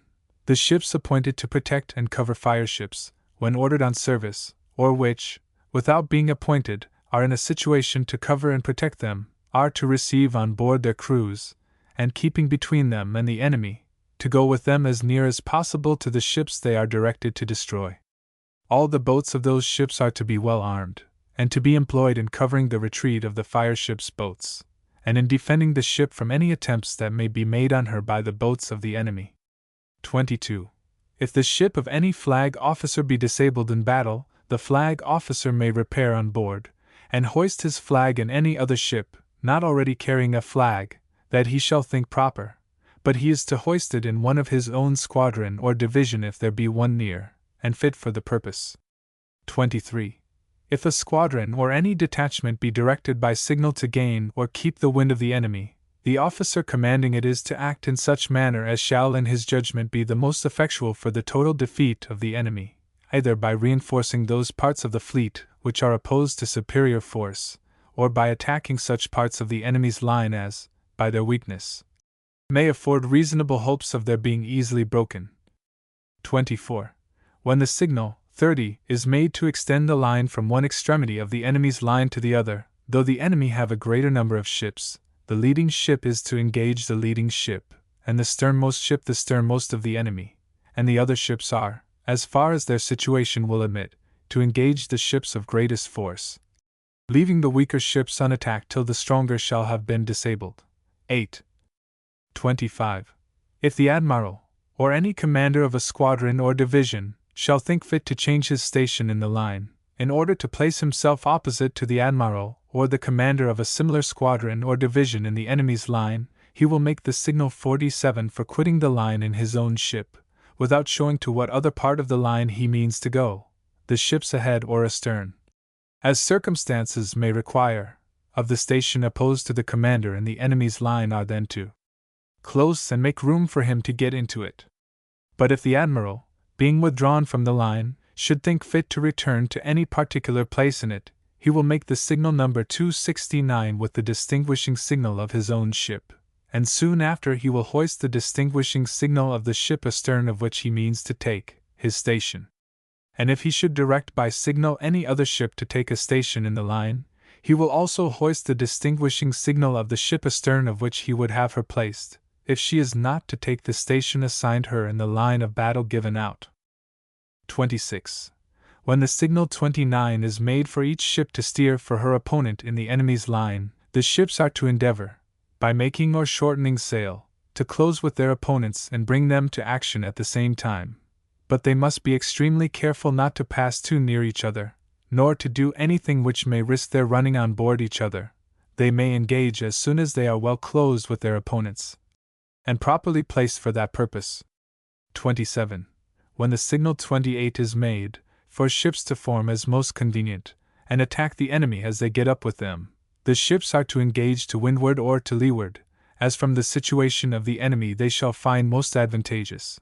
But the leading ships must be very cautious not to suffer themselves to be drawn away so far from the body of the fleet as to risk the being surrounded and cut off. 28. When signal 14 is made to prepare for battle and for anchoring, the ships are to have springs on their bower anchors, and the end of the sheet cable taken in at the stern port, with springs on the anchor to be prepared for anchoring without winding if they should go to the attack with the wind aft. The boats should be hoisted out and hawsers coiled in the launches, with the stream anchor ready to warp them into their stations, or to assist other ships which may be in want of assistance. Their spare yards and topmasts, if they cannot be left in charge of some vessel, should in moderate weather be lashed alongside, near the water, on the off side from the battery or ship to be attacked. The men should be directed to lie down on the off side of the deck from the enemy, whenever they are not wanted, if the ship should be fired at as they advance to the attack. 29. When the line of battle has been formed as most convenient, without regard to the prescribed form, the ships which happen to be ahead of the center are to be considered, for the time, as the starboard division, and those astern of the center as the larboard division of the fleet, and if the triangular flag, white with a red fly, be hoisted, the line is to be considered as being divided into the same number of squadrons and divisions as in the established line of battle. The ship which happens at the time to lead the fleet is to be considered as the leader of the van squadron, and every other ship which happens to be in the station of the leader of the squadron or division is to be considered as being the leader of that squadron or division, and the intermediate ships are to form the squadrons or divisions of such leaders, and to follow them as long as the triangular flag is flying. And every flag officer is to be considered as the commander of the squadron or division in which he may be accidentally placed. XXX.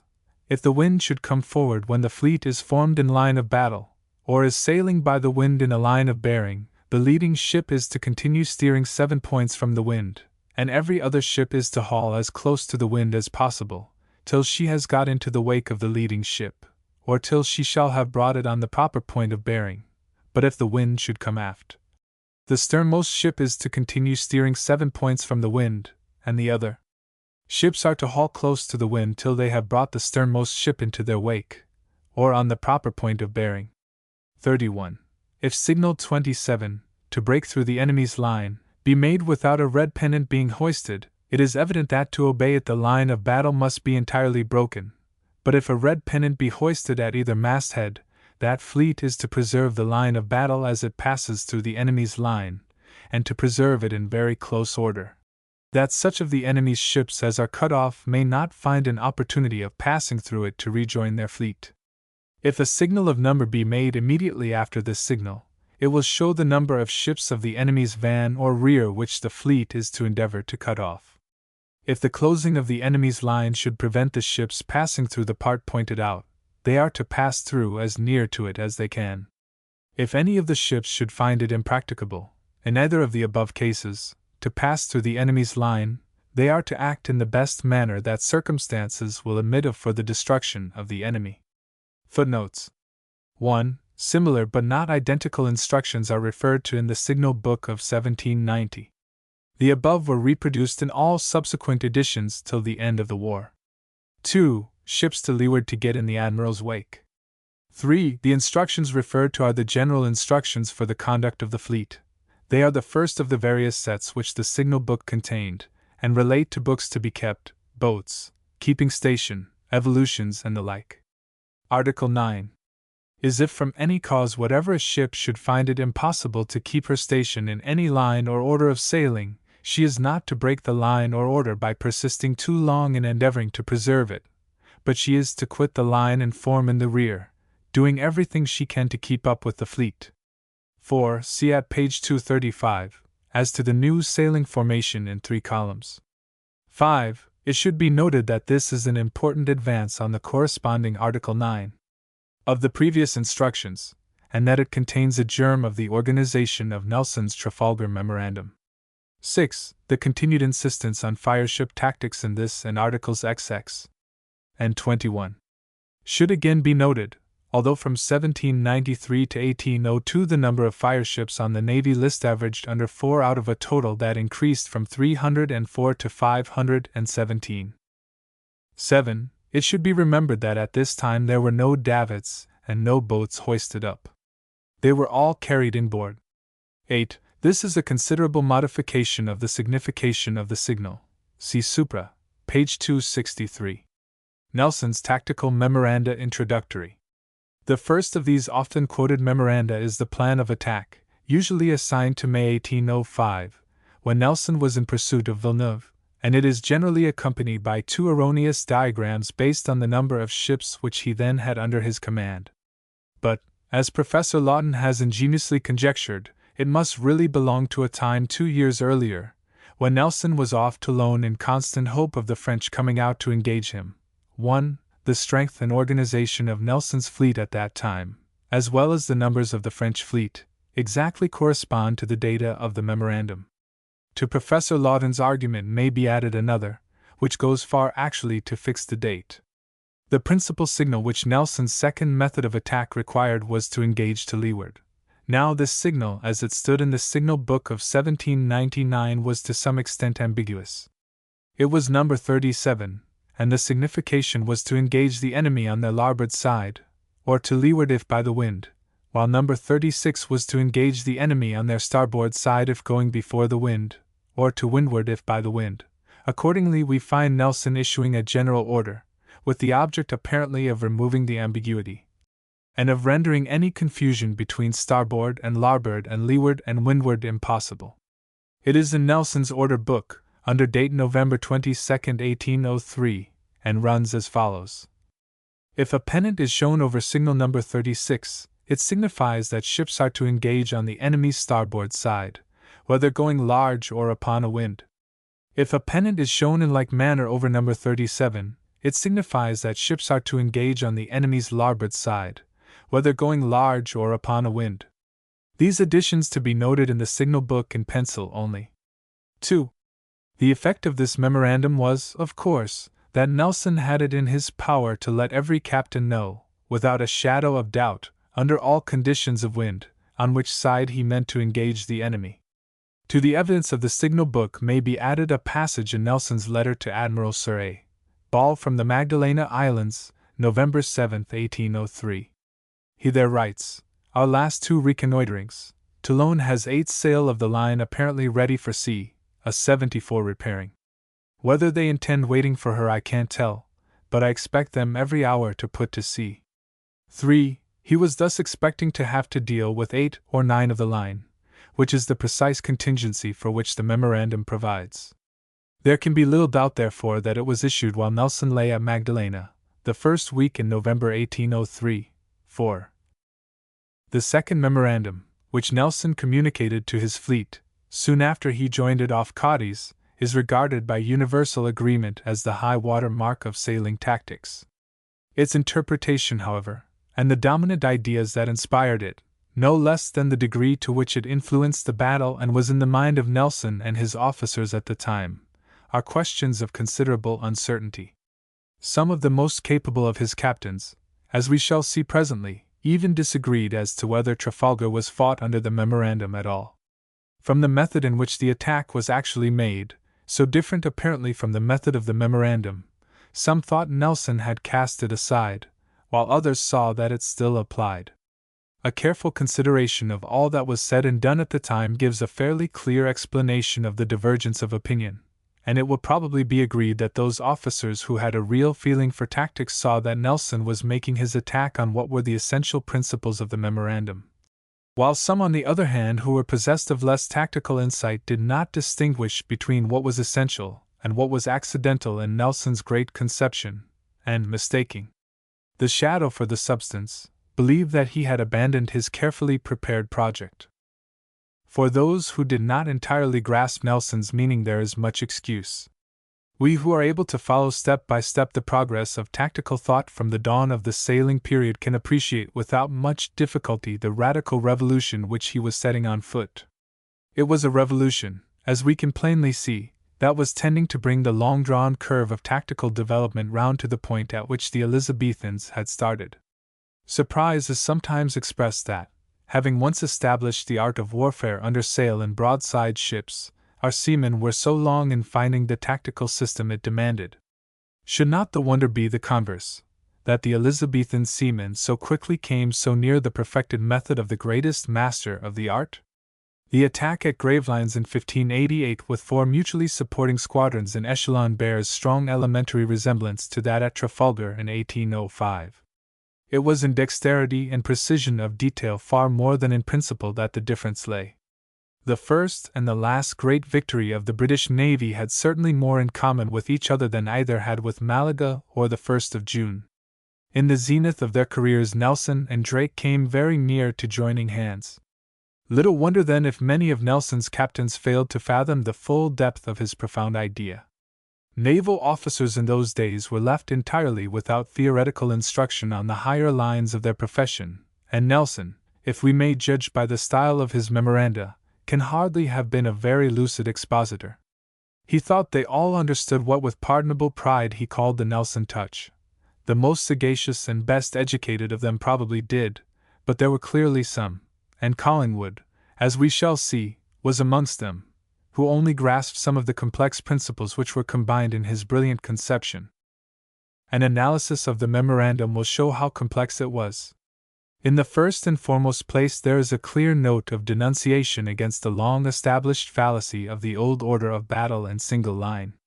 Secondly, there is in its stead the re-establishment of the primitive system of mutually supporting squadrons in line ahead.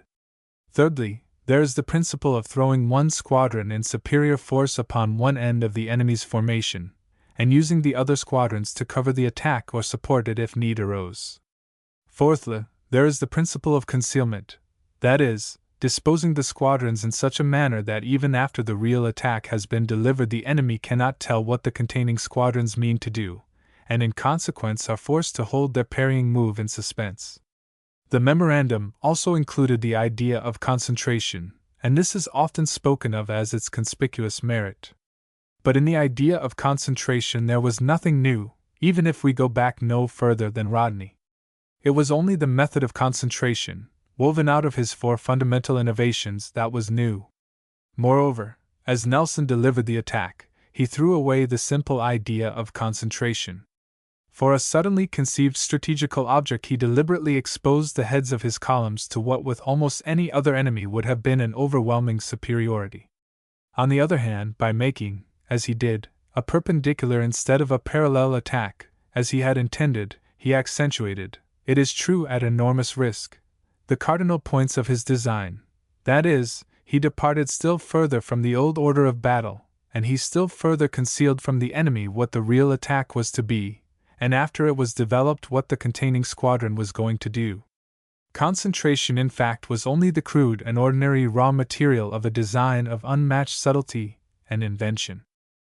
The keynote of his conception, then, was his revolutionary substitution of the primitive Elizabethan and early 17th century method for the fetish of the single line.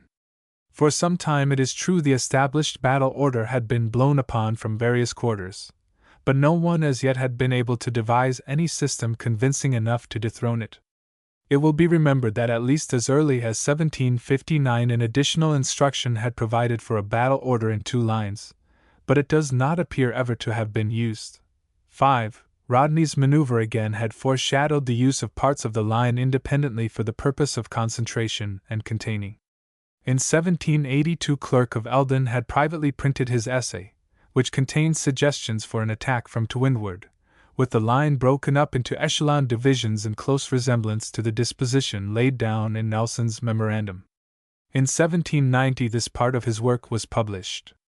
Meanwhile an even more elaborate and well-reasoned assault on the whole principle of the single line had appeared in France.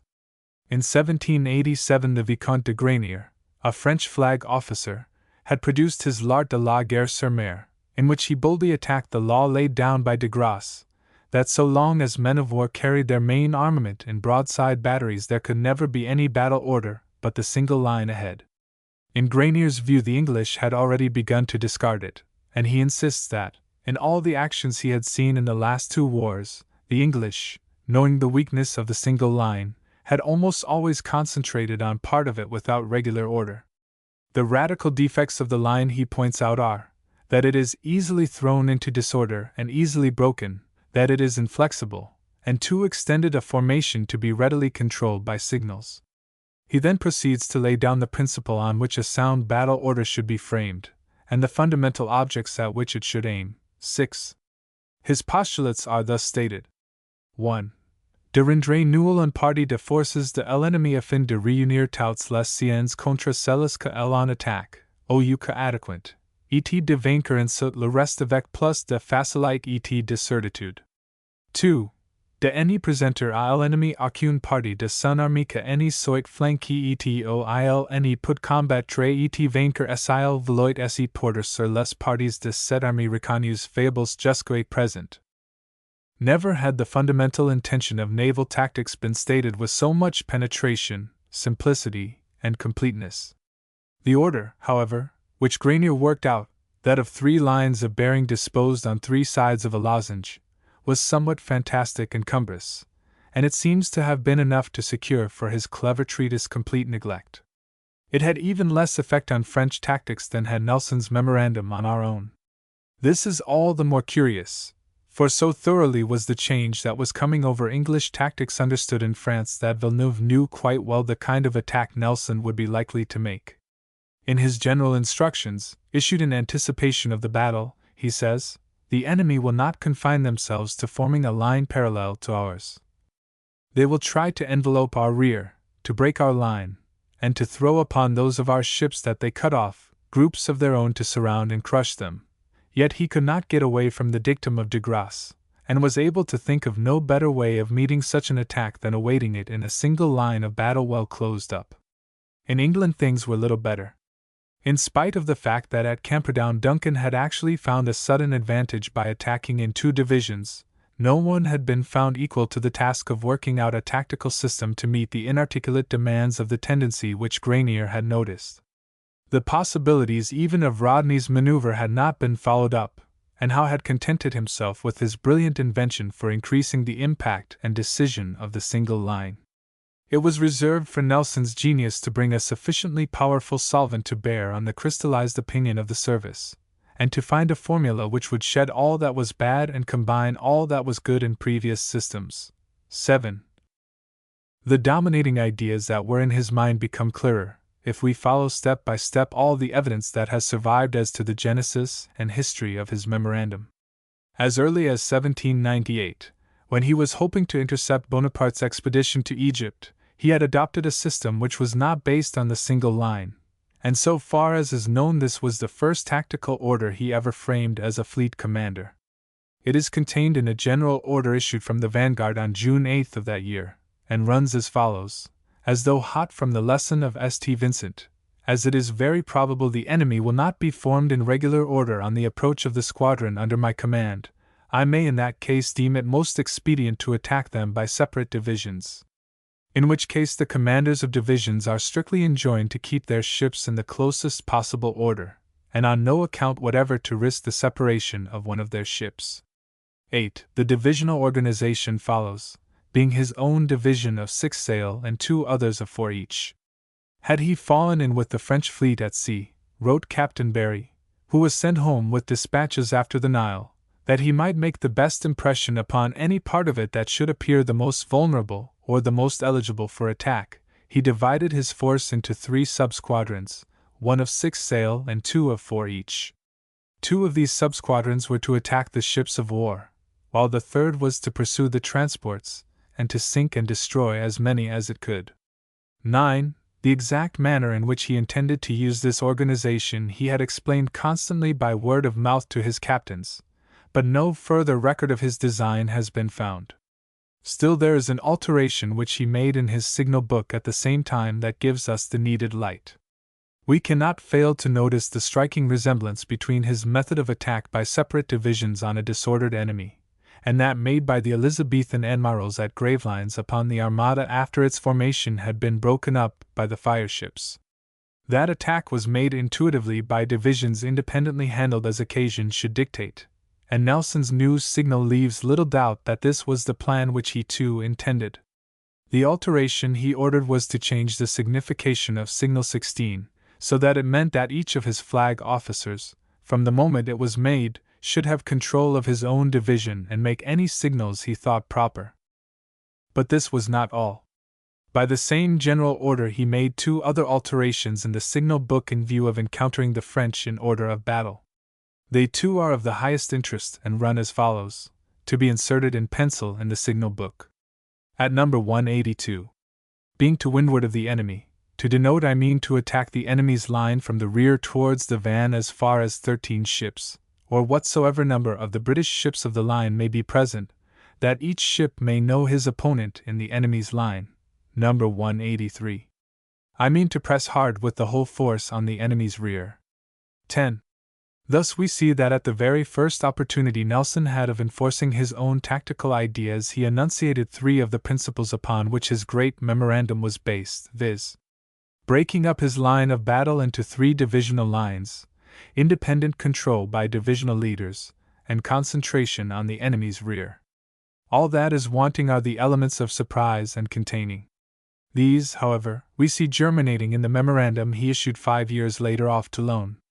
In that case he expected to meet the French fleet on an opposite course, and being mainly concerned in stopping it, and having a slightly superior force he is content to concentrate on the van.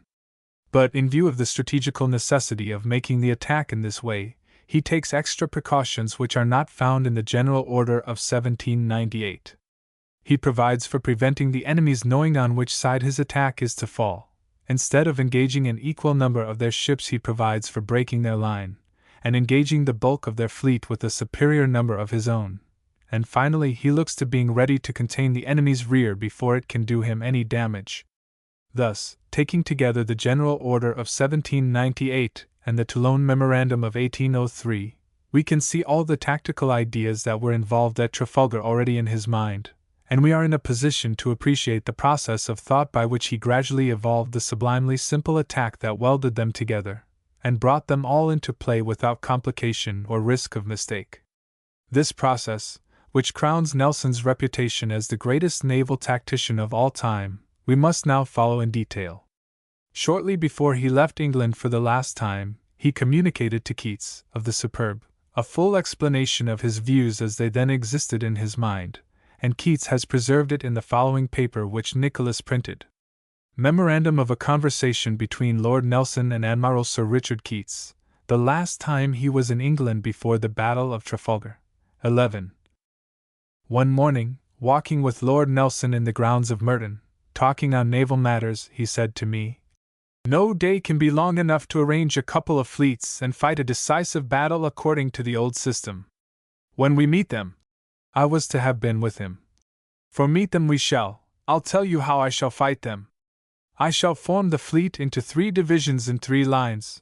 One division shall be composed of 12 or 14 of the fastest 2-decked ships, which I shall keep always to windward or in a situation of advantage, and I shall put them under an officer who, I am sure, will employ them in the manner I wish, if possible. I consider it will always be in my power to throw them into battle in any part one choose, but if circumstances prevent their being carried against the enemy where I desire, I shall feel certain he will employ them effectually and perhaps in a more advantageous manner than if he could have followed my orders." He never mentioned or gave any hint by which I could understand who it was he intended for this distinguished service. 12, he continued, with the remaining part of the fleet formed in 2 lines, I shall go at them at once if I can, about 1/3 of their line from their leading ship," he then said. "What do you think of it?" Such a question I felt required consideration. I paused. Seeing it, he said, "But I will tell you what I think of it.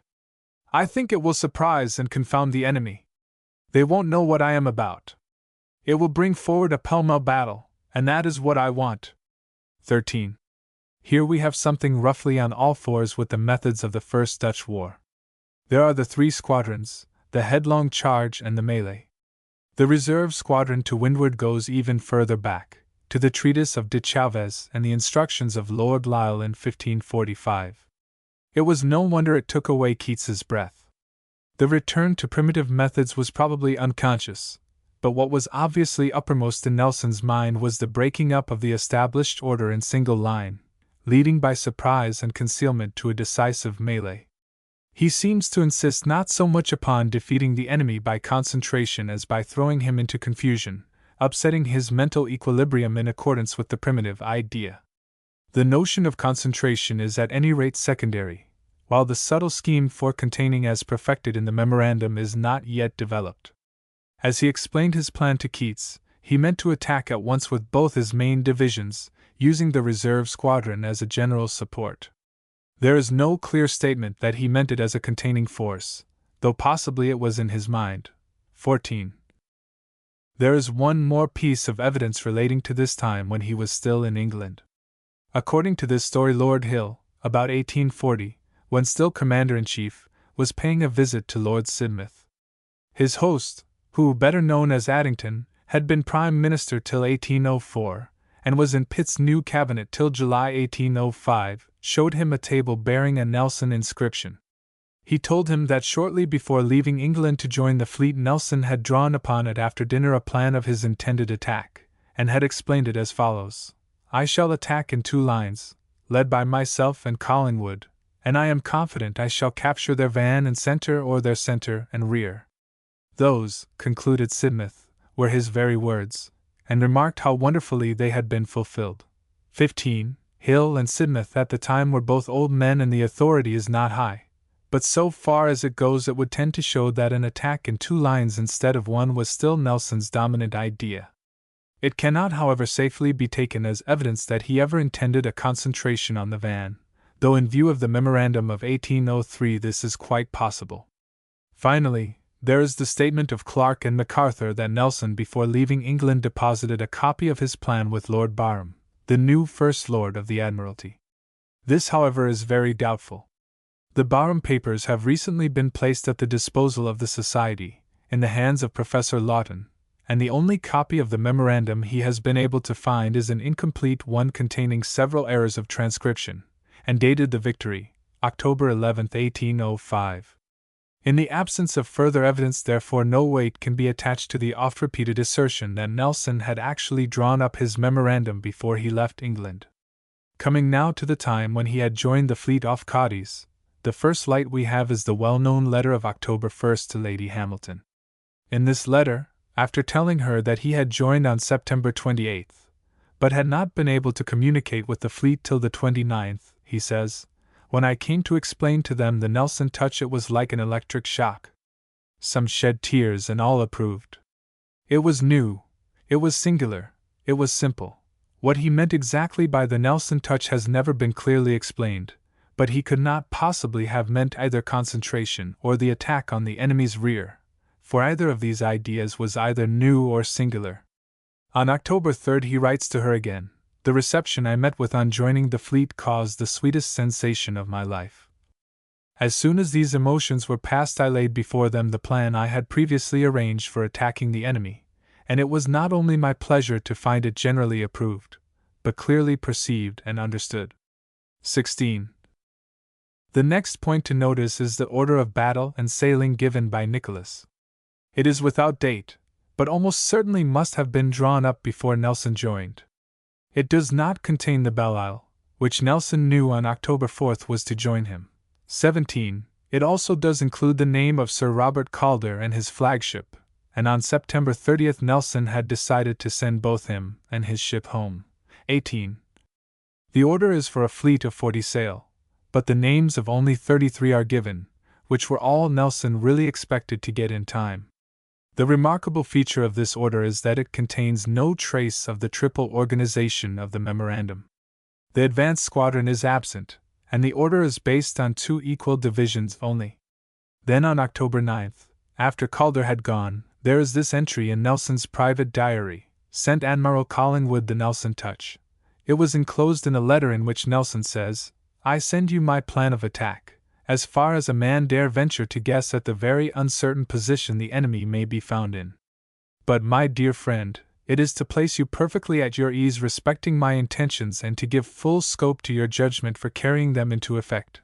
The same day Collingwood replies, "I have a just sense of your lordship's kindness to me, and the full confidence you have reposed in me inspires me with the most lively gratitude.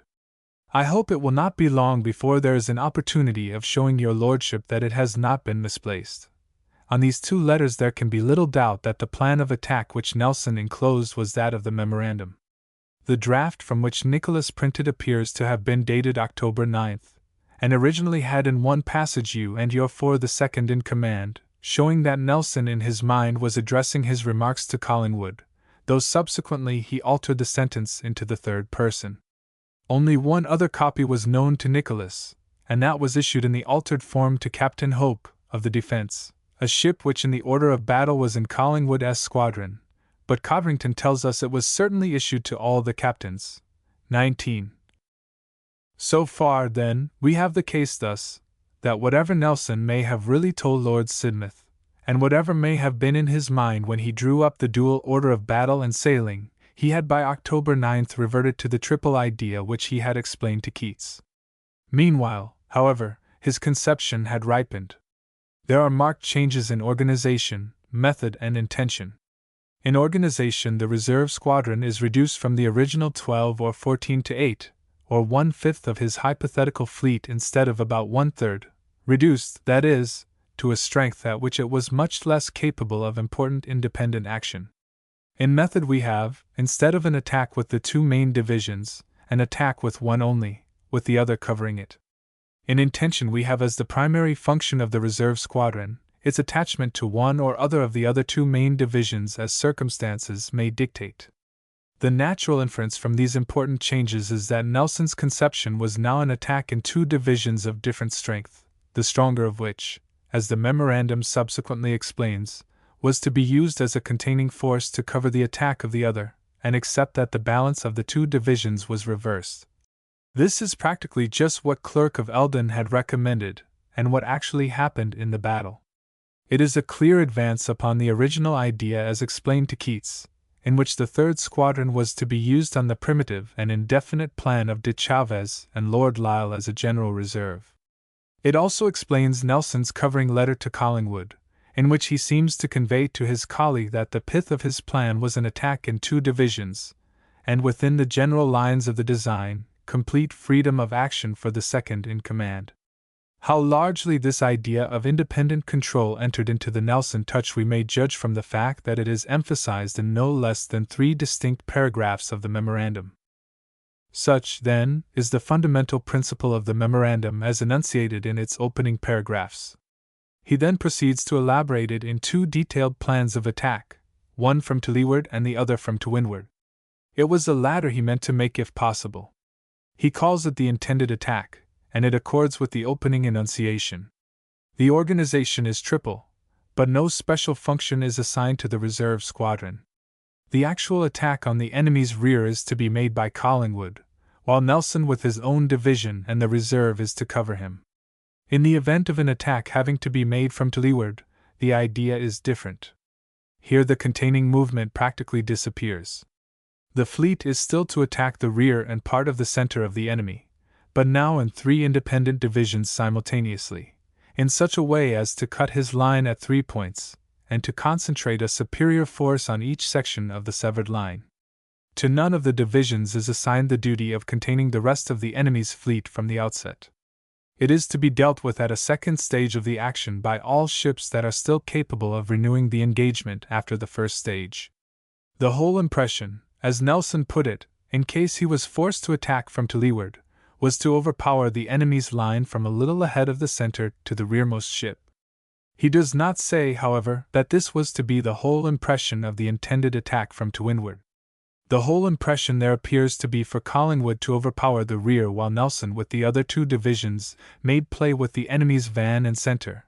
But the particular manner in which he would carry out this part of the design is left undetermined.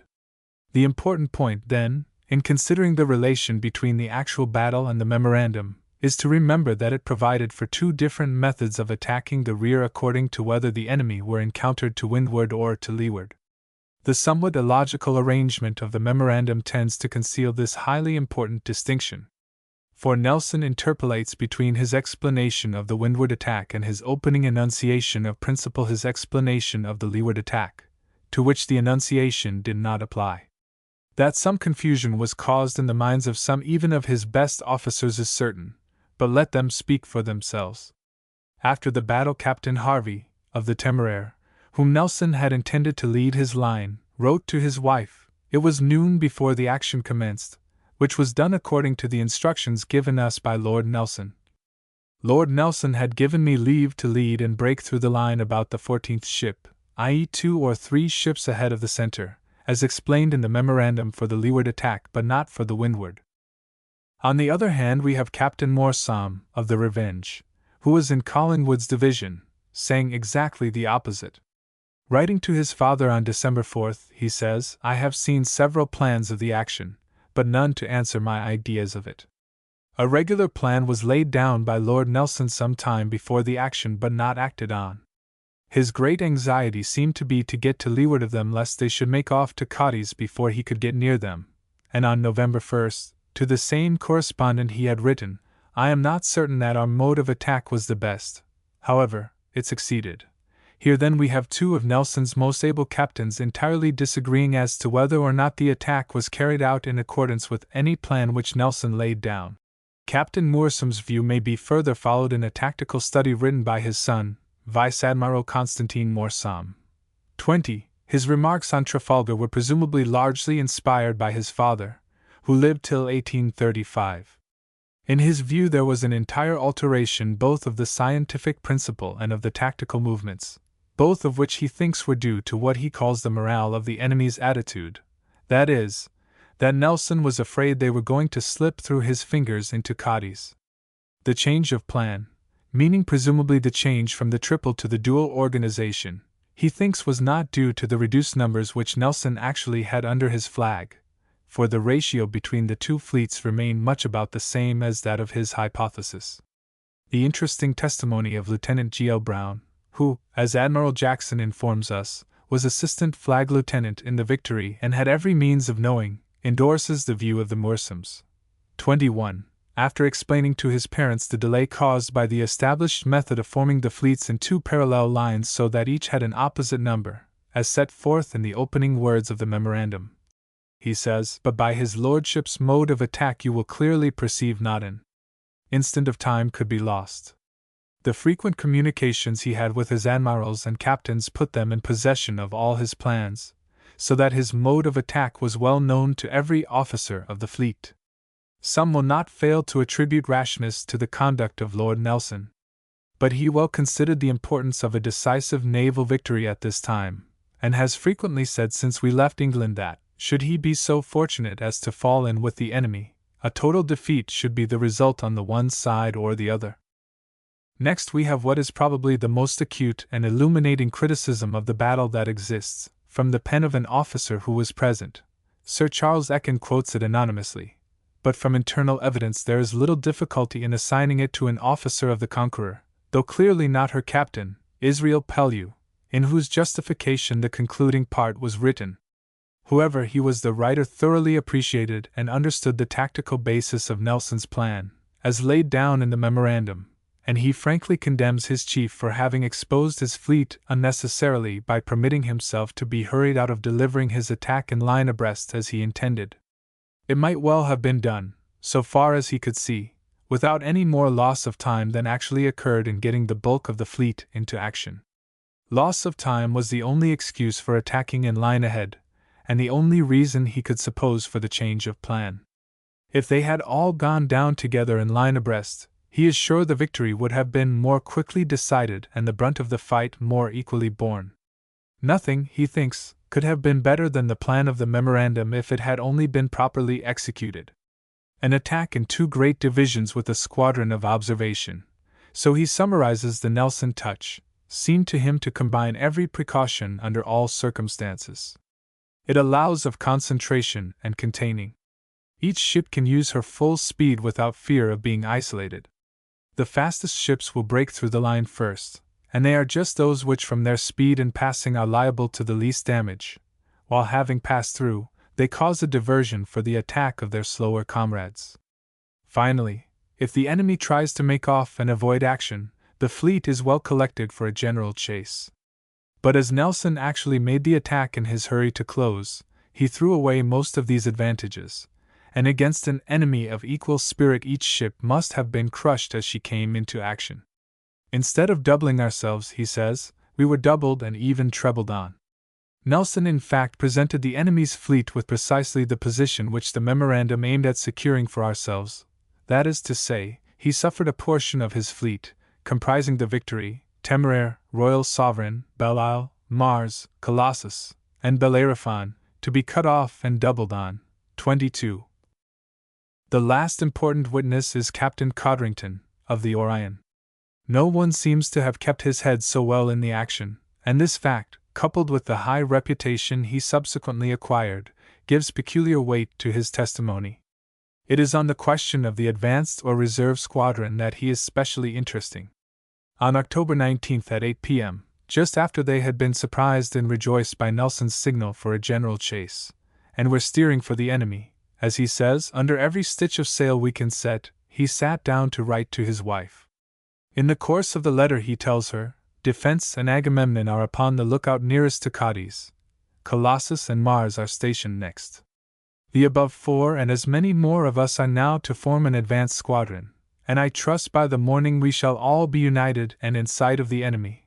Clearly then Nelson must have issued some modification of the dual order of battle and sailing. Many years later, in a note upon the battle which Codrington dictated to his daughter, Lady Borgia, he says that on the 20th, in spite of Collingwood's advice to attack at once, Nelson continued waiting upon them in 2 columns according to the order of sailing and the memorable written instruction which was given out to all the captains. 23. Later still, when a veteran of 76 years, he gave to Sir Harris Nicholas another note which shows how in his own mind he reconciled the apparent discrepancy between the dual and the triple organization. It runs as follows. In Lord Nelson's memorandum of October 9, 1805, he refers to an advanced squadron of 8 of the fastest sailing 2-decked ships, to be added to either of the 2 lines of the order of sailing as may be required, and says that this advanced squadron would probably have to cut through 2, 3, or 4 ships of the enemy's center so as to ensure getting at their commander-in-chief, on whom every effort must be made to capture. Winkworth a frown 24, and he afterwards twice speaks of the enemy's van coming to succor their rear. Now I am under the impression that I was expressly instructed by Lord Nelson, referring to the probability of the enemy's van coming down upon us, being in the Orion, one of the 8 ships named, that he himself would probably make a feint of attacking their van in order to prevent or retard it. Here then would seem to be still further confusion, due to a failure to distinguish between the leeward and windward form of attack. According to this statement, Codrington believed the advanced squadron was in either case to attack the center, while Nelson with his division contained the van.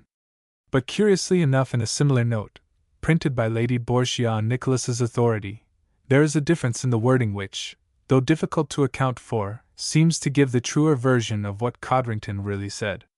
It is there stated that Codrington told Nicholas he was strongly impressed with the belief that Lord Nelson directed 8 of the smaller and handier ships, of which the Orion was one, to be ready to haul out of the line in case the enemy's van should appear to go down to the assistance of the ships engaged to meet and resist them.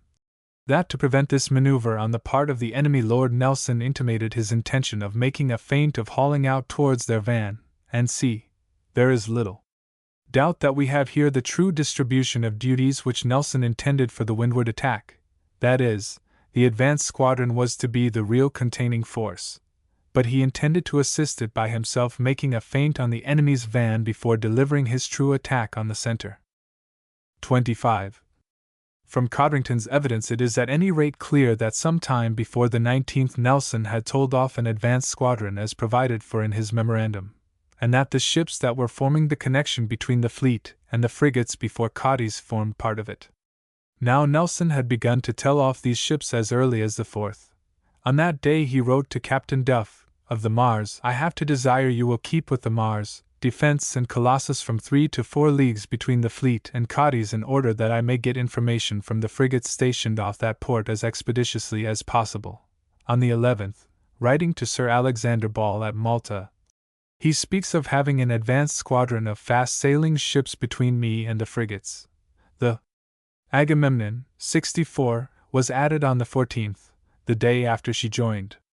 On that day Nelson entered in his private diary, placed Defense and Agamemnon from 7 to 10 leagues west of Cadiz, and Mars and Colossus 4 leagues east of the fleet, and c. 26. On the 15th he wrote to Captain Hope, of the Defense, "You will with the Agamemnon take station west from Cadiz from 7 to 10 leagues, by which means if the enemy should move I hope to have constant information. As 2 or 3 ships will be kept as at present between the fleet and your 2 ships. 27. On the 12th he writes to Collingwood, of the Belle-Isle, the fastest 2-decker in the fleet, as though she too were an advanced ship, and on the morning of the 19th he tells him the Leviathan was to relieve the Defense, whose water had got low. Later in the day, when Mars and Colossus had passed on the signal that the enemy was out, he ordered Mars, Orion, Belle-Isle, Leviathan, Bellerophon and Polyphemus to go ahead during the night. 28. On the eve of the battle therefore these 6 ships, with Colossus and Agamemnon, made up the squadron of 8 specified on the memorandum. The conclusion then is that, though some of the ships destined to form the advanced squadron had not arrived by the 9th when the memorandum was issued, Nelson had already taken steps to organize it, and that on the evening of the 19th, the first moment he had active contact with the enemy, it was detached from the fleet as a separate unit. Up to this moment it would look as though he had intended to use it as his memorandum directed. Since with the exception of the Agamemnon and the Leviathan, which had only temporarily replaced the Defense while she watered, the whole of the ships named belonged to Collingwood's division, the resulting organization would have been, Lee Line 9 ships, Weather Line 8 ships, and 8 for the advanced squadron, an organization which in relative proportion was almost exactly that which he had explained to Keats. It would therefore still have rendered Nelson's original plan of attack possible, although it did not preserve the balance of the divisions prescribed in the memorandum. There can be little doubt, however, that Nelson on the morning of the battle did abandon the idea of the advanced squadron altogether. Early on the 20th it was broken up again. At 8 o'clock in the morning of that day the captains of the Mars, Colossus and Defense, which apparently was by this time ready again for service, were called on board the Victory and ordered out to form a chain as before between the Admiral and his frigates. 29. The rest presumably resumed their stations in the fleet. Even if he had not actually abandoned this part of his plan, it is clear that in his hurry to attack Nelson would not spend time in reforming the squadron as a separate unit, but chose rather to carry out his design, so far as was possible, with 2 divisions only. So soon as he sighted the enemy's fleet at daylight on the 21st, he made the signal to form the line of battle in 2 columns, and with one exception the whole of the advanced ships took station in their respective divisions according to the original order of battle and sailing. 30. The exception was Codrington's ship, the Orion. No importance however need be attached to this, for although he was originally in Collingwood's division he may well have been transferred to Nelson's some time before.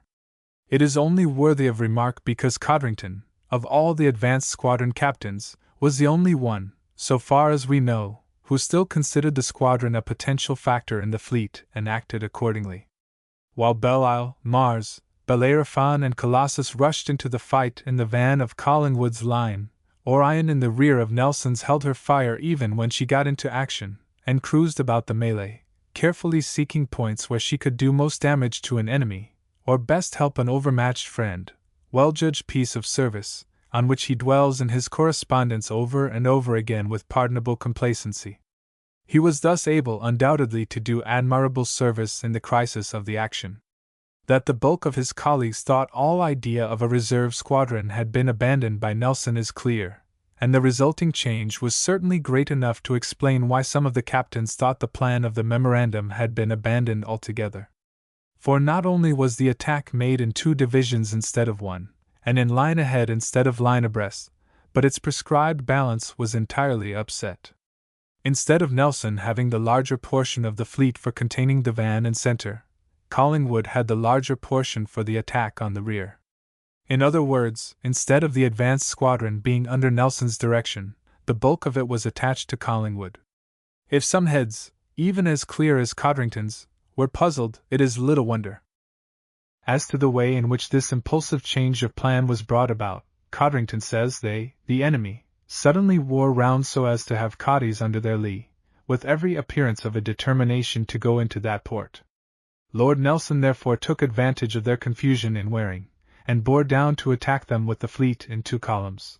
This was in the note dictated to Lady Borgia, and in a letter of October 28, 1805, to Lord Garlize he says, "We all scrambled into battle as soon as we could." 31. Codrington's allusion to Nelson's alleged feint on the enemy's van brings us to the last point. The question, that is, as to whether, apart from the substitution of the perpendicular for the parallel attack, and in spite of the change of balance, the 2 lines were actually handled in the action according to the principles of the memorandum for the intended attack from to windward. Lady Borgia's note continues, after referring to Nelson's intention to make a feint on the van, the Victory did accordingly haul to port, and though she took in her larboard and weather studding sails, she kept her starboard studding sails set, notwithstanding they had become the lee ones and were shaking, thus proving that he proposed to resume his course, as those sails would be immediately wanted to get the Victory into her former station. The note in Nicholas is to the same effect, but adds that Codrington had no doubt that having taken in his weather studding sails he kept the lee ones set and shaking in order to make it clear to the fleet that his movement was merely a feint, and that the Victory would speedily resume her course and fulfill his intention of cutting through the center, and in admiration of the movement Codrington called his first lieutenant, and said, "How beautifully the Admiral is carrying his design into effect," though all this was written long after, when his memory perhaps was fading. It is confirmed by a contemporary entry in his log. The Victory, after making a feint as of attacking the enemy's van, hauled to starboard so as to reach their center. 32. This is all clear enough so far, but now we have to face a signal mentioned in the log of the Euryalus which, as she was Nelson's repeating frigate, cannot be ignored. According to this high authority Nelson, about a quarter of an hour before making his immortal signal, telegraphed, "I intend to push or go through the end of the enemy's line to prevent them from getting into Cadiz." It is doubtful how far this signal was taken in, but those who saw it must have thought that Nelson meant to execute Howe's maneuver upon the enemy's leading ships. At this time, according to the master of the Victory, he was standing for the enemy's van. Nelson also signaled to certain ships to keep away a point to port. The Victory's log has this entry: "At 12:04 opened our fire on the enemy's van, and passing down their line. At 12:30 the Victory got up with Villeneuve's flagship and then broke through the line." Now at first sight it might appear that Nelson really intended to attack the van and not the center, on the principle of Haast's old maneuver which Howe had reintroduced into the signal book for attacking a numerically superior fleet, that is, van to van and rear to rear, leaving the enemy's center unoccupied. 33. For the old signal provided that when this was done the flag officers are, if circumstances permit, to engage the flag officers of the enemy, which was exactly what Nelson was doing. On this supposition his idea would be that his ships should attack the enemy ahead of Villeneuve as they came up. And this his second, the Temeraire, actually did. But, as we have seen by Instruction 24 of 1799, the old rule of 1790 had been altered, and if Nelson intended to execute Haast's plan of attack he, as leading ship, would or should have engaged the enemy's leading ship, leaving the rest as they could to engage the enemy of greatest force. The only explanation is that, if he really intended to attack the van, he again changed his mind when he fetched up with Villeneuve, and could not resist engaging him. More probably, however, The signal was wrongly repeated by the Euryalus, and as made by Nelson it was really an intimation to Collingwood that he meant to cover the attack on the rear and center by a feint on the van. 34.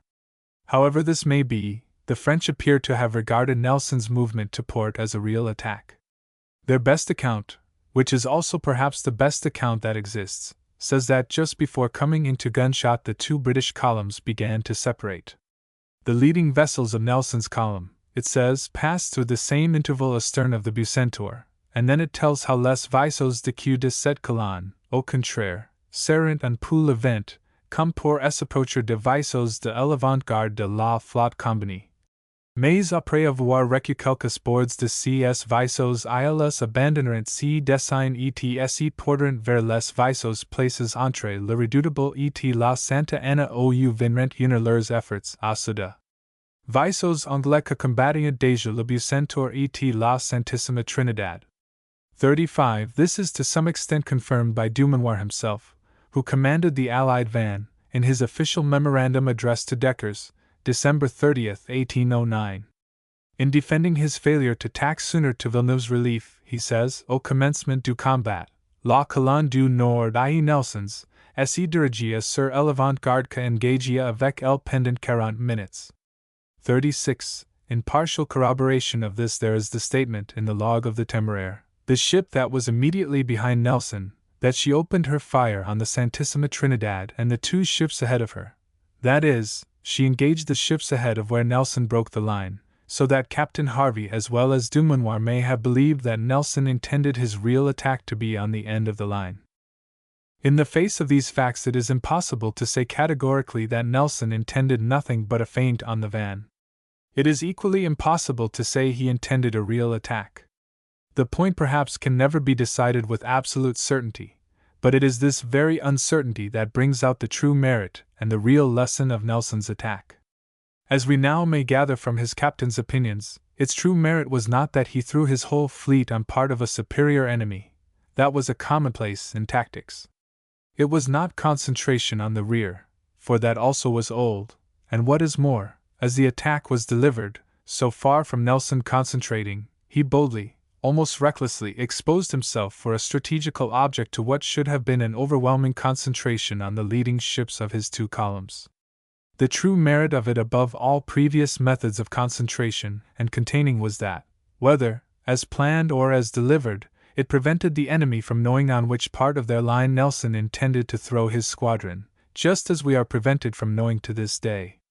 "They won't know what I am about," were his words to Keats. The point is clearer still when we compare the different ways in which Nelson and Collingwood brought their respective columns into action. Collingwood in his journal says that shortly before 11 o'clock, that is, an hour before getting into action, he signaled for the Lee division to form the larboard line of bearing. The effect and intention of this would be that each ship in his division would head on the shortest course to break the enemy's line in all parts. It was the necessary signal for enabling him to carry out regularly Howe's maneuver upon the enemy's rear, and his object was declared for all to see. 37. Nelson, on the other hand, made no such signal, but held on in line ahead, giving no indication of whether he intended to perform the maneuver on the van or the center, or whether he meant to cut the line in line ahead. Until they knew which it was to be, it was impossible for the enemy to take any step to concentrate with either division, and thus Nelson held them both immobile while Collingwood flung himself on his declared objective. Nothing could be finer as a piece of subtle tactics. Nothing could be more daring as a well-judged risk. The risk was indeed enormous, perhaps the greatest ever taken at sea. Hawke risked much at Quiberon, and much was risked at the Nile. But both were sea risks of the class to which our seamen were inured. At Trafalgar it was a pure battle risk, a mad, perpendicular attack in which every recognized tactical card was in the enemy's hand. But Nelson's judgment was right. He knew his opponent's lack of decision, he knew the individual shortcomings of the Allied ships, and he knew he had only to throw dust, as he did, in their eyes for the wild scheme to succeed. As Jurien de la Gravière has most wisely said, le génie de Nelson c'est d'avoir compris notre faiblesse. Yet when all is said, when even full weight is given to the strategical pressure of the hour and the uncertainty of the weather, there still remains the unanswerable criticism of the officer of the Conqueror, that by an error of judgment Nelson spoilt his attack by unnecessary haste. The moral advantage of pushing home a bold attack before an enemy is formed is of course very great, but in this case the enemy had no intention of avoiding him, as they showed, and he acknowledged, when they boldly lay to accept action. The confusion of their line was tactically no weakness, it only resulted in a duplication which was so nicely adapted for meeting Howe's maneuver that there was a widespread belief in the British fleet, which Collingwood himself shared, that Villeneuve had adopted it deliberately. 38. Seeing what the enemy's accidental formation was, every ship that pierced it must be almost inevitably doubled or trebled on. It was, we know, the old Dutch manner of meeting the English method of attack in the earliest days of the line. 39. Had he given Villeneuve time for forming his line properly, the enemy's battle order would have been only the weaker. Had he taken time to form his own order, the mass of the attack would have been delivered little later than it was, its impact would have been intensified, and the victory might well have been even more decisive than it was, while the sacrifice it cost would certainly have been less, incalculably less, if we think that the sacrifice included Nelson himself. Footnotes 1. Nelson's Letters and Dispatches, page 382. 2. Nicholas, Nelson's Dispatches, v. 287, note.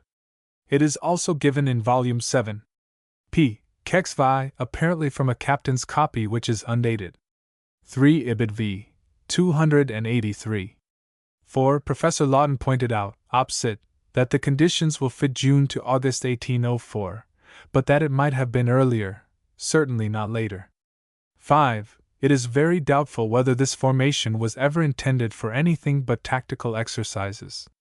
Morogues has a similar signal and instruction, Tactique Navale, page 294, edition 1779, Partager l'armée en deux corps, ou mettre l'armée sur deux colonnes, et représentation d'un combat. Anson certainly used it for maneuvering one half of his fleet against the other during his tactical exercises in 1747. Warrant to Anson, add. Mrs. 15957, page 172. 6. Matthew Dumas, Précis des événements militaires, 13. 193. 7. Captain Boswell, in the preface to his translation of Haast, says Grainier's work was translated in 1790. If this was so, Nelson may well have read it, but I have not been able to find a copy of the translation either in the British Museum or elsewhere. 8. Ross, Memoir of Saumarez, I. 212. 9. Lawton, Nelson's Letters and Dispatches, 150. 10. Number 182 as it stood in the signal book meant, ships before and towed to proceed to port. Number 183. When at anchor to veer to twice the length of cable. Number 16. Secret instructions to be opened. 11. It was in the handwriting, Nicholas says, of Edward Hawke Locker, Esq., the naval biographer and originator of the Naval Picture Gallery at Greenwich. He endorsed it, copy of a paper communicated to me by Sir Richard Keats, and allowed by him to be transcribed by me, October 1, 1829. 12. It was certainly not Keats himself, though afterwards Nelson meant to offer him command of the squadron he intended to detach into the Mediterranean. In the expected battle, Keats, had he arrived in time, was to have been Nelson's second in the line. Nelson to Sir Alexander Ball, October 15, 1805. 13. Nelson's Dispatches 7. 241 note. 14. Nelson's advance squadron must not be confused with the idea of a reserve squadron which Gravina pressed on Villeneuve at the famous Cadiz Council of War before Trafalgar. Gravina's idea was nothing but the old one of a reserve of superfluous ships after equalizing the line, as provided by the Old English fighting instructions and recommended by Morogues. 15. Sidney, Life of Lord Hill, page 368. 16. Clark and MacArthur say the letter was to Lady Hamilton. Nicholas, reprinting from the Naval Chronicle, has the addressee's name blank. 17. Nelson to Captain Duff, October 4th. The order to take her under his command was dispatched on September 20th. Same to Marsden, October 10th. 18. Same to Lord Barham, September 30th. 19. See the note on Trafalgar dictated by him in Memoirs of Sir Edward Codrington, edited by Lady Borgia, 1873. 20. On the Principles of Naval Tactics, 1846. 21. Great Sea Fights 2. 196, note. 22. See Post, page 357 Appendix, where this interesting paper is set out in full. 23. Life of Codrington 2. 57-8. 24. It should be noted that the memorandum only enjoins this for an attack from to leeward, and not for the intended attack from to windward. 25. See Nelson's Dispatches 7. 154. Life of Codrington 2. 77. 26. Nicholas 7. 122. Before this Mars and Colossus had had the inside station. See Nelson to Collingwood, October 12. 27. Ibid 7. 122. 28. Nicholas 7. 115. 129. 133. 29. Memorandum and Private Diary, Nicholas, pages 136-7. 30. Some doubt has been expressed as to the signals with which Nelson opened at daybreak on the 21st, but their actual numbers are recorded in the logs of the Mars, Defiance, Conqueror, and Bellerophon, and all but the first in the log of the Euryalus repeating frigate. They were number 72, to form order of sailing in 2 columns or divisions of the fleet, which, by the memorandum, was also to be the order of battle, number 76, with compass signaling, when lying by or sailing by the wind to bear up and sail large on the course pointed out, number 13, prepare for battle. Collingwood has in his journal, at 6.30 the Commander-in-Chief made the signal to form order of sailing in 2 columns, and at 7.0 to prepare for battle. At 7.40 to bear up east. 31. Life of Codrington 2. 59-60. 32. Great Sea Fights 2. 278. 33. A veteran French officer of the old wars took this view of Nelson's threat in a study of the battle which he wrote. Nelson, he says, a dit aboard feint de vouloir attaquer la tête et la queue de l'armée. En sud il a rassemble ses forces sur son centre, et a abandonné le sort de la bataille à l'intelligence de ses capitaines. Matthew Dumas, Précis des événements militaires, 14. 408. 34. The only trace of notice having been taken by anyone of a signal from Nelson at the time stated was Collingwood's impatient remark when Nelson began to telegraph England expects, and see. I wish Nelson would stop signaling, he is reported to have said. We all know well enough what we have to do, as though Nelson had been signaling something just before. 35. Monuments de Victoires et Conquêtes de France from Nicholas, 7. 271. It was also adopted by Matthew Dumas, opposite 13. Page 178, as the best and most impartial account. He says it was written by a French naval officer called Parasot. 36. Jurien de la Gravière, Guerres Maritimes 2. 220 note. 37. This highly important signal appears to have been generally overlooked in accounts of the action. Yet Collingwood's journal is so precise about signals that there can be no doubt he made it.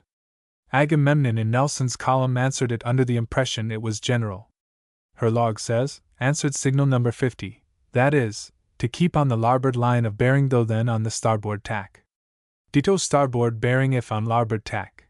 Captain Morsam also says, my station was 6th ship in the rear of the lee column, but as the Revenge sailed well Admiral Collingwood made my signal to keep a line of bearing from him which made me one of the leading ships through the enemy's line.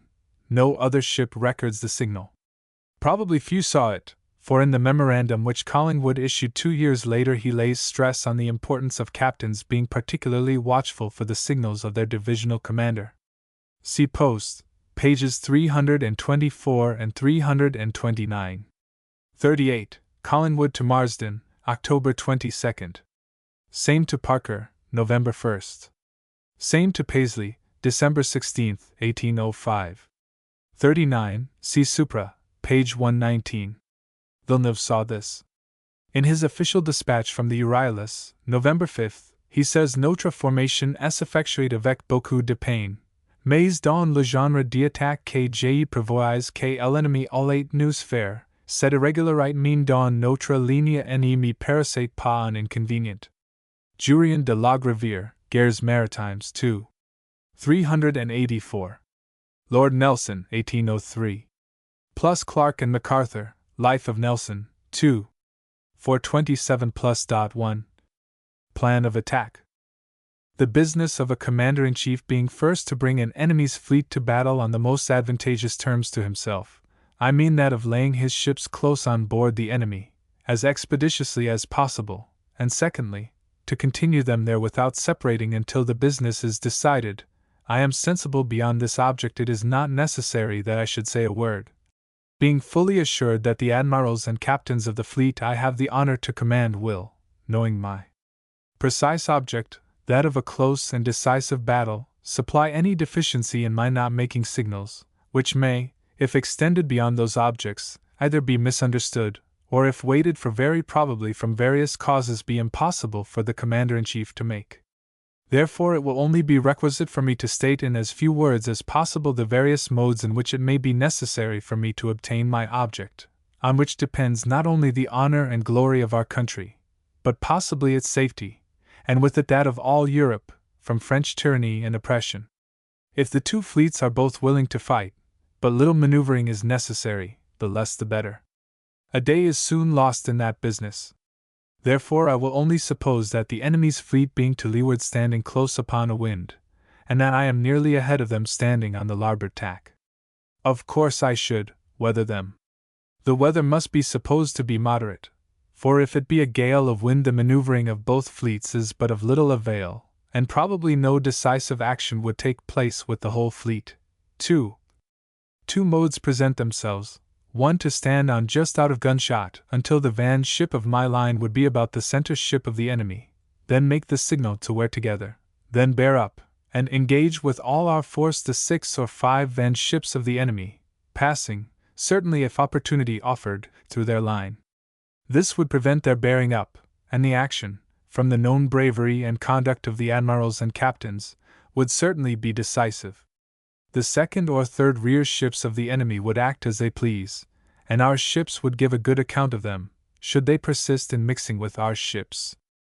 The other mode would be to stand under an easy but commanding sail directly for their headmost ship, so as to prevent the enemy from knowing whether I should pass to leeward or to windward of him. In that situation I would make the signal to engage the enemy to leeward, and cut through their fleet about the 6th ship from the van, passing very close. They being on a wind and you going large could cut their line when you please. The van ships of the enemy would, by the time our rear came abreast of the van ship, be severely cut up, and our van could not expect to escape damage.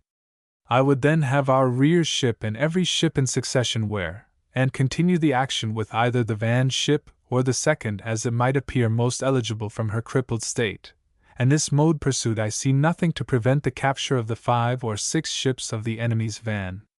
The 2 or 3 ships of the enemy's rear must either bear up or wear, and in either case, although they would be in a better plight probably than our 2 van ships, now the rear, yet they would be separated and at a distance to leeward, so as to give our ships time to refit.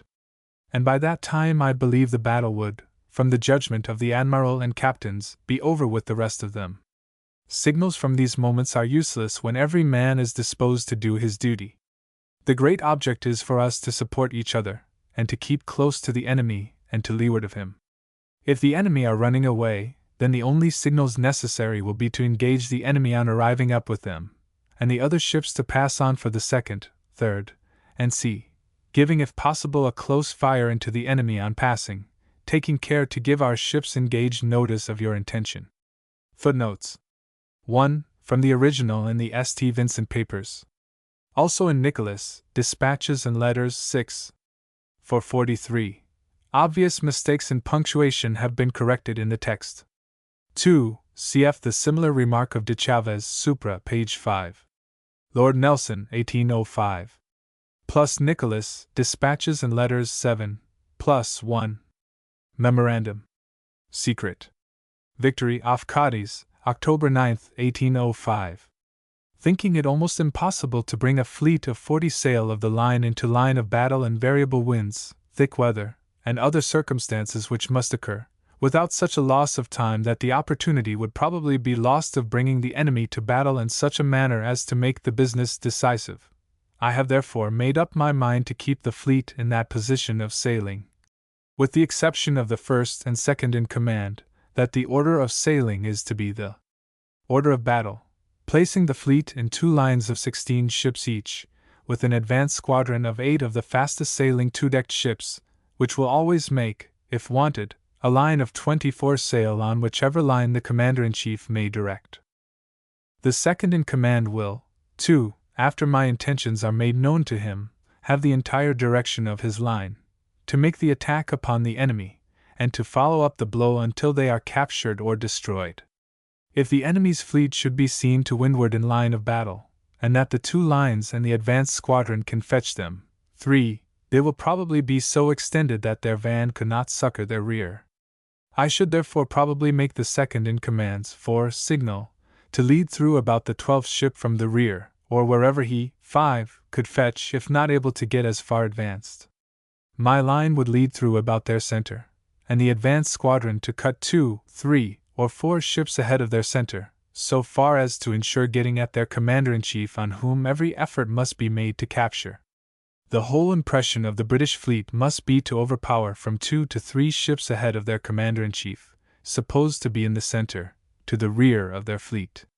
I will suppose 20 sail of the enemy's line to be untouched. It must be some time before they could perform a maneuver to bring their force compact to attack any part of the British fleet engaged, or to succor their own ships, which indeed would be impossible, without mixing with the ships engaged.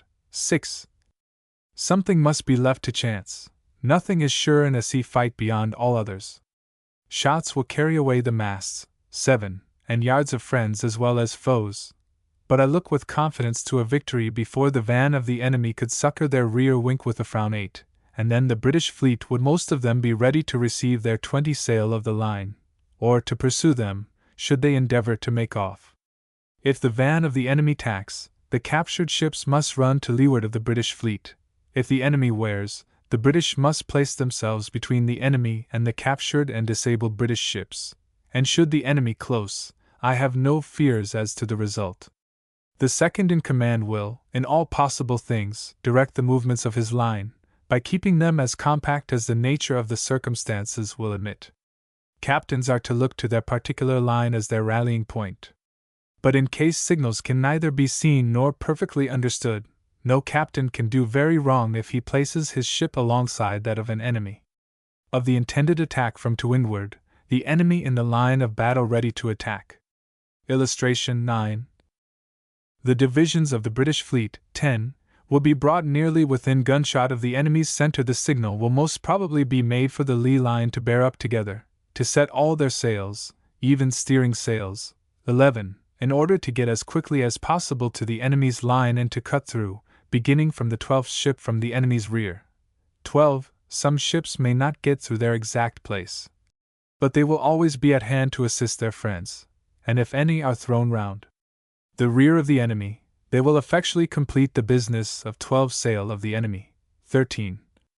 Should the enemy wear together, or bear up and sail large, still the 12 ships, composing in the first position the enemy's rear, are to be the object of attack of the lee line, unless otherwise directed by the commander-in-chief, which is scarcely to be expected, as the entire management of the lee line, after the intention of the commander-in-chief is signified, is intended to be left to the judgment of the admiral commanding that line. The remainder of the enemy's fleet, 34 sail, are to be left to the management of the commander-in-chief, who will endeavor to take care that the movements of the second in command are as little interrupted as possible. Footnotes 1. Sir Harris Nicholas states that he took his text from an autograph, he means holograph, draft in the possession of Vice Admiral Sir George Mundy KCB, except the words in italics which were added by Mr. Scott, Lord Nelson's secretary, and from the original issued to Captain Hope of the Defence, now in possession of his son, Captain Hope, R.N. 2. Lord Nelson originally wrote here but deleted in fact command his line and Nicholas. 3. Lord Nelson originally wrote here but deleted I shall suppose them 46 sail in the line of battle. Nicholas. 4. Originally your but deleted dot, ibid. 5. Originally you but deleted dot, ibid. 6. In the upper margin of the paper Lord Nelson wrote and Mr. Scott added to it a reference, as marked in the text. The enemy's fleet is supposed to consist of 46 sail of the line, British fleet 40. If either be less, only a proportionate number of enemy's ships are to be cut off, b. to be 1/4 superior to the e. cut off dot, ibid. 7. The Barham copy reads a mast. 8. Originally friends. Nicholas. 9. This is the only diagram found in either of Nelson's memoranda. It is not in the Barham copy. 10. Nelson presumably means the two main divisions as distinguished from the advanced squadron. This distinction is general in the correspondence of his officers and accords with the arrangement as shown in the diagram. The Barham copy has division in the singular, as though Nelson intended to specify one division only. It is probably a copyist's error. 11. In the upper margin of the paper, and referred to by Lord Nelson as in the text vide instructions for signal yellow with blue fly. Page 17, 8th flag, signal book, with reference to appendix. Nicholas. Steering sail, according to Admiral Smith, Sailor's Word Book, page 654, was an incorrect name for a studding sail, but it seems to have been in common use in Nelson's time. 12. The Barham copy reads their rear. 13. The Barham copy ends here. The second sheet has not been found. Nelson and Bronte. 1. Instructions after Trafalgar Introductory. The various tactical memoranda issued after Trafalgar by flag officers in command of fleets are amongst the most interesting of the whole series.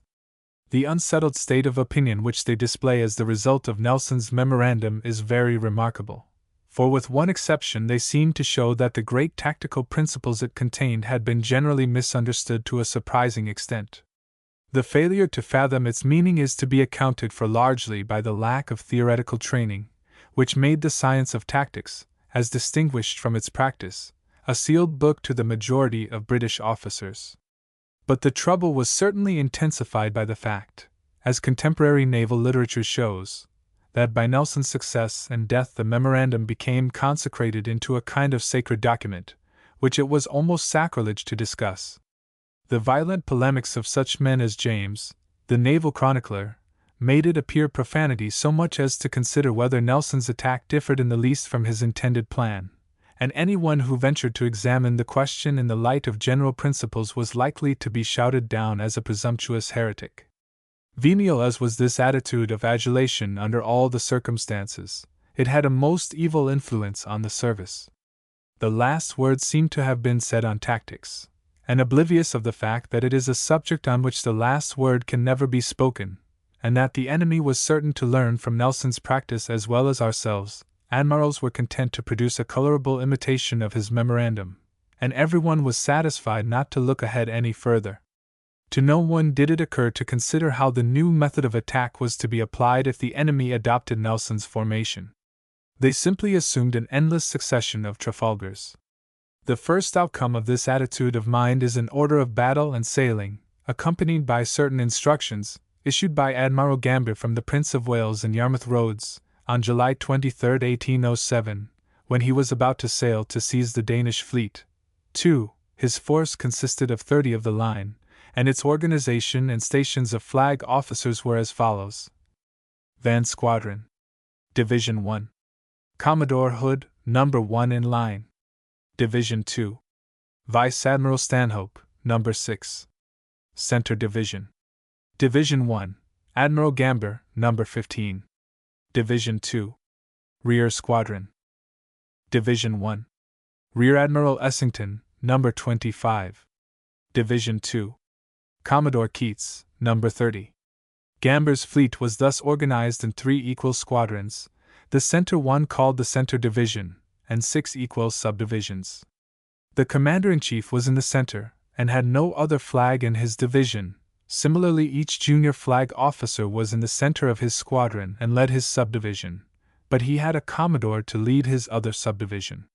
These 2 commodores also led the fleet on either tack. So far all is plain, but when we endeavor to understand by the appended instruction what battle formation Gamber intended by his elaborate organization, it is very baffling. Possibly we have not got the instruction exactly as Gamber wrote it, but as it stands it is confused past all understanding, and no conceivable battle formation can be constructed from it. All we can say for certain is that he evidently believed he was adopting the principles of Trafalgar, and perhaps going beyond them. The sailing order is to be also the battle order, but whether in 2 columns or 3 is not clear. Independent control of divisions and squadrons is also there, and even the commodores are to control their own subdivisions subject to the general direction of their squadronal commanders. But whether the formation was intended to follow that of Nelson, the instruction entirely fails to disclose. The next is a tactical memorandum or general order, issued by Lord Collingwood for the Mediterranean Fleet in 1808, printed in Mr. Newnham Collingwood's Correspondence of Lord Collingwood. No order of battle is given, but 2 years later, in issuing an additional instruction, he refers to his general order as still in force. In this case we have the battle order, and it consists of 20 of the line in 2 equal columns, with the commander-in-chief and his second-in-command, second in their respective divisions. There were no other flag officers in the fleet. 3. The memorandum which is printed below will be seen to be an obvious imitation of Nelson's, and nothing can impress us more deeply with the merit of Nelson's work than to compare it with Collingwood's. Like Nelson, Collingwood begins with introductory remarks emphasizing the importance of a prompt and immediate attack and independent divisional control, and in order to remedy certain errors of Trafalgar, he insists in addition on close order being kept throughout the night and the strictest attention being paid to divisional signals, thinking no doubt how slowly the rear ships at Trafalgar had struggled into action, and how his signal for a line of bearing had been practically ignored. Then, after stating broadly that he means with the van or weather division to attack the van of the enemy, while the lee or larboard division simultaneously attacks the rear, he differentiates like Nelson between a weather and a lee attack. For the attack from to windward he directs the 2 divisions to run down in line abreast in such a way that they will come into action together in a line parallel to the enemy. But whatever he intended, nothing is said about concentrating on any part of the enemy, or about breaking the line in all parts or otherwise. The attack from to leeward is to be made perpendicularly in line ahead. In this formation his own, the weather column, is to break the line, so as to cut off the van quarter of the enemy's line from the other 3 quarters, and the lee column is to sever this part of the enemy's line a few ships in rear of their center so soon as the leading ships have passed through and so weathered the enemy. They are to keep away and lead down his line so as to engage the rear 3/4 to windward. This is of course practically identical with the lee attack of Nelson's memorandum. The only addition is the course that is to be taken after breaking the line. One cannot help wondering how far the leading ships after passing the line would have been able to lead down it before they were disabled, but the addition is interesting as the first known direction as to what was to be done after breaking the line in line ahead after Rodney's method. Seeing the grave and obvious dangers of the movement, it is natural that, like Nelson, Collingwood hoped not to be forced to make it. What he desired was a simple engagement on similar tacks. His intended attack, as in Nelson's case, is clearly that from to windward. Turning then again to the windward attack, we see at once its superficial resemblance to Nelson's, but so entirely superficial is it that it is impossible to believe Collingwood ever penetrated the subtleties of his great chief's design. The dual organization is there and the independent divisional control, but nothing else. The advance squadron has gone, and with it all trace of a containing movement. There is not even the feint, the mystification of the van. Concentration too has gone, and instead of the sound main attack on the rear, he is most concerned with attacking the van. True, he may have meant what Nelson meant, but if he had really grasped his fine intention he surely must have let some hint of it escape him in his memorandum. But for the windward attack at least there is no trace of these things, and Nelson's masterly conception sinks in Collingwood's hands into a mere device for expediting the old parallel attack in single line. That is to say, the line is to be formed in bearing down instead of waiting to bear down till the line was complete. We can only conclude, then, that both Collingwood and Gamber could see nothing in the Nelson touch but the swift attack, the dual organization, and independent divisional control. There is a third document, however, which confirms us in the impression already formed that there were officers who saw more deeply.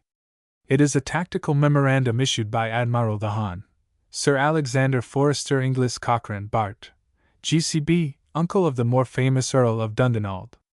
It is printed by Sir Charles Ekin, in his Naval Battles, from a paper which he found at the end of a book in his possession containing additional signals, instructions, &c., issued by Sir A.I. Cochrane to the squadron under his command upon the Leeward Islands Station. He commanded in chief on this station from 1805 to 1814, but appears never to have been directly under Nelson's influence except for a few weeks, when Nelson came out in pursuit of Villeneuve and attached him to his squadron.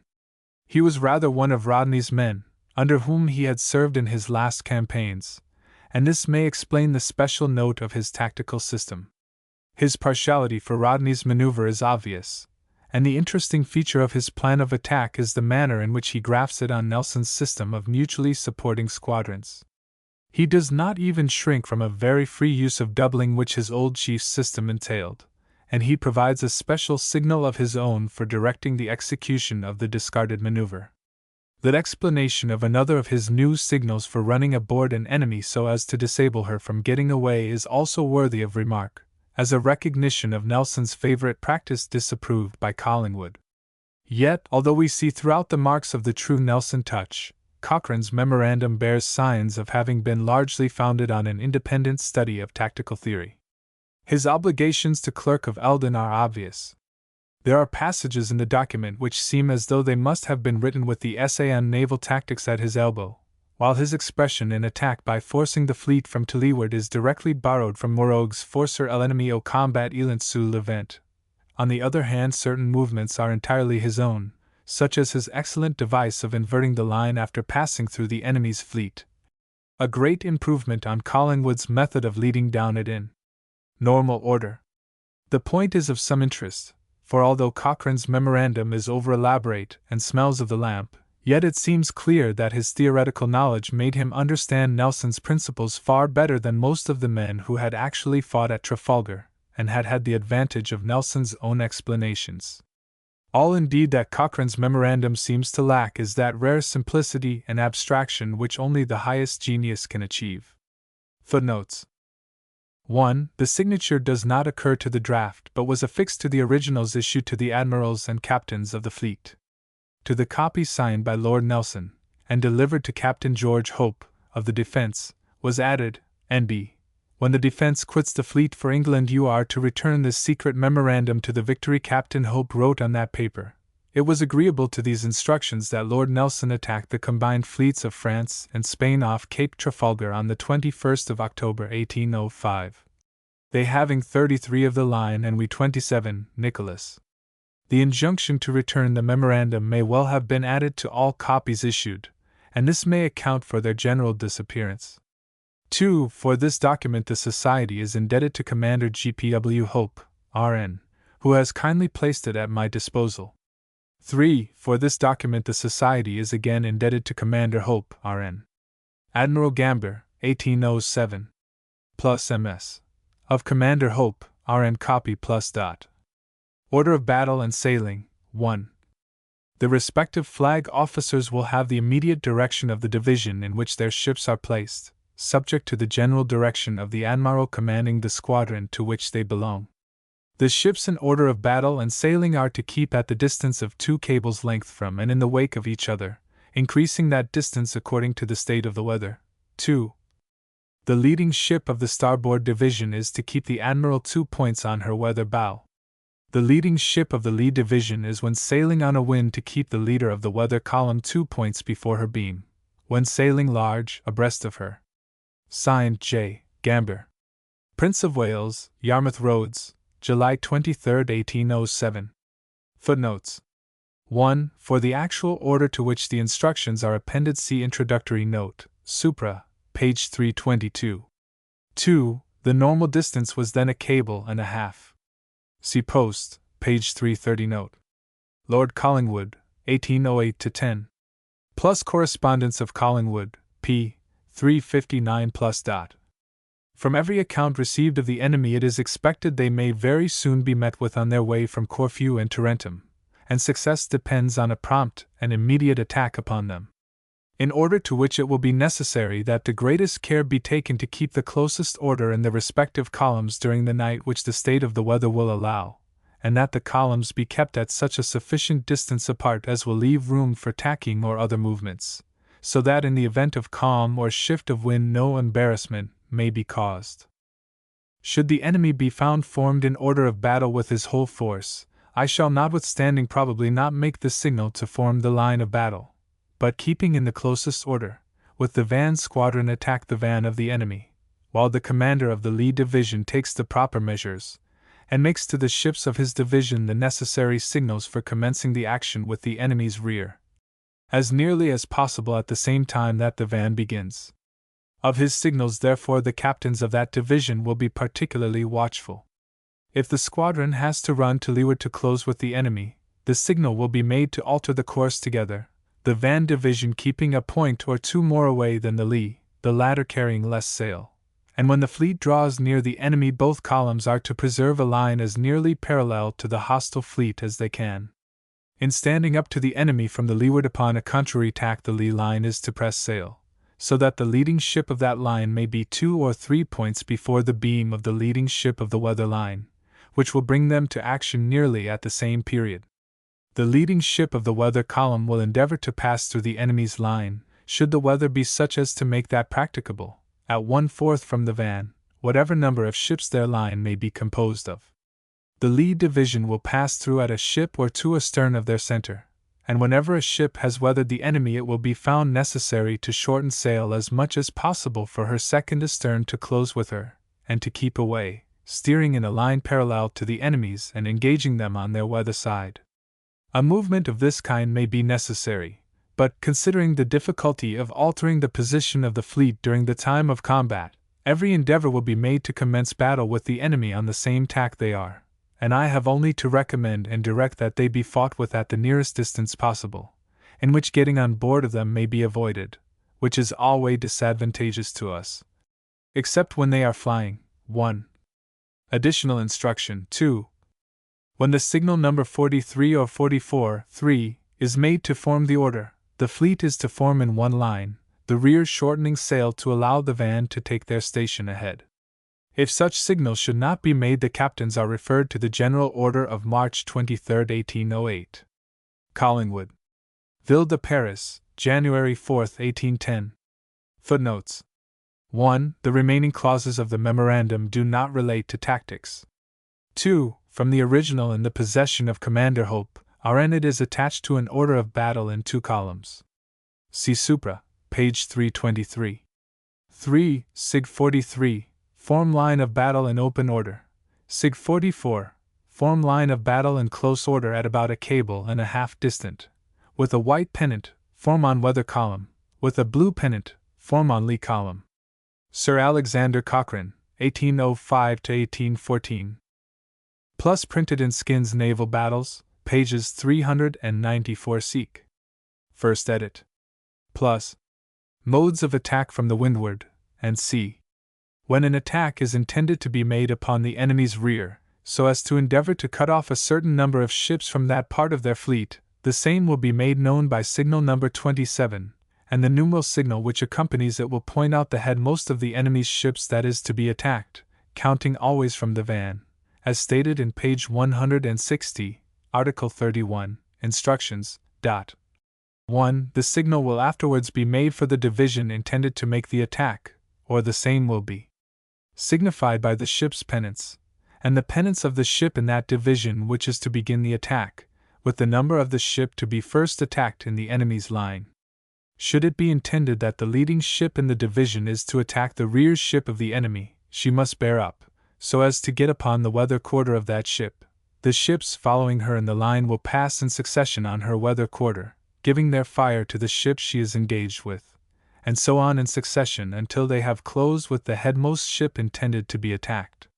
The ships in reserve, who have no opponents, will break through the enemy's line ahead of this ship, so as to cut off the ships engaged from the rest of the enemy's fleet. When it is intended that the rear ship of the division shall attack the rear ship of the enemy's line, that ship's pennants will be shown, the rest of the ships in the division will invert their order, shortening sail until they can in succession follow the rear ship, giving their fire to the enemy's ships in like manner as above stated, and the reserve ships will cut through the enemy's line as already mentioned. When this mode of attack is intended to be put in force, the other divisions of the fleet, whether in order of sailing or battle, will keep to windward just out of gunshot, so as to be ready to support the rear, and prevent the van and center of the enemy from doubling upon them. This maneuver, if properly executed, may force the enemy to abandon the ships on his rear, or submit to be brought to action on equal terms, which is difficult to be obtained when the attack is made from to windward. When the fleet is to leeward, and the commanding officer intends to cut through the enemy's line, the number of the ship in their line where the attempt is to be made will be shown as already stated. If the ships after passing the enemy's line are to tack, and double upon the enemy's ships ahead, the same will be made known by a blue pennant over the signal 27. If not, they are to bear up and run to the enemy's line to windward, engaging the ship they first meet with, each succeeding ship giving her fire, and passing on to the next in the rear. The ships destined to attack the enemy's rear will be pointed out by the number of the last ship in the line that is to make this movement, or the pennants of that ship will be shown. But, should no signal be made, it is to be understood that the number of ships to bear up is equal in number to the enemy's ships that have been cut off.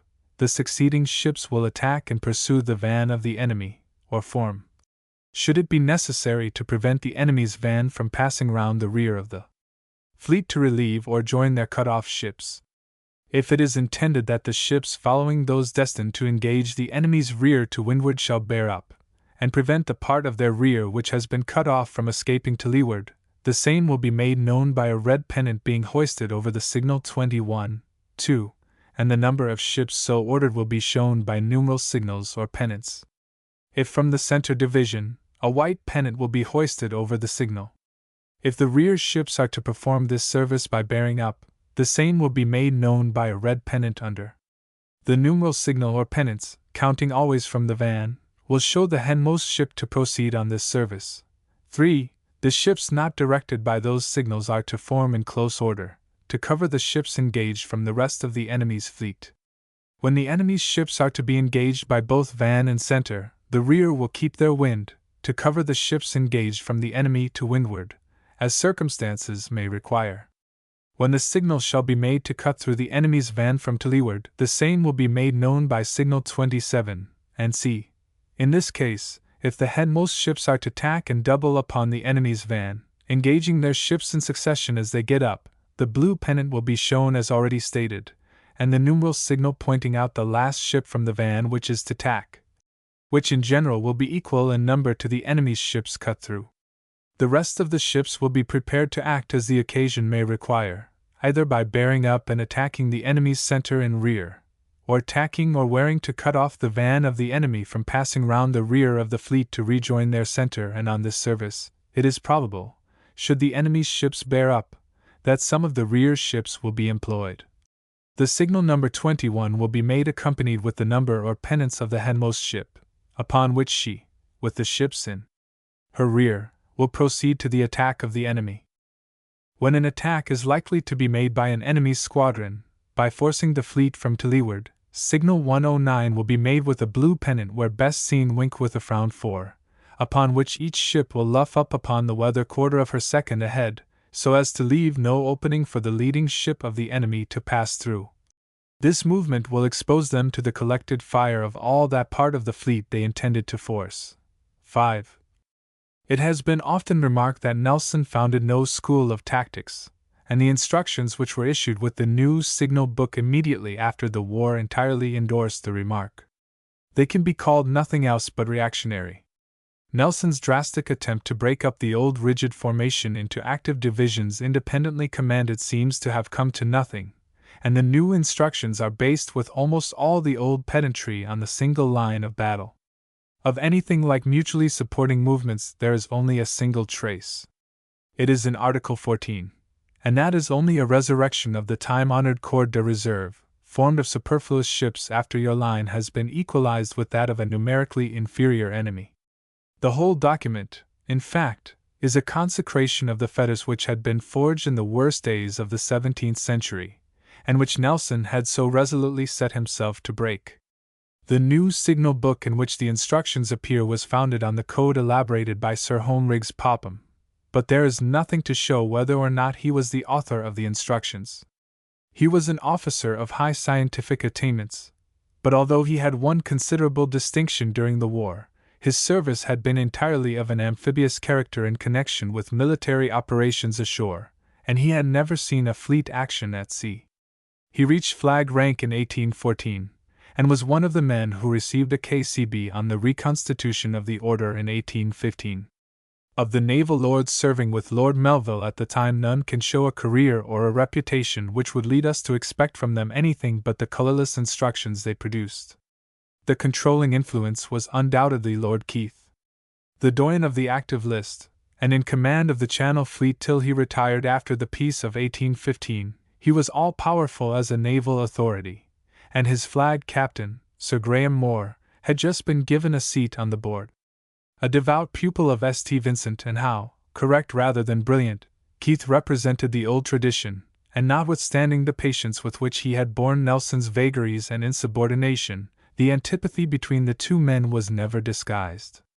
However generously Keith appreciated Nelson's genius, he can only have regarded his methods as an evil influence in the service for ordinary men, nor can there be much doubt that his apprehensions had a good deal to justify them. The general failure to grasp the whole of Nelson's tactical principles was not the only trouble. There are signs that during the later years of the war a very dangerous misunderstanding of his teaching had been growing up in the service. In days when there was practically no higher instruction in the theory of tactics, it was easy for officers to forget how much prolonged and patient study had enabled Nelson to handle his fleets with the freedom he did, and the tendency was to believe that his successes could be indefinitely repeated by mere daring and vehemence of attack. The seed was sown immediately after the battle and by Collingwood himself.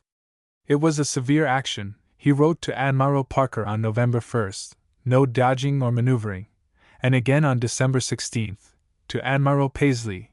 Lord Nelson determined to substitute for exact order an impetuous attack in two distinct bodies. Collingwood, of course, with all his limitations, knew well enough it was not a mere absence of maneuvering that had won the victory. In the same letter he had said that although Nelson succeeded, as it were, by enchantment, it was all the effect of system and nice combination. Yet such phrases as he and others employed to describe the headlong attack, taken from their context and repeated from mouth to mouth, would soon have raised a false impression that many men were only too ready to receive. So the seed must have grown, till we find the fruit in Lord Dundonald's oft-quoted phrase, "Never mind maneuvers, always go at them." So it was that Nelson's teaching had crystallized in his mind and in the mind perhaps of half the service. The phrase is obviously a degradation of the opening enunciations in Nelson's memoranda, a degradation due to time, to superficial study, and the contemptuous confidence of years of undisputed mastery at sea. The conditions which brought about this attitude to tactics are clearly seen in the way others saw us. Shortly after Trafalgar, a veteran French officer of the War of American Independence wrote some reflections on the battle, which contain much to the point. It is a noteworthy thing, he says, in dealing with the defects of the single-line formation, that the English, who formerly used to employ all the resources of tactics against our fleets, now hardly use them at all, since our scientific tacticians have disappeared. It may almost be said that they no longer have any regular order of sailing or battle. They attack our ships of the line just as they used to attack a convoy. 6. But here the old tactician was not holding up English methods as an example. He was citing them to show to what easy victories a navy exposed itself in which, by neglect of scientific study and alert observation, tactics had sunk into a mere senile formula. They know, he continues, that we are in no state to oppose them with well-combined movements so as to profit by the kind of disorder which is the natural result of this kind of attack. They know if they throw their attack on one part of a much extended line, that part is soon destroyed. Thus he arrives at two fundamental laws: 1. That our system of a long line of battle is worthless in face of an enemy who attacks with his ships formed in groups, reunions and pelotons, and told off to engage a small number of ships at different points in our line. 2. That the only tactical system to oppose to theirs is to have at least a double line, with reserve squadrons on the wings stationed in such a manner as to bear down most easily upon the points too vigorously attacked. The whole of his far-sighted paper is in fact an admirable study of the conditions under which impetuous attacks and elaborate combinations are respectively called for. But from both points of view the single line for a large fleet is emphatically condemned, while in our instructions of 1816 not a hint of its weakness appears. They resume practically the same standpoint which the Duke of York had reached a century and a half before. Spanish tacticians seem also to have shared the opinion that Trafalgar had really done nothing to dethrone the line. One of the highest reputation, on December 17, 1805, had sent to his government a thoughtful criticism of the action, and his view of Nelson's attack was this: "Nothing," he says, "is more seamanlike or better tactics than for a fleet which is well to windward of another to bear down upon it in separate columns, and deploy at gunshot from the enemy into a line which, as it comes into action, will inflict at least as much damage upon them as it is likely to suffer." But Admiral Nelson did not deploy his columns at gunshot from our line, but ran up within pistol shot and broke through it, so as to reduce the battle to a series of single-ship actions. It was a maneuver in which I do not think he will find many imitators. Where two fleets are equally well trained, that which attacks in this manner must be defeated. 7. So it was our enemies rightly read the lesson of Trafalgar. The false deductions, therefore, which grew up in our own service are all the more extraordinary, even as we find them in the new instructions and the current talk of the quarterdeck. But this is not the worst. It is not till we turn to the signal book itself that we get a full impression of the extent to which tactical thought had degenerated, and Nelson's seed had been choked. The movements and formations for which signals are provided are stubbornly on the old lines of 1799. The influence of Nelson, however, is seen in two places. The first is a group of signals for attacking the enemy at anchor by passing either outside them or between them and the land, and for anchoring and engaging either within or outside the enemy. Here we have a rational embodiment of the experience of the Nile. The second is a similar attempt to embody the teaching of Trafalgar, and the way it is done finally confirms the failure to understand what Nelson meant. So extraordinary is the signification of the signal, and its explanatory note, that it must be given in full. Signal. Cut the enemy's line in the order of sailing in 2 columns. Explanatory note. The admiral will make known what number of ships from the van ship of the enemy the weather division is to break through the enemy's line, and the same from the rear at which the lee division is to break through their line. To execute this signal the fleet is to form in the order of sailing in 2 columns, should it not be so formed already, the leader of each column steering down for the position pointed out where he is to cut through the enemy's line. If the admiral wishes any particular conduct to be pursued by the leader of the division, in which he happens not to be, after the line is broken, he will of course point it out. If he does not, it is to be considered that the lee division after breaking through the line is left to its commander. In performing this evolution, the second astern of the leader in each column is to pass through the line astern of the ship next ahead, of where her leader broke through, and so on in succession, breaking through all parts of the enemy's line ahead, of their leaders as described in the plate. The plate represents the 2 columns bearing down to attack in a strictly formed line ahead, and the ships, after the leaders have cut through, altering course each for its proper interval in the enemy's line, and the whole then engaging from to leeward. The note proceeds. By this arrangement no ship will have to pass the whole of the enemy's line. If, however, in consequence of any circumstance, the rear ships should not be able to cut through in their assigned places, the captains of those ships, as well as of the ships that are deprived of opponents in the enemy's line by this mode of attack, are to act to the best of their judgment for the destruction of the enemy, unless a disposition to the contrary has been previously made. It will be seen that by breaking the line in this order the enemy's van ships will not be able to assist either their center or rear without tacking or wearing for that purpose. This from cover to cover of the signal book is the sole trace to be found of the great principles for which Nelson had lived and died. That Lord Keith or anyone else could have believed that it adequately represented the teaching of Trafalgar is almost incredible. To begin with, the wording of the note contains an inexplicable blunder. The last paragraph shows clearly that the idea of the signal is an attack on the rear and center, as at Trafalgar.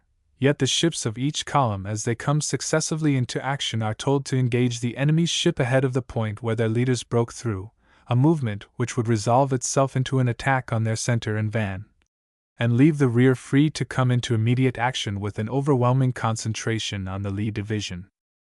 That so grave an error should have been permitted to pass into the signal book is bad enough, but that such a signal, even if it had been correctly worded, should stand for Nelson's last word to the service is almost beyond belief.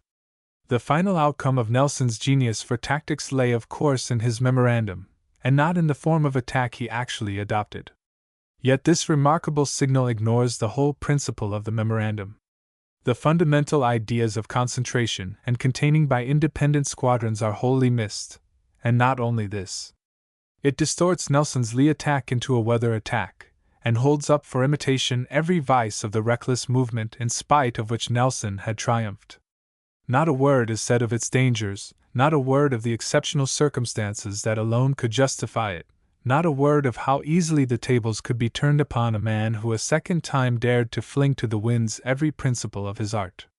It is the last word of British sailing tactics, and surely nothing in their whole history, not even in the worst days of the old fighting instructions, so staggers us with its lack of tactical sense. 8. Footnotes 1. i.e. the instructions of 1799, Supra, page 278. For signal 27 see page 255. 2. To attack on bearing indicated. 3. In Ekin's text the punctuation of this sentence is obviously wrong and destroys the sense. It should accord, as I have ventured to amend it, with that of the previous paragraph. 4. Signal 109, to close nearer the ship or ships indicated. 5. Sir Charles Elkin adds, in the same work he has also a signal, number 785, under the head, enemy, to lay on board, with the following observation. N.B. This signal is not meant that your people should board the enemy unless you should find advantage by so doing, but it is that you should run your ship on board the enemy, so as to disable her from getting away. 6. Matthew Dumas, Précis des événements militaires, Pieces Justificatives, Volume 14. Page 408. 7. Fernandez Duro, Armada Española, 8. 353. 8. The anonymous veteran of the old French Navy, cited by Matthew Dumas, explains exactly how Villeneuve might have turned the tables on Nelson by forming two lines himself. There is, he concludes, no known precedent of a defensive formation in two lines. But I will venture to assert that if Admiral Villeneuve had doubled his line at the moment he saw Nelson meant to attack him in two lines, that admiral would never have had the imprudence of making such an attack. Événements militaires 14. 411. The instructions of 1816. Plus Signal Book, United Service Institution plus. Instructions relating to the line of battle and the conduct of the fleet preparatory to their engaging, and when engaged with an enemy. I.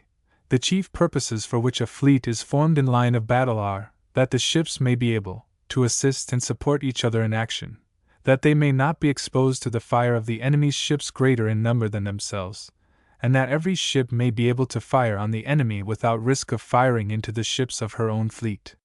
2. On whichever tack the fleet may be sailing, when the line of battle is formed, the van squadron is to form the van, the center squadron the center, and the rear squadron the rear of the line, unless some other arrangement be pointed out by signal.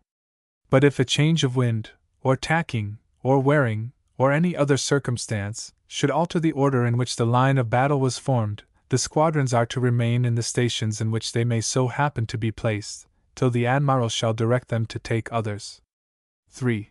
When the signal is made for the fleet to form the line of battle, each flag officer and captain is to get into his station as expeditiously as possible, and to keep in close order, if not otherwise directed, and under a proportion of sail suited to that carried by the admiral, or by the senior flag officer remaining in the line, when the admiral has signified his intention to quit it. 4. In forming the line of battle, each ship should haul up a little to windward rather than to leeward of her second ahead, as a ship a little to leeward will find great difficulty in getting into her station, if it should be necessary to keep the line quite close to the wind, and it may also be better to form at a distance a little greater, rather than smaller, than the prescribed distance, as it is easier to close the line than to extend it. v. If the admiral should haul out of the line, the ships astern of him are to close up to fill the vacancy he has made, and the line is to continue on its course, and to act in the same manner as if the admiral had not left it. All signals made to the center will be addressed to the senior officer remaining in it, who, during the absence of the admiral, is to be considered as the commander of the center squadron. 6. The repeating frigates are to be abreast of the commanders of the squadrons to which they belong, and the fireships and frigates to windward of their squadrons, if no particular station be assigned to them. 7. When the signal to form a line of bearing for either tack is made, the ships, whatever course they may be directed to steer, are to place themselves in such a manner that, if they were to haul to the wind together on the tack for which the line of bearing is formed, they would immediately form a line of battle on that tack.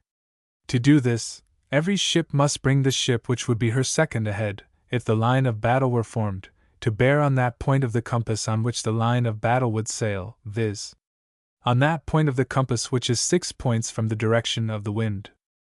As the intention of a line of bearing is to keep the fleet ready to form suddenly a line of battle, the position of the division or squadron flags, shown with the signals for such a line, will refer to the forming the line of battle, that division or squadron whose flag is uppermost, without considering whether it do or do not form the van of the line of bearing, is to place itself in that station which would become the van if the fleet should haul to the wind, and form the line of battle, and the division whose flag is undermost is to place itself in that station in which it would become the rear if by hauling to the wind the line of battle should be formed.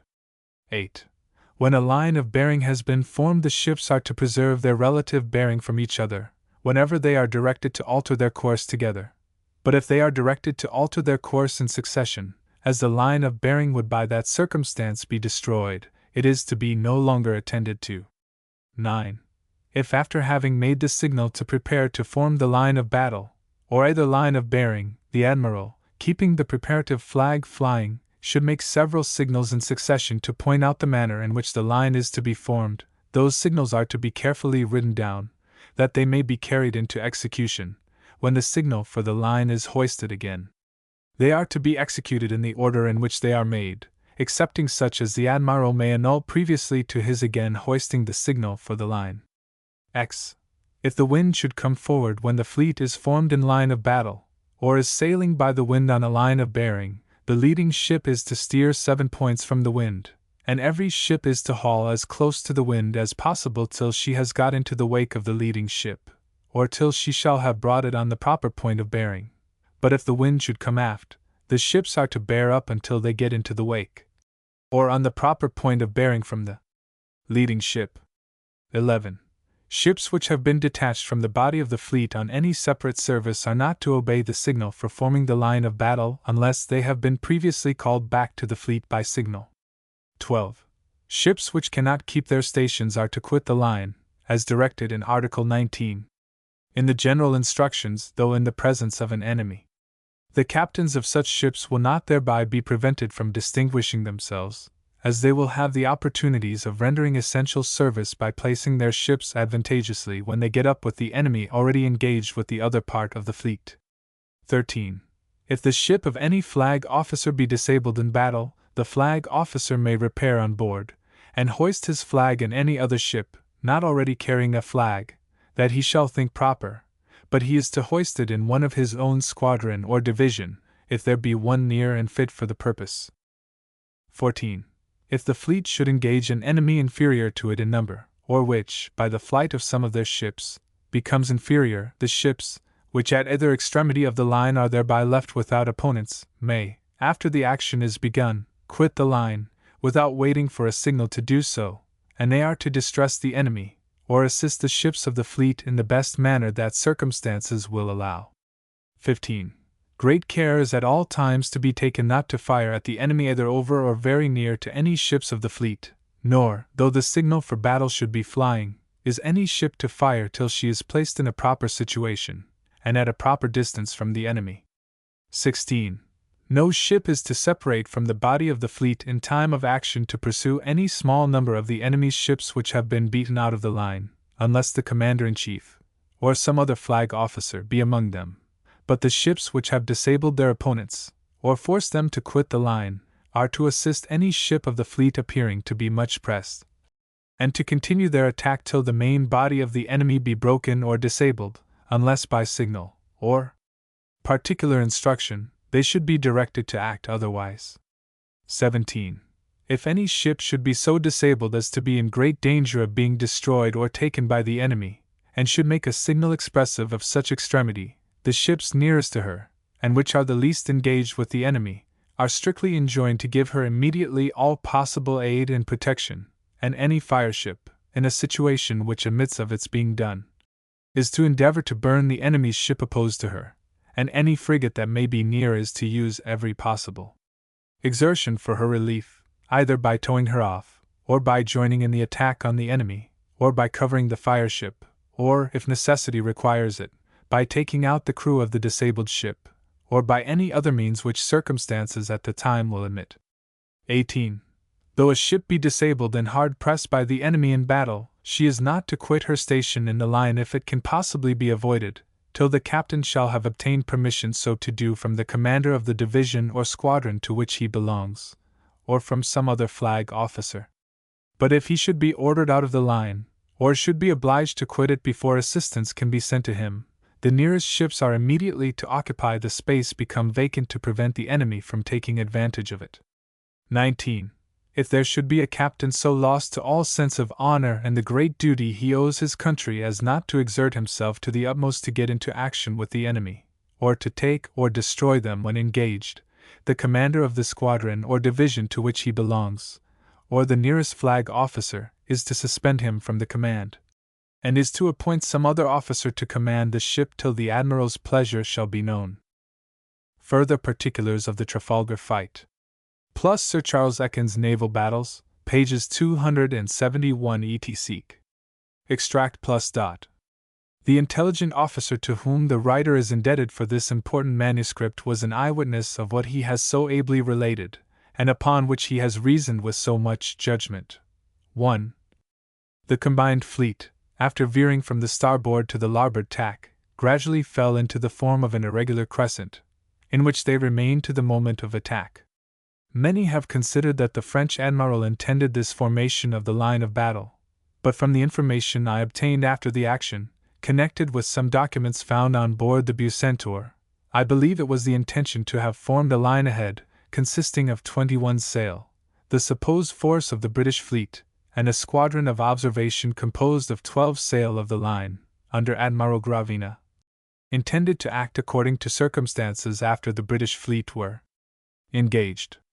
By wearing together, the enemy's line became inverted, and the light squadron which had been advanced in the van on the starboard tack was left in the rear after wearing, and the ships were subsequently mingled with the rear of the main body.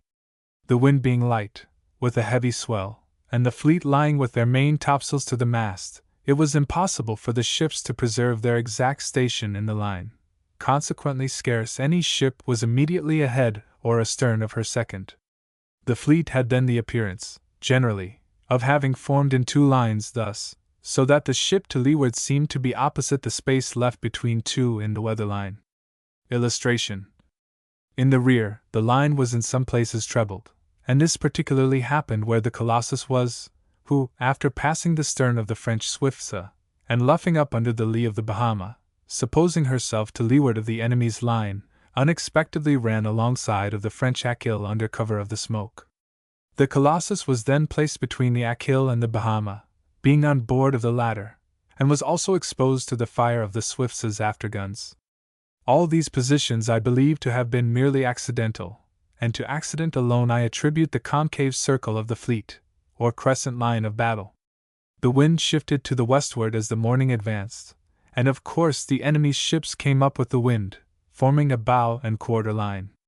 The ships were therefore obliged to edge away, to keep in the wake of their leaders, and this maneuver, from the lightness of the wind, the unmanageable state of the ships in a heavy swell, and we may add, the inexperience of the enemy, not being performed with facility and celerity, undesignedly threw the combined fleets into a position, perhaps the best that could have been planned.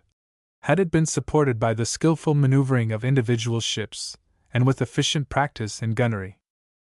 Of the advantages and disadvantages of the mode of attack adopted by the British fleet, it may be considered presumptuous to speak, as the event was so completely successful, but as the necessity of any particular experiment frequently depends upon contingent circumstances, not originally calculated upon.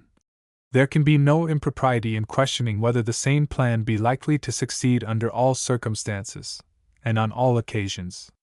The original plan of attack, directed by the comprehensive mind of our great commander, was suggested on a supposition that the enemy's fleet consisted of 46 sail of the line and the British 40, and the attack, as designed from to windward, was to be made under the following circumstances.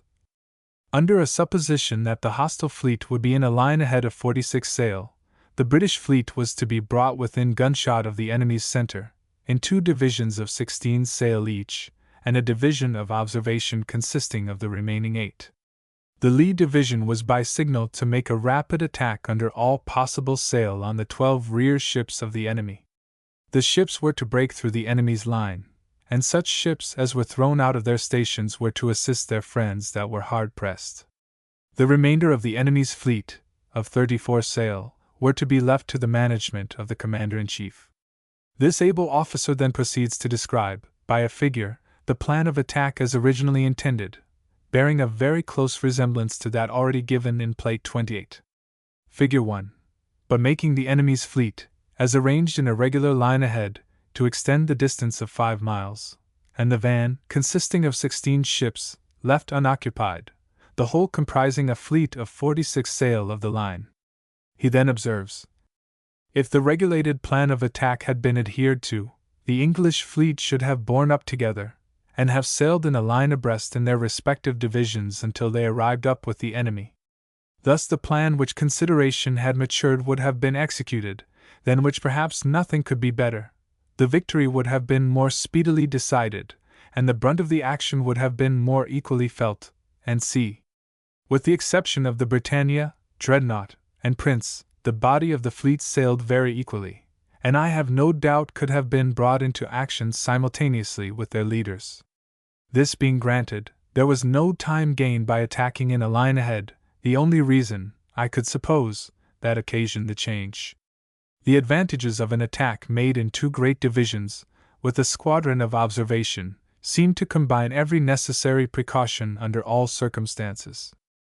The power of bringing an overwhelming force against a particular point of an enemy's fleet, so as to ensure the certain capture of the ships attacked, and the power of condensing such a force afterwards, so as not only to protect the attacking ships from any offensive attempt that may be made by the unoccupied vessels of the hostile fleet, but also to secure the prizes already made, will most probably lead to a victory, and if followed up according to circumstances, may ultimately tend to the annihilation of the whole, or the greater part of the mutilated fleet.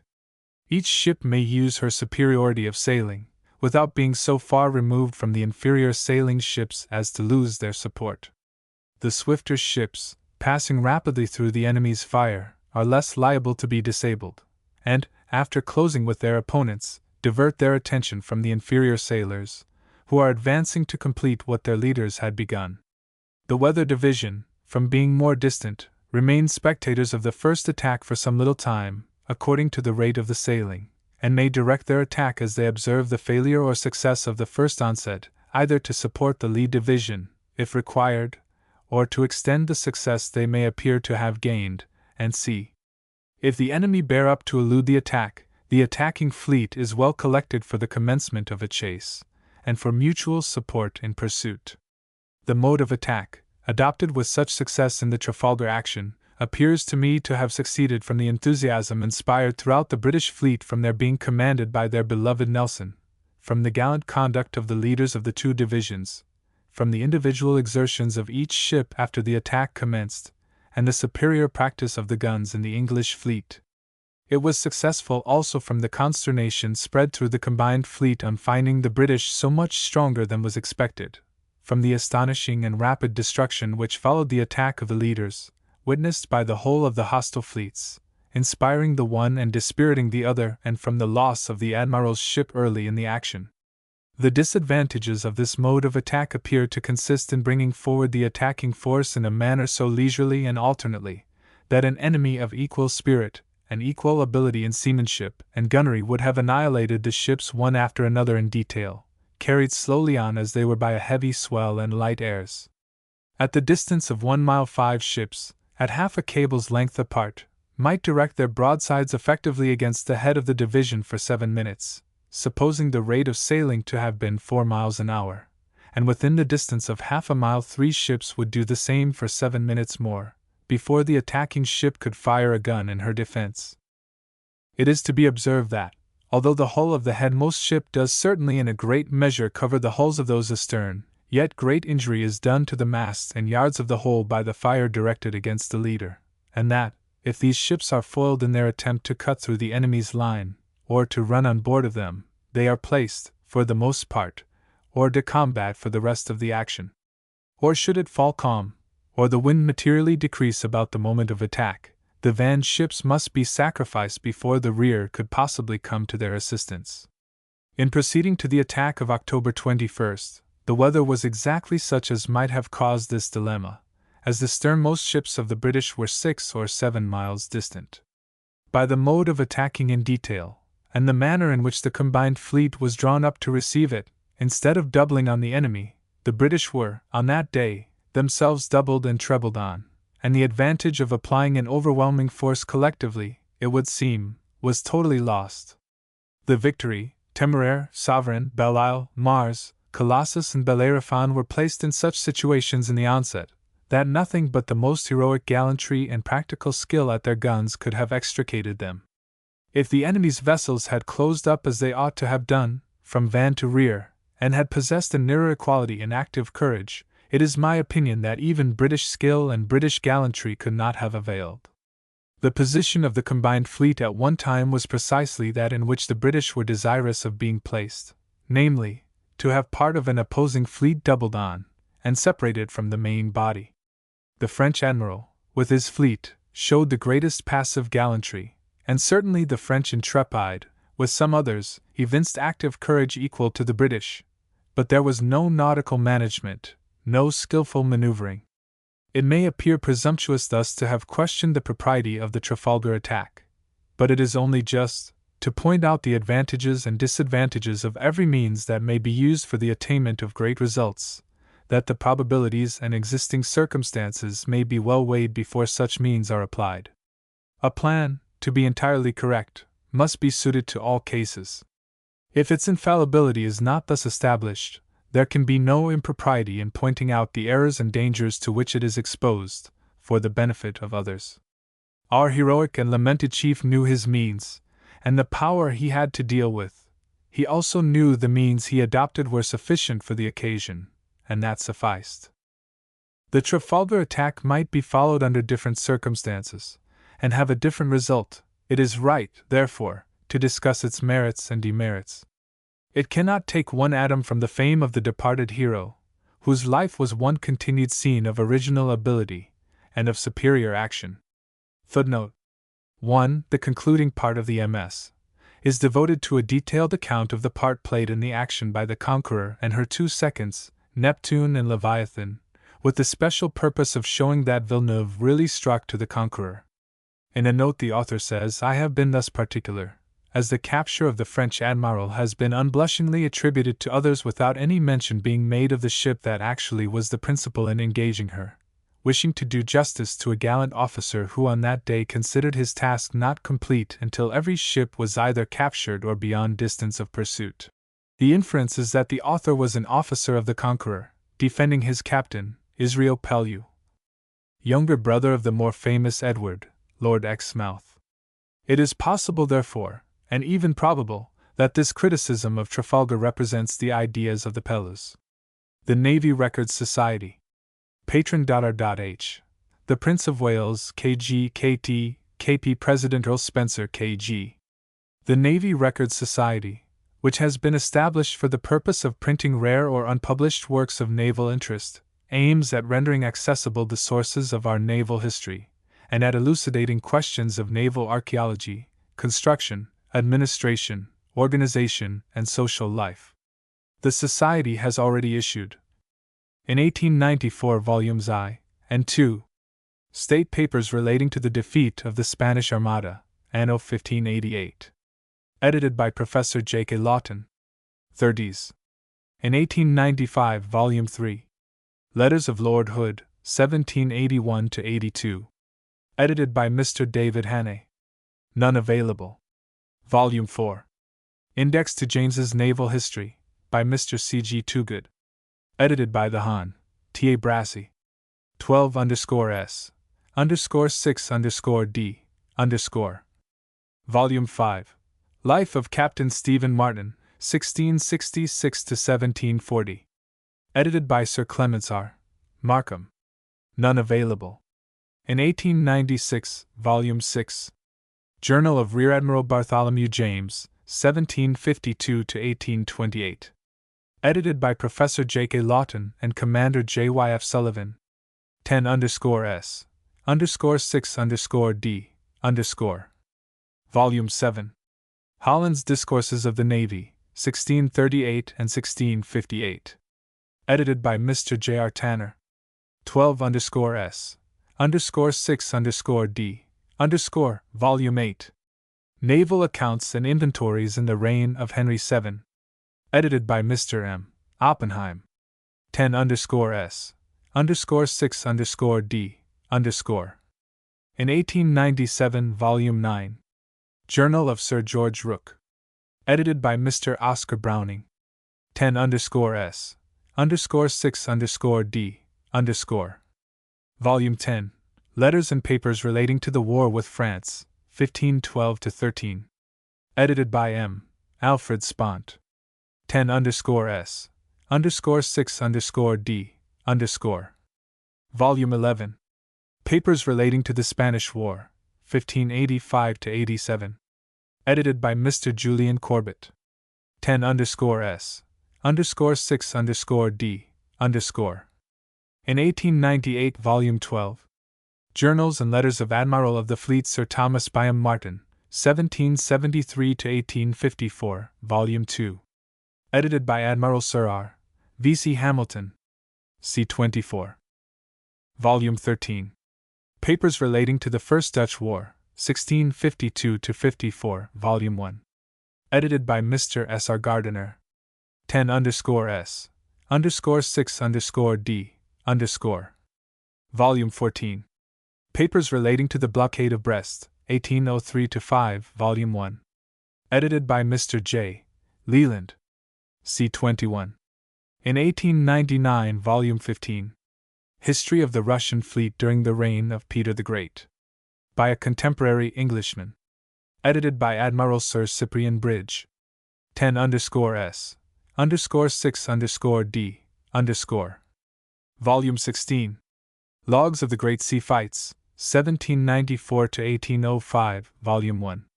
Edited by Vice Admiral Sir T. Sturges Jackson. C. 18. Volume 17, Papers Relating to the First Dutch War, 1652–54, Volume 2. Edited by Mr. S. R. Gardiner. 10_S_6_D_. In 1900, Volume 18, Logs of the Great Sea Fights, Volume 2. Edited by Sir T. S. Jackson. 2 volumes 25_S_. Volume 19, Journals and Letters of Sir T. Byam Martin, Volume 3. Edited by Sir R. V. C. Hamilton. C. 24. In 1901, Volume 20, The Naval Miscellany, Volume 1. Edited by the Secretary. 15_S_. Volume 21, Papers Relating to the Blockade of Brest, 1803–5, Volume 2. Edited by Mr. John Leland. 2 volumes 25_S_. In 1902, Volumes 22 and 23. The Naval Tracts of Sir William Monson, Volumes I and II. Edited by Mr. M. Oppenheim. 2 volumes 25_S_. Vol. 24. Journals and Letters of Sir T. Byam Martin, Volume 1. Edited by Sir R. V. C. Hamilton. 3 volumes 31_S_6_D_. In 1903, volume 25. Nelson and the Neapolitan Jacobins. Edited by Mr. H. C. Gutteridge. 12_S_6_D_. Volume 26.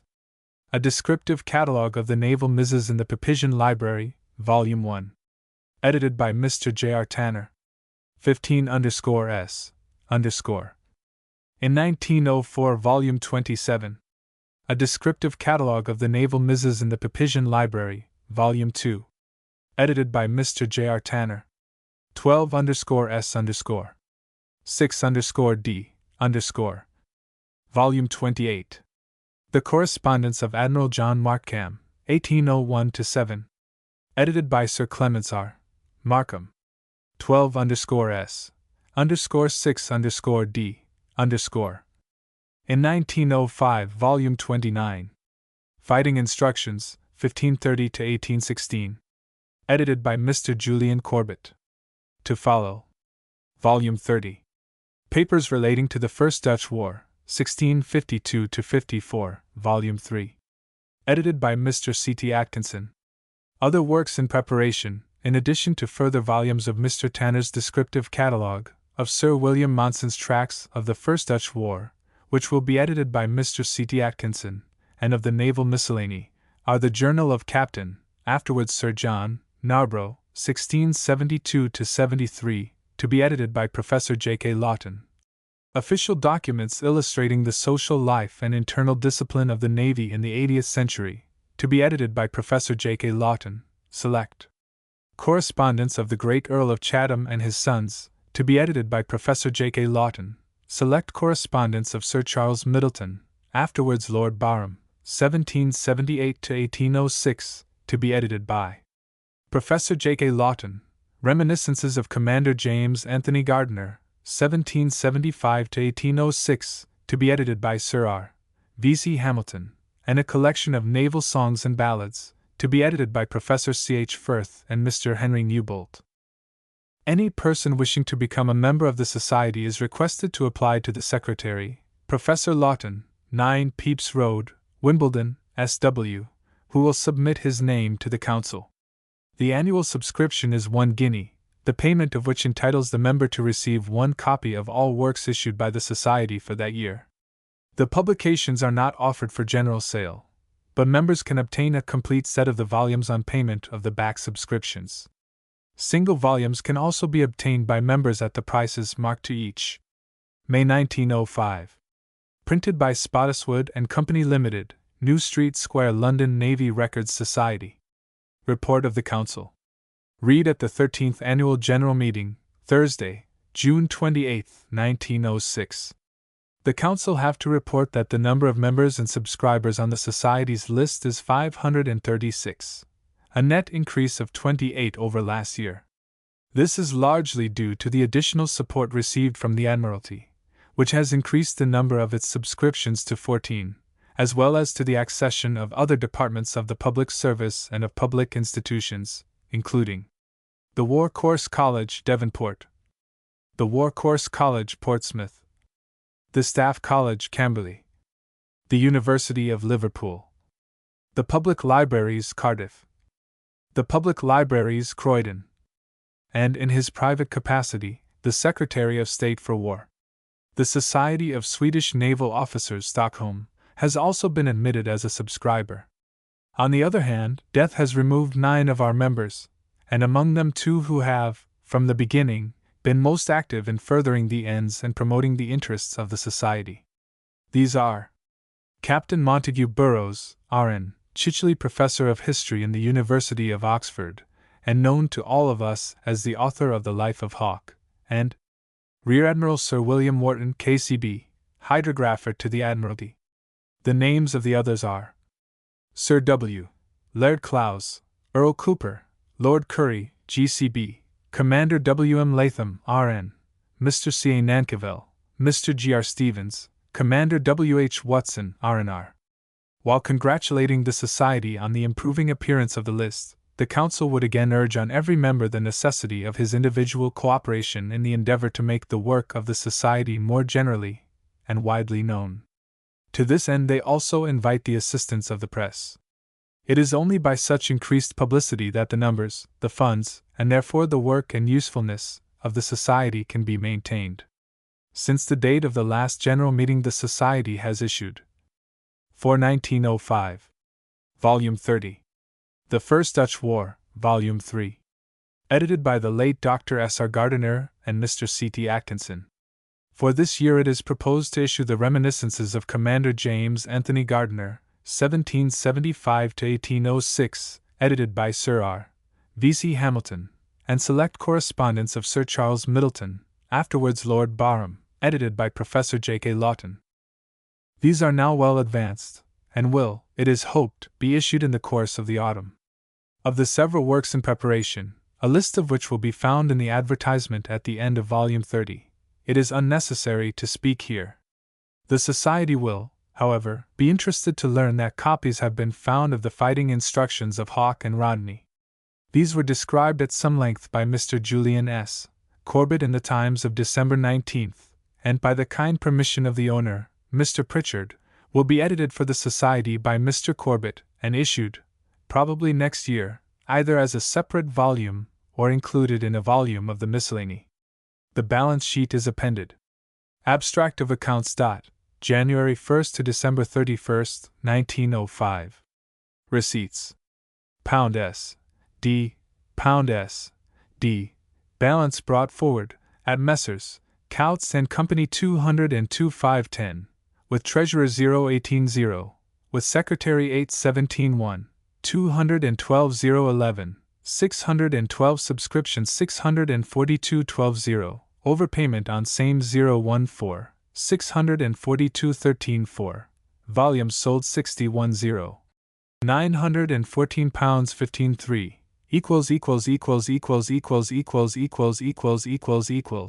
audited and found correct. W. A. James, Auditors. P. H. Pridham Whipple, May 1906. Payments. £S. D. Printing, and C. 373 3 Indexing and transcribing 780 Salaries and wages 110 18 9 Miscellaneous 9 18 5 Balance carried forward, at Messrs. Coutts and Company £412 10 5 with Treasurer 110 with Secretary 215 5, 416 610. £914 15 3